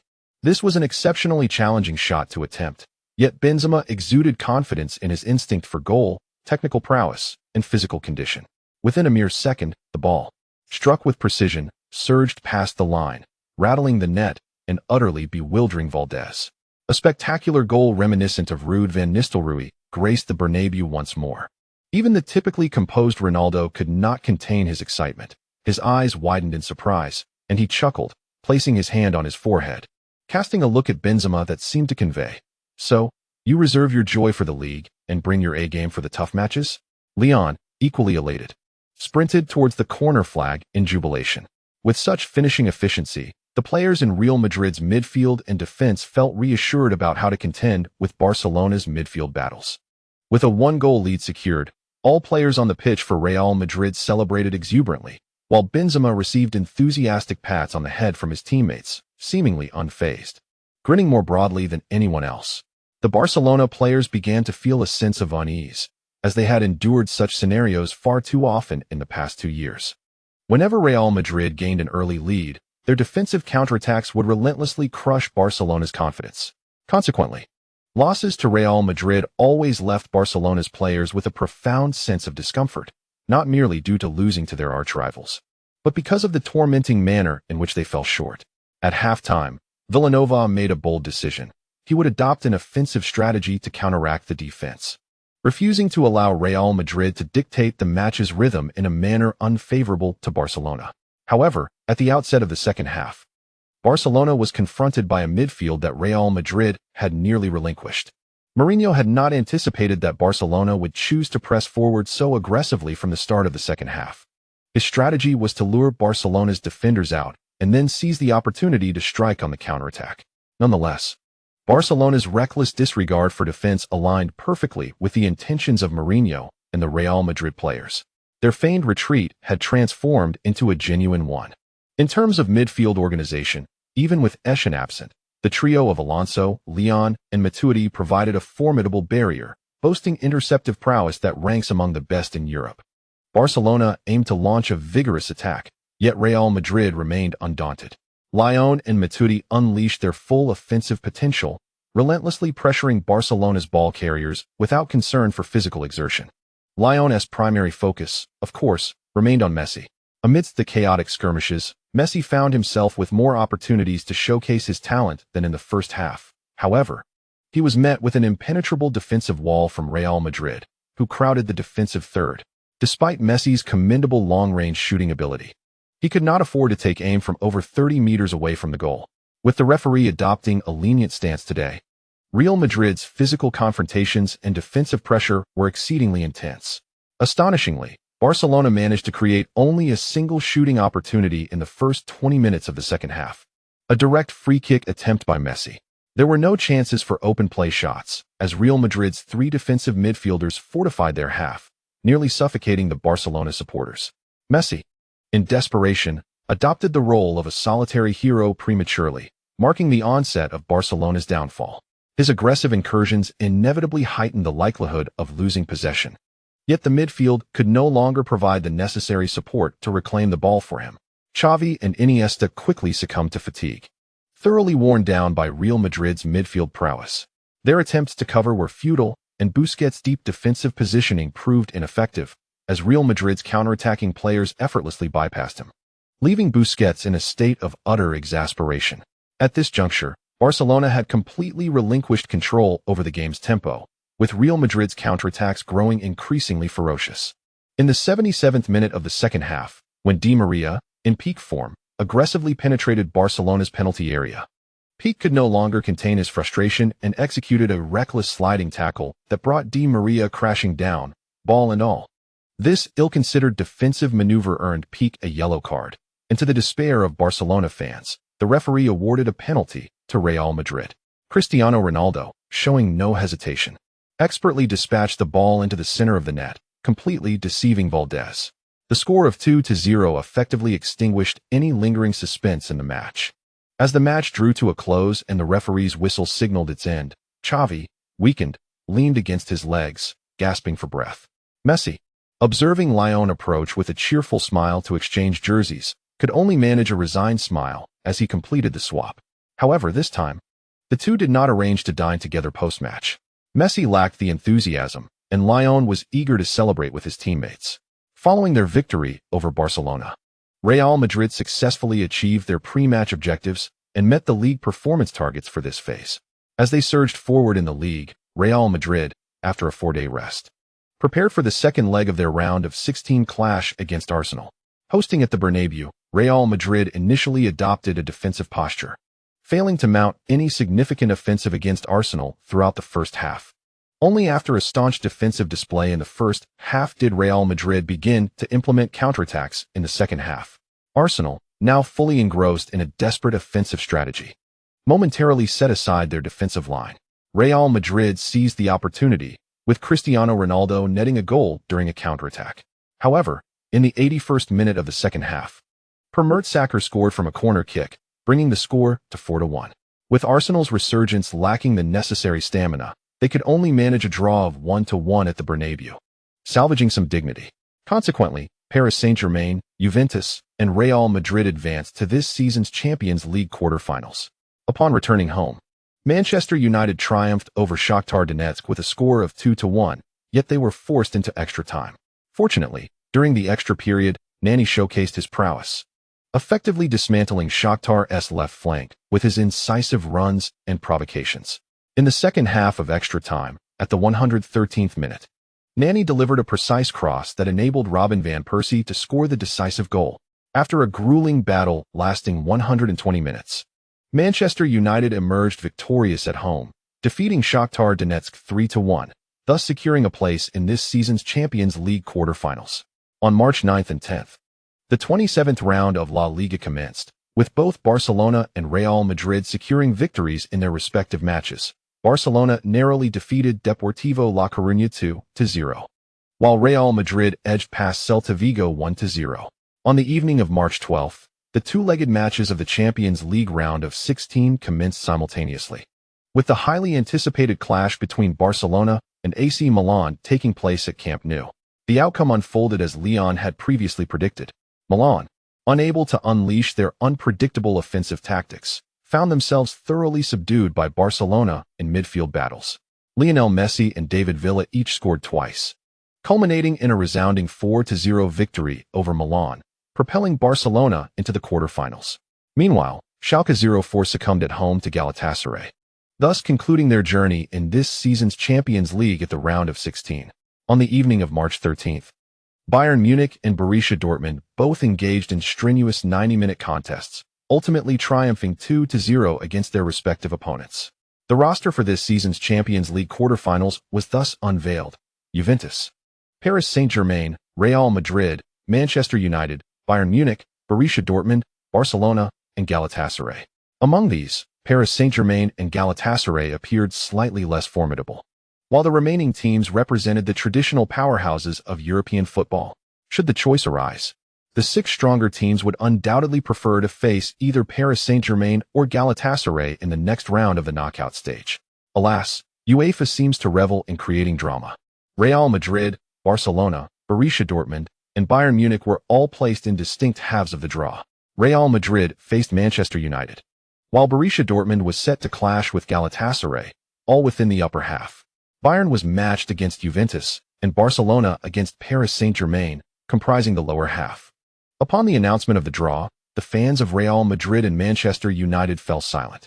However, within Real Madrid's internal chat group, Leon remained as confident as ever.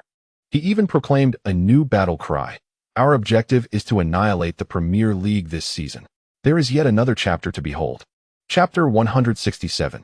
If one claims to breach your central defense, then it is assured they shall indeed do so. Thankfully, Chelsea hastily retreated to the Europa League. Otherwise, they might have endured a couple of harsh blows from Real Madrid. This season has been particularly grim for the Premier League clubs in the Champions League. On the bright side, the traditional powerhouses of the Premier League are on the cusp of reconstruction, much like Real Madrid during their own rebuilding phase, which often saw them eliminated in the round of 16. Let us not speak in jest. Manchester United appears poised to reclaim the Premier League title this season. Is there truly a need for reconstruction? It is all thanks to Sir Alex Ferguson's exceptional management skills.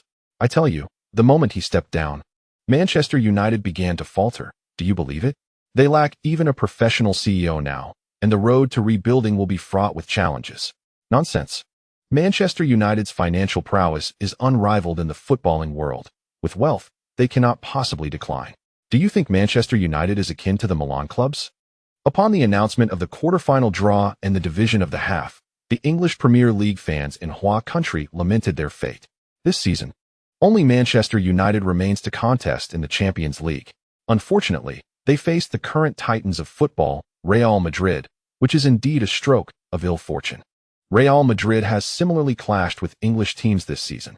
They first eliminated Manchester City at the bottom of the group, followed by Arsenal in the round of 16. And now they confront Manchester United. Such coincidental groupings and knockout draws are bound to stir speculation among the vast fan base.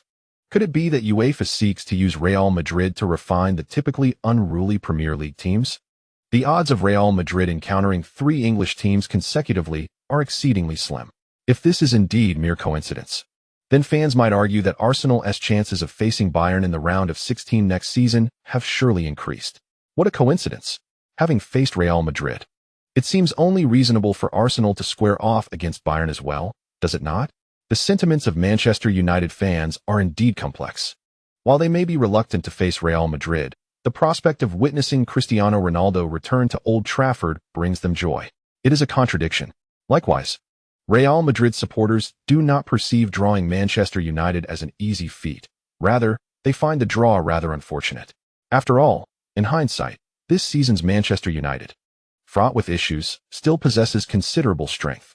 Thus, the confidence exhibited by Leon within the squad has not garnered much affirmation from his teammates. From Leon's perspective, Manchester United's current midfield combination seems destined to falter. An aging Carrick, nearing 32, serves as the deep-lying playmaker without speed, while his partner is either the mediocre Cleverley or the injury-riddled and undisciplined Anderson. Shinji Kagawa struggles to adapt to the pace of the Premier League and the Champions League. Leon eagerly anticipates his appearance, ready to let him experience the fierce challenges from La Liga. With such a midfield assembly, the inherent weaknesses in player capabilities can be exploited. A direct assault down the center, much like against Arsenal, would suffice. Without a competent defensive partner in front of Carrick, he himself will become a critical vulnerability in Manchester United's midfield defense. Whether it be Leon or Modric, both possess a distinct advantage in speed over Carrick. As for Cleverley and Anderson, it is not that Leon looks down upon them. Rather, he welcomes their presence on the pitch. In terms of physical confrontation, they are not even in the same weight class, and Leon would be quite pleased to see them commit frequent fouls against him. Consequently, Real Madrid's set pieces would surely provide Manchester United with a challenge. Ferdinand, at this point, excels only in direct interceptions and aerial duels.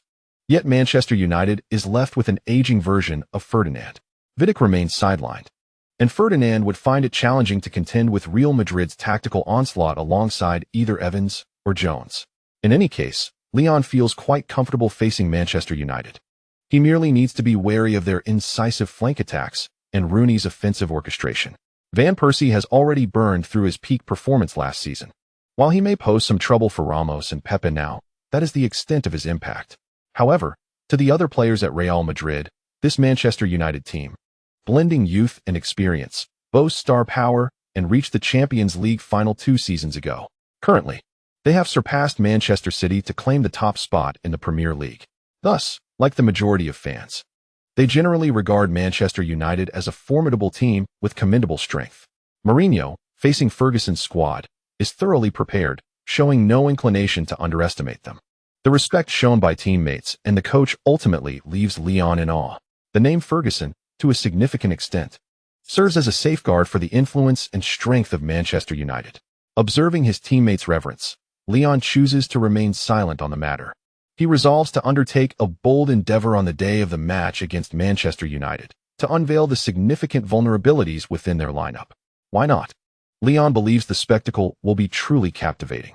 He eagerly anticipates the match on March 16th, following a week of rest, as Real Madrid prepares to host Mallorca in the 28th round of La Liga. After this match, the major leagues will take a brief pause for the upcoming international fixtures.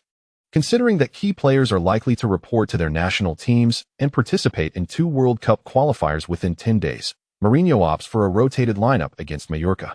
Nacho, Varane, Carvajal, and Callahan, among others, are given starting opportunities. Leon and Cristiano Ronaldo continue to hold their positions in the midfield. Throughout the match, the entire Real Madrid team plays to facilitate Ronaldo's scoring opportunities, allowing him to find his rhythm. Currently, Mallorca sits 3rd from the bottom in La Liga, having conceded 52 goals in the previous 27 matches, second only to the last-placed La Coruña's 58. This clearly illustrates the frailty of Mallorca's defense.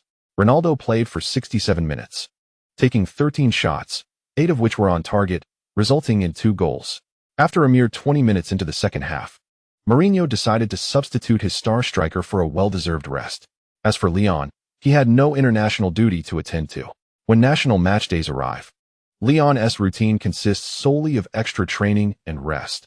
Thus, Mourinho opted to let him play the full match. Following their victory over Mallorca, the few Real Madrid first-team players without national assignments entered a week-long holiday. Leon seized this opportunity to hone his long passing skills, finally surpassing the 85 threshold on the last day of his break. This achievement was no small feat, as he had always felt that this particular skill was the slowest to develop. Fortunately, despite the gradual progress, Leon's perseverance bore fruit. With an 85 in long passing ability, he could confidently assert that his skill level approached that of the elite in football, akin to the organizational core of teams ranked 5th to 8th in La Liga.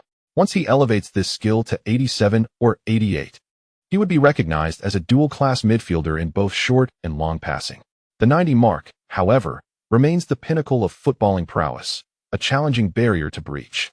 Yet, should he succeed, even a slight difference between 90 and 89 would be significant, a realization he had encountered during his physical conditioning. Upon rejoining his teammates for practice, Leon's noticeable improvement in long passing once again astounded everyone at the training facility. When Mourinho tentatively suggested that Leon should also focus on shooting, laughter erupted among the Real Madrid players. Realizing his own jest, Mourinho waved his hand in mild embarrassment.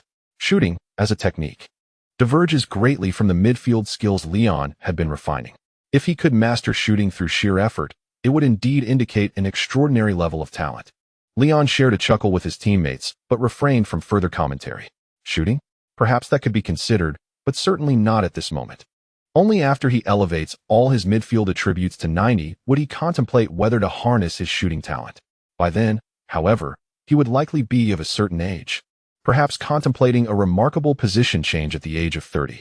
Leon even fantasized about dethroning the likes of Messi and Ronaldo, envisioning a future where he competes for the Golden Boot against seasoned players like Lewandowski and King. If such a scene were to materialize, it would undoubtedly be exhilarating. For now, however, it remained a mere fantasy, as changing positions is not a decision made lightly. It necessitates a profound shift in one's perspective on the game and playing habits, which could be quite cumbersome. Following this brief interlude, Mourinho refrained from mentioning the shooting practice again, and Leon dismissed any further thoughts on that front. On the evening of March 30th, several of Real Madrid's key players, who had just completed their World Cup qualifiers and were somewhat fatigued, were granted another holiday. Mourinho once more led a predominantly rotated squad of Real Madrid to compete against Zaragoza at the La Romareda Stadium. This marks the 29th round of La Liga, as well as the final league match before the commencement of the UEFA Champions League quarterfinals. Real Madrid opted to field a limited number of their key players, much to the chagrin of Ferguson, who had been keenly observing the recent performance of the Madrid squad. In contrast, Manchester United had chosen to deploy their full-strength lineup against Sunderland the previous day, aiming to widen the gap between themselves and Manchester City. This situation resembles two armies preparing for battle, where one reveals a significant portion of its strength and resources, while the other shrouds its capabilities in secrecy. Under such circumstances, when the two sides engage, the team that has already exposed much of its prowess is inevitably at a disadvantage. Ferguson ultimately witnessed a confident display from the youthful talents of Real Madrid. If one were to mention the key players of Madrid, one might highlight the harmonious cooperation between Leon and Modric, as well as their dual-turbo organizational approach. With the alternating offensive contributions from these two midfielders, the several rotating forwards of Real Madrid were seldom deprived of scoring opportunities. Goals from Morata and Vasquez helped secure a narrow 2-1 victory for Madrid against Zaragoza. The goal conceded held no substantial value for Ferguson. After all, even in his most optimistic moments, he could hardly fathom Mourinho deploying Nacho and Varane as a central defensive pairing on the day of their match against Manchester United, especially with Adán in goal behind them. Having reflected on the commendable depth of Real Madrid's bench, Ferguson resorted to reviewing previous match footage of Madrid's encounters against Barcelona and Arsenal to further refine his tactical plans. On April 2nd, the full-strength Madrid squad, accompanied by their coaching staff, once again boarded a flight to Manchester, England. This was their third journey to England for an away Champions League fixture this season, and the route and procedures were already exceedingly familiar to them. After completing their training session that evening, Leon playfully teased Cristiano Ronaldo, urging him not to falter in the upcoming match and to strike decisively against Manchester United. Amidst their jovial banter, Leon received an enthusiastic embrace from Ronaldo. Yet, in the resolute gaze of the Portuguese superstar, Leon discerned the determination with which Ronaldo intended to approach the match. On the evening of April 3rd, after completing their warm-up, the Real Madrid players returned to the locker room for their final pre-match preparations. Many of the players were taken aback by the local fans' adoration for Ronaldo and their warm welcome. Meanwhile, Leon sought out his starting partners, the Dragon and Modric, and quickly briefed them on his strategies. Noticing Leon's earnest demeanor, Alonso furrowed his brow and firmly patted Leon's shoulder, succinctly responding with his own encouragement. Try once, and if it doesn't work, follow the coach's instructions. Modric glanced at Leon, ultimately nodding in agreement, indicating his willingness to engage in tactical maneuvers. Observing this, Leon broke into a smile, expressing his gratitude with gestures towards both. At this moment, Mourinho remained unaware that his trusted lieutenants were contemplating how to take the initiative in the match. As the players completed the pre-match formalities and prepared to kick off, Mourinho felt a strong sense of confidence. Returning to the familiar confines of Old Trafford, amidst the jeers of Manchester United fans, did nothing to diminish Mourinho's unwavering belief in victory. He understood that Manchester United's most formidable attacking strategy at present lay in the rapid advancement along the flanks. As long as the wingers collaborated seamlessly with Rooney to orchestrate the overall offensive thrust, both Rooney and Van Persie would emerge as the sharpest weapons in Manchester United's arsenal. Despite Rooney's relatively modest goal tally this season, his ability to perform in high-stakes matches remained robust, and his individual prowess continued to place him among the elite in football. Hence, Mourinho resolved to initially focus on solidifying the flanks, entrusting the central role to Leon. But what was Leon up to? Mourinho sat wide-eyed on the bench. Simultaneously, Ferguson, seated beside him, mirrored his astonishment. Leon seized the ball and surged forward, indicating that Real Madrid's tactics today were anything but conservative. Mourinho sought to unleash an offensive breakthrough. Jean-June watched with keen interest as Leon advanced, observing how Leon adeptly shielded the ball against Cleverley's defensive pressure before accelerating past both Cleverley and Carrick with Modric's support. Jean could no longer contain his excitement. A splendid breakthrough. Carrick could not keep pace with Leon, and Cleverley should have committed a foul earlier. Leon capitalized on Manchester United's blunder. Cristiano Ronaldo successfully reached the byline. Leon and Modric penetrated United's midfield defense with audacious passing and movement, a scene that took the home fans completely by surprise. Mourinho, who had been on the verge of unleashing a tirade of expletives, found himself momentarily silenced, only to exclaim, "How splendidly you play, young lion." Watching Ronaldo's eventual shot veer off target, he felt a pang of regret. Yet, a glimmer of insight crossed Mourinho's eyes as he summoned Karanka to discuss the potential for adjusting their offensive strategy at that moment. On the field, Leon, witnessing Ronaldo's slightly wayward cut-in shot, remained unperturbed. He glanced at Carrick, who stood in the Manchester United backline. Weariness and wariness etched across his face, as well as a somewhat anxious Cleverley, and a radiant smile blossomed on his lips. Leon smiled and began to retreat slowly, while Ferguson rose from the bench and approached the sidelines. The match had only just commenced, and Leon had numerous strategies in mind to exploit the myriad weaknesses in Manchester United's midfield. He felt no urgency whatsoever. Manchester United, oh Manchester United, your core in defense is aging, and your newcomers are yet to prove their worth.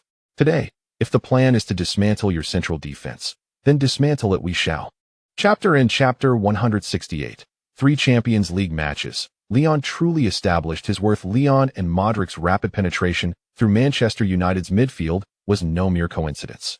Mourinho recognized instantly that Leon employed the central assault tactic deployed against Arsenal in the previous match.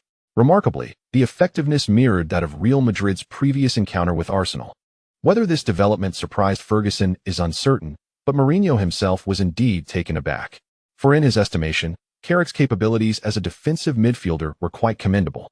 Do not be swayed by the frequent critiques of fans who deem Carrick as soft, mediocre, or lacking in character. In truth, he is a player with a commendable balance between offense and defense, showcasing exceptional organizational abilities as a deep-lying midfielder. In his early years, Carrick indeed faced considerable defensive challenges. However, he was never solely a defensive workhorse. As the years have passed, and with the wisdom that comes with age, Carrick has reached his zenith at Manchester United, elevating his defensive prowess alongside his accrued experience. Admittedly, Carrick's speed remains his most significant shortcoming in defense. When confronted by nimble and forceful adversaries, his lack of pace can expose the midfield vulnerabilities of Manchester United. Yet, the presence of Anderson and Cleverley, strategically placed by Ferguson, compensates for Carrick's lateral mobility deficiencies. In comparison to Arsenal, Manchester United's midfield ensemble appears more balanced in terms of both offensive and defensive capabilities. Players like Nani, Ashley Young, and Valencia are also more adept at promptly collapsing inward to aid Carrick's defensive efforts. Thus, Mourinho's tactical approach at the onset was prudent. Perhaps there is an element of reverence for the name Ferguson influencing this perception, as Mourinho subconsciously elevates Manchester United's tangible strength. Leon, with a decisive and forceful thrust, has awakened the mind of his coach. It is not that Carrick is inadequate. Rather, the two midfield partners alongside him today are woefully lacking in defense, utterly failing to shield his position. Following a series of urgent tactical adjustments, Real Madrid swiftly transitioned from a defensive posture along the flanks to an aggressive offensive strategy. When confronted with the tactical and player shortcomings of their opponents, one must seize the opportunity to capitalize on these weaknesses. Mourinho has always been astute in exploiting such deficiencies. Can Leon and Modric implement the new offensive tactics? Against a team that cannot protect its core organizer, we must relentlessly penetrate through the middle, compelling them to recognize the critical importance of midfield defense. After receiving Mourinho's strategic directives, Leon, rubbing his hands in excitement, encouraged Modric. Modric, however, harbored some uncertainty, primarily due to past encounters in the Premier League where he had suffered numerous defeats against Manchester United. Yet, with Leon exuding confidence and the coach's decision firmly in place, Modric steeled himself for the challenge ahead. Once I disrupted Manchester United's midfield defensive formation, you must seek opportunities in the lateral areas and make runs into the box, connecting with Karim just outside the penalty area. Following another defensive foray from Manchester United down the flanks, Leon seized a moment of pause to finalize his communication with Modric. Observing Modric nod in understanding, Leon immersed himself wholly in the contest for possession in midfield and along the wings. Rooney maintained his position as an attacking midfielder, with Anderson operating to his left.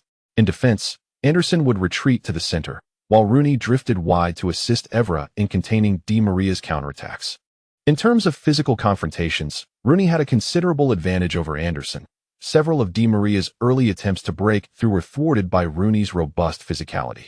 At this moment, as Leon responded with resolute resistance, Rooney found his offensive ball progression increasingly uncomfortable. In terms of sheer physical confrontation, Leon was not yet Rooney's equal. However, his superior stamina rendered him a formidable opponent. This situation mirrored Leon's earlier entanglement with Messi. While Leon could not match Messi's explosive speed, his exceptional positioning and tenacious, glue-like defense made it quite challenging for Messi to play comfortably. Rooney could unleash a powerful burst to push Leon back, yet such discomfort was trivial for Leon. If pushed away, he would simply close the distance again. He intended to persistently harass Rooney. If he could not outpace him, he would outlast him. After several encounters, Rooney's frustration grew. In terms of endurance, he found it rather difficult to maintain his composure. Inevitably, the likelihood of losing possession increased as fatigue set in. Leon's tackles were both swift and fierce. After seizing the ball from Rooney for the second time in the first half, Leon opted not to make an immediate back pass. Instead, he chose to accelerate forward. From his own defensive third to the halfway line, Leon surged ahead, almost barreling through Anderson's initial defensive interference as he charged into Manchester United's half. At the moment his position was opened up, Leon cast a questioning glance at Anderson, as if to say, "Can you keep up?" This only fueled Anderson's ire, leaving him feeling powerless. Unable to match Leon in confrontation or speed, he, along with Cleverley, made the same tactical error by failing to commit a timely foul. Thus, Leon single-handedly disrupted almost the entirety of Manchester United's defensive formation. Nani retreated, while Cleverley got drawn away by Di Maria's run to the wing. As Leon observed Carrick approaching helplessly, he smiled and swiftly passed the ball to Modric, who was already positioned in the left side of Manchester United's half. Elated, the Modric recalled Leon's earlier instructions. Collaborating with Benzema would draw Ferdinand's defensive attention. Once Ferdinand was occupied by Benzema, Neither Raphael nor the supporting Evans could contend with Cristiano Ronaldo's diagonal run. Even after just half a year playing alongside Ronaldo, Modric had developed complete trust in Ronaldo's ability to seize opportunities within the penalty area. After passing to Benzema, who was retreating to the edge of the penalty area, Modric quickly shifted his run from the left side to the right. Benzema, shielding the ball, was intercepted by Ferdinand but managed to pass back, not to the onrushing Modric, but to Leon, who had advanced into position, utilizing Modric's cover. This series of fluid passes and cuts before the penalty area showcased Real Madrid's seamless coordination, with Leon receiving the ball and continuing his advance without hesitation. As Ferdinand moved forward, Ronaldo seized the moment to raise his hand and make a diagonal run, prompting Evans and Raphael to immediately close in on him. Originally intending to deliver a through ball, Leon quickly reconsidered upon witnessing the unfolding scene. Ferguson's understanding of Ronaldo ran deep. From the perspective of this defensive arrangement, even after Cristiano Ronaldo's departure from Manchester United, Sir Alex Ferguson has consistently monitored Ronaldo's growth and performance. He possesses a profound understanding of Ronaldo's current tendency to cut in from the flanks towards the penalty area. The Manchester United defense has been attentive to Ronaldo, yet they succumbed to a significant error. They allowed Leon to advance with the ball into their striking range, unimpeded by any defenders. With such confidence instilled, Leon felt no psychological burden in attempting a shot. The adept use of his left foot posed no challenge for him, as he had consciously honed this skill since the inception of his professional training. While he may not yet excel in executing intricate shots with both feet, he possesses the assurance to unleash a powerful strike from just under 20 meters out, completely unmarked. In an instant, Leon adjusted and prepared to strike, his left calf swinging slightly before propelling forward with force. There was no mishit, nor any sign of weakness. With a tremendous shot directed towards the far corner just outside the penalty area, Leon took a calculated risk, fully aware of the possibility of misfiring. He felt compelled to act decisively, especially with David De Gea standing in goal. A young, talented, and self-assured De Gea was a formidable presence, possessing goalkeeping skills that could easily vie for the title of the world's best at times. Thus, Leon opted to leave no room for error for himself, nor for De Gea. At that moment, De Gea's confidence waned as the ball surged towards the goal. Without hesitation, he lunged towards the upper corner of the net. Yet, the speed of the shot proved overwhelming. De Gea felt a chill as he sensed Leon's determination. He was a player unfazed by the prospect of failure. In a fleeting thought, De Gea experienced the rush of the ball's wind as it whisked past his gloved fingertips. Ultimately, his reaction time could not match the velocity of the ball that nestled into the net above him. The shot was so swift that, following the goal, Leon embarked on a jubilant sprint along the touchline, while many commentators remained momentarily stunned. Jean June, too, shared in this moment of astonishment, but after regaining composure, his excitement surged. My heavens! A thunderclap from the heavens. The goal is in. Leon. He scored the most spectacular goal of the Champions League round in a manner utterly contrary to his usual style. De Gea's reaction was swift, yet it proved insufficient. This was a shot that left no room for retreat and absolutely no opportunity for the opponent. A truly magnificent strike. Real Madrid had taken a 1-0 lead at Old Trafford. Just 12 minutes into the match, Leon opened the scoring for Real Madrid. At this moment, the Manchester United supporters at Old Trafford felt as though their voices had been silenced, their chants abruptly terminated. Meanwhile, the nearly 10,000 Real Madrid fans in attendance erupted in joyous celebration, bouncing and cheering in unison.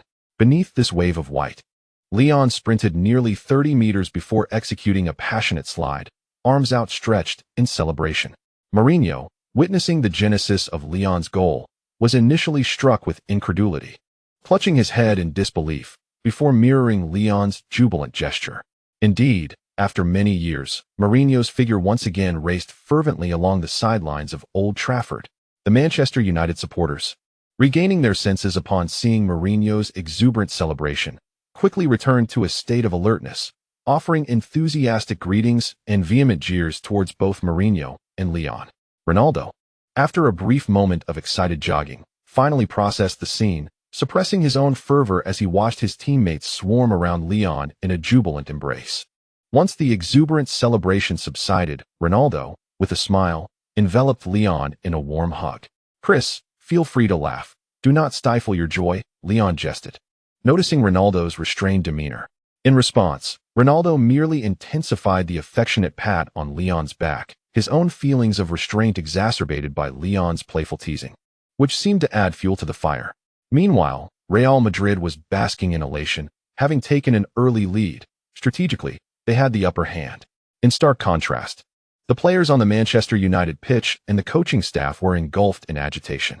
Ferguson was evidently caught off guard by this turn of events. Both Benzema and Ronaldo had been adequately contained by United's defense today, but who could have anticipated that Leon would suddenly emerge to deliver such a stunning goal? Initially, Ferguson attempted to quell his emotions and thoughtfully consider tactical adjustments. However, after analyzing the sequence of Real Madrid's attacking approach, his mood only darkened. The goal was the final outcome, yet it was the breakdown of the midfield defense in front of Carrick that had allowed Leon the opportunity to strike. If Ferguson recalled correctly, within a mere 12 minutes preceding this goal, Real Madrid had pierced through United's central defense on 2 occasions. Additionally, there was an attempt at a counterattack by Modric, thwarted by the retreating Rooney. When Rooney was unable to fall back in time, both Cleverley and Anderson made significant defensive errors when confronted by Leon. This was no mere coincidence. Ferguson harbored a strong intuition that this was a deliberate tactical maneuver by Real Madrid. Following the resumption of play, Real Madrid's decision to accelerate further confirmed Ferguson's suspicions. Cleverley managed to reposition himself adequately, but Anderson, for reasons unbeknownst to him today, chose to engage directly with Leon. Cleverley and Carrick held the midfield line.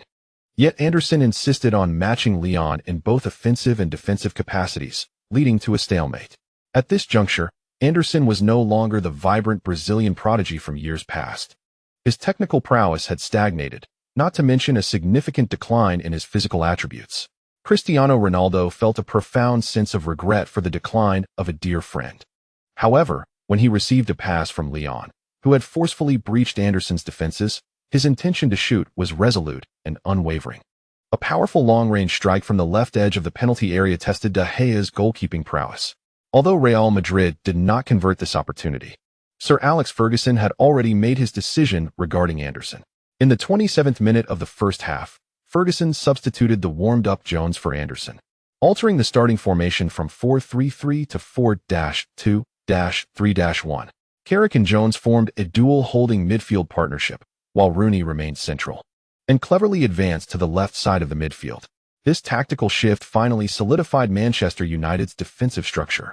After a commendable debut season with Manchester United last year, Jones showcased defensive talent and remarkable physicality, establishing himself as a future cornerstone in the eyes of the fans. Despite the frequent injuries that plagued him, the 21-year-old Jones embodied the qualities that elite teams covet in a defensive prodigy. Primarily as center back, he also excelled in the right back and holding midfield roles, displaying exceptional tackling skills, rapid pace, and an indomitable spirit that inspired his teammates to invest greater zeal in defense. Carrick could now confidently orchestrate attacks from the back. However, Real Madrid refrained from launching any offensive maneuvers. With a 1-goal advantage, Mourinho observed Ferguson's tactical adjustments closely. Upon Ferguson's decision to replace Anderson with a defensive player, Mourinho swiftly opted to tighten his formation. Ferguson nearly choked on his frustration at Mourinho's audacious strategy. Leon, too, displayed a smirk, sharing in Mourinho's cunning. Sir Alex likely anticipated that Real Madrid would continue their aggressive assault, hence the introduction of Jones to prepare for counterattacks. Yet, unexpectedly, Real Madrid decided to employ counterattacks against Manchester United. While Anderson had been on the pitch, despite his lack of defensive contribution, he at least participated in the attack due to the overall pressing formation. However, with Jones' entry, Manchester United's midfield inevitably lacked the personnel to push forward and organize effectively. Both he and Carrick were more suited to a defensive playing style. Certainly, Carrick could advance, but his pace rendered it challenging for him to retreat effectively. Thus, after Mourinho chose to contract his formation for counterattacks, Ferguson sensed he had fallen into a trap. Would Manchester United take the initiative? If so, Carrick's forward movement and speed disadvantage would still provide an opportunity for Real Madrid to exploit during counterattacks. Continuing to engage in positional warfare with Real Madrid, Mourinho would relish that scenario. With a limited attacking force, could Manchester United truly penetrate Real Madrid's defense? Even if Rooney returned to the pinnacle of his form from last year or 2010, he would still struggle against the current defensive framework of Real Madrid. Today marks the arrival of the divine, as even Mourinho dares to proclaim that the peak Rooney would struggle to bypass the defensive lines of both Lozano and Alonso, as well as Pepe and Ramos. Such confidence is palpable. It is not the aggression that troubles him, but rather the absence of it, without an offensive push. Where would the counterattack opportunities for Real Madrid arise? This tactical conundrum was directly posed to Sir Alex Ferguson by Mourinho. However, today, Ferguson exercised restraint, allowing his Manchester United players to stabilize the situation and prolong the score of 0-1 until halftime. Yet, akin to the Champions League final of the summer of 2011, when faced with a clearly superior opponent, Ferguson would not choose to evade or retreat. Delaying for several minutes was merely a strategy for better offensive adjustments. As the second half commenced, Manchester United, bolstered by the introduction of Welbeck, launched a fierce offensive against Real Madrid. Carrick pushed forward, seeking to alleviate the offensive organizational burden on Rooney, enabling him to concentrate his energy and vigor on breaching Real Madrid's defensive line. Meanwhile, Mourinho, having opted for substitutions during halftime, stood resolutely on the sidelines. Modric sat on the bench, observing the relentless sweeping efforts of Eschen and Lozano in their half. Devoid of any dissatisfaction regarding his own substitution, United's aggression surged rapidly, and had he remained on the pitch, the stability of Real Madrid's midfield would have undoubtedly faltered. Lozano again emerged as the most dazzling player for Real Madrid on the field. His exceptional defensive positioning and extensive coverage of the pitch forcefully repelled Manchester United's numerous advances. Eschen, playing only a half, need not concern himself with fatigue. Any Manchester United players who managed to break through were met with Alonso providing backup. The defensive ceiling and floor of this midfield combination were astonishingly high. Throughout the opening 15 minutes of the second half, United relentlessly attacked without a moment's respite. Yet they found it impossible to penetrate Real Madrid's midfield defense. Van Persie and Rooney, at the edge of the penalty area, attempted shots that barely posed a threat to Casillas. Numerous Manchester United fans expressed their frustration at their team's inability to engage in an attacking duel, blaming Real Madrid for adopting a defensive stance. However, the clamor of the crowd did little to sway Mourinho's tactical resolve. At the 70th minute of the second half, just as all spectators presumed that Real Madrid would resolutely defend their position, Mourinho rose from his seat. Lozano, having intercepted the ball from Welbeck, deftly nudged it sideways, allowing Alonso to execute a long pass that once again unfolded. The long ball, slicing through several Manchester United midfielders like a sharp blade, cleaved open their defense. When the ball was brought under control and deftly maneuvered into Manchester United's penalty area by Di Maria, Ferdinand, unable to cover in time, could only watch as his former teammate and younger ally, Evans, outjumped him to complete a header into the net. De Gea made a valiant effort to save, managing to get a hand to the ball, even coming perilously close to deflecting it away. Yet, the goalpost ultimately did not deny the ball's reverberation across the line. 2-0.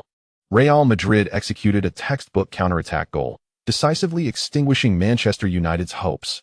Ferguson sat on the bench, observing his beloved disciple raise his hands, pursing his lips to signify that he would not celebrate. His gaze shifted to Leon, who stood beside Cristiano Ronaldo, filled with a sense of regret. Had I known this would be the outcome, I should have spent 30 million to secure you back then. Alas, countless fans, at this moment, mirrored Ferguson's sentiments, turning their attention to Leon after witnessing Ronaldo's goal. In this Champions League match, or rather, in the past 3 Champions League encounters, Leon had truly showcased his worth. He had emerged as a player capable of influencing the course of the game on the grand stage of the Champions League. Moreover, there is another chapter. In recent days, I have been negotiating the price for an apartment, settling at 40,000 with hopes of reducing it to 50,000. Once finalized, I will pay the deposit and down payment. If it weren't for my mother suggesting I leverage connections to negotiate a few thousand off the price, I might have succumbed to the salesperson's persuasion and made a deposit right away. The intricacies of purchasing a home have once again reminded me of my naivety in the social sphere. My days have been quite busy, and updates will be slightly delayed. Yet I have managed to achieve around 10,000 words in updates. After concluding this matter, I will provide a substantial update at the end of the month. I am immensely grateful for the support from all the esteemed patrons. And I would like to extend special thanks to the contributors of chilled watermelon juice and the generous benefactor, Sanmei.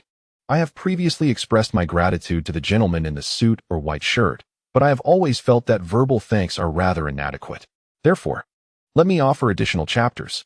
From the 1st to the 5th of next month, I will add 5 chapters for the gentleman in the suit or white shirt, totaling no less than 25,000 words. This chapter concludes. Chapter 169. It is time to assess the rounds of early championship victories. The young lion has penetrated the opponent's central defense in 3 consecutive matches. This cannot merely be attributed to luck, can it? Certainly not. A singular performance may be deemed fortunate, but achieving this consistency, especially in Champions League matches, is a testament to one's prowess. However, I believe that Arsenal and Manchester United's current midfield configurations are lacking. They cannot be considered part of the elite tier of football. We must observe their match against Bayern. Indeed, Bayern's play is currently stable, bolstered by the formidable combination of Martinez and Schweinsteiger in the midfield. Nonetheless, the premier midfield duo in Europe resides with Real Madrid. No matter how strong Bayern may be, they cannot surpass Real Madrid's midfield. While this statement holds truth, I believe that Real Madrid should be mentally prepared. Once Real Madrid establishes a 2-goal lead against Manchester United, fans across the nation will breathe a sigh of relief. With one foot firmly planted in the final 4 of this season's Champions League, discussions about Lyon's performance will ignite fervently. Against Arsenal and Manchester United, Lyon has consistently demolished the defenders in central positions. His aggressive approach, while somewhat brutish, has often led to him opting for a pass after breaching the opponent's defense. To claim that he alone dismantled the adversary would be an exaggeration. His dribbling lacks aesthetic appeal. Yet, in these triumphant matches, his contribution remains undeniably significant. A fact that both domestic fans and international supporters will not dispute. In this match, Lyon was the first to score, delivering a powerful strike that disrupted Manchester United's tactical equilibrium. The domestic fans' evaluations of Lyon are often colored by bias, leading to inevitable exaggerations in certain aspects. However, for those watching the match across the continent, the consensus on Lyon can be encapsulated in a single word: formidable. Manchester United supporters were both infuriated and helpless, highlighting the stark disparity in individual prowess in the midfield. In the first half, Cleverley and Anderson were unable to contain Lyon's relentless surge, suffering defensively as a result. As the second half unfolded, Manchester United launched an onslaught, only to find Lyon steadfastly defending in the backfield. Even though Eschen's form had noticeably declined compared to last season, Lyon continued to support him by fortifying the interception line in front of Alonso. By the 80th minute of the second half, after Real Madrid scored their second goal, they tightened their formation to defend resolutely. The United players, overwhelmed by fatigue, struggled to maintain their momentum, yet Lyon persistently intercepted the ball and surged forward into Manchester's half. His stamina was nothing short of extraordinary. While it was reported that Lyon had already run 13 or 14 kilometers, the Manchester United fans were indifferent to this statistic. Their sole desire was to witness their team score a goal to uplift their spirits. Regrettably, Mourinho made a decisive substitution in the final moments, bringing on Albiol and Matuidi, while Di Maria and Benzema were withdrawn, leaving only Cristiano Ronaldo to intimidate United's defense. Real Madrid's ironclad formation was robustly established, with 3 formidable center-backs stationed in the penalty area and 4 defensive midfielders arranged in front of the defense. In an era where proficient defensive midfielders are increasingly scarce, Real Madrid's configuration of 4 such players was indeed a luxury. The fans present at Old Trafford observed this with a mix of envy and anguish. They lamented that if only they could have Lyon or Alonso, or even a declining Eschen, they might have been able to compete with Real Madrid in this match. Alas, it was not to be. As the game drew to a close, the sense of helplessness among the Red Devils supporters intensified. Ultimately, after Albiol once again secured a header, the referee signaled the end of the match. Ferguson cast a final glance at the pitch before promptly turning to greet Mourinho, who was approaching him. After exchanging handshakes and embraces, the two engaged in a brief conversation at the sidelines, reminiscent of the discussions Mourinho had with Wenger previously. No longer rivals in the same league, the once turbulent narratives between them had transformed into mere stories. Today, only old friends remained. If I had invested in Lyon that summer of 2011, do you think it would be Manchester United celebrating victory at Old Trafford today? Ferguson suddenly asked. gripping Mourinho's arm. Mourinho was taken aback by such a question from Ferguson. After a moment of contemplation, he found himself unexpectedly unable to confidently assert the word no. Though the hypothesis may bear little significance, I must candidly confess my uncertainty regarding the matter if Lyon's growth trajectory remains unchanged. Mourinho's sincerity elicited laughter from Ferguson. The two agreed to share a drink in Ferguson's stadium conference room later before bidding each other farewell. Meanwhile, at Old Trafford, Ronaldo and Rooney exchanged high-fives and embraces. While Carrick and Alonso engaged in hushed conversation, Lyon, in a spirited manner, removed his jersey and exchanged it with the somewhat bashful Black Bell. Throughout the match, from start to finish, there was a palpable lack of animosity. The Manchester United players were more consumed by a sense of resignation after giving their all. Both sides were acutely aware of their standings and the likelihood of advancing to the next round of the Champions League even before the match commenced. In contrast to the considerable gap in strength witnessed in the 2011 final between Barcelona and Manchester United, the disparity between Real Madrid and Manchester United is even more pronounced. This represents a significant difference in the overall capabilities of the teams, making it exceedingly difficult for individual performances to alter the course of the game when the team as a whole is under siege.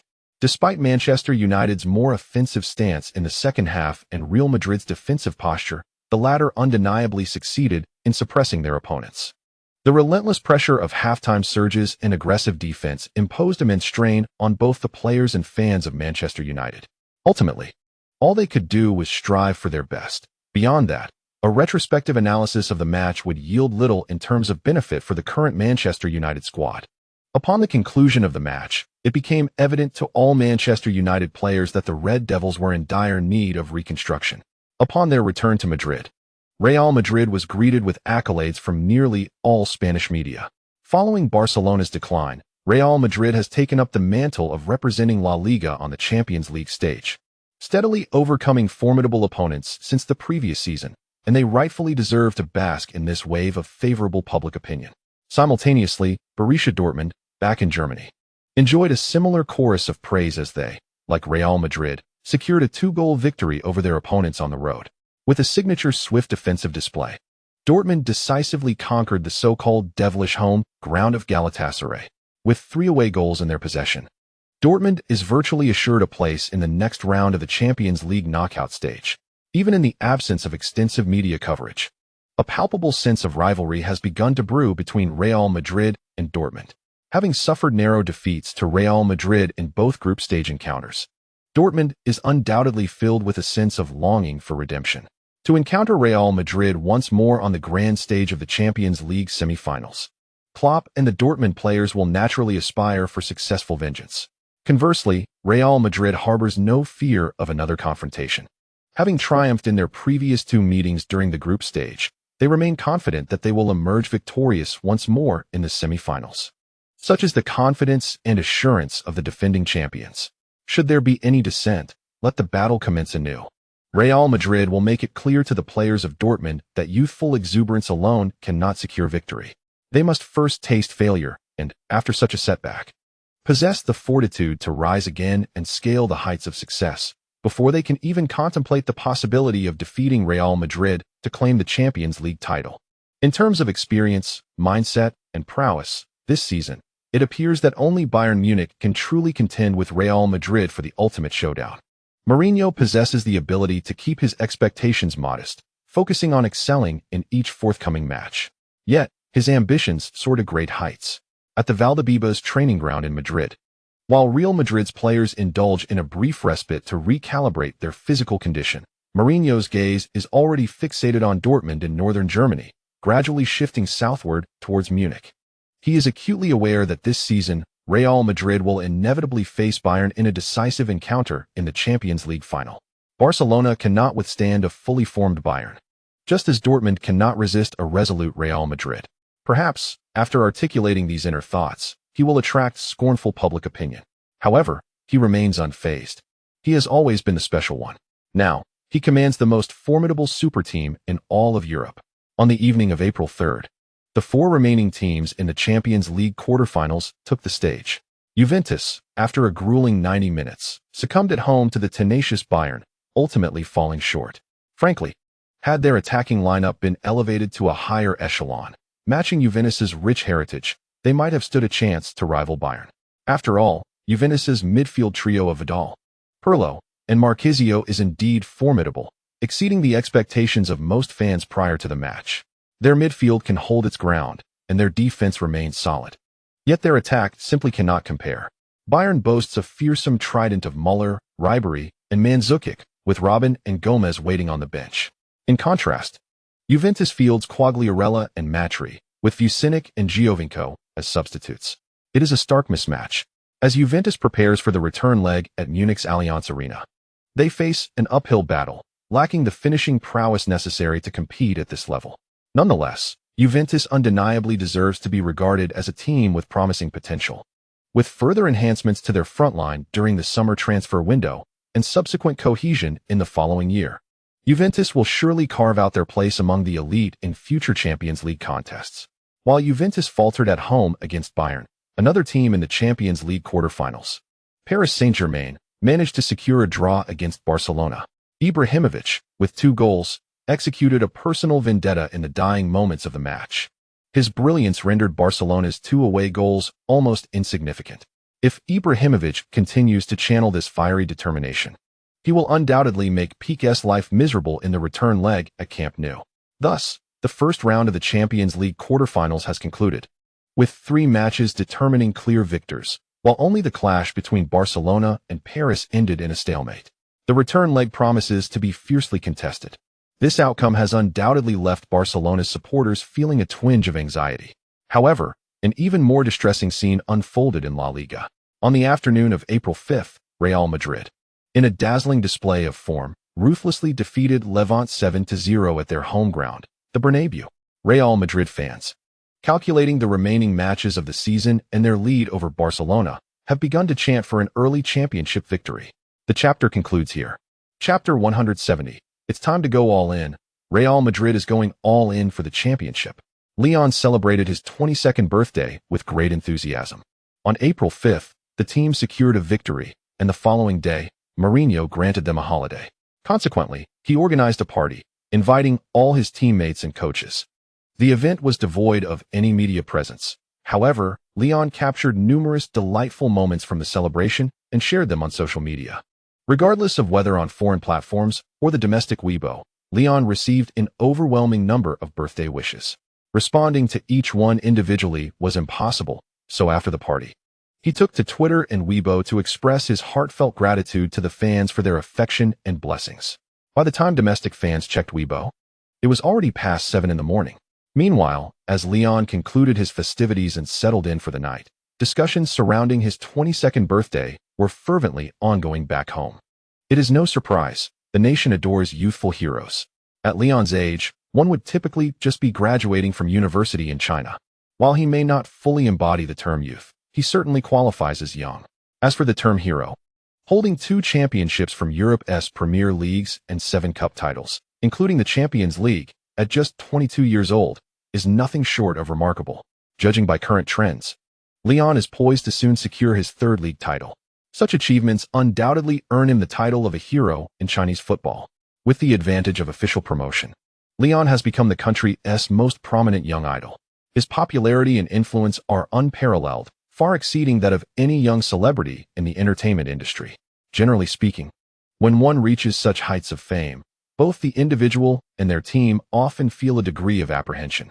After all, with fame comes scrutiny, and the fear of past misdeeds being unearthed is a common concern. However, the domestic team hired by Mendes shows no signs of fear, boldly promoting Leon and making a grand spectacle of his accomplishments. What emboldens them? It is simply because Leon has no dark past to uncover. Previously, a reporter approached Leon's elementary and middle school teachers for insights, only to receive unanimous praise. Undeterred, these reporters sought out young students who had once shared a classroom with Leon. They finally unearthed a piece of information regarding an incident where Leon had blocked the entrance to another class to settle a dispute. Upon closer investigation, it was revealed that Leon had intervened on behalf of a classmate who was being bullied, confronting a group of bullies single-handedly. As a result, this revelation only garnered Leon further admiration from netizens. After all, who hasn't he had a scuffle in their youth? What matters is that Leon was never the aggressor. He fought to restore justice for his classmates. After Leon moved abroad, his performance in foreign schools and training camps has been extensively reported by the international media. He excelled academically and successfully progressed from Getafe's youth academy to Real Madrid's La Fabrica, exemplifying the ideal template of a young talent. If one were to point out a flaw in Leão, it would undoubtedly be his limited interactions with the opposite sex. Indeed, while young stars in the country indulge in a whirlwind of rumors and extravagant lifestyles, Leão's perceived shortcoming lies in his remarkable disinterest in the fairer sex. Such an extreme level of self-discipline leaves his domestic promotional team with little to fear. As long as they refrain from excessive flattery towards Leão, they would find themselves in an invulnerable position. Following the recent surge in popularity, Leão's domestic team also took the opportunity to urge the public to pay attention to Real Madrid's upcoming matches. After their next bout against Manchester United, it is anticipated that Real Madrid will secure a place in this season's Champions League semifinals. With only 8 rounds remaining in La Liga, and Real Madrid having played 1 fewer match, they will need to navigate 9 more fixtures. However, the outcome may be determined in the near future. The question is not whether Real Madrid can maintain their composure, but whether Barcelona can remain steadfast. Should Barcelona falter once more, Real Madrid will undoubtedly strive to surge ahead, aiming to resolve this year's league suspense by early May. Within this fleeting month, Leão stands on the cusp of potentially claiming the 10th championship of his career. The significance of this milestone is undeniable, and fans at home would certainly not wish to miss such a momentous occasion. Thus, amid a flurry of grand promotions, Real Madrid's matches have once again sparked a viewing frenzy domestically. On the evening of April 9th, just before the second encounter between Real Madrid and Manchester United, Barcelona faced Paris Saint-Germain, and Bayern Munich clashed with Juventus in the quarter-finals of the Champions League. In contrast to Bayern's methodical approach against Juventus at the Allianz Arena, Barcelona's match at Camp Nou against PSG was fiercely contested. PSG sought to seize the initiative from the outset, aiming to suppress Barcelona's momentum. Naturally, the home side's players were unwilling to be subdued by their Parisian rivals. The two teams engaged in a vibrant and intense exchange of attacks, while Paris's defenders undeniably showcased superior form.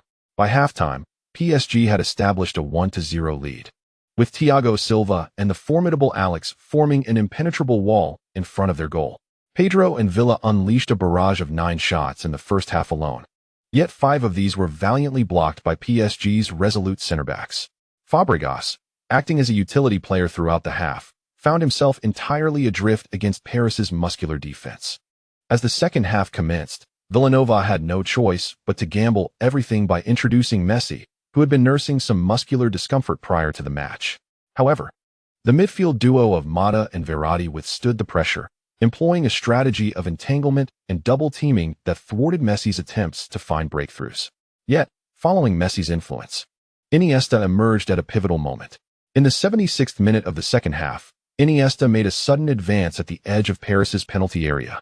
Receiving a penetrating lob from Xavi, he expertly controlled the ball and unleashed a perfect shot towards the far corner of the Paris goal. Sirigu, caught off guard, was a moment too slow in his attempt to save, ultimately left to watch helplessly as the ball grazed his fingertips and crossed the line. The entire Camp Nou erupted in a fervor. Barcelona has faced considerable challenges in this year's Champions League knockout stage, making the journey particularly arduous. It is precisely due to this struggle that the current fans of Barcelona harbor an intense desire for advancement. Should they maintain the current scoreline, Barcelona would progress to the Champions League semi-finals on the strength of away goals. With merely 10 minutes remaining in the match, the players of Paris Saint-Germain appear somewhat bewildered. Leon, seated comfortably on his living room sofa, let out a sigh, contemplating turning off the television. However, the thought of Ibrahimovic still being on the pitch compelled him to watch until the end, as a show of support for his old friend. Notifications from a group chat on his phone incessantly pinged. Both Mapongpong and Ramos expressed their disappointment, although Leon was reluctant to admit it. Paris's consistency in crucial matches was indeed lacking. Had they continued their offensive, the outcome might have been uncertain, yet upon Messi's entrance, they adopted a defensive stance, effectively stifling their momentum. After making a summarizing statement, Leon turned his gaze back to the television. The live broadcast captured Pastor's incisive breakthrough, only to be thwarted by Alves's desperate pull-down. Paris Saint-Germain was awarded a free kick in the attacking third, approximately 26 meters from the goal. This presented a splendid opportunity. But Lyon remained skeptical about Paris's chances, even with his good friend Ibrahimovic poised to take the free kick. It was not that Lyon held any bias against Ibrahimovic. Rather, historical data indicated that his performances in Champions League knockout matches often fell short of external expectations. In the realm of Champions League knockout stages, every top striker from formidable teams is subjected to rigorous marking, not solely Ibrahimovic. Messi, Cristiano Ronaldo, Robin, Ribéry, Rooney, all prominent offensive stars in contemporary football have faced similar scrutiny. Yet, they have consistently risen to the occasion when it mattered most. Over the years, Ibrahimovic truly emerged in the previous match against Barcelona, standing tall amidst the pressure and shining brightly. Lyon had already tempered his expectations for this match, so he planned to grab a snack and some water after Ibrahimovic took the free kick.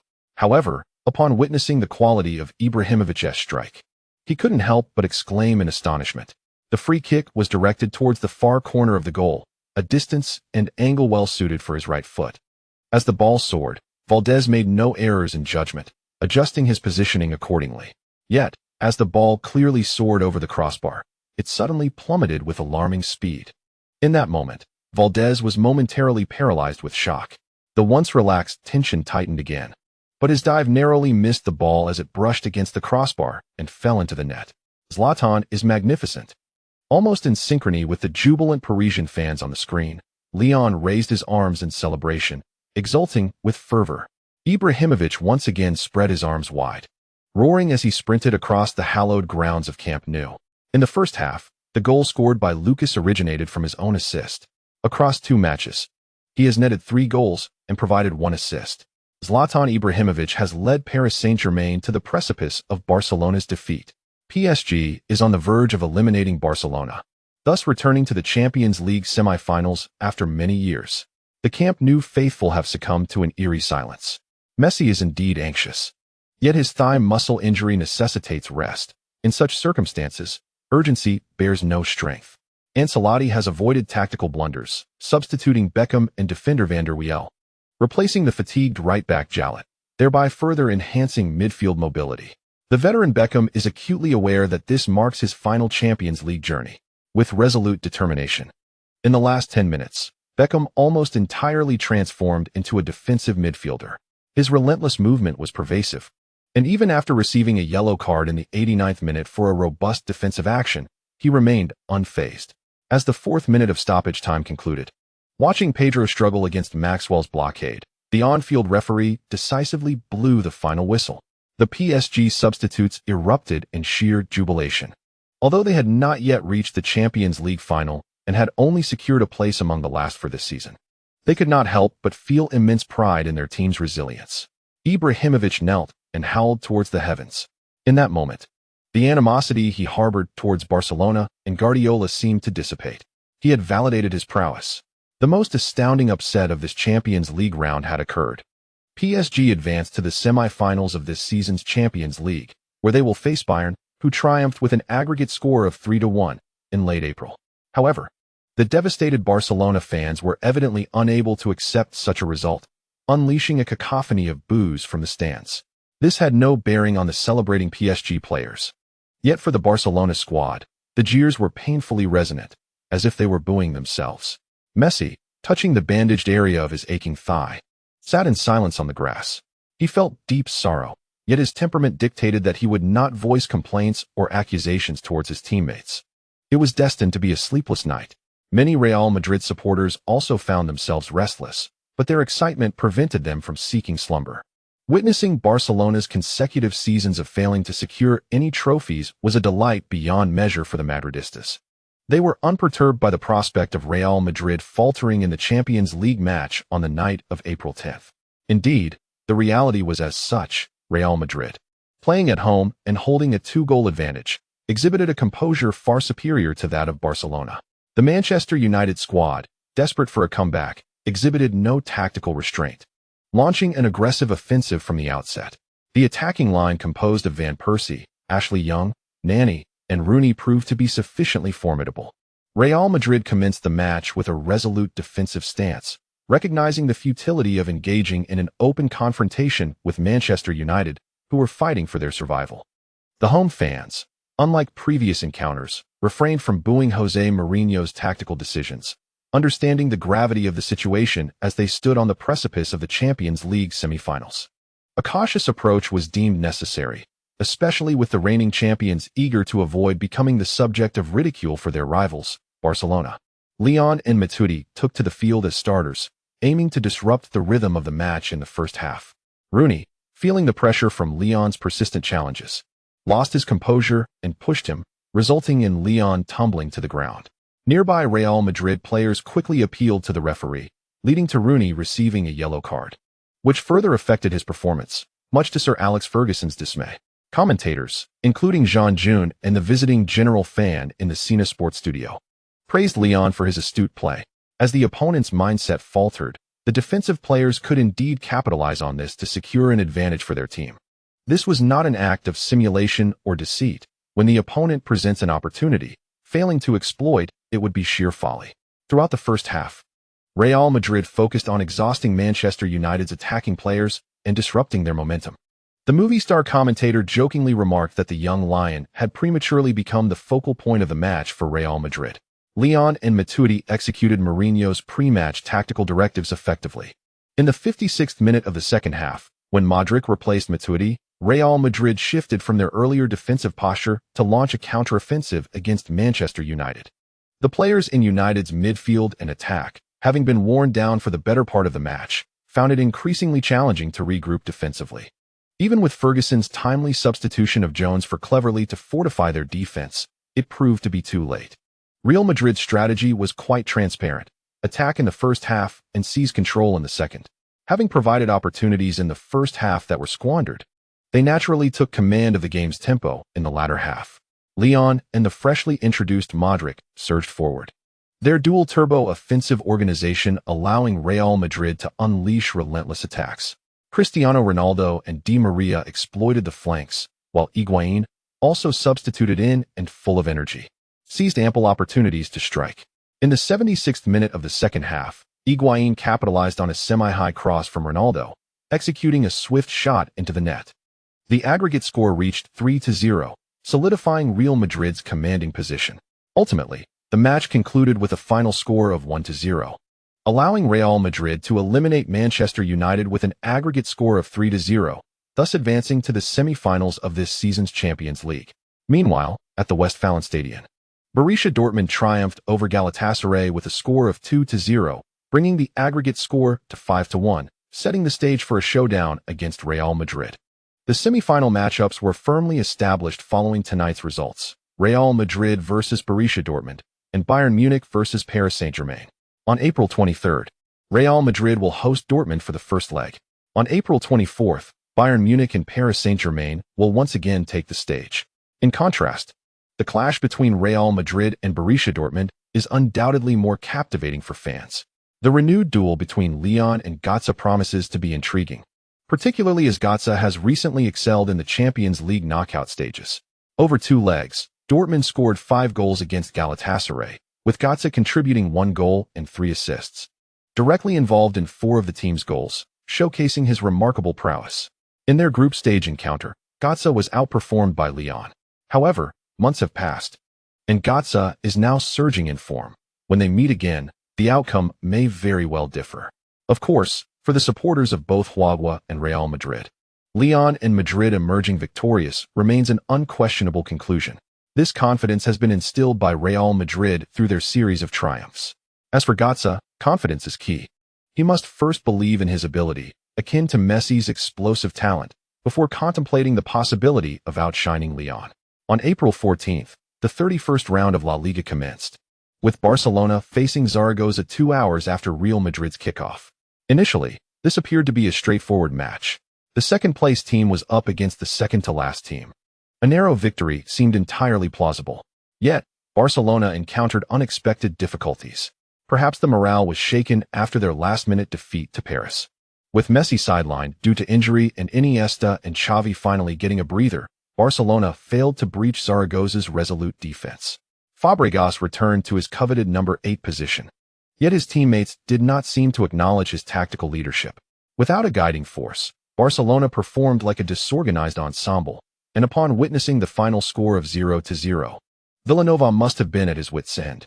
Following Barcelona's match, Real Madrid also took to the field as visitors, facing Athletic Bilbao, currently ranked 11th in La Liga.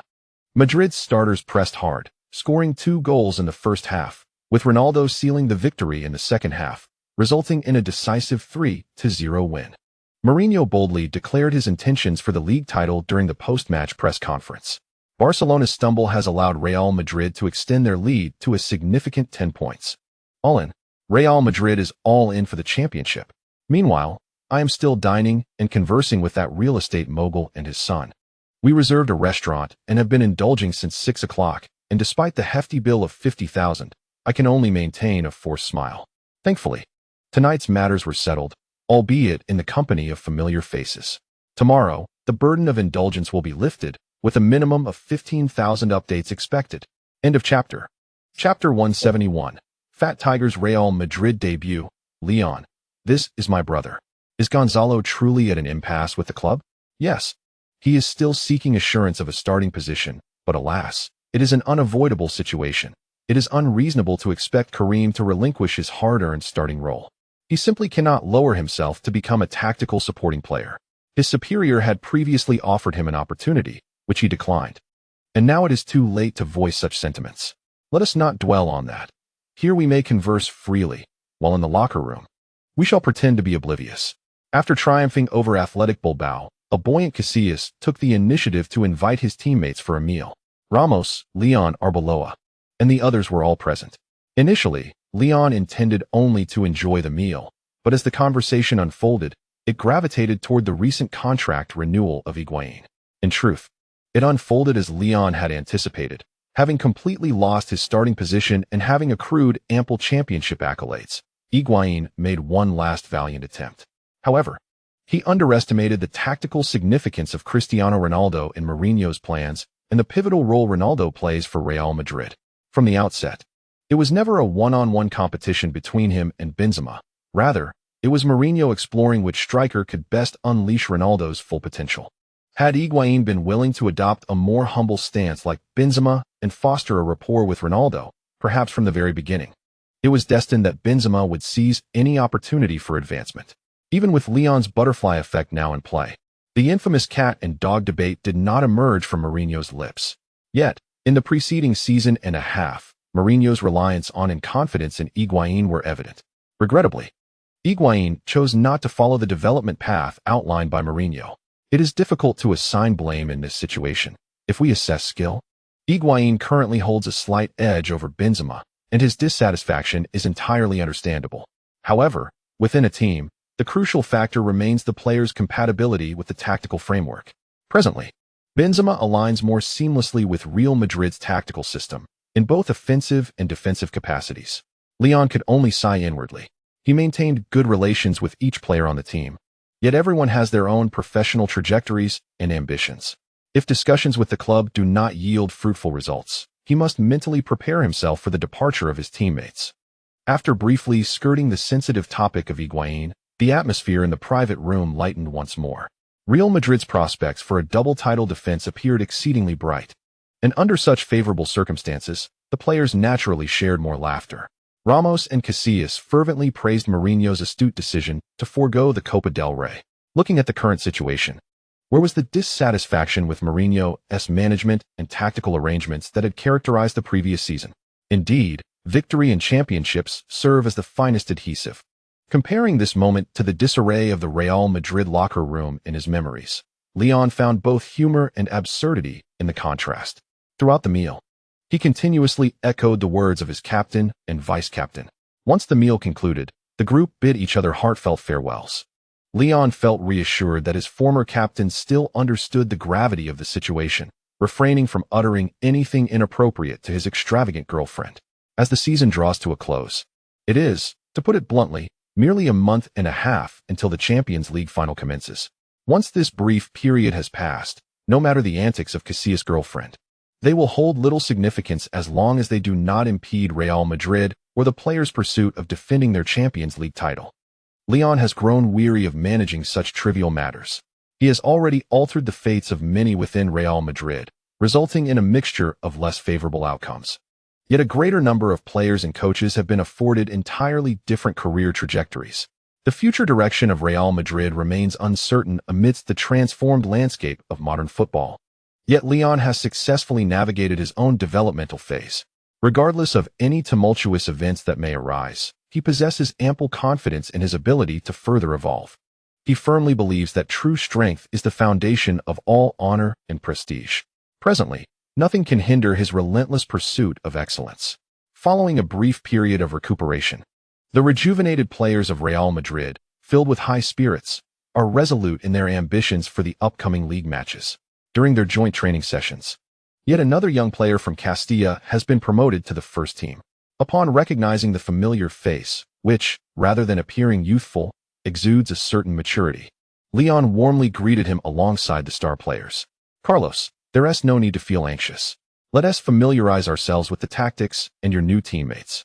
You may very well have the opportunity to make your debut in the next match.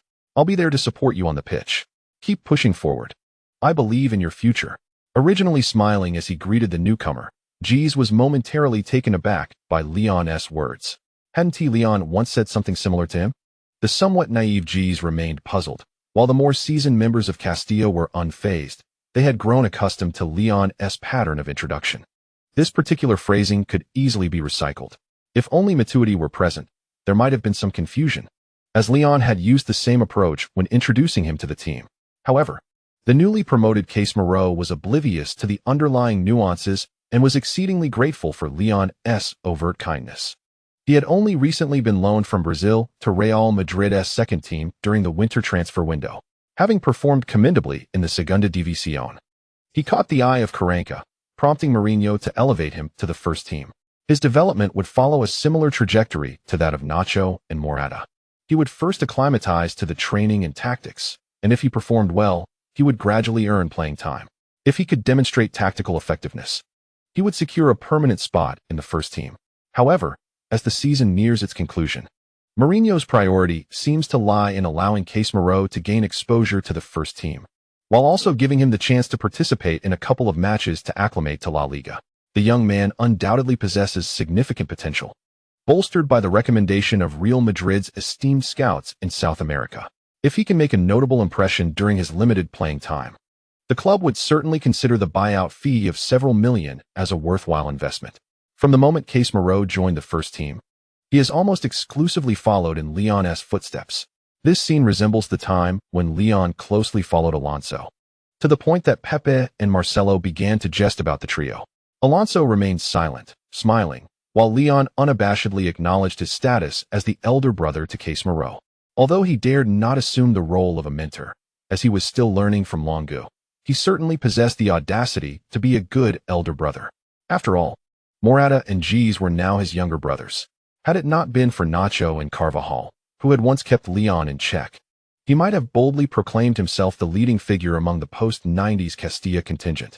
However, Leon's position as an elder brother was not without merit. He often treated his younger siblings to meals, and was particularly generous with gifts on birthdays. The situation was such that, aside from him and Nacho, the other members of the Castilla post-90s group in the first team were under contracts worth hundreds of thousands, which, while substantial for an ordinary person, paled in comparison within the realm of elite players. Leon, not lacking in wealth himself, naturally displayed greater generosity. Initially, Morata felt somewhat awkward, lacking the ease with which G's embraced the elder brother role. Yet, after Leon gifted him an exquisite watch and the latest iPhone on his birthday last October, he swiftly adapted. This time, when welcoming Case Moreau, Leon made special arrangements at a renowned Brazilian restaurant in Madrid on the very first day of training. He invited all the younger brothers to extend a warm welcome to their new sibling. The enthusiasm displayed nearly moved Case Moreau, a young man still grappling with a hint of insecurity, to tears. Following the dinner, Leon took the lively group of young Real Madrid players to a nearby private arcade, where they spent several hours in revelry. Being young, they quickly forged bonds over dinner and games. After personally escorting Case Moreau home, the latter excitedly tweeted that evening, "Today, I met an incredibly good person. He is my wonderful elder brother. At this stage, Casemiro's fan base was still modest, so his tweet garnered little attention. However, thanks to Leon and the other Castilla brothers' high-profile outings, Casemiro began to gain recognition among the broader Real Madrid fan base. The fan sentiment was simple and pure. This was a promising newcomer endorsed by the Little Lion, and as he mingled with the Castilla brothers, their support was assured. Thus, prior to the match between Real Madrid and Real Betis, Casemiro experienced a significant surge in social media followers. At the press conference before the 32nd round of La Liga, Casemiro's name appeared on Real Madrid's 18-player roster. Sharp-eyed reporters quickly began to dig for information, revealing that the 21-year-old Brazilian defensive midfielder was not only adept in both attack and defense, but also a promising talent brought back from South America by Real Madrid. This revelation instantly piqued the interest of La Liga fans. Real Madrid's current lineup is already quite formidable, yet they are still nurturing their defensive midfielders. Some speculate that Eschen may return to Chelsea next season, prompting Mourinho to prepare in advance. Others suggest that Alonso might be transferring next season. Thus, Mourinho intends to bolster the defensive midfield position. Regardless of the speculation, Casemiro, having been promoted from the youth team at the end of the season, has garnered considerable media attention and fan interest. While most players would be elated by such recognition, Casemiro finds himself increasingly anxious, fearing that a lackluster performance might disappoint the passionate Real Madrid supporters. He has long been a professional player in the Brazilian league, but now he stands at the epicenter of football at Real Madrid. The pressure is undeniably different. Leon, observing this, couldn't help but remark on Casemiro's earnestness. During the pre-match warm-up, Leon intentionally kept Casemiro by his side, helping him manage his pre-game nerves. "Can you guess how many people will be in the stands today?" Leon asked. "I don't know. Perhaps 60,000. It's a pity that this season ends with Barcelona. Otherwise, you would experience the atmosphere at Camp Nou, which can seat 100,000. After a few more words, noticing Casemiro's heightened tension, Leon decided to stop teasing him. "All right, listen closely. If you truly get the chance to play today, remember that you have fought your way from the Brazilian League to La Liga.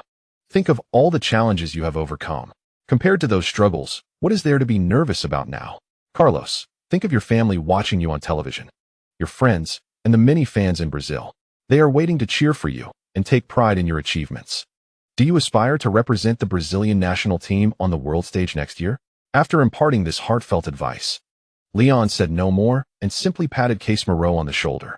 Casemiro's eyes widened, and after a moment, he moistened his lips, realizing how deeply Leon's words resonated with his aspirations. For the sake of his family and friends, and for the dream of being called up to the national team, he glanced at the roaring Lopera Stadium and felt a wave of relief wash over him. As the match commenced, Casemiro and Morata took their places on the bench, watching as their senior teammates took to the field. This season, Real Betis, much like last season's Levante, is not merely a fleeting team that starts strong. Levante finished 6th in La Liga last season, and as of now, Real Betis also holds the 6th position. Currently, Betis leads Valencia by 2 points. If they can advance further and surpass Malaga, who are just 1 point ahead, Betis will secure a spot in European competitions.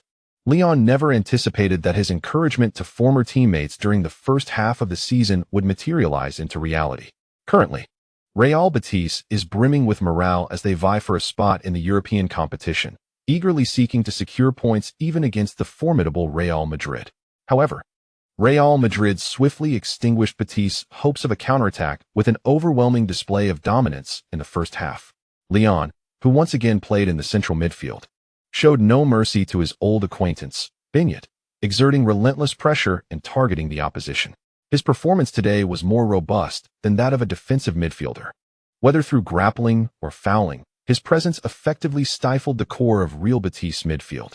On the counterattack front, Leon was equally assertive, delivering decisive passes that repeatedly afforded his forwards opportunities to confront the Betis defense. However, despite Real Madrid's swift advancement to a 2-0 lead, he did not register an assist in the first half.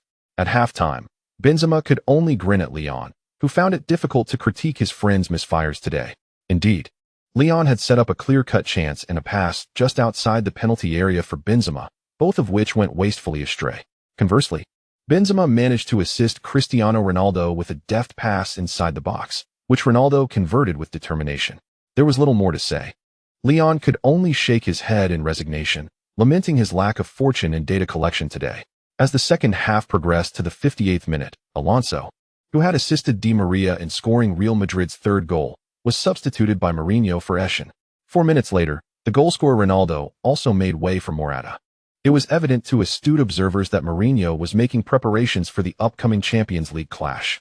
In the 72nd minute, Modric was substituted by none other than Casemiro, a young Brazilian player who had stirred discussion among fans before the match.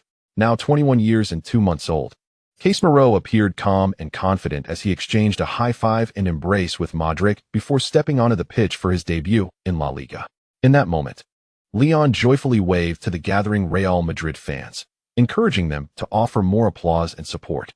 The Brazilian commentator excitedly introduced this promising young talent who had previously excelled in the Brazilian league. Composed and focused, Casemiro quickly immersed himself in the match, diligently intercepting and defending even with Real Madrid leading 3-0. When Casemiro executed a precise tackle to thwart Betis' attacking midfielder, Nosa, Leon gleefully lifted him from the ground, patting his chest in encouragement. Remember his name, Casemiro. He will not disappoint the Real Madrid fans. Chapter complete. Chapter 172. Dortmund's dual engines fail against Lyon. In the final moments, Real Betis made a valiant attempt at a counterattack, yet Real Madrid's defense tightened effectively. Despite the introduction of a newcomer, Real Madrid maintained a 3 defensive midfielder formation in the closing stages. The relentless assault by Real Betis proved to be a source of considerable discomfort, not only for their own supporters, but also for the spectators among La Liga fans who found themselves sharing in the anguish. They observed the newly introduced defensive midfielder, whose vigorous actions and fierce tackling were unmistakable. Although he had only been on the pitch for a mere 10 minutes, the fans struggled to discern the attacking prowess of Casemiro. Yet, judging solely by his defensive tenacity, they could only lament that Real Madrid might have indeed stumbled upon a gem. This realization was undoubtedly disheartening for them. Currently, Real Madrid boasts 4 capable defensive midfielders, 2 of elite status, 1 approaching that level, and a seasoned veteran who has recently transitioned from top tier to near elite. This configuration has undeniably sparked envy among supporters of various other clubs in the footballing world. Remarkably, all 4 defensive midfielders remain uninjured, and now, Real Madrid has elevated yet another promising talent. How perplexing it is. While other teams are desperately seeking defensive midfielders, Real Madrid finds its near-elite talent still warming the bench. Furthermore, Mourinho frequently deploys 3, or even, in moments of audacity, for defensive midfielders when enjoying a comfortable lead. For teams trailing behind, mounting an offensive proves to be an arduous task. Watching Real Betis struggle so acutely, many La Liga fans could not help but envision the challenges their own teams would face against Real Madrid in the future. Their shared empathy only deepened their collective discomfort. However, for the devoted supporters of Real Madrid, the scene was nothing short of exhilarating. Casemiro's buyout fee was a mere $6 million. $6 million for a 21-year-old defensive midfielder with substantial potential, who has thus far demonstrated commendable defensive capabilities in both the Segunda División and La Liga. Even if he fails to develop offensive skills, given his physical stature and aggressive defensive nature, that investment is undeniably worthwhile. In the match, Real Madrid successfully achieved a 3-0 shutout against Real Betis. Having played for approximately 20 minutes, Casemiro made a commendable debut, performing adequately while showcasing his defensive potential. His positional awareness was commendable, his physical confrontations robust, and his defensive determination resolute. Following the match, the media's exaggerated accolades portrayed Casemiro, having just made his La Liga debut, as an emerging star brimming with potential. Yet, deep down, Casemiro is acutely aware of his reality. He is not the type of prodigious talent who has basked in the spotlight since childhood, like Neymar. His upbringing and life experiences have grounded him firmly in reality. The initial loan request from Real Madrid was one he found impossible to decline.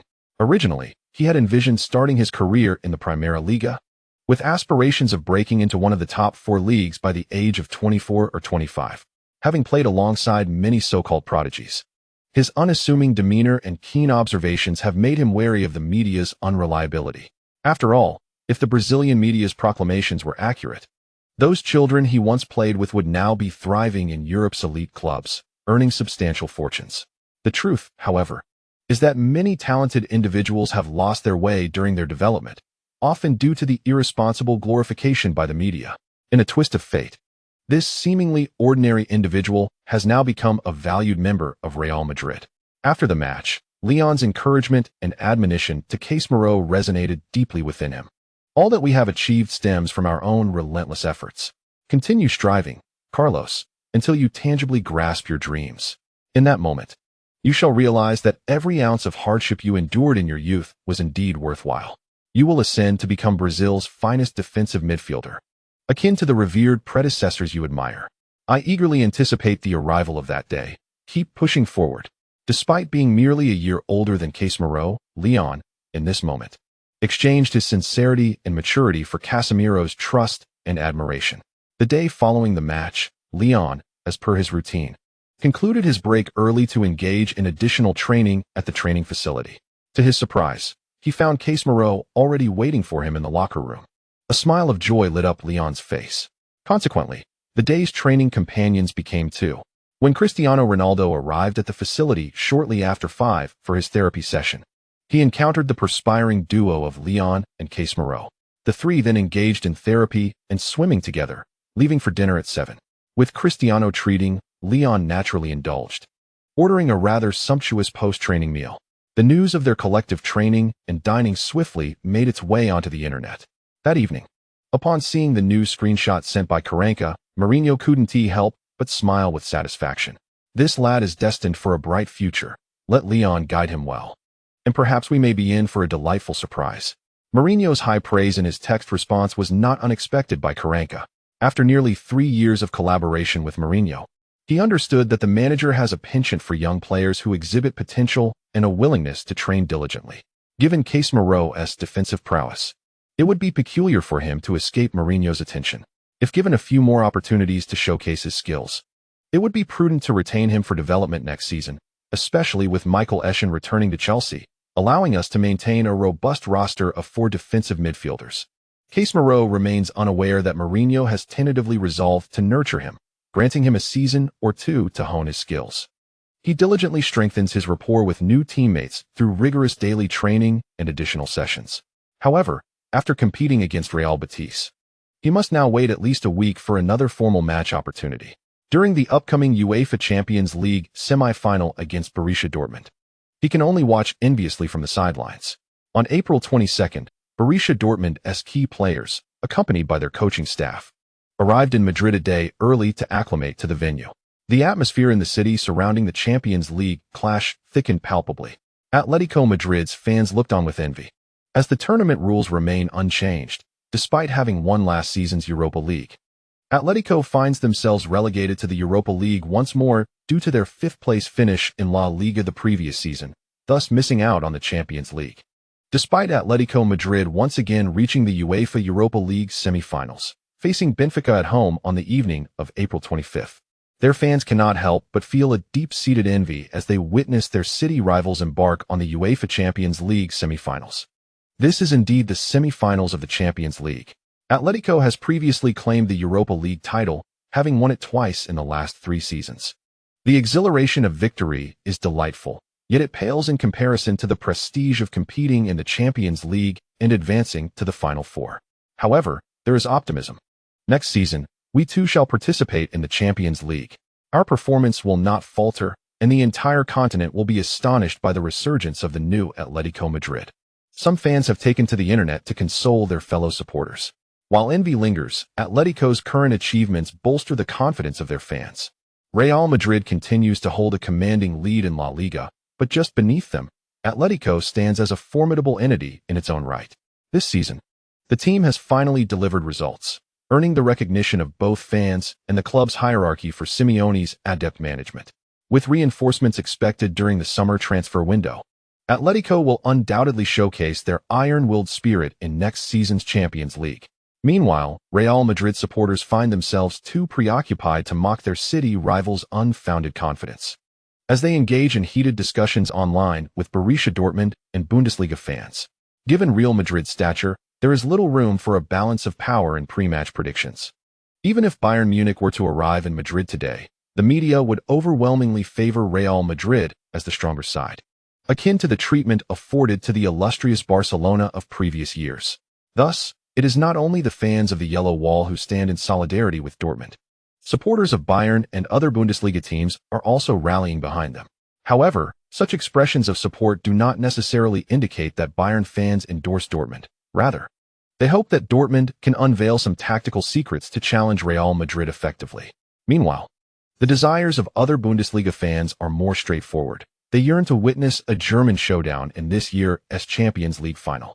Should Dortmund miraculously eliminate Real Madrid, they would possess ample justification to counter the taunts of fans from Spain and England in future online encounters. A clash of titans is imminent, serving as a battleground for both athletic prowess and public discourse at the Bernabeu. Journalistic teams from various nations have already converged on Madrid, with commentary teams dispatched early to prepare for the event. On the afternoon of April 23rd, before the players and fans had even entered the stadium, the commentary booth was bustling with technicians and announcers. The rare collaboration between Wei and Xian, alongside the esteemed Zhang Zhihao as a guest commentator, has indeed created a luxurious lineup. Having previously teased the commentary roster, the media outlet has successfully captured the attention and anticipation of a vast majority of domestic fans. As local time in Madrid progressed, the Grand Santiago Bernabeu began to welcome fans into its embrace. Prior to the match, a small-scale concert featuring local Spanish stars and an English boy band served to warm up the atmosphere, which was already quite pleasant. However, when both teams' players entered the field to commence their warm-up, an eruption of exuberant cheers surged through the Bernabeu, intensifying beyond previous levels. Leon, within the players' tunnel, sensed Götze's gaze upon him, yet he chose neither to ignore nor evade it. Instead, he graciously smiled and nodded at Götze, as if extending the simplest of greetings. This relaxed demeanor left Götze momentarily taken aback. The German prodigy realized that Leon, as the Spanish media had suggested prior to the match, did not regard him as a formidable opponent. Leon viewed him merely as another competitor, akin to those he encountered in regular matches. This thought flashed through Götze's mind, inducing a sense of frustration, though he found himself at a loss as to whom he should direct his ire. Leon had previously shown him kindness and had never uttered disparaging words about him to the media. Consequently, Götze could not harbor anger towards Leon, ultimately resigning himself to a state of self-induced vexation. At this moment, Leon remained oblivious to Götze's inner turmoil, for he genuinely did not perceive Götze as a rival. The clash was between two teams, and for Leon, the victory of the collective always took precedence. To engage in a childish contest of personal performance with Götze seemed utterly foolish, a notion that never crossed Leon's mind. Nevertheless, the fervor of pre-match media hype could not be overlooked. As the live broadcast commenced, director Zhang humorously speculated on the performance levels of Leon and Götze for the day. Wei and Xian's loyalties were evident, though they were more circumspect, unlike director Zhang, who boldly articulated that Leon would restrain Götze's performance. After discussing matters beyond the pitch for a while, and with the players of both teams now on the field, Xian perked up and began to engage Wei in conversation. Now, we can see that the players have lined up. Let us invite Wei to introduce the starting players and formations for today's match. Certainly. Today, Borussia Dortmund's starting lineup at the Bernabeu is as follows. Goalkeeper number 1, Weidenfeller. Left back number 29, Schmelzer. Center backs number 15, Hummels, and number 4, Subotic. Right back number 26, Piszczek. In midfield, number 6, Sven Bender, and number 8, Gundogan will anchor the team, with number 10, Götze, advancing forward. The wide midfielders are number 11, Reyes, and number 16, Kuba. Leading the attack is center forward number 9, Lewandowski. As for the home team, Real Madrid's starting goalkeeper is number 1, Casillas. The left back is number 5, Cointreau. The center backs are number 3, Pepe, paired with number 4, Ramos, and the right back is number 6, Eschen. In the midfield, number 14 Alonso and number 10 Leon retreated, while number 8 Modric assumed the role of central midfielder. Flanking him on either side were number 7 Cristiano Ronaldo and number 22 Di Maria. The starting center forward was number 9 Benzema. Just as Wei finished his introduction, Coach Zhang began to analyze the situation with a thoughtful expression. The formation primarily resembled a starting 4-2-3-1, with both sides capable of swiftly transitioning to a 4-3-3. Gundogan and Leon could easily advance to play as central midfielders, suggesting a striking similarity between the two teams. Today's tactical battle promised to be captivating, as Mourinho and Klopp would undoubtedly seek to exploit any lapses in their opponent's offensive and defensive transitions. After Zhang's tactical analysis concluded, the referee, mindful of the time, appropriately blew the whistle to commence the match. At this moment, Duan Xin took the floor to deliver the opening remarks. Ladies and gentlemen, welcome to the semi-finals of the 2012 to 2013 UEFA Champions League season. Dressed in their iconic yellow and black jerseys, Borussia Dortmund launched a fierce assault amidst the cacophony of jeers from the Bernabeu crowd. Learning from their previous defeats to Real Madrid, Klopp refrained from allowing Götze to dominate the attack from the outset. Instead, the organization of Dortmund's offense pivoted around the more withdrawn Gundogan, while the starting duo of Kuba and Reyes emerged as the catalyst for the Yellow Wall's rhythm. Götze's role shifted to that of a connecting point in the attack, functioning as a second forward without the ball. Had this strategy been employed during the group stage, it is conceivable that Mourinho might have found himself at a disadvantage against Klopp's ingenious tactics. However, what Klopp did not anticipate was that Mourinho had not assigned Leon to mark Götze today. Indeed, after Leon provided his insights, Mourinho tasked him with executing a comprehensive sweep in the defensive line.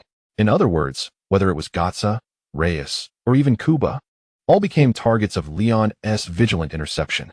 Dortmund's forward play centered around a lone striker, supported by nimble, quick-footed players. Previous encounters had seen Real Madrid concede goals primarily due to Reyes' explosive advances. Following the rigors of the knockout stages, both Reyes and Götze had elevated their performances. Had Leon not been present in the Real Madrid lineup, relying solely on Alonso and Modric for defense could have led to the team being repeatedly scattered by the Yellow Wall's relentless attacks. But such a scenario was moot. Real Madrid boasted the finest defender against agile, quick-footed players in contemporary football, with Dortmund exhibiting signs of evolution. Today's clash had already been predetermined. Mourinho would wield his strongest shield to shatter their counterattacking spear. From the very first minute, when Leon executed a decisive tackle to halt Reyes in his tracks, an ominous premonition began to take root in Klopp's mind. Leon abstained from offensive play, showing no inclination to advance, instead covering a vast area while lurking in Real Madrid's half. Götze remained uninvolved, eliciting no interest from Leon whatsoever. Meanwhile, both Reyes and Kuba, eager to set the tempo on the flanks, faced the imminent threat of Leon's sweeping interceptions. Indeed, today Mourinho did not employ the tactic of utilizing two defensive midfielders, which allowed Borussia Dortmund, despite being disrupted intermittently by Leon's offensive tempo, to consistently pose a formidable threat. After all, Leon is but one individual. No matter how tirelessly he runs, he must focus his efforts, which naturally gravitates towards the left flank occupied by Reyes of Dortmund. Modric, tasked with initiating attacks, could only provide limited support in defending against Kuba and Götze. Given Coentro's mediocre performance today, Kuba still proved to be quite effective. Mourinho, observing from the sidelines, wore a furrowed brow, yet maintained faith that Coentro could swiftly rectify his form. As Real Madrid began to execute fluid combinations during counterattacks, threatening Dortmund, Mourinho gradually began to relax. Today, Real Madrid was set to engage in a mutual offensive battle with Dortmund. If Leon could suppress Reyes' contributions on that flank while also tending to the central area, contesting possession against Gundogan and Götze, then Real Madrid would swiftly gain tactical ascendancy. In the 7th minute of the first half, the impetuous Reyes, undeterred, once again received a pass from Götze in the center, ventured wide, and sought to force his way through the double team of Modric and Leon. Initially, as Reyes advanced, Leon and Modric retreated cautiously. However, the moment Modric stepped into the defensive third, Leon boldly surged forward. Reyes' face lit up with delight as he abruptly shifted towards the center. Yet, that joy evaporated in an instant. He realized his inward cut coincided perfectly with Leon's decisive tackle trajectory. Leon's resolute challenge left Reyes no opportunity to evade. He stumbled and fell onto the grass without even the chance to control the ball. As he fell, he lamented the loss of possession, relieved only by the fact that Leon had also failed to seize control of the ball immediately. The football bounced irregularly, rolling towards the edge of the center circle. Modric reacted swiftly but was still a step behind Götze, who darted forward to claim the ball. Simultaneously, Leon rose from the turf, intent on retreating. Reyes, clutching his still aching calf, saw the referee's lack of response, and realized the whistle would not sound, so he slowly rose to his feet. A thunderous gasp erupted from the Real Madrid supporters. Initially, Gatza assumed the fans were concerned that his dribbling advance might trouble the Madrid defense. He felt a surge of adrenaline, watching Lewandowski's movement as he prepared to deliver a through ball. Yet, in the next moment, a familiar force at his side jolted him back to reality. The cheers from the Madrid supporters were not for his dribbling prowess, but rather for Leon's astonishingly swift recovery. Damn it, Gatza wished to maintain his grip on possession, but his ability to contend with Leon was at least a tier below. The instant Leon regained possession, he decisively opted to distribute the ball wide. Cointreau surged forward, and Real Madrid launched a counterattack, prompting Mourinho on the sidelines to pump his fists in exhilaration. What a formidable offensive duo the Hornets had. Before the little lion in Madrid, nothing else matters. Chapter conclusion. Chapter 173. In the midfield, one cannot merely coast on the situation. Dominance in both offense and defense is the true essence. Leon's decisive tackle. No foul. The referee refrains from blowing the whistle. What a splendid defensive interruption. Gatza seized the ball a moment too soon. Real Madrid's defense must remain vigilant. Leon's recovery speed is remarkable. Alas, Gatza's movements are too sluggish. Leon reclaimed possession from Gatza once more, presenting Real Madrid with a counterattack opportunity. In the studio, Wei and Coach were both excitedly gazing at the live camera. Director Zhang, after exclaiming "good play," remained silent. Each of the three played their roles, typically with two providing commentary, while the third focused intently on the unfolding match before summarizing later. Of course, it is also plausible that Director Zhang simply wished to concentrate on the game. However, with the presence of the masterful Wei and the renowned commentator Coach, it would be entirely acceptable for Director Zhang to remain quiet today. As fans in Huagua enthusiastically cheered for Leon's consecutive tackles, he himself remained remarkably composed on the pitch. With insufficient length of hair to habitually tug at, Leon opted instead to touch his cropped hair, gradually advancing to the top of the semicircle in his half. Though he had not significantly participated in the counterattacks during this match, he instinctively observed the performance of several forwards, including Modric's quality of distribution during counterattacks. It must be noted that compared to the first half of the season, Modric's performance has become increasingly liberated. Mourinho entrusted him with the responsibility of advancing the offense during the UEFA Champions League semifinals, and thus far, Modric has excelled in this role. His assists during counterattacks have been precisely executed. Modric's vision and passing technique are undeniably among the elite in football. In this counterattack, Cristiano Ronaldo once again attempted an inward shot, but under Piszczek's interference, his aim was slightly off. Frustrated by the missed opportunity, Ronaldo lightly tapped the back of his head and then gave Modric a thumbs up. Commentators from various countries lamented the missed chance. Yet Leon merely pursed his lips and shook his head. Once Modric returned to defense, Leon did not immediately seek to communicate with him. Real Madrid's defense engaged in a 3-minute tussle with Borussia Dortmund. After Di Maria, who had retreated, joined forces with Modric to double-team Gatza and forced the ball out of bounds, Leon approached Modric. "Luka." Upon hearing Leon's call, Modric turned to look. "Luka, you must be bolder." "Bolder? You mean in passing?" Leon felt a wave of relief as Modric quickly grasped his meaning. "Yes, their two center-backs turned slowly. So you should provide more balls behind them, not just straightforward passes. We lack significant advantages in hard drives or crosses today. You need to guide Cristiano and the others to surge forward, relentlessly attacking their defensive line." After swiftly concluding his remarks, Leon observed Dortmund's throw-in and, disregarding any further communication with Modric, sprinted back to defend resolutely. Modric, possessing a high football IQ and intellect, readily grasped Leon's intentions. A flicker of contemplation crossed his eyes. Subotic and Hummels, both towering and robust central defenders, presented a formidable barrier. Today, Real Madrid's assault on Dortmund's defensive line appeared more imposing than effective. Engaging in a tussle with the two in the penalty area would not guarantee an advantage for Benzema. Thus, Leon's assessment rang true. Real Madrid's counterattacks must be relentless, surging past Dortmund's defensive line. While other teams might lack the requisite strength, Madrid's forward trio, in terms of speed, skill, and striking power, ranks among the elite in football. If they could pierce through Dortmund's defense even once to secure a goal, it would considerably ease their path in the match. Modric evidently absorbed Leon's advice. Taking a deep breath, he began to scrutinize the positioning of Dortmund's defenders more meticulously. The Yellow Wall's offensive push was still in full swing.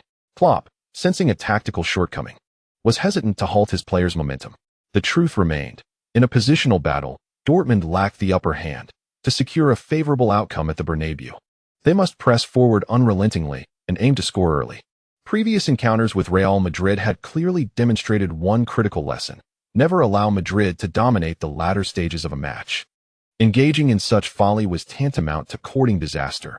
Madrid's physical prowess was simply extraordinary. Klopp couldn't help but envy Pintus, the fitness coach, pondering how he trains such stars. Regardless of Dortmund's performance at the season's end, Klopp yearned to recruit Pintus to enhance his players' conditioning. Both Bayern and Real Madrid had exploited their second-half surges to leave Dortmund reeling, leaving Klopp at a loss. Fortunately, the match had just commenced. Dortmund was not intimidated by a physical contest with Madrid. With this thought, Klopp managed to steady his nerves and focused on the field. However, a minute later, Modric's audacious backheeled pass during a counterattack nearly caused Klopp to leap from the bench in shock. The ingenuity displayed by the Croatian was nothing short of brilliant. Just as Subotic leapt to intercept, Modric's deft flick deceived even Benzema. The abruptness of the pass proved exceptionally effective. Yet Benzema's final shot ended up directly in Weidenfeller's embrace. What a moment! This miss left Mourinho, who had risen to celebrate, utterly stunned. Weidenfeller felt compelled to offer Benzema a comforting embrace. Overwhelmed by a mix of surprise and anxiety, Klopp wiped the cold sweat from his brow and shouted at his defenders to sharpen their focus. Leon, in the backfield, covered his head and inhaled the frigid air of the winter night. Just a short while ago, he had praised Buffon for his prowess in tough matches. But it seemed that such commendation was premature. This was a moment where a one-on-one shot against the goalkeeper demanded that Benzema convert every opportunity without fail. As Buffon remained momentarily stunned and Modric covered his face in disbelief, Dortmund launched a swift counterattack initiated by Weidenfeller's long clearance. Not good. Fall back. Liang's expression shifted dramatically, his defensive actions and urgent shouts occurring almost simultaneously. He managed to retreat effectively, yet the advancing fullbacks were swiftly bypassed by Kuba and Reyes. With no protection on the flanks, Liang and Long Gu coordinated seamlessly. One guarded the area in front of the penalty box, while the other provided lateral support to the ball carrier. Upon noticing Liang's approach, Reyes decisively passed the ball laterally. Götze, facing Alonso's pressure, executed a delicate lob pass. Liang, observing Pepe engaged in a physical duel with Lewandowski, felt a momentary sense of relief. They had held firm. However, before he could assist Pepe in enclosing Lewandowski, he witnessed Lewandowski receive the ball and effortlessly execute a turn. Liang's eyes widened in shock, and to his dismay, Pepe, who had always been a reliable figure in his mind, was a beat slow, failing to impede Lewandowski's shot. Casillas was left dumbfounded. Pepe's defensive lapse was as outrageous as Benzema's earlier failure to convert a one-on-one opportunity. Lewandowski unleashed a powerful strike into the near upper corner of Real Madrid's goal. Casillas reacted swiftly, yet he was unable to thwart the impending goal. In that instant, the over 10,000 visiting Borussia Dortmund fans at the Bernabeu shed their previous anxieties and erupted in jubilant cheers. Klopp, too, was momentarily taken aback by this unexpected gift. Rarely did he refrain from exuberant celebration. Instead, he rose and fixated intently on the referee. Only when the referee confirmed the goal did Klopp exhale deeply, allowing his assistant to embrace him in celebration. He understood, as Mourinho did, that Real Madrid had initially gained the upper hand in the tactical setup. But such is the nature of football. A single blunder from Benzema coupled with Pepe's error had afforded Dortmund the opportunity to exact a punishing fate upon Real Madrid. Indeed, this was the consequence of Madrid's squandered golden opportunity.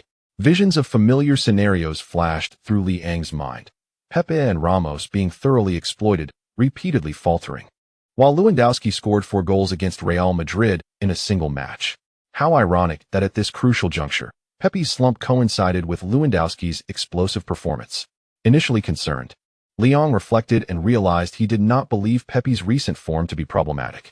The key players of Real Madrid had been adequately rotated this season, and Pepe had certainly enjoyed sufficient rest. Moreover, his training performances had been quite normal.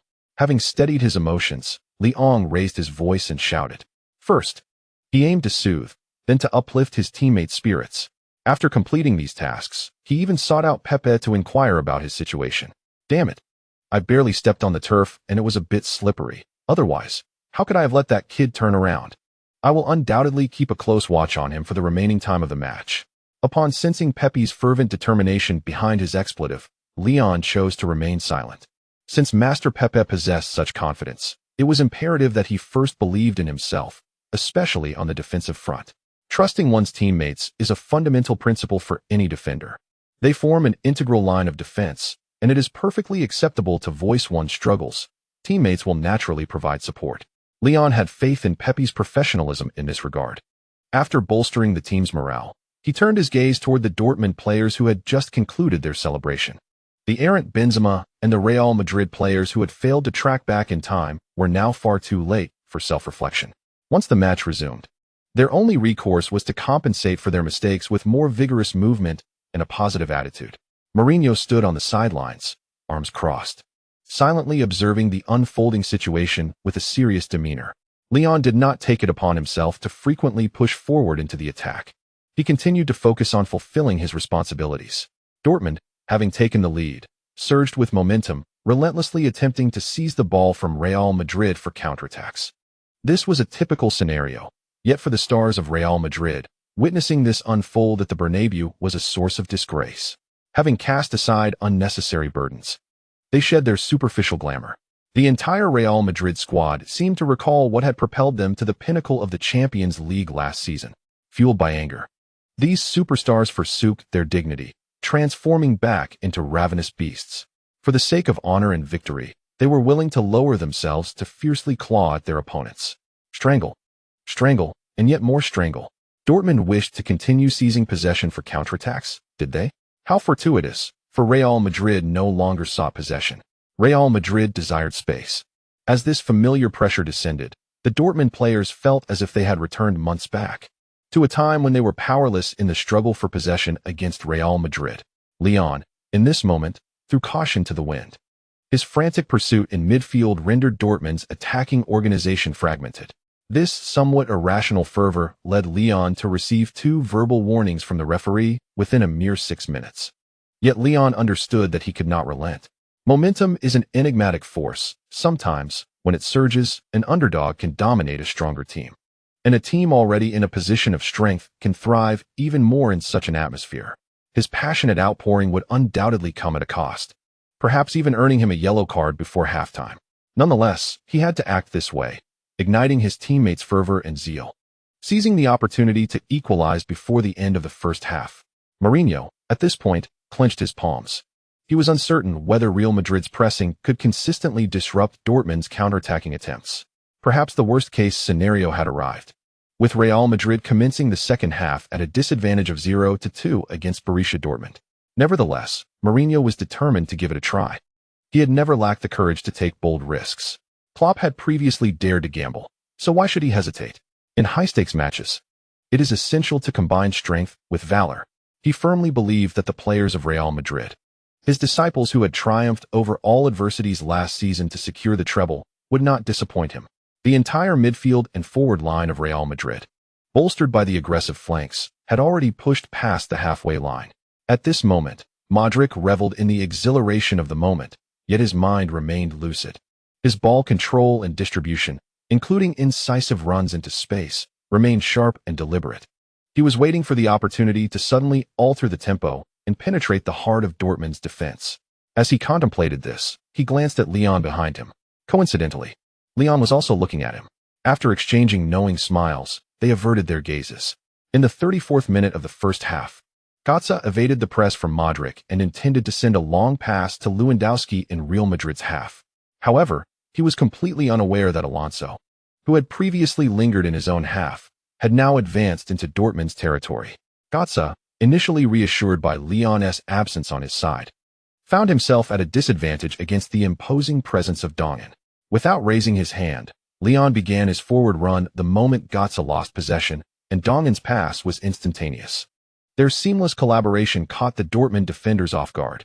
As Leon decisively surged towards the center of Dortmund's defense, Subotic was the first to shout for a retreat. Leon's advance was indeed perilous, with numerous Dortmund defenders positioned before him and few Real Madrid players to support him. When Dongen stepped up to challenge him, the Real Madrid fans sensed that Leon might lose the ball. However, in the instant he faced Dongen, Leon opted for a powerful, low-diagonal pass. The ball swiftly threaded through the narrow gap between Hummels and Schmelzer.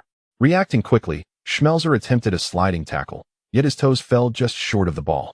As countless commentators exclaimed in admiration, Modric, who had discreetly followed the play, seized a splendid opportunity for a cross. Taking a deep breath, the maestro wasted no time in delivering a powerful, precise cross. The ball arced low and swiftly. Hummels, lacking sufficient speed, failed to intercept it.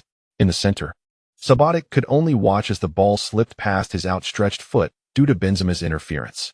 Weidenfeller grit his teeth and lunged towards the back post, but Cristiano Ronaldo, bursting with pent-up energy, offered no chance for Weidenfeller to intervene. He opted for an unconventional sliding shot. The football rebounded decisively towards the far corner of the goal. And despite Weidenfeller's valiant effort, he could not reach the ball, instead colliding with Cristiano Ronaldo and both collapsing onto the grass. In that electrifying moment, the entire Santiago Bernabéu pulsated with fervor as over 70,000 fervent Real Madrid supporters stomped and leaped in ecstatic celebration. Amidst the deafening roar of the crowd, Ronaldo broke free from Weidenfeller and soared from the turf. This time, he did not rush alone towards the corner flag to celebrate. Instead, he thundered towards the equally exuberant Leon.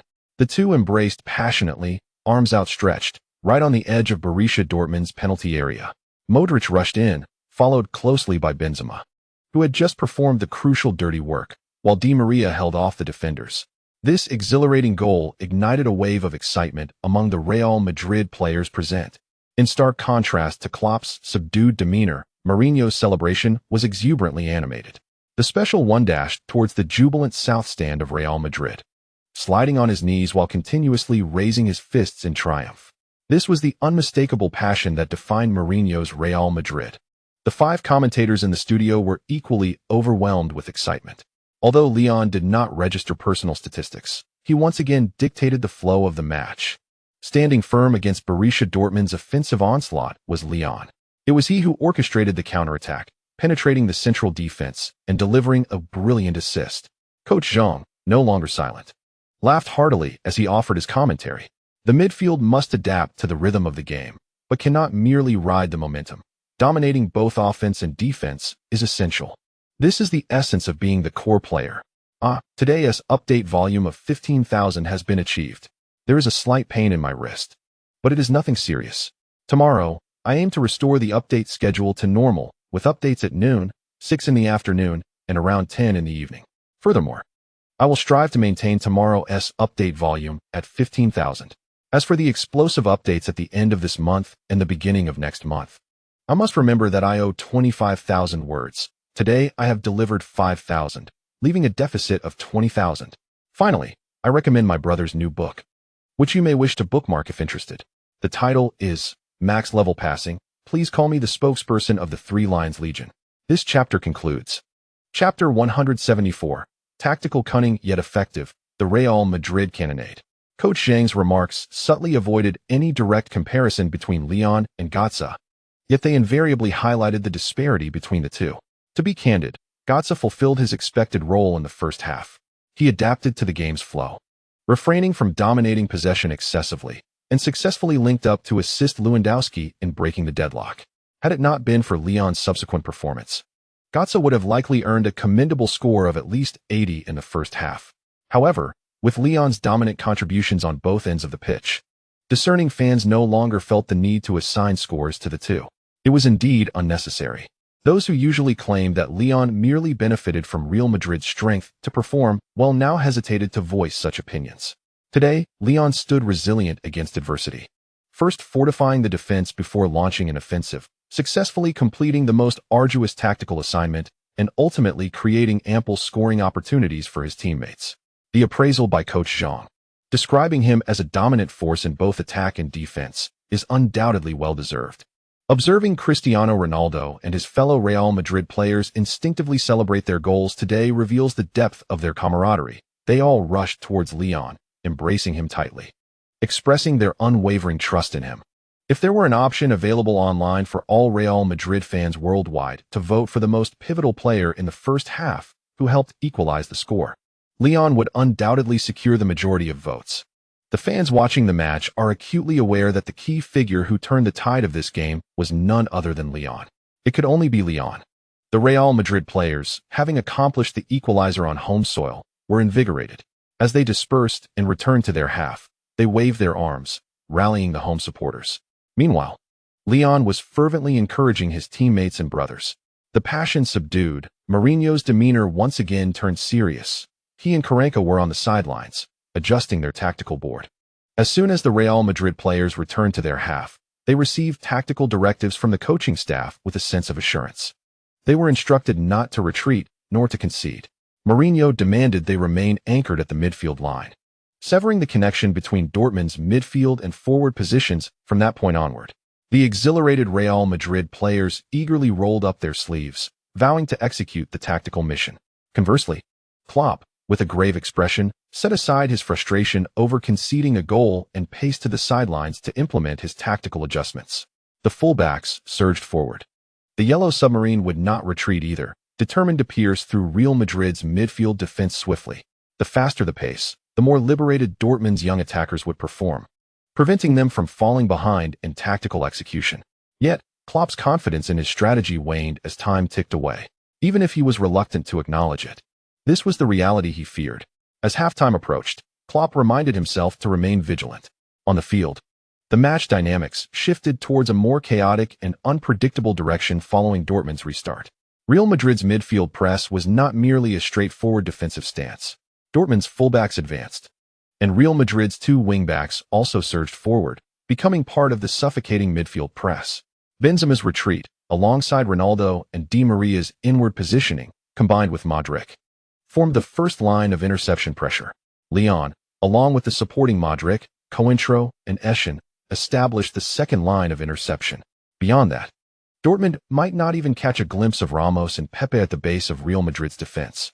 Instead, they would confront the third line of interception composed of Alonso and the retreating Leon. This exemplifies the layered defensive structure of Real Madrid, relentlessly applying pressure and entangling the opposition in a web of defense. Borussia Dortmund possesses the confidence to penetrate such a defensive arrangement, thus they should unleash their offensive prowess. At this juncture, what Mourinho seeks is to further deplete the will and stamina of the Dortmund players. Engaging in a gritty and tumultuous match, Real Madrid has participated in countless such encounters since last season. At this moment, the true advantage of Real Madrid on the field is no longer merely the physical prowess and hard strength of its players, but rather the collective commitment to defense and the wealth of experience embodied by the team. The most significant deficiency for the Dortmund players lies in their lack of experience. The knowledge gained from success, failure, adversity, and prosperity is something that the current Real Madrid players abundantly possess. They understand precisely what actions to take at critical junctures and are acutely aware of when to maintain a stalemate to disrupt the rhythm of the match in their favor, as well as when to boldly press forward to decisively conclude the game. In contrast, Borussia Dortmund, having exited the group stage in their inaugural Champions League season and only now returning to prominence, remains excessively youthful. Had events unfolded as in the original timeline, where Pepe and Ramos faltered in form while Lewandowski and Reyes thrived, it would have been an opportune moment for Dortmund to seize control of the match. However, not only has Pepe regained his composure to effectively contain Lewandowski, but Real Madrid also boasts the addition of Leon, who has successfully curtailed the performances of Reyes and Götze. With the match now in a deadlock, the Dortmund players lack the patience exhibited by their seasoned counterparts in Madrid. In the waning moments of the first half, the youthful Dortmund players displayed a series of errors, prompting the German commentators to furrow their brows in concern. At this point, the 15-minute halftime break for adjustment is no longer a necessity for Real Madrid and Mourinho, but rather for Klopp and Dortmund. Dortmund requires recalibration.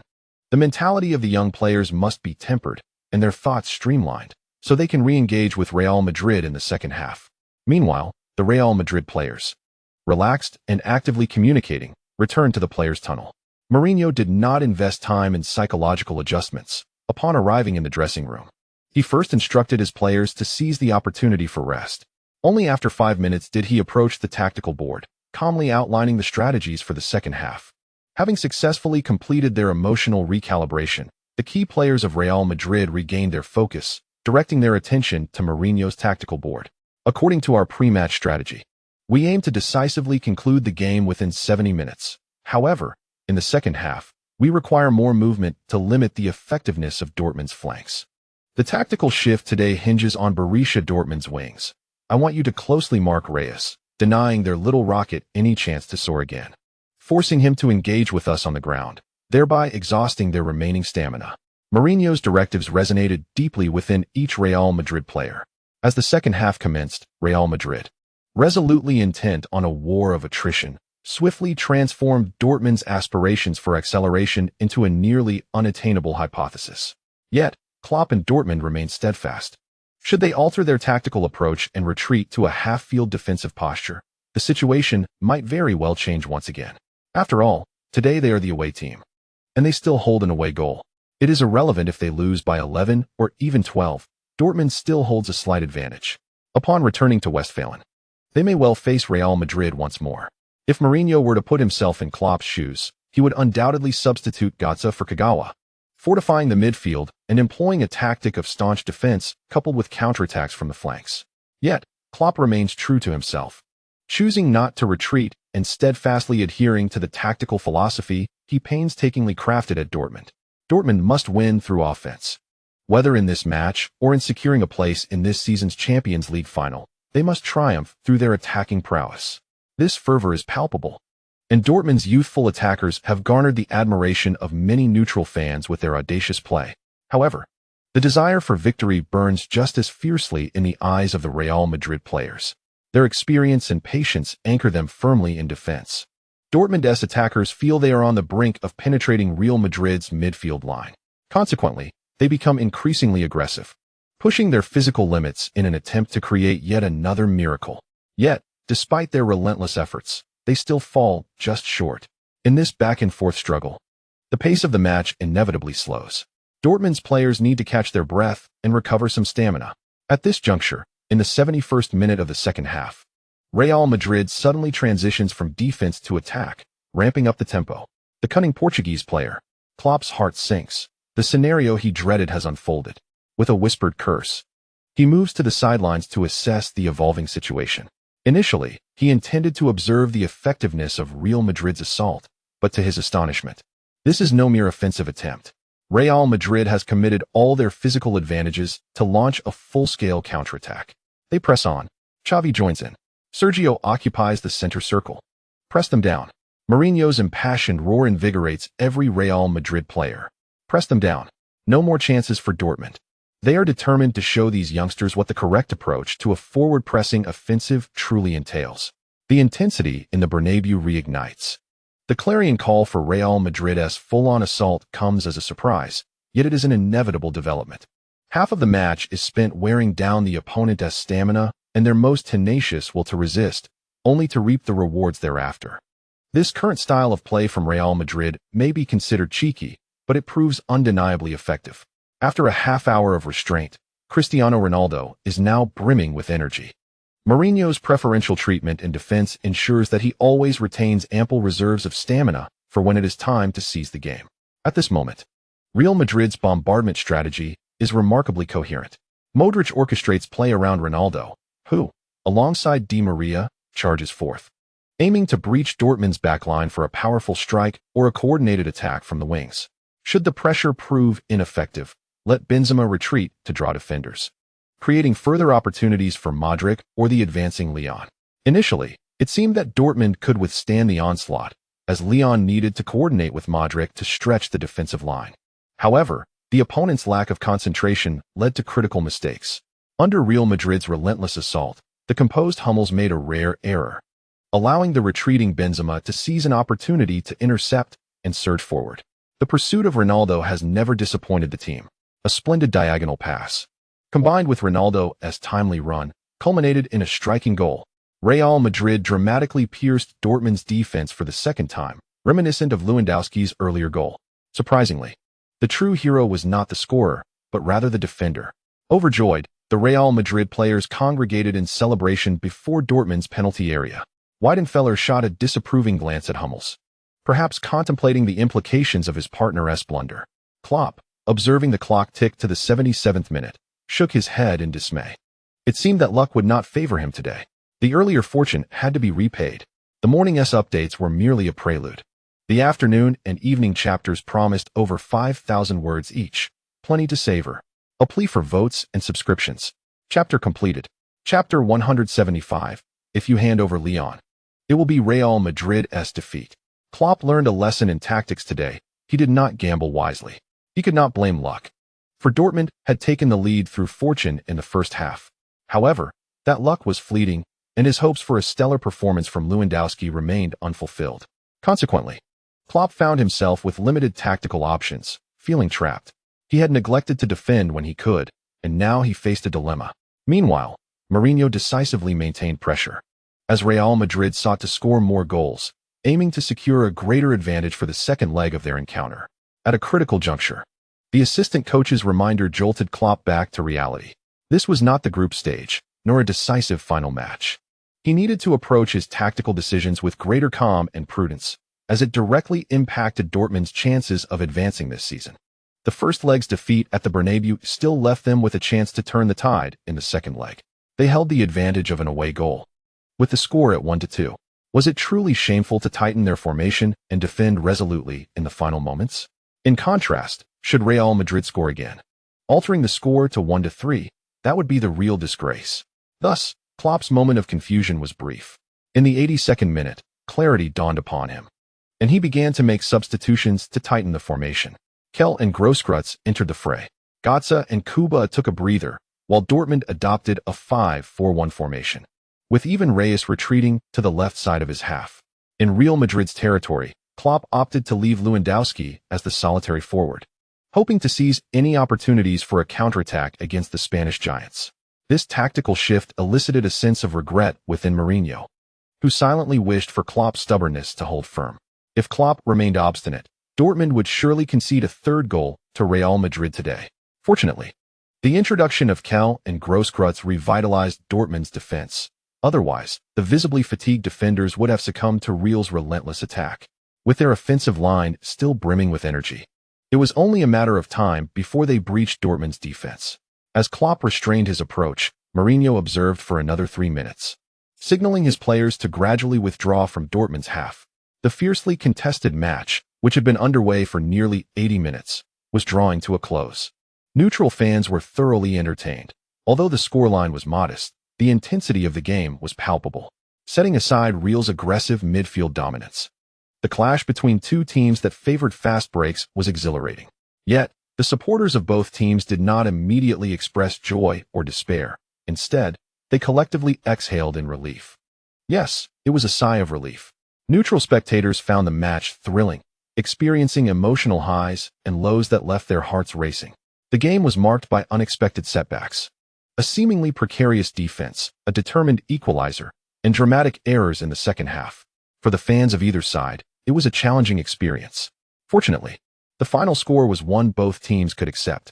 Real Madrid managed to turn the tide at home, while Dortmund secured an away goal, leaving them with a fighting chance in the second leg back at home.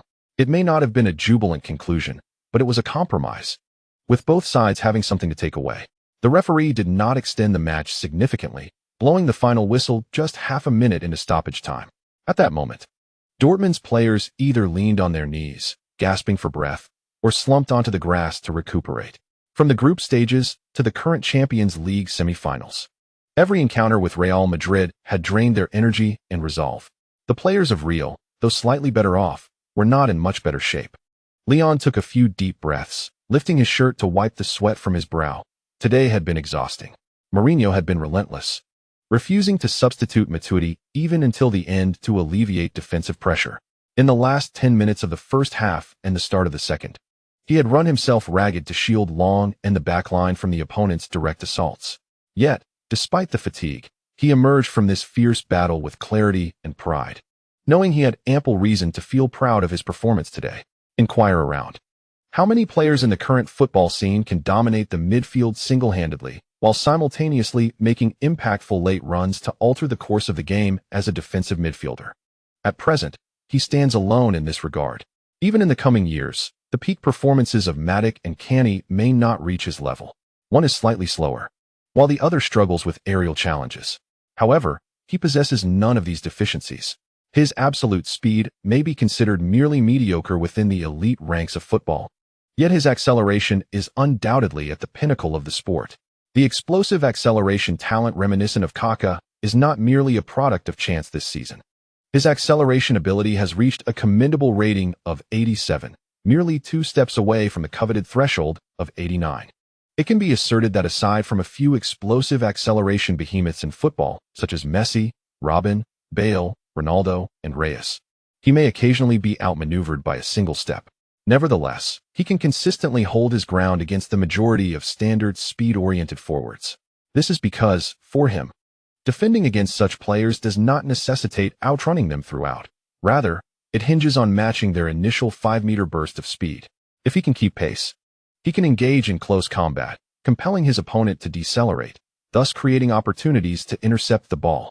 Hence, during last year's offseason, when selecting talent cards, he prioritized acceleration over sheer speed. This choice does not diminish the importance of absolute speed enhancement. Rather, for him, the elevation of quick bursts is far more advantageous for bolstering his defensive prowess. The results have vindicated his decision, as evidenced by a significant reduction in the number of times he was outpaced by Messi compared to the previous season. With his current speed and agility being adequate, Liang's strength and heading ability have also reached impressive ratings of 86 and 87, respectively.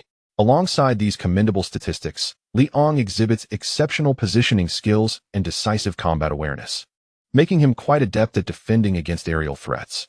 At worst, he may occasionally find himself slightly passive when facing a larger striker in a back-and-forth situation. After all, his height has plateaued at 1.85 meters, and he hasn't grown in the past 6 months. Despite his remarkable heading ability, there are times when he encounters opponents measuring 1.90 meters tall and weighing over 90 kilograms, presenting a physical challenge he cannot overcome. Nevertheless, such instances are rare. Generally speaking, with a stature of 1.85 meters and a weight of 83 kilograms, Liang is undoubtedly a formidable presence as a defensive midfielder. Agile, swift, and possessing ample physicality, he is also remarkably durable. Against midfielders or attacking midfielders with lesser physiques, Liang can exert a dominating influence. For instance, take Götze. He refrained from seeking a jersey exchange with Liang post-match, perhaps due to a blow to his confidence. In contrast, Reyes approached with a cheerful demeanor. Liang, unpretentious, conversed with Reyes in German for a while, and they amicably exchanged jerseys before embracing in farewell. Following the match, Liang was awarded a celebratory champagne bottle, symbolizing his recognition as the best player on the field. During the interview, Wei, unfazed by the dirt, joyfully embraced Liang to celebrate the victory of their match. Liang, casually draping Royce's jersey over his shoulders and with his bare chest, held a champagne bottle while facing the media. The striking combination of masculine charm and the pure aesthetic of his physique burst through the screen, eliciting cheers and screenshots from countless domestic fans. After the interview concluded, Liang graciously invited the local film crew to dinner. Typically, the Real Madrid team does not gather for a meal after a match, preferring to celebrate with a small party following the conclusion of a 2-legged knockout round. Thus, Liang ended up dining with a few brothers from Castilla that evening. Initially, Duan Xian and Coach Zhang politely declined, but they soon succumbed to Liang's enthusiastic invitations. After Liang quickly freshened up and attended a few media interviews, the group headed to the private French restaurant he had reserved. Wei captured a short video of the gathering. Liang made a point to greet his fellow brothers, including Case Moreau and the fans back in his homeland. This served as an unofficial introduction, but Liang believed that once Wei returned home, he would share the video on social media, boosting the popularity of his friends. The group arrived at the restaurant around 10:30 p.m. local time, and their lively discussions continued until midnight. Liang, preparing for a recovery training session the next afternoon in anticipation of the upcoming La Liga match against Atletico Madrid, bid farewell to Wei and the others before heading home to rest. The commentary team from Wutai also boarded a flight back home the following morning. However, Both Wei and Liang underestimated the attention and fervor sparked by the released dinner video in their homeland. In an era where the live streaming industry was just emerging, many sports and entertainment stars still maintained an invisible barrier from the public. Therefore, the authentic atmosphere and relatable communication style displayed in their dinner footage resonated deeply with the domestic audience. Even if they replaced the gourmet steaks and foie gras with local stir-fried dishes, the way Liang and his companions interacted felt entirely harmonious. Consequently, having triumphed over a tough match, Liang gained renewed popularity in China due to his down-to-earth demeanor. The result of Real Madrid's 2-1 victory over Borussia Dortmund seemed to pale in comparison. Instead, Wei, Wei and Coach Zhang became the objects of admiration for domestic fans, who envied the opportunity to dine and converse with Liang. Many fans felt they could easily partake in such banter, as it was second nature to them. Unfortunately, this was merely a matter of admiration from afar. Nonetheless, witnessing the more approachable side of Liang surpassed their expectations, bringing them great joy. Ultimately, it was clear that, regardless of anyone's acknowledgement, Liang's image in the hearts of domestic fans remained exceedingly positive. However, previously, they had only seen media reports about Liang. Now, upon encountering the real Liang in person, he indeed aligns perfectly with their imaginations, much to the delight of the fans. Oblivious to the fervent discussions among domestic fans sparked by his dining video, Liang simply enjoyed a brief slumber in Madrid. Following the match against Borussia Dortmund, Real Madrid was afforded merely 3 days of respite, as they were to confront Atletico Madrid in an away game the very next afternoon. Time was of the essence, and Mourinho dared to grant the players only half a day of leave. Naturally, the players were disinclined to dwell on external opinions. The rescheduled match loomed on the horizon, and the team's immediate objective in the league was to secure a trio of consecutive victories. With the additional points from these 3 wins, even if Barcelona faltered, Real Madrid's lead would extend to 10 points. At that juncture, with only 4 rounds remaining in the league, a single additional victory would allow them to prematurely lift the La Liga trophy for the 2012-2013 season. Thus, while the struggle was arduous, it was merely the final push before the sweet harvest of victory. No Real Madrid player wished to be a hindrance to the team at this critical juncture. On the afternoon of April 24th, Mourinho observed the squad training fervently, and the intensity of recovery training was manageable, sensing the high morale within the team. He could not have been more pleased. This was the time for Real Madrid to sprint towards the season's conclusion. The energy and stamina previously conserved by the key players through rotation were to be expended in this pivotal phase. On the afternoon of April 26th, Mourinho confidently unveiled his starting 11 during the pre-match press conference. Such confidence, however, upon receiving this information, Simeone hesitated to believe it at first. He feared that Mourinho was once again employing tactical smoke screens and psychological warfare. After all, he too was delving into these strategies. Yet he felt overshadowed by Mourinho's prowess in this domain. Thus, he remained cautious and made his final tactical arrangements based on his earlier conservative predictions regarding Real Madrid's starting lineup. However, on the day of the match, April 27th, when Real Madrid's starting 11 was indeed revealed, Simeone once again felt the anguish of being outmaneuvered by Mourinho. To his dismay, the first team was indeed fielded in full strength.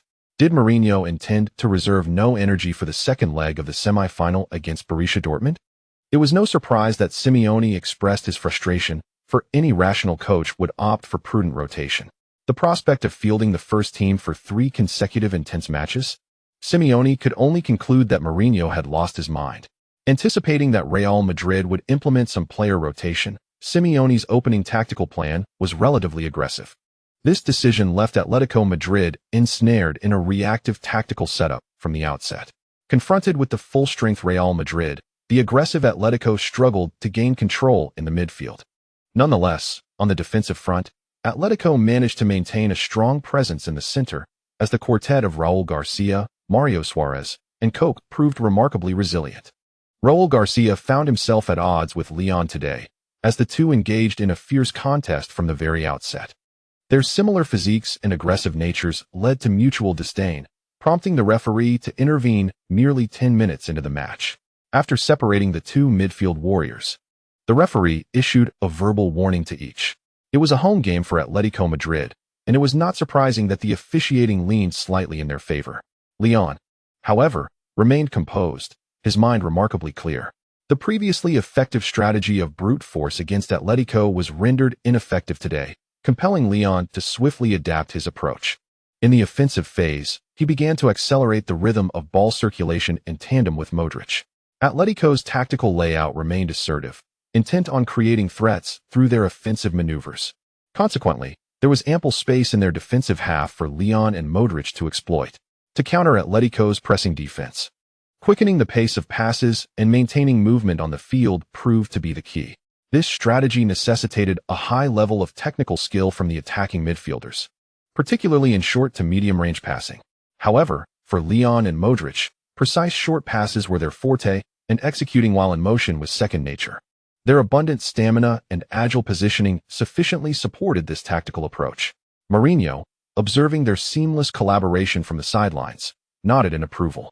Benzema began to frequently drop back to serve as a midfield pivot, while Cristiano Ronaldo and Di Maria moved inward to provide support. As Real Madrid relinquished some of their offensive speed in favor of a more fluid possession-based style, they gradually dismantled Atletico's midfield line, much to Simeone's dismay. Although Real Madrid's fluidity could not quite match the seamlessness of Barcelona's in previous years, it was adequate to navigate the current contest. In the patient flow of play, Leon and Modric were both on the lookout for opportunities. In the 26th minute of the first half, the stalemate that had persisted for nearly half an hour was shattered by Modric's sudden incisive pass. Benzema's burst forward evaded Gabi's interception. But just before he was pressured by Godin, he deftly flicked the ball backward with his heel. Miranda shouted for Mario Suarez, who was tracking back, to prevent Leon from taking a long-range shot. However, Leon had no intention of shooting from distance. Instead, he smoothly pushed the ball laterally to Modric, drawing Gabi and Suarez into a tight marking situation, thereby creating ample space for Modric to receive the ball comfortably. Modric's habitual scanning of the field allowed him to clearly assess the positioning of the players around him at that moment. Consequently, he delivered a decisive lob pass. Before the ball even touched the ground, Cristiano Ronaldo, having evaded Juanfran's defensive interference, made a diagonal run and struck it on the volley towards the far corner of Atletico's goal. Not the upper corner, but rather the lower corner, just inside the post. Close to the grass, Courtois, feeling the pressure, could only quickly lower his center of gravity to attempt a save. Yet, having studied Ronaldo's tendencies, he was ultimately helpless against this expertly executed low shot. Despite standing nearly 2 meters tall, Courtois ultimately faltered just a moment too late. Cristiano Ronaldo, who successfully found the back of the net, wore a smile that radiated uncontainable joy. In stark contrast, Simeone, standing on the sidelines with a grim expression, made for a scene that was truly remarkable. Ronaldo firmly secured the title of Atletico's nemesis with the hat he donned. At this moment, though it was still less than half-time, Simeone was plagued by an inexplicable sensation. Today, it seemed, his team was destined to succumb to Real Madrid once more. Watching Leon celebrate with his teammates on the pitch, Simeone's inner thoughts erupted in a fierce roar. As long as I have Leon, Real Madrid is certain to lose. The next chapter may be delayed. I initially intended to publish it before 10 o'clock this evening. However, a family member returning from work means I might need to share a meal with them tonight. Nonetheless, I should be able to release a 5,000-word chapter before midnight. The foodie in me can still manage to write a bit longer. End of this chapter.